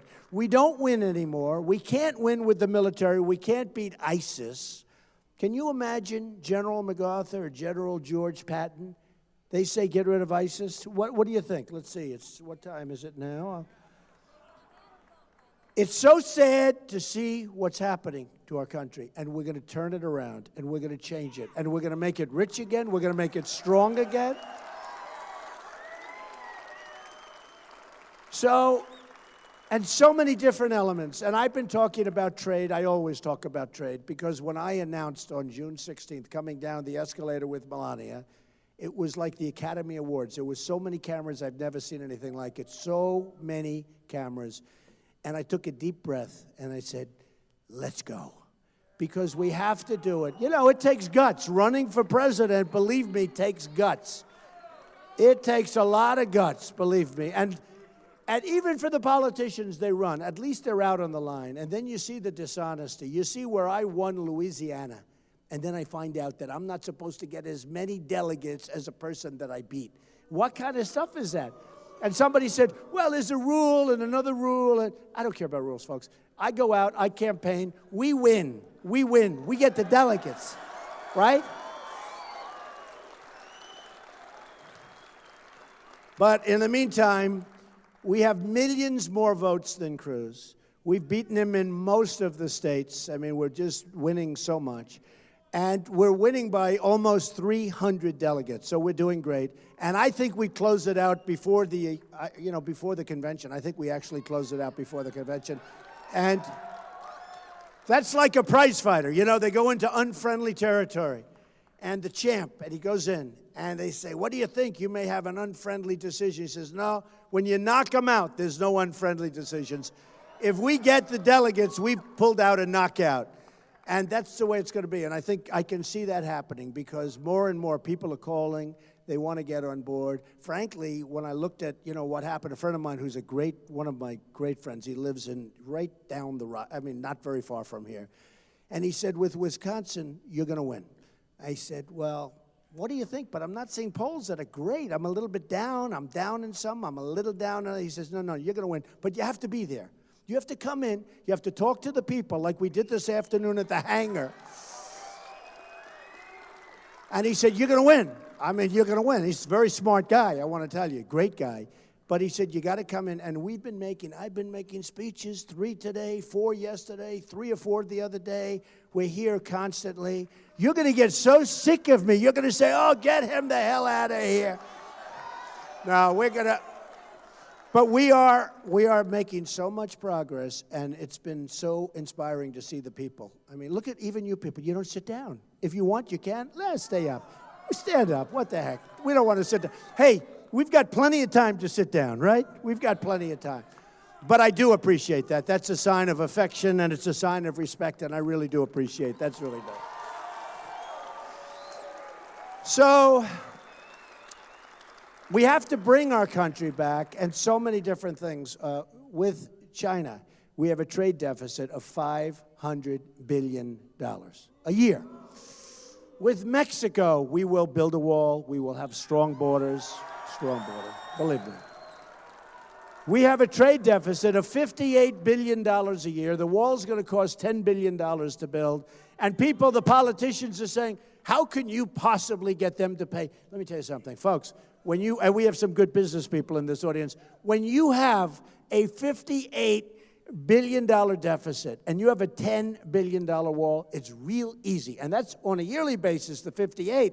It's really easy. And they don't understand it. They said, but how do you get them to pay? I said, it's so easy. And you understand. Just rely on me, okay? Rely. So easy. That's so easy. And we're going to have a strong border. 2 days ago, I was greatly honored because the Border Patrol, the folks that do a great job, and they're told to stand back, but they don't want to stand back. They want to do their job properly. They're proud people. They're incredible people. Frankly, before the wall goes up, we might not even need the wall, but we're building it anyway, okay? We're building it anyway. Believe me. But the Border Patrol people are unbelievable people, and it's 15,500 people gave me an endorsement 2 days ago. And I didn't ask for it. I didn't know. First time they've ever done it, right? First time they've ever done it, and they gave me an endorsement. And it's so important. Now, Sheriff Joe from Arizona, you know, I won Arizona really big, and Sheriff Joe was with me, and it was incredible, and we love it. Now, look, we have to have strong borders.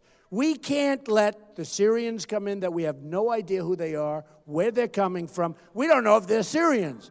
This could be the all-time great Trojan horse. Who knows?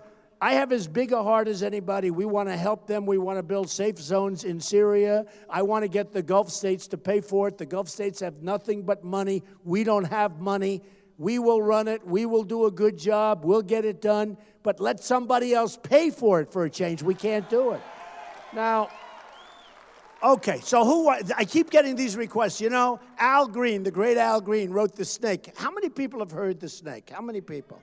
Oh, do you want to hear The Snake? Do you want to hear it? I mean, people love it, and I love it because it says what's going to happen to us if we're not careful. And this really pertains to allowing people into our country that we know we're going to have problems. We're going to have huge problems.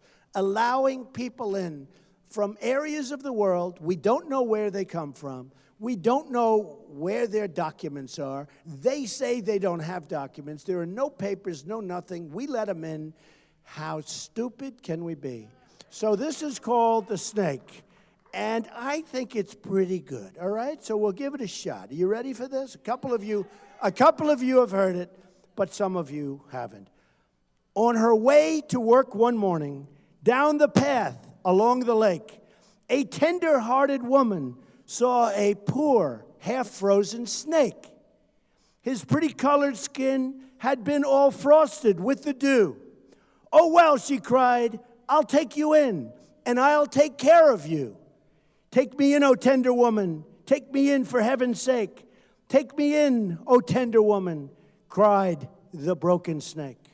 She wrapped him up all cozy in a curvature of silk, and then laid him by the fireside with some honey and some milk. Now she hurried home from work that night. As soon as she arrived, she found that pretty snake she'd taken in had been revived. "Take me in, O tender woman, take me in for heaven's sake. Take me in, O tender woman," sighed the broken snake. Now she clutched him to her bosom. "You're so beautiful," she cried. "But if I hadn't brought you in by now, heaven's sake, you might have died." Now she stroked his pretty skin, and then she kissed him and held him tight. But instead of saying thank you, that snake gave her a vicious bite. "Take me in, O tender woman, take me in for heaven's sake. Take me in, O tender woman," sighed the very, very healthy snake. "I saved you," cried the woman, "and you've bit me, heavens why? You know your bite is poisonous, and now I'm going to die." "Oh, shut up, silly woman," said the reptile with a grin. "You knew damn well I was a snake before you took me in."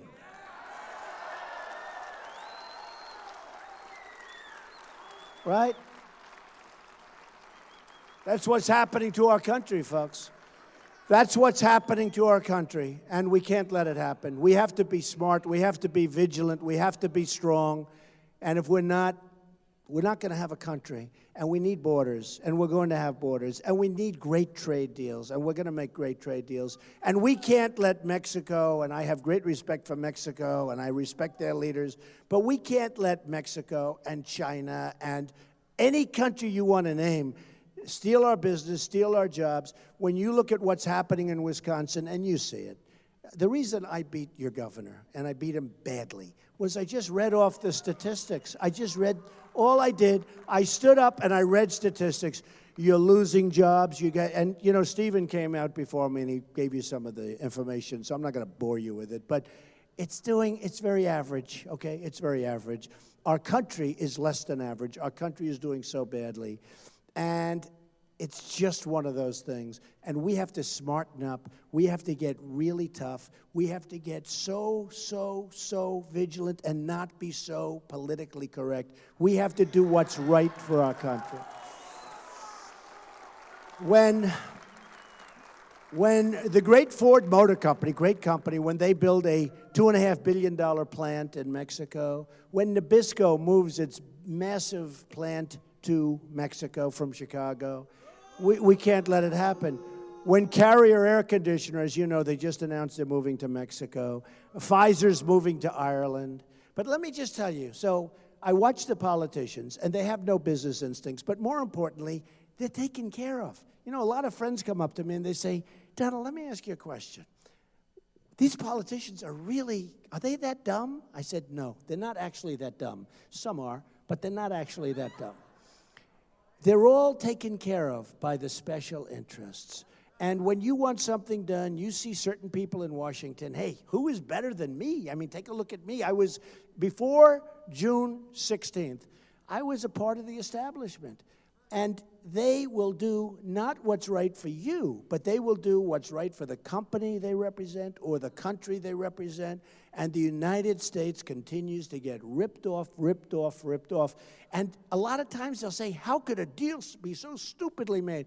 These people are so stupid. I said, they're not stupid. They're doing it for themselves. They're doing it because they want campaign contributions. They're doing it because they want money put in their PACs. They are totally controlled by the money. Believe me, they're totally controlled by the money. And that's not good for our country, okay? That's not good because terrible things are happening and we're getting weaker and weaker. Hundreds of thousands and even millions of jobs are being taken out. You look at the jobs we have even in Wisconsin. I mean, you see the jobs, the manufacturing, it's all so down and so gloomy and throughout the United States. And it's a disaster what's going on with our country. We're not going to have jobs left. And they do it with manipulation of currency. They do it with guile. They do it with so many different elements that our people don't even know what's happening. Our politicians, in most cases, don't even know what's happening. And when they do know what's happening and they let it happen, it's even worse. So I'm not taking money from anybody. I'm self-funding my campaign.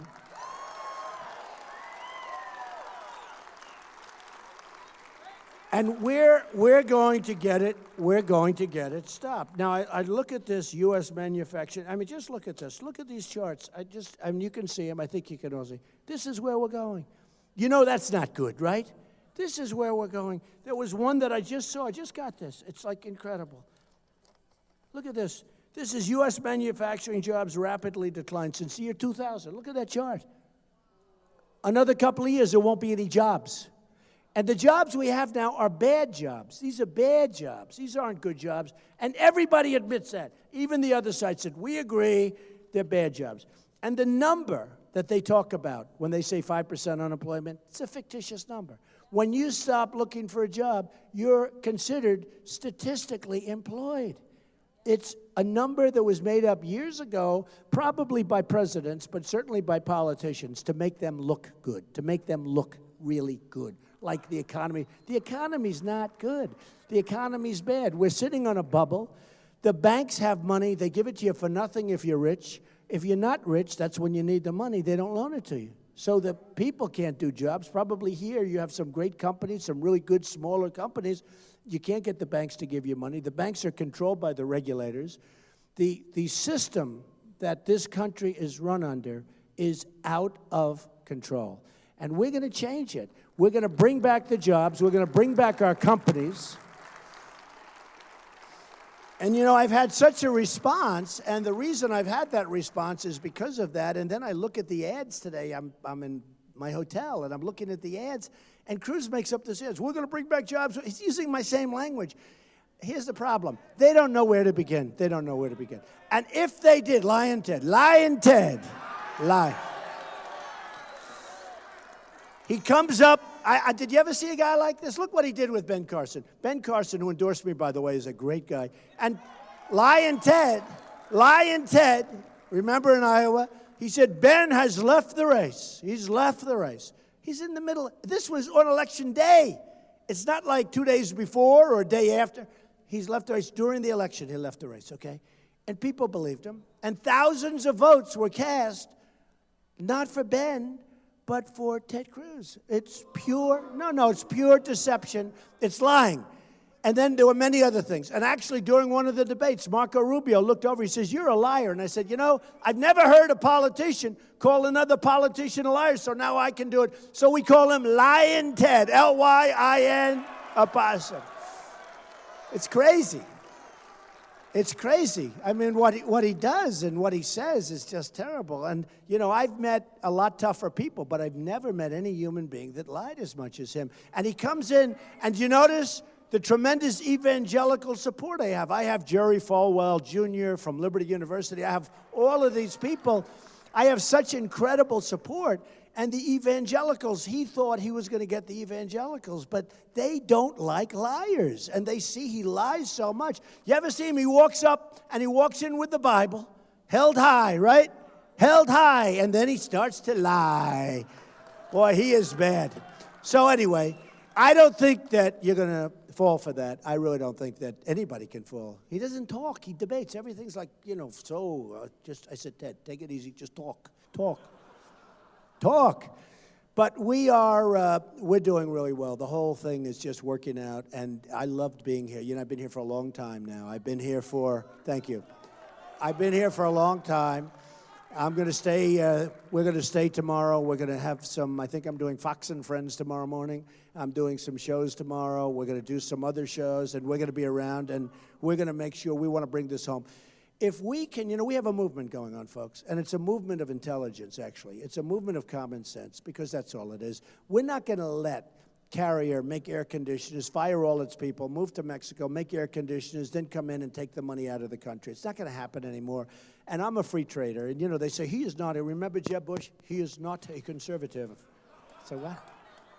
I am a conservative. But you know what?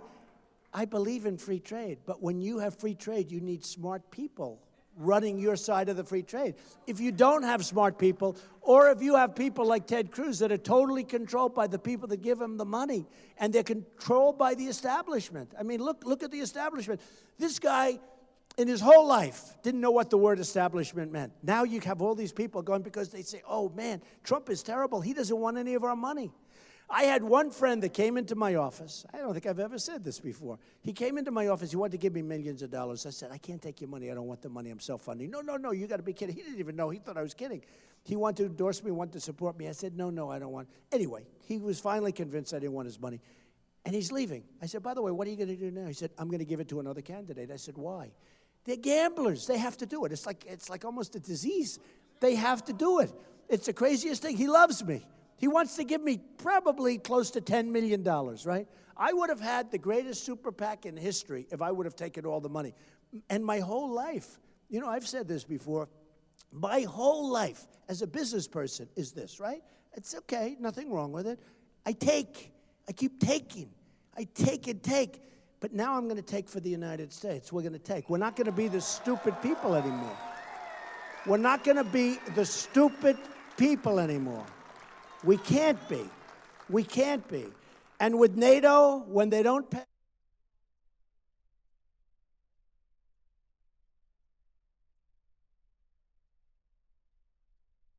All right, I can confirm that Bernie Sanders has won Wisconsin. Republican too close to call. Bernie Sanders has won Wisconsin. Republican race too close to call at this point. Bernie Sanders won Wisconsin. I think Hillary knew. I think that's why she's in New York right now.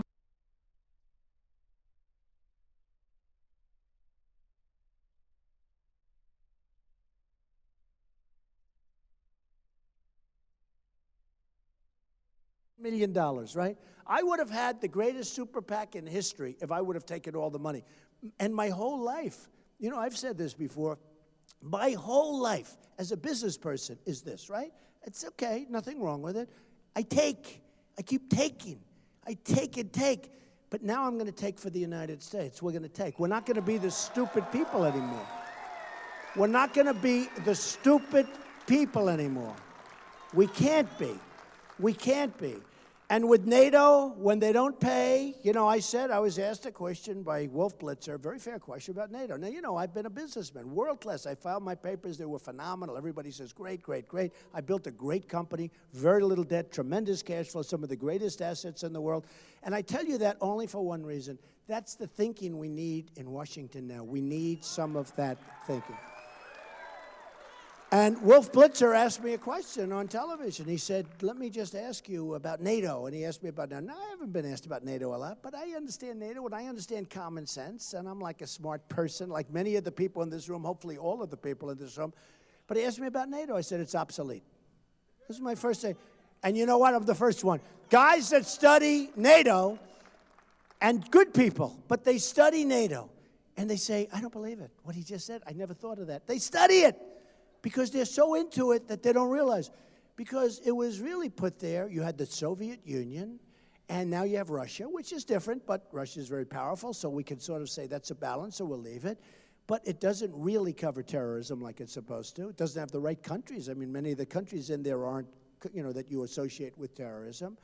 And so I said, number one, it's obsolete. I said, number two, to the best of my knowledge, the United States pays far too much proportionately, and why are we always paying the bills to protect other people? And the press, which is so totally dishonest, the press goes, headlines the next day, Trump doesn't want NATO, wants to disband NATO. And that's not what I said. I said, you got to pay your bills. And you know what? If they can't pay their bills, honestly, there should be, they got to go. Because we can't do this. You know, this isn't 68 years ago. This isn't, you know, when it was originally formed, like many, many years ago, many decades ago. And you have to redo things. But it is interesting. Some of the smartest people have said, what Trump said is genius. It's obsolete. And you know what? It's true. There's a lot of people, a lot of countries being given a free ride. We can't have the free rides anymore, folks. Thank you. Well, we need somebody with that. We need to, and it's America first, folks. It's America first. So then, as you know, North Korea is a big problem. North Korea is a problem. A problem could be solved easily by China, but they don't want to solve it because they want to tweak us. They're building in the South China Sea a massive military fort. You know what's going on. They shouldn't be doing that.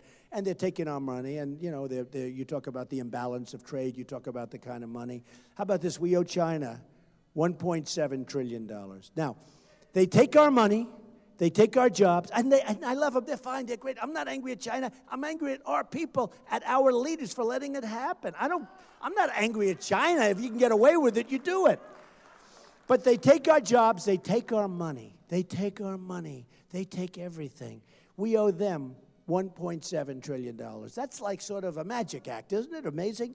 Japan, they send cars by the millions. They come off those boats. Los Angeles, I was there at the docks. I looked at the biggest boats you've ever seen, biggest, greatest ships you've ever seen. The cars are pouring off the ships. We owe them $1.5 trillion. It's like, well, how does this all happen? Okay, how does it happen? Here's the story, folks. We're going to change our thinking. We're going to be the smart people again. We're going to be so smart. We're going to be so sharp. So a lot of people don't know. We protect Japan. Do you know that? Does anybody know? You might know from this because, you know, we protect Japan. We protect Germany. We protect South Korea. When you want a television set, who do you get it from? South Korea. Samsung, LG, you get it from South Korea. So we protect all and big ships they make. These are monster economies. We protect them. They don't pay what they should be paying for not having to have this massive military apparatus that we supply. And you know what? We get that because we have people that don't know what they're doing in Washington for many years. I mean, I'm not even blaming Obama's the worst. He's the worst. The worst. I mean, when he just realized that the Iran deal is a bad deal. It just took him realize. I said, oh, why didn't you listen to me 2 years ago?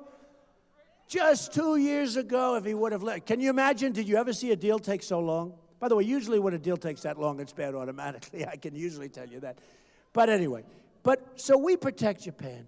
So it comes out, they say, what do you think of Japan? I said, look, I would have to tell Japan, and I'm talking about other nations also, because I have great friends from Japan. I have great friends from South Korea.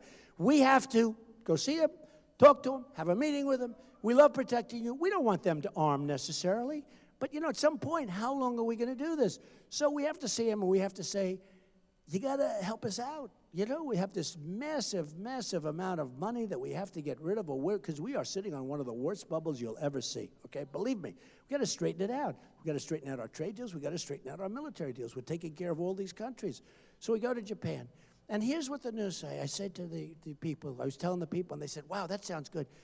You got to take care of us. Now, they'll probably say initially no, and we leave, and then they're going to say yes. But if they don't say yes, you always have to be prepared to make a great deal to walk. You have to be. You can't say, oh, the problem with the Iran deal was that Secretary Kerry was like an amateur.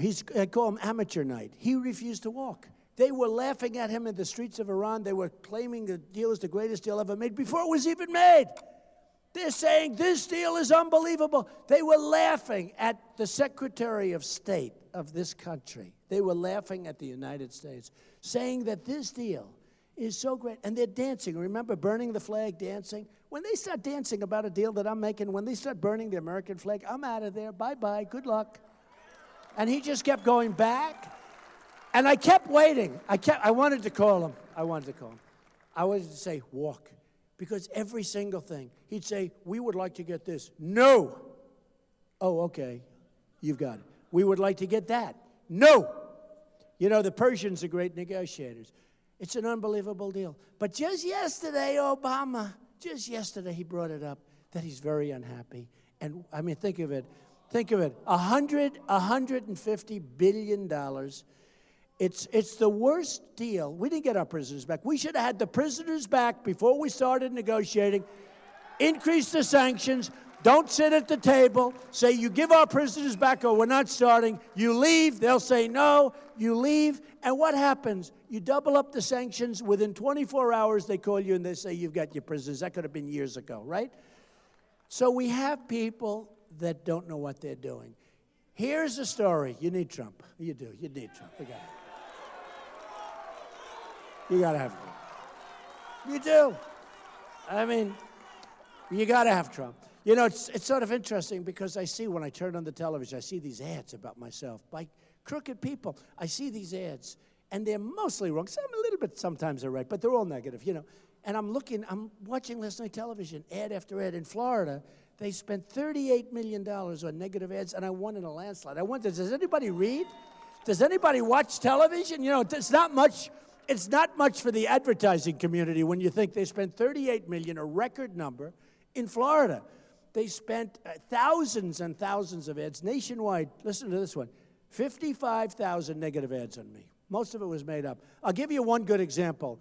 We have the Club for Growth, which is, forget them. These are among the dumbest people that you'll ever meet. They come to my office. They want me to give them $1 million. Friend asked me, please see them. I said, who are they? They're Club for Growth, whatever that means. So they come to my office. They ask me for $1 million. I say, no, thank you. And that's it. They then leave. They write me a letter, which I posted, asking me for $1 million. I said very nicely, I'm not a bad person. I said nicely, no, thank you. You can be rich, but you don't have to be stupid, okay? Why am I going to give them $1 million? So what happens is all of a sudden I see their name all over the place. Club for Growth. And they talk about, different things, ridiculous things. It's the worst ads.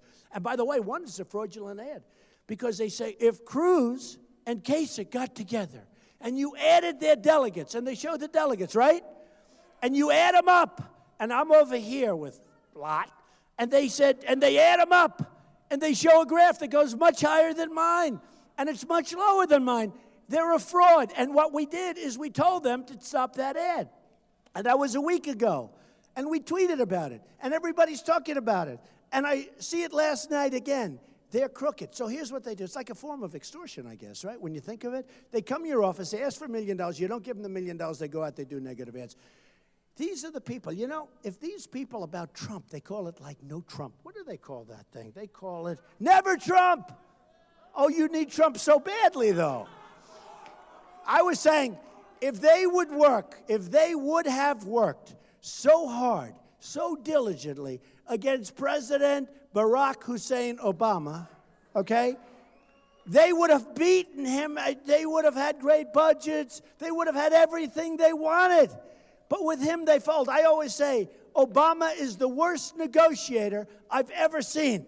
You look at no, except with the Republicans. He gets everything he wants. I mean, you look at the omnibus budget from 3 months ago, he got everything he wanted. Fund Obamacare, bring people into the country that shouldn't be here. He got everything he wanted. So he is the worst negotiator worldwide. We have Sergeant Bergdahl, right? We get Bergdahl, a traitor. No, think of it. This is the same. This is a negotiation. We get Bergdahl, and they get, what do they get? 5 of their most coveted killers that have been in jail for 8 years in Gitmo, which we're not closing down, by the way, okay? We're going to run it a lot better. So we get Bergdahl, a traitor, who 5 or 6, probably 6, people were killed going out to try and get him back. He left. He's a traitor. So we get Bergdahl, and that's what we get. And they get 5 people that are right now back on the battlefield or soon to be back on the battlefield trying to kill everybody in sight, including us, okay? We've got to stop it. We've got to stop it. So with Japan, I said, maybe we got to walk. And the next day headlines, Trump doesn't want to defend Japan. Trump wants Japan to get their nukes. Oh, okay, so here's the story, folks. You have Japan. Japan is very concerned with North Korea. You know, number one, I like the way it is now, but I want them to pay a lot more money, and they probably will. But if they don't, it's not so bad if they are at heads. Maybe we're not supposed to get into that fight. That's a bad fight. Maybe we're not supposed to, okay? Okay? Same thing with South Korea. I mean, every time he raises his head and he starts talking, every single time he raises his head, our ships start floating over, our planes start going over, we do all sorts of exercise. What do we get out of this? We have 28,000 soldiers on the line. So we have to be taken care of. Now, I'm talking as a person financially, okay? I'm also talking militarily, but I'm talking financially. We don't have a country that could do this anymore. Saudi Arabia, until the oil went down, and now they're still making a fortune, but Saudi Arabia was making $1 billion a day. We protect Saudi Arabia. If we weren't there, Saudi Arabia wouldn't be there. If Saudi Arabia didn't have us for years protecting them, they would have been gone long ago. As Saudi Arabia, somebody else would have it. Probably, maybe Iraq, because he would have come back. That. You know, I was against going into Iraq. Everyone says, oh, Trump is going to be very tough. I was against going into Iraq from the very beginning. From the very beginning. And I'm going to build our military bigger, stronger than ever before, but you know what? Hopefully, we'd never have to use it. Nobody's going to tell us what to do, though. We have to shape it up because our military is totally depleted. But if our politicians would have gone to the beach for the last number of years, many years, we would be much stronger in a sense. We'd be much stronger because the Middle East is a disaster. You see the Great Migration. It's a catastrophe. You see what's going on in Germany. It's a total mess, what she has done. Can you imagine? She was Person of the Year. I was supposed to be Person of the Year on Time Magazine. She beat me out and she destroyed Germany. Can you believe this? That's not good. I wonder if Time Magazine had that one to do over again, what they'd say. I think we'd be in much better shape. Well, they've treated me nice. I've been on the cover a lot. And the reason we're on the cover a lot is because we have a movement the likes of which people have never seen. So here's the story. Here's the story. You know, one of the great writers called me up, and he said, what you've done is incredible. I said, no, I have to win. He said, no, it makes no difference. If you win, if you lose, it doesn't matter. What you've done is down in the history books. You will be covered for all time. It's incredible. I said, no, sir, I have to win, because if I don't win, to me, I will consider it a tremendous waste of time and a waste of money, but a tremendous waste of time. So here's the story. Here's the story. We're going to take care of our Second Amendment. It's being chipped and we're going to get rid of Common Core. We're going to bring education back local. We're going to repeal and replace Obamacare, which is a total catastrophe. You're going to have great health insurance.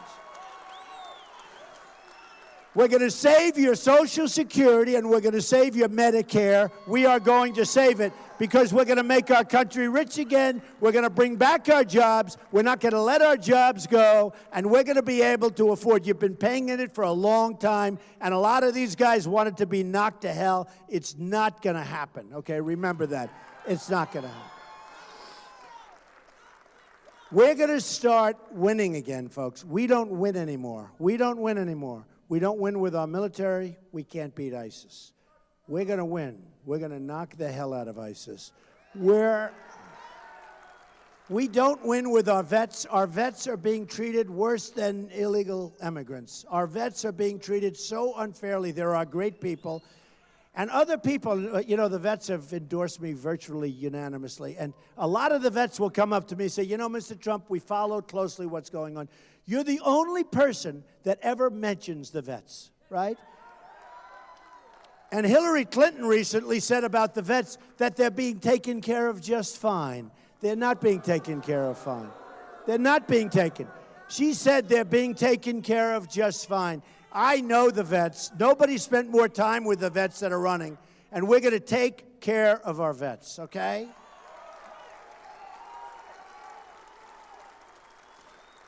We are going to tear up and make great and very lucrative, and everybody's going to be happy, including the other side, trade deals. I have the greatest people in the world for dealing. We use political hacks. They don't know what they're doing. They're dealing against the smartest people in China, the smartest people in Japan, the smartest people from all over the world, and our negotiators are political hacks, and we're not using them anymore. We're using the greatest business people in the world, and we have them in this country, and they're endorsing me, and I know the best ones from the not-so-great ones, and we're going to have great, great trade deals. We're going to have a strong border. We're going to have a real border, okay?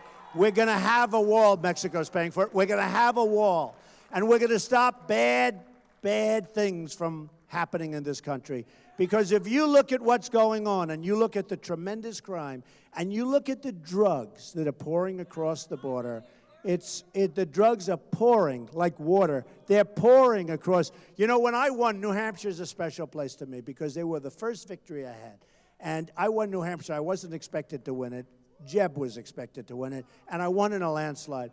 And I'd go around, I'd see the people of New Hampshire, and they'd tell me, Mr. Trump, our biggest problem is heroin. And I say, heroin? It doesn't make sense. You know, you look at the beautiful trees and the woods and the roadways and the lakes. I say, heroin. It just doesn't work. It's incongruous, right? It doesn't work.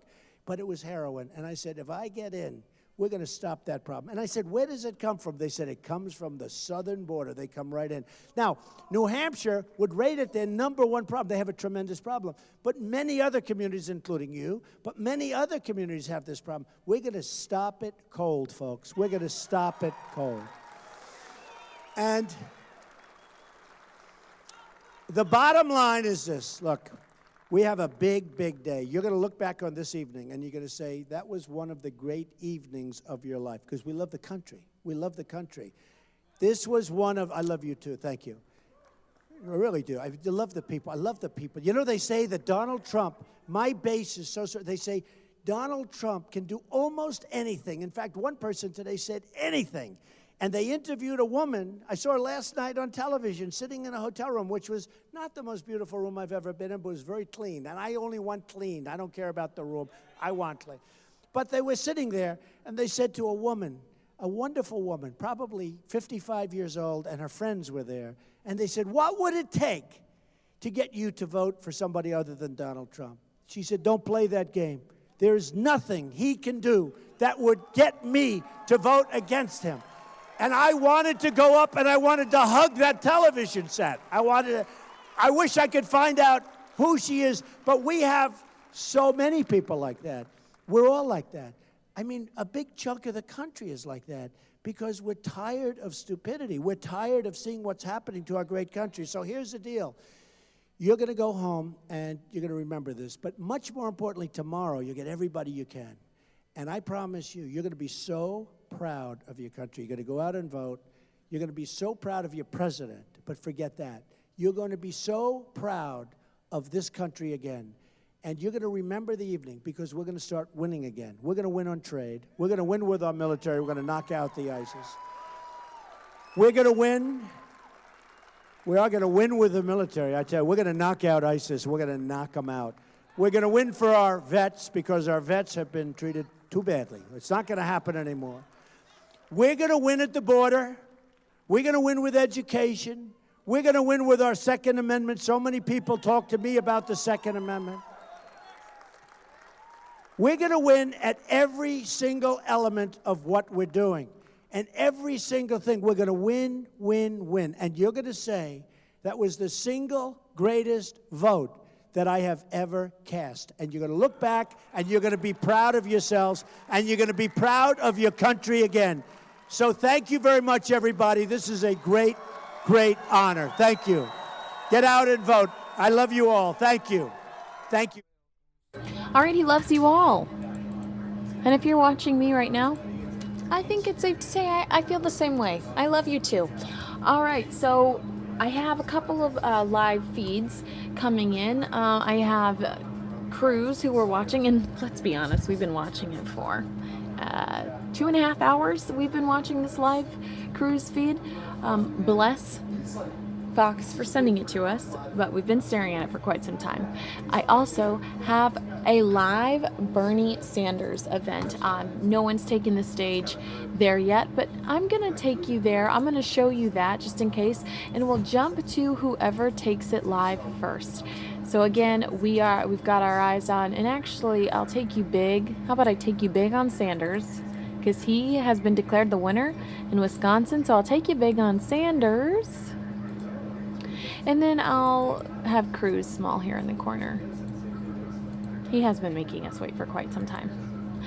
And when we see someone take the podium, I'll be quick to turn up the mic. And in the meantime, why is Phoenix dark? Phoenix, why is that dark? Some of these things some of my headlines are showing up dark. I wonder if I broke it. Sometimes I press buttons I'm not supposed to. I'm gonna crank up the volume when I hear or see someone take the podium, so it'll be just a moment from now. Thanks for your patience, and thanks so much for watching Fox 10 News Now.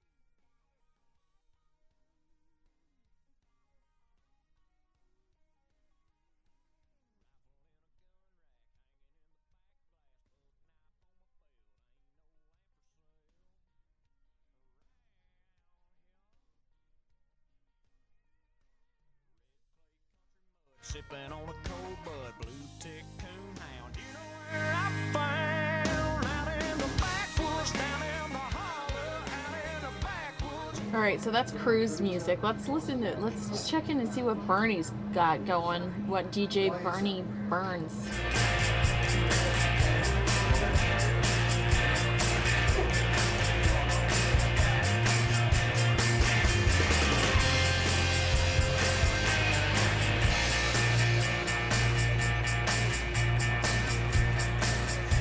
I have no idea what this is.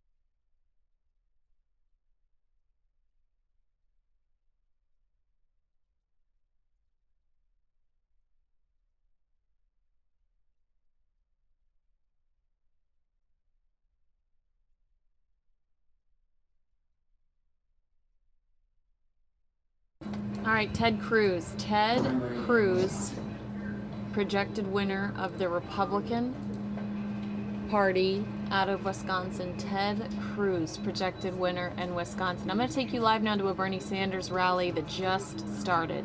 The only man who's willing to say what I've been waiting to hear for pretty much my entire life.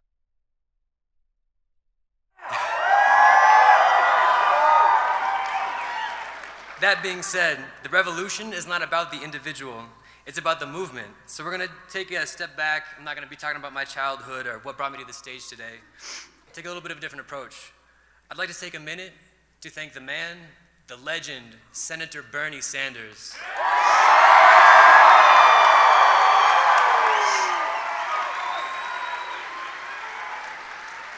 Not for working on my behalf since before I was even born.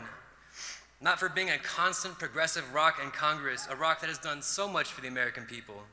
Not for being the single voice of authenticity, reason, and love for our fellow human beings. No, I'd like to thank Bernie for running for the President of the United States of America.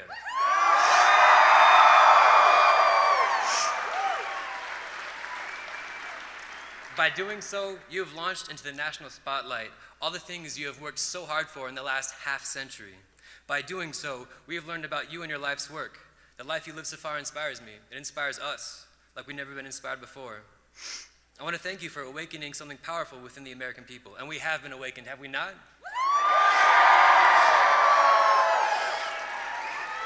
Our eyes finally open. We the people understand that we can fight back against the billionaire class that has worked so hard to keep us down. We the people, we understand that now is our time.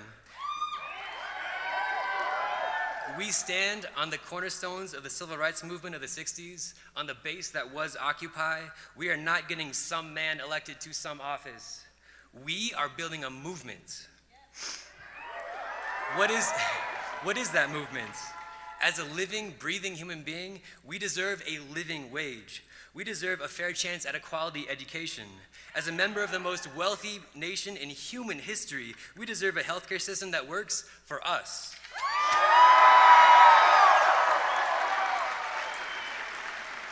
The truth is, for over 50 years, Bernie has been showing up for us every single day.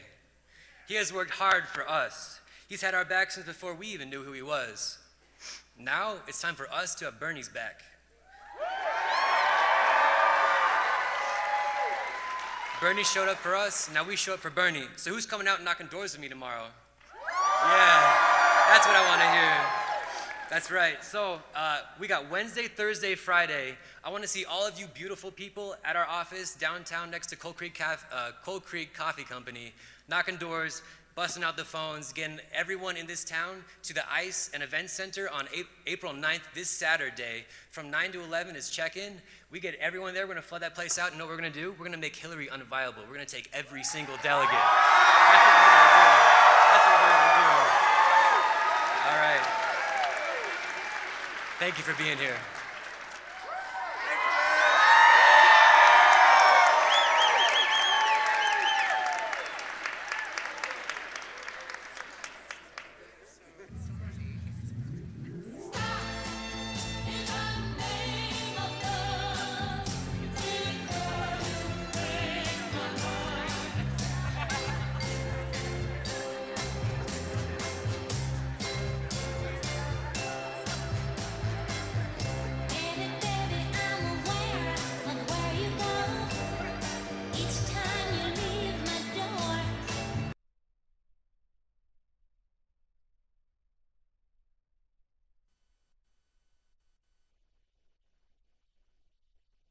The polls are closed and the votes have been counted. Ted Cruz and Bernie Sanders both picking up big wins here in Wisconsin. Now they're hoping those votes will translate into momentum as they battle frontrunners Donald Trump and Hillary Clinton.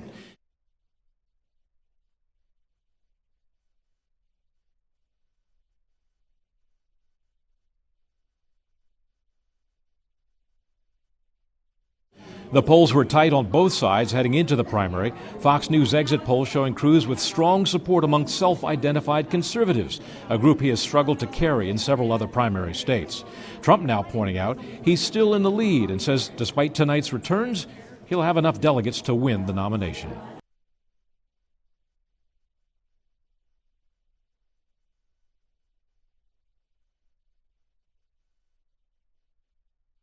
But Trump's path to win the nomination outright narrowed significantly with his loss tonight, making a contested convention more likely.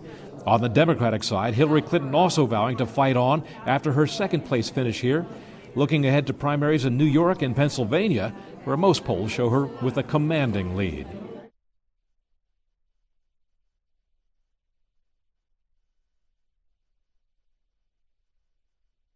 The next nominating contest is Wyoming's caucus on this coming Saturday, followed by New York's primary on April 19th. In Waukesha, Wisconsin, Doug McKelway, Fox News.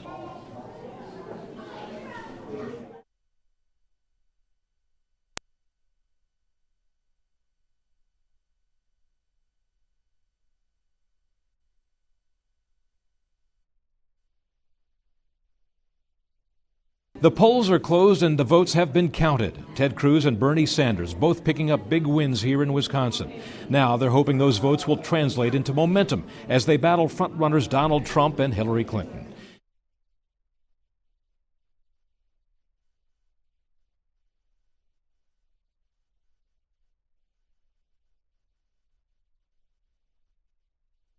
The polls were tight on both sides heading into the primary. Fox News exit poll showing Cruz with strong support among self-identified conservatives, a group he has struggled to carry in several other primary states. Trump now pointing out he's still in the lead and says despite tonight's returns, he'll have enough delegates to win the nomination.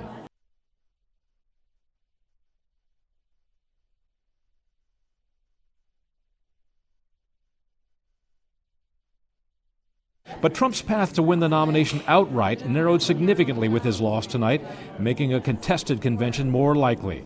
On the Democratic side, Hillary Clinton also vowing to fight on after her second-place finish here, looking ahead to primaries in New York and Pennsylvania, where most polls show her with a commanding lead.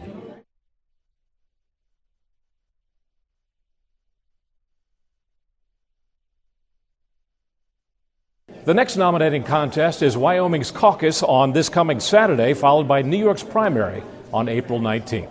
In Waukesha, Wisconsin, Doug McKelway, Fox News.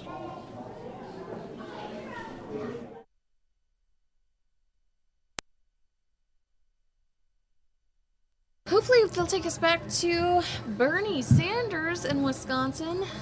They abruptly cut out of it. Oh no, we're just gonna replay that. The polls package. are closed and the votes have been counted. Ted. We'll go over to this Ted Cruz rally. We're waiting for Ted Cruz to take the stage, and I know I've been giving you this visual for 2.5 hours. But you know what? It's called anticipation. Hopefully, you're as excited as I am for someone to finally take that podium. You betcha.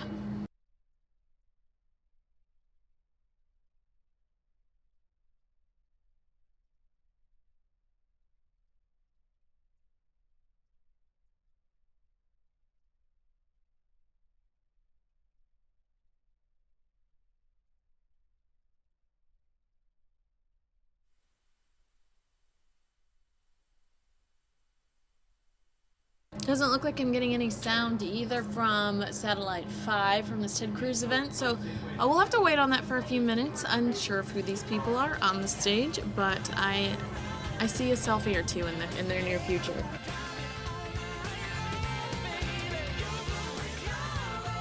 Oh, this is Rascal Flatts' cover of Life is a Highway, and I listened to this approximately 4 times on my way into work today, so I'm not mad to hear it a fifth.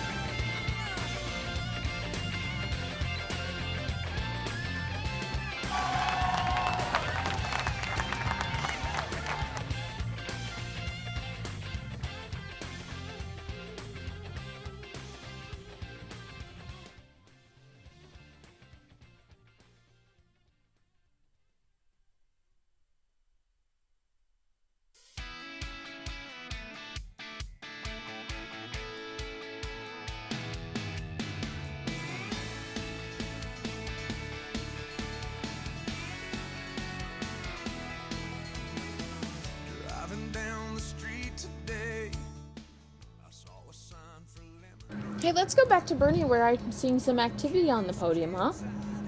It is a super PAC with big money from moneyed interest, and the pundits assured us that it was all taken care of. Of course, the pundits also said that the other side would be nominating somebody named Bush, and his $167 million in super PAC money didn't do him all that much good.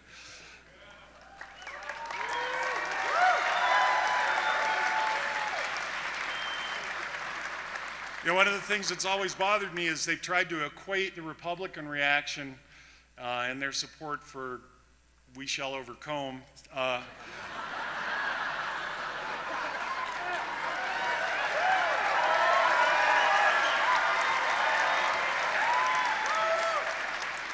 They've tried to equate that with the support we have for Bernie Sanders, but we're the exact opposite reaction to that.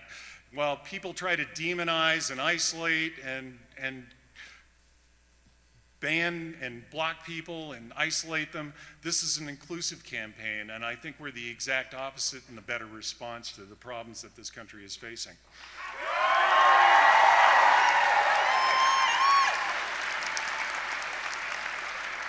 And as you look around, you know you've proven the pundits wrong. You have shown that money and support from Main Street, with millions and millions of donations averaging just $27, can go even further than money and support from Wall Street. It's people like you. It's people like you all over the country who have ignored the pundits, you've defied conventional wisdom, and turned what was supposed to be a coronation into something of a real contest. And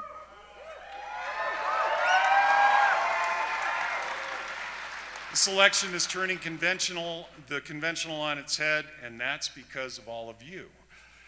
This election is more than about money. It's more than about the crap the pundits spout on television. It's more than even an individual candidate. It's about more than even Bernie Sanders. This election is about people. People like you standing up for what's right and standing against those who presume that they have the power without our consent to determine the future direction of this country. Well, thank you. Thank all of you. And I appreciate you turning out, and I appreciate you showing them that they're wrong.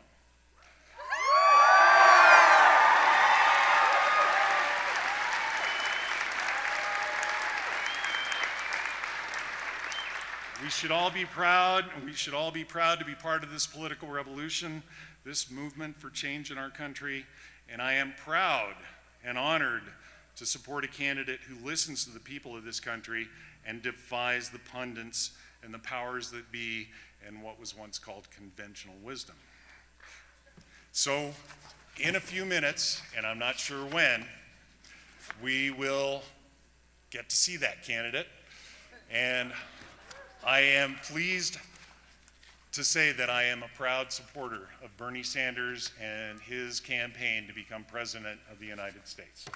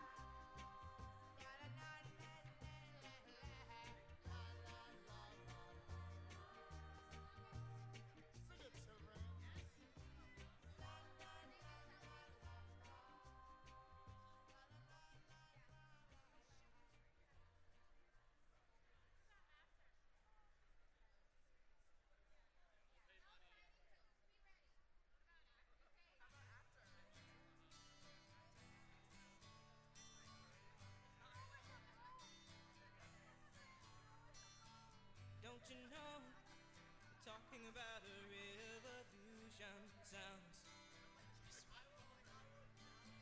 Don't you know?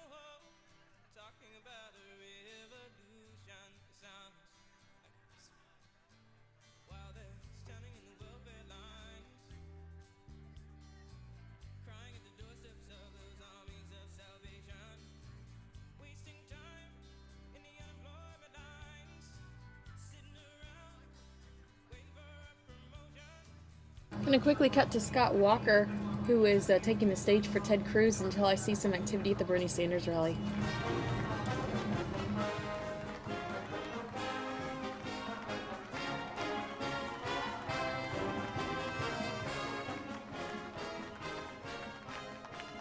Good evening, Wisconsin.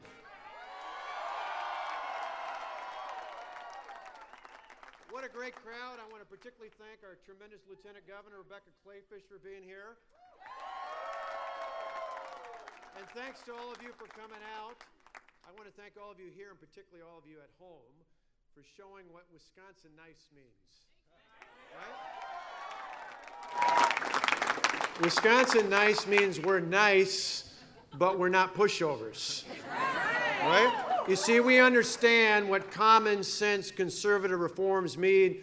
We understand what it means to have principled conservative leadership, because we've done it here in the great state of Wisconsin.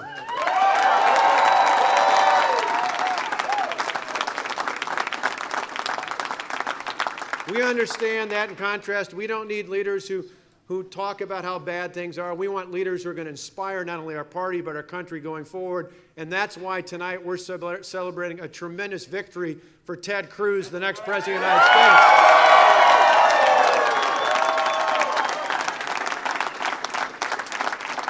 Ted Cruz is someone who has stood up and fought the big government special interest in Washington, D.C., and when we elect him as our next president, he's going to do exactly the same thing for all the people of this great country.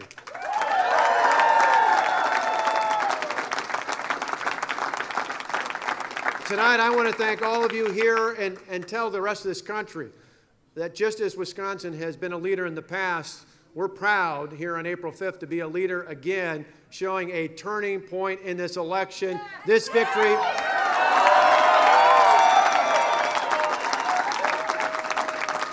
This victory is bigger than just Wisconsin.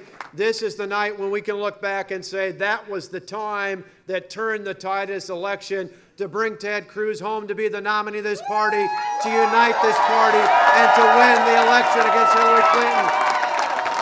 Ladies and gentlemen, let's give a warm Wisconsin welcome to the next President of the United States, Ted Cruz.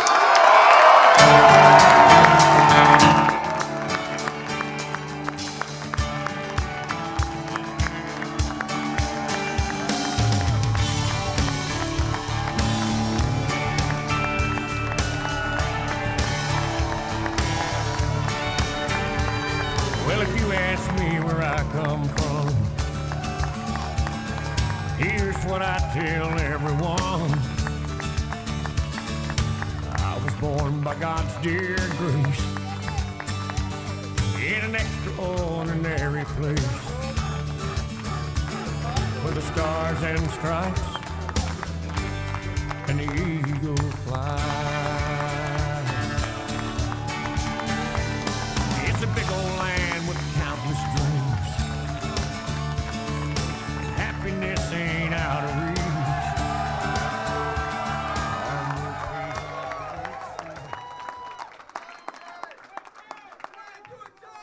God bless the great state of Wisconsin.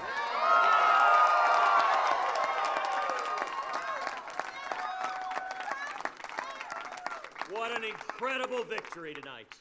And thank you to your tremendous governor, Governor Scott Walker, for his principled, passionate leadership.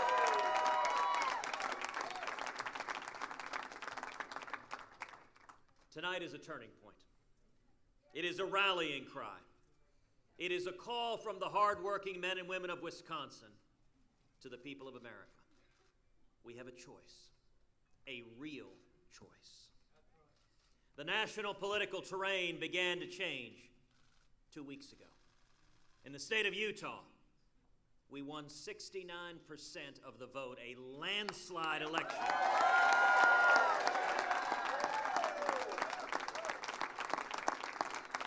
Winning every single delegate in the state. Then, just 3 days ago in Colorado, 2 congressional districts voted. Once again, they elected 6 delegates, and of those 6 delegates, we won all 6.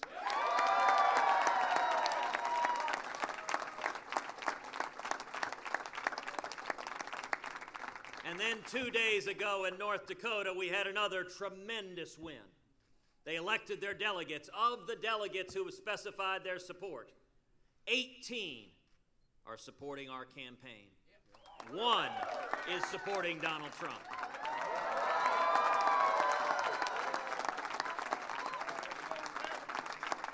$18 to 1, I'll take that ratio any day of the week.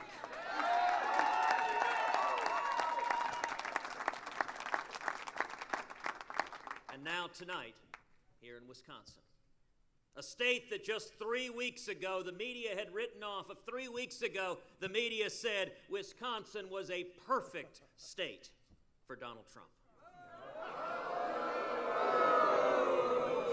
But the hard-working men and women of Wisconsin stood and campaigned tirelessly to make sure that tonight was a victory for every American.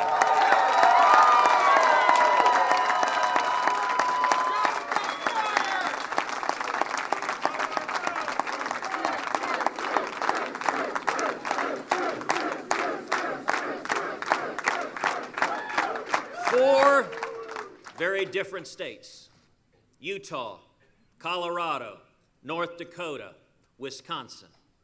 4 victories.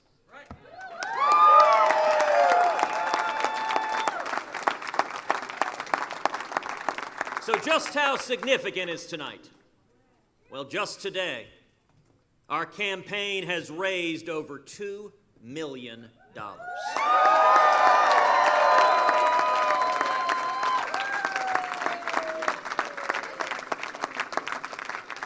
People all over the country going to tedcruz.org, tedcruz.org, tedcruz.org.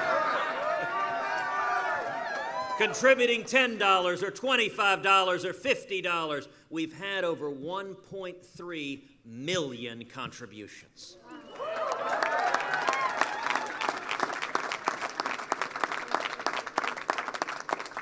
In the last 2 weeks, and in the coming days when Colorado and Wyoming finish voting, we are likely to have gained over 100 delegates on Donald Trump.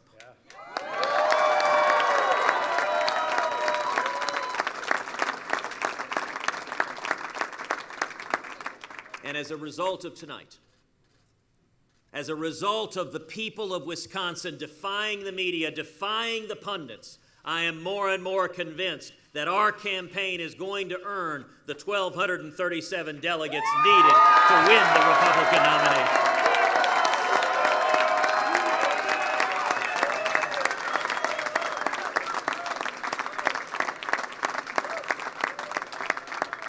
Either before Cleveland or at the convention in Cleveland, together we will win a majority of the delegates, and together we will beat Hillary Clinton in November.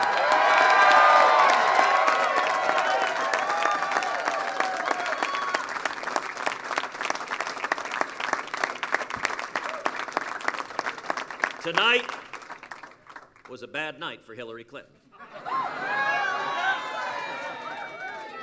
It was a bad night in the Democratic primary, and it was an even worse night for her in the Republican primary.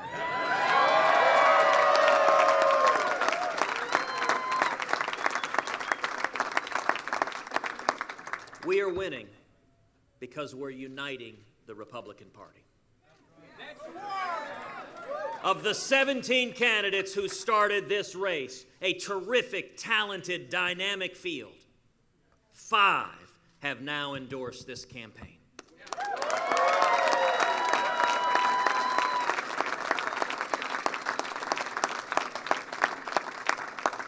Rick Perry and Lindsey Graham and Jeb Bush and Carly Fiorina.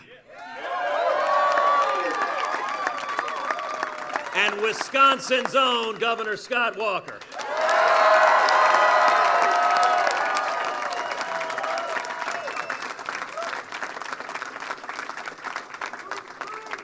When you toss in Senator Mike Lee and Mark Levin,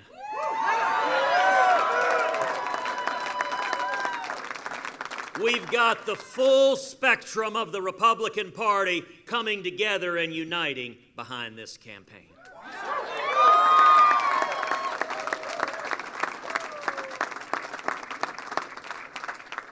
In 1960, accepting the Democratic Party's nomination, John F. Kennedy observed, "I think the American people expect more from us than cries of indignation and attack. The times are too grave, the challenge too urgent, and the stakes too high to permit the customary passions of political debate.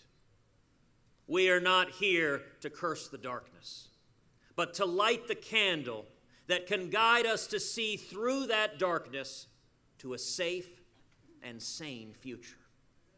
As Winston Churchill said on taking office, if we open a quarrel between the present and the past, we shall be in danger of losing the future."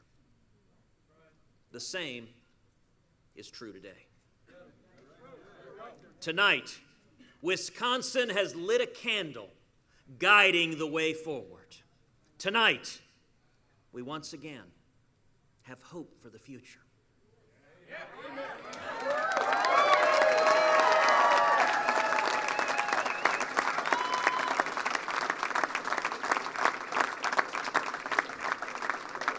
Tonight is about unity, and tonight is about hope. Young people in America once again have hope that we will bring jobs back to America.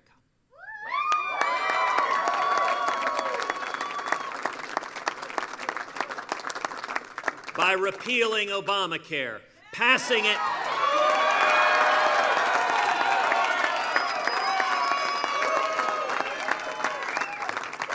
reining in the federal regulators that are killing small businesses, passing a flat tax, and abolishing the IRS.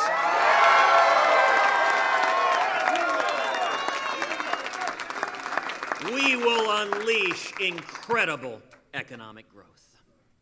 Our border will finally be made secure, and sanctuary cities will end.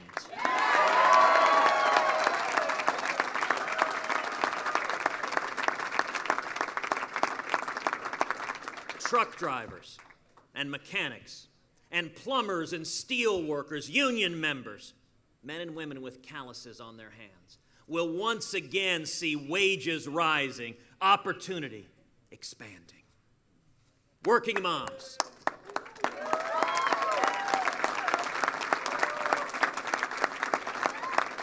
Working moms struggling to make ends meet will see take-home pay rising, the cost of living falling, and Common Core ending.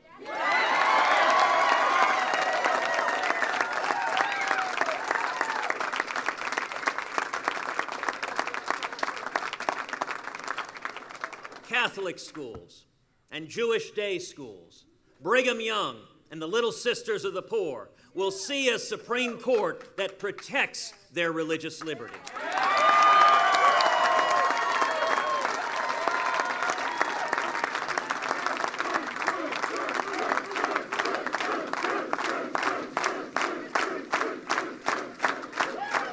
The fundamental freedom of every one of us to live according to our faith and our conscience.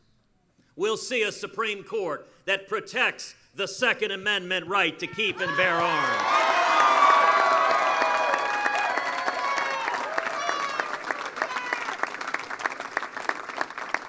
And our fundamental right to protect our families and our homes and our children.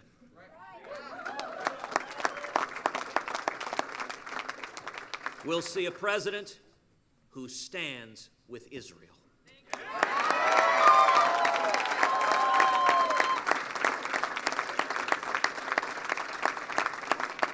Clearly and unapologetically.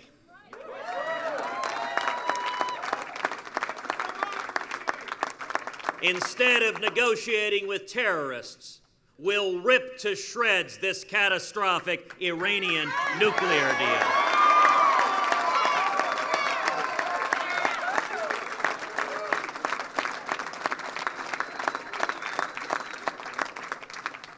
We will defeat radical Islamic terrorism, and we will utterly destroy ISIS.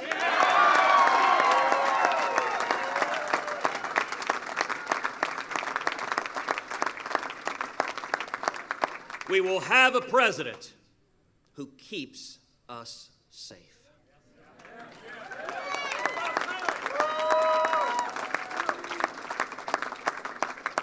To the soldiers and sailors, the airmen and Marines, to the police officers and firefighters and first responders who risk their lives every day to keep us safe, we will have a commander-in-chief who has your back.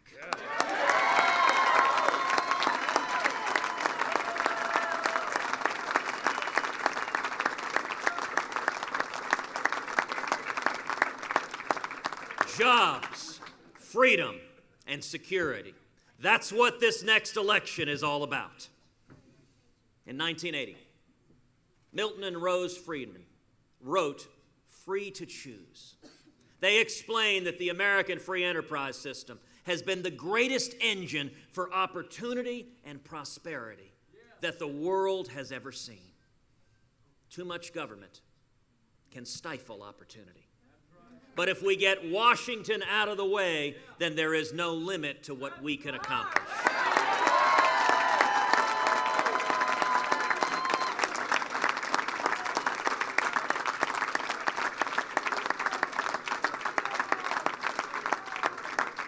It's what allowed my dad to escape Cuba and come to America with nothing, washing dishes, making 50 cents a day, to start a business, and today to be a pastor traveling the country.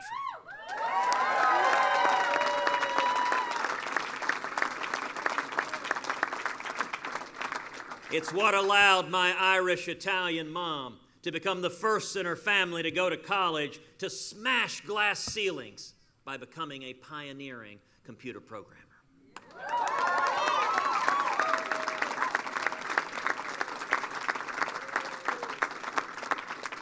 It's what allowed my wife, Heidi,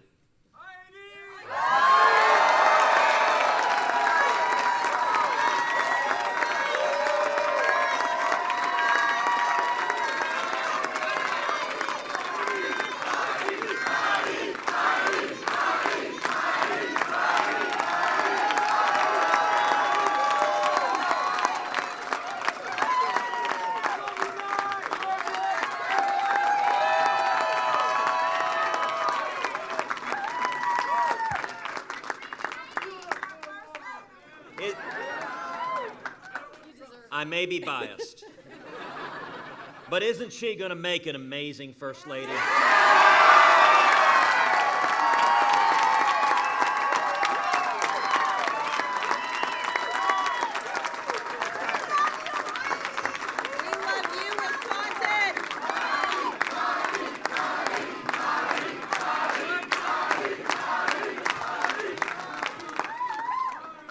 She's the child of missionaries, my best friend in the world, and she's become a successful business leader, a loving mom, and every day she's teaching our daughters, Caroline and Catherine, that strong women can accomplish anything in the United States of America.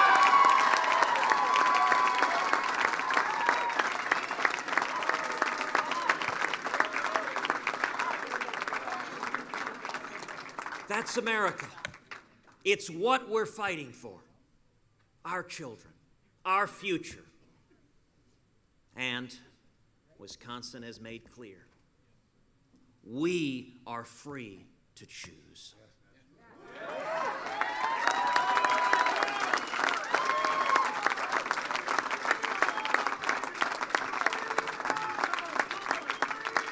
For centuries, America has been a shining city on a hill, a beacon of liberty to the world, and we can and will be once again.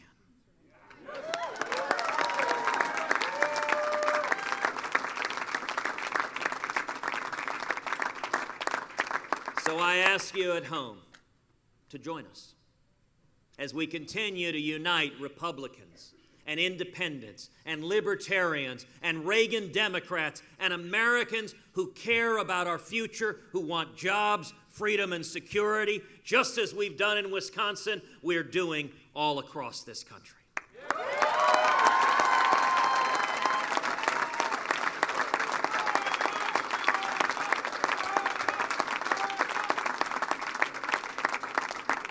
And Governor, let me tell you, I look forward to coming back to the state of Wisconsin this fall.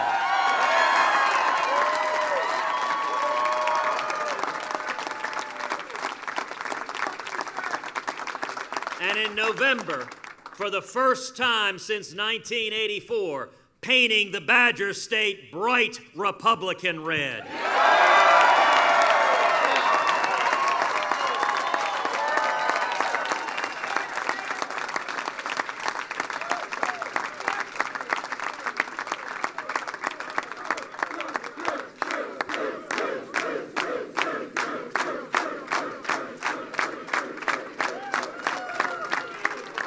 So let me just say, Hillary, get ready, here we come.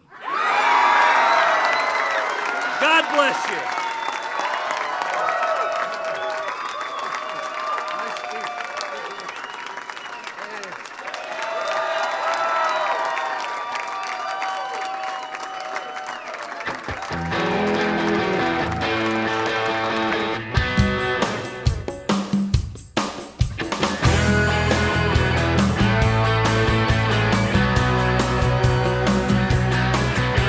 Sun coming up over New York City.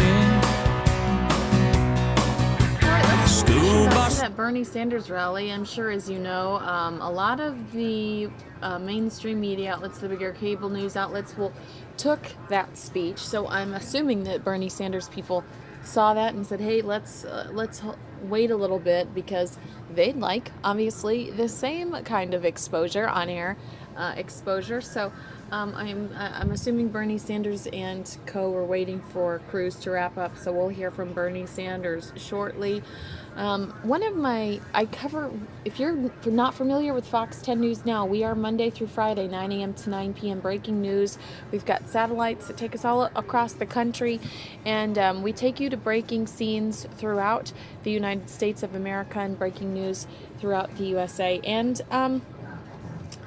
one thing that I've noticed is we carry all of these candidates' speeches in long form. So if you want to watch us while you're at work, you have a constant stream of news, and you hear some of these speeches over and over and over again. So I almost wish that they'd shake it up for these kind of speeches, because when you hear something 30 times, it's less sincere. But let's see what Bernie Sanders has to say. Maybe he'll have some original content that will light a fire.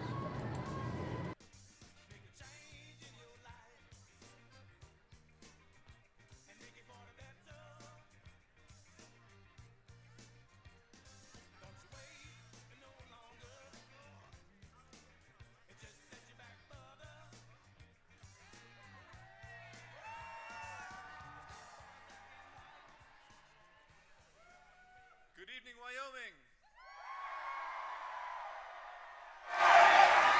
It is my pleasure to introduce former Agricultural Commissioner of the state of Texas, Jim Hightower.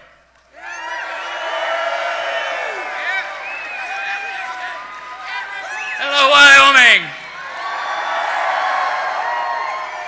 Hello, revolutionaries. Wow, what a fabulous event this is. What a fabulous presidential campaign this is. What a fabulous opportunity it is. Just makes me happier than a flea at a dog show to be standing up here looking out at all of you Bernieistas as we take power back to the American people. at the grassroots level. And what better place to come talk about the inequality state of America than the equality state of Wyoming?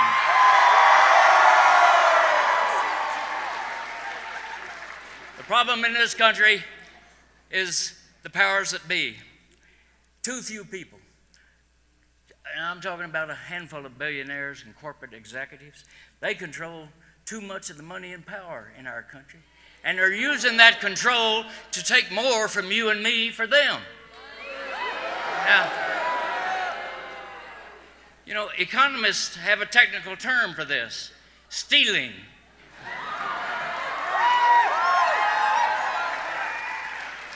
Woody Guthrie had that great song, "As I travel through this world, I see lots of funny men.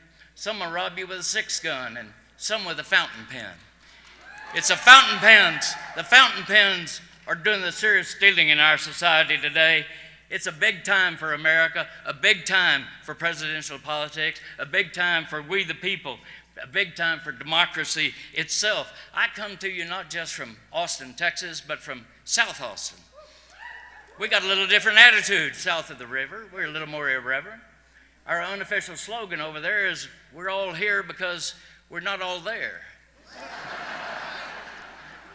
Well, I think we're all here tonight because we know that the powers that be on Wall Street and in Washington and the corporate suites, they're not at all there in comprehending what America is all about.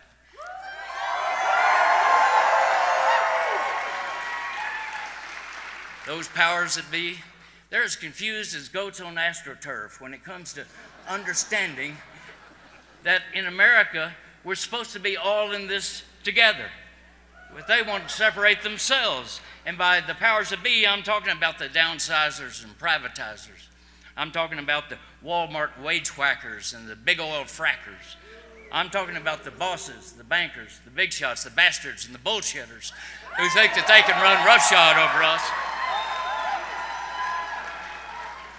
They might think that they're the top dogs and we're just a bunch of fire hydrants out here in the countryside.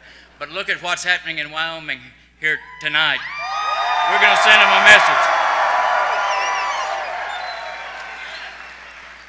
You know, inequality doesn't just happen. It's planned. It's decided by corporate executives sitting in comfortable executive suites. It's decided by their lobbyists and by their Congress critters whom they have bought. They have made decisions. They put out a whole array of forces against us to steal our rights. Their campaign dollars, their lobbyists, their Fox News, their union busters, offshoring, their front groups, their governors and their legislatures like yours and mine, their courts. You know, they say that in sex, I don't know a lot about this, but they were explaining it to me backstage. They say that in sex, using a feather can be erotic. But using the whole chicken, that's just nasty. They're using the whole chicken. That's why we have to have a big politics to create big change in this country for the people. And we're not going to get that from the Republican freak show that they're running over there in their primaries.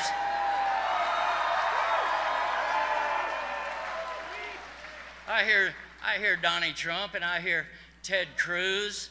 I hear this gaggle of Goofy and Daffy and Dopey and Grumpy that they've had.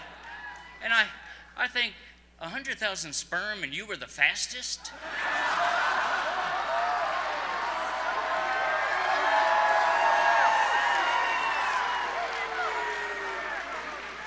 So we have to have a candidate in the Democratic primary who is going to stand up for America's workaday majority and rally them into a democratic revolution to overthrow the plutocrats, the autocrats and the kleptocrats who think that they can run roughshod over us. And luckily, we have one such candidate. Everybody say Bernie together. Bernie. Yeah, and here he comes. My message to you, My message to you tonight is it's not up to Bernie, it's up to you and me. It's up to us. We've got to do the heavy lifting. Let's get together, and we can do it. We can take power to the people and move America forward, not take America back. The Tea Party did that. We're back 100 years already. We need to go forward with all the people, and this man is going to get it done. Bernie Sanders, our candidate, the people's president of the United States.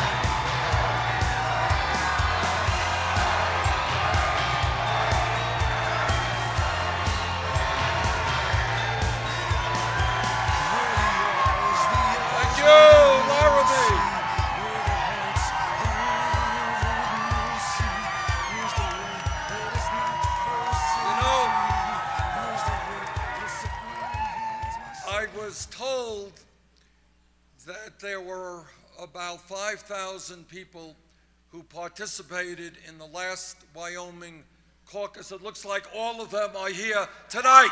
Thank you. Thank you very much for coming out. And let me remind everybody that we've got a really important caucus here on Saturday. Doors open at 9 a.m. Let's be there. Let's win in Wyoming.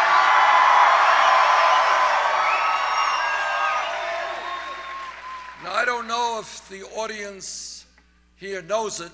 I don't see any TVs here, but it has been projected by, I think, all of the networks that we won in Wisconsin.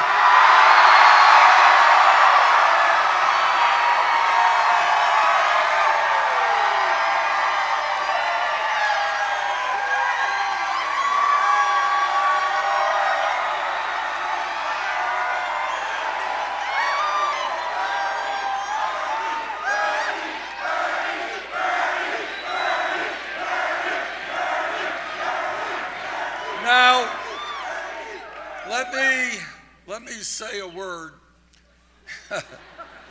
Well, maybe two words, I don't know, about what momentum is all about. Momentum is starting this campaign 11 months ago, and the media determining that we were a fringe candidacy. Momentum is starting the campaign 60 to 70 points behind Secretary Clinton. Momentum is that within the last couple of weeks, there have been national polls which have had us 1 point up or 1 point down.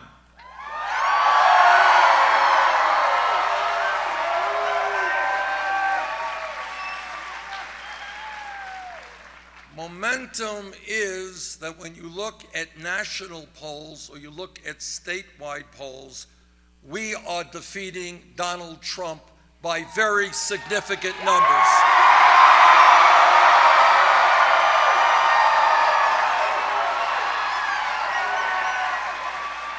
And in almost every instance, in national polls and in state polls, our margin over Trump is wider than is Secretary Clinton.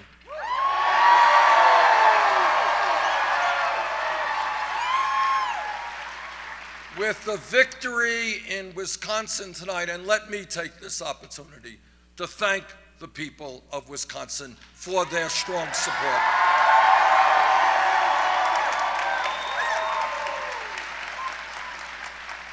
With our victory tonight in Wisconsin, we have now won 7 out of 8 of the last caucuses and primaries.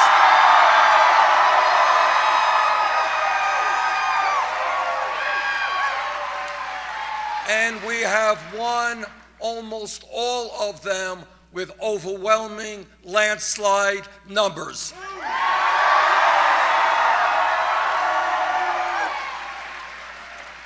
What momentum is about is that at a time in contemporary politics when every major candidate has a super PAC, we have said no to super PACs, said no to the billionaires who fund those super PACs.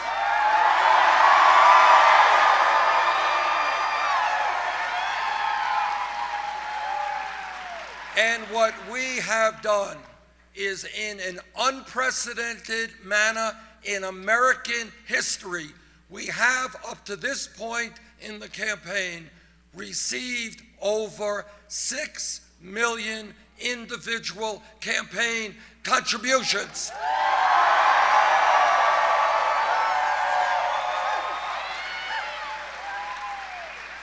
Anyone here know what the average contribution is? That's exactly right. Smart crowd. $27.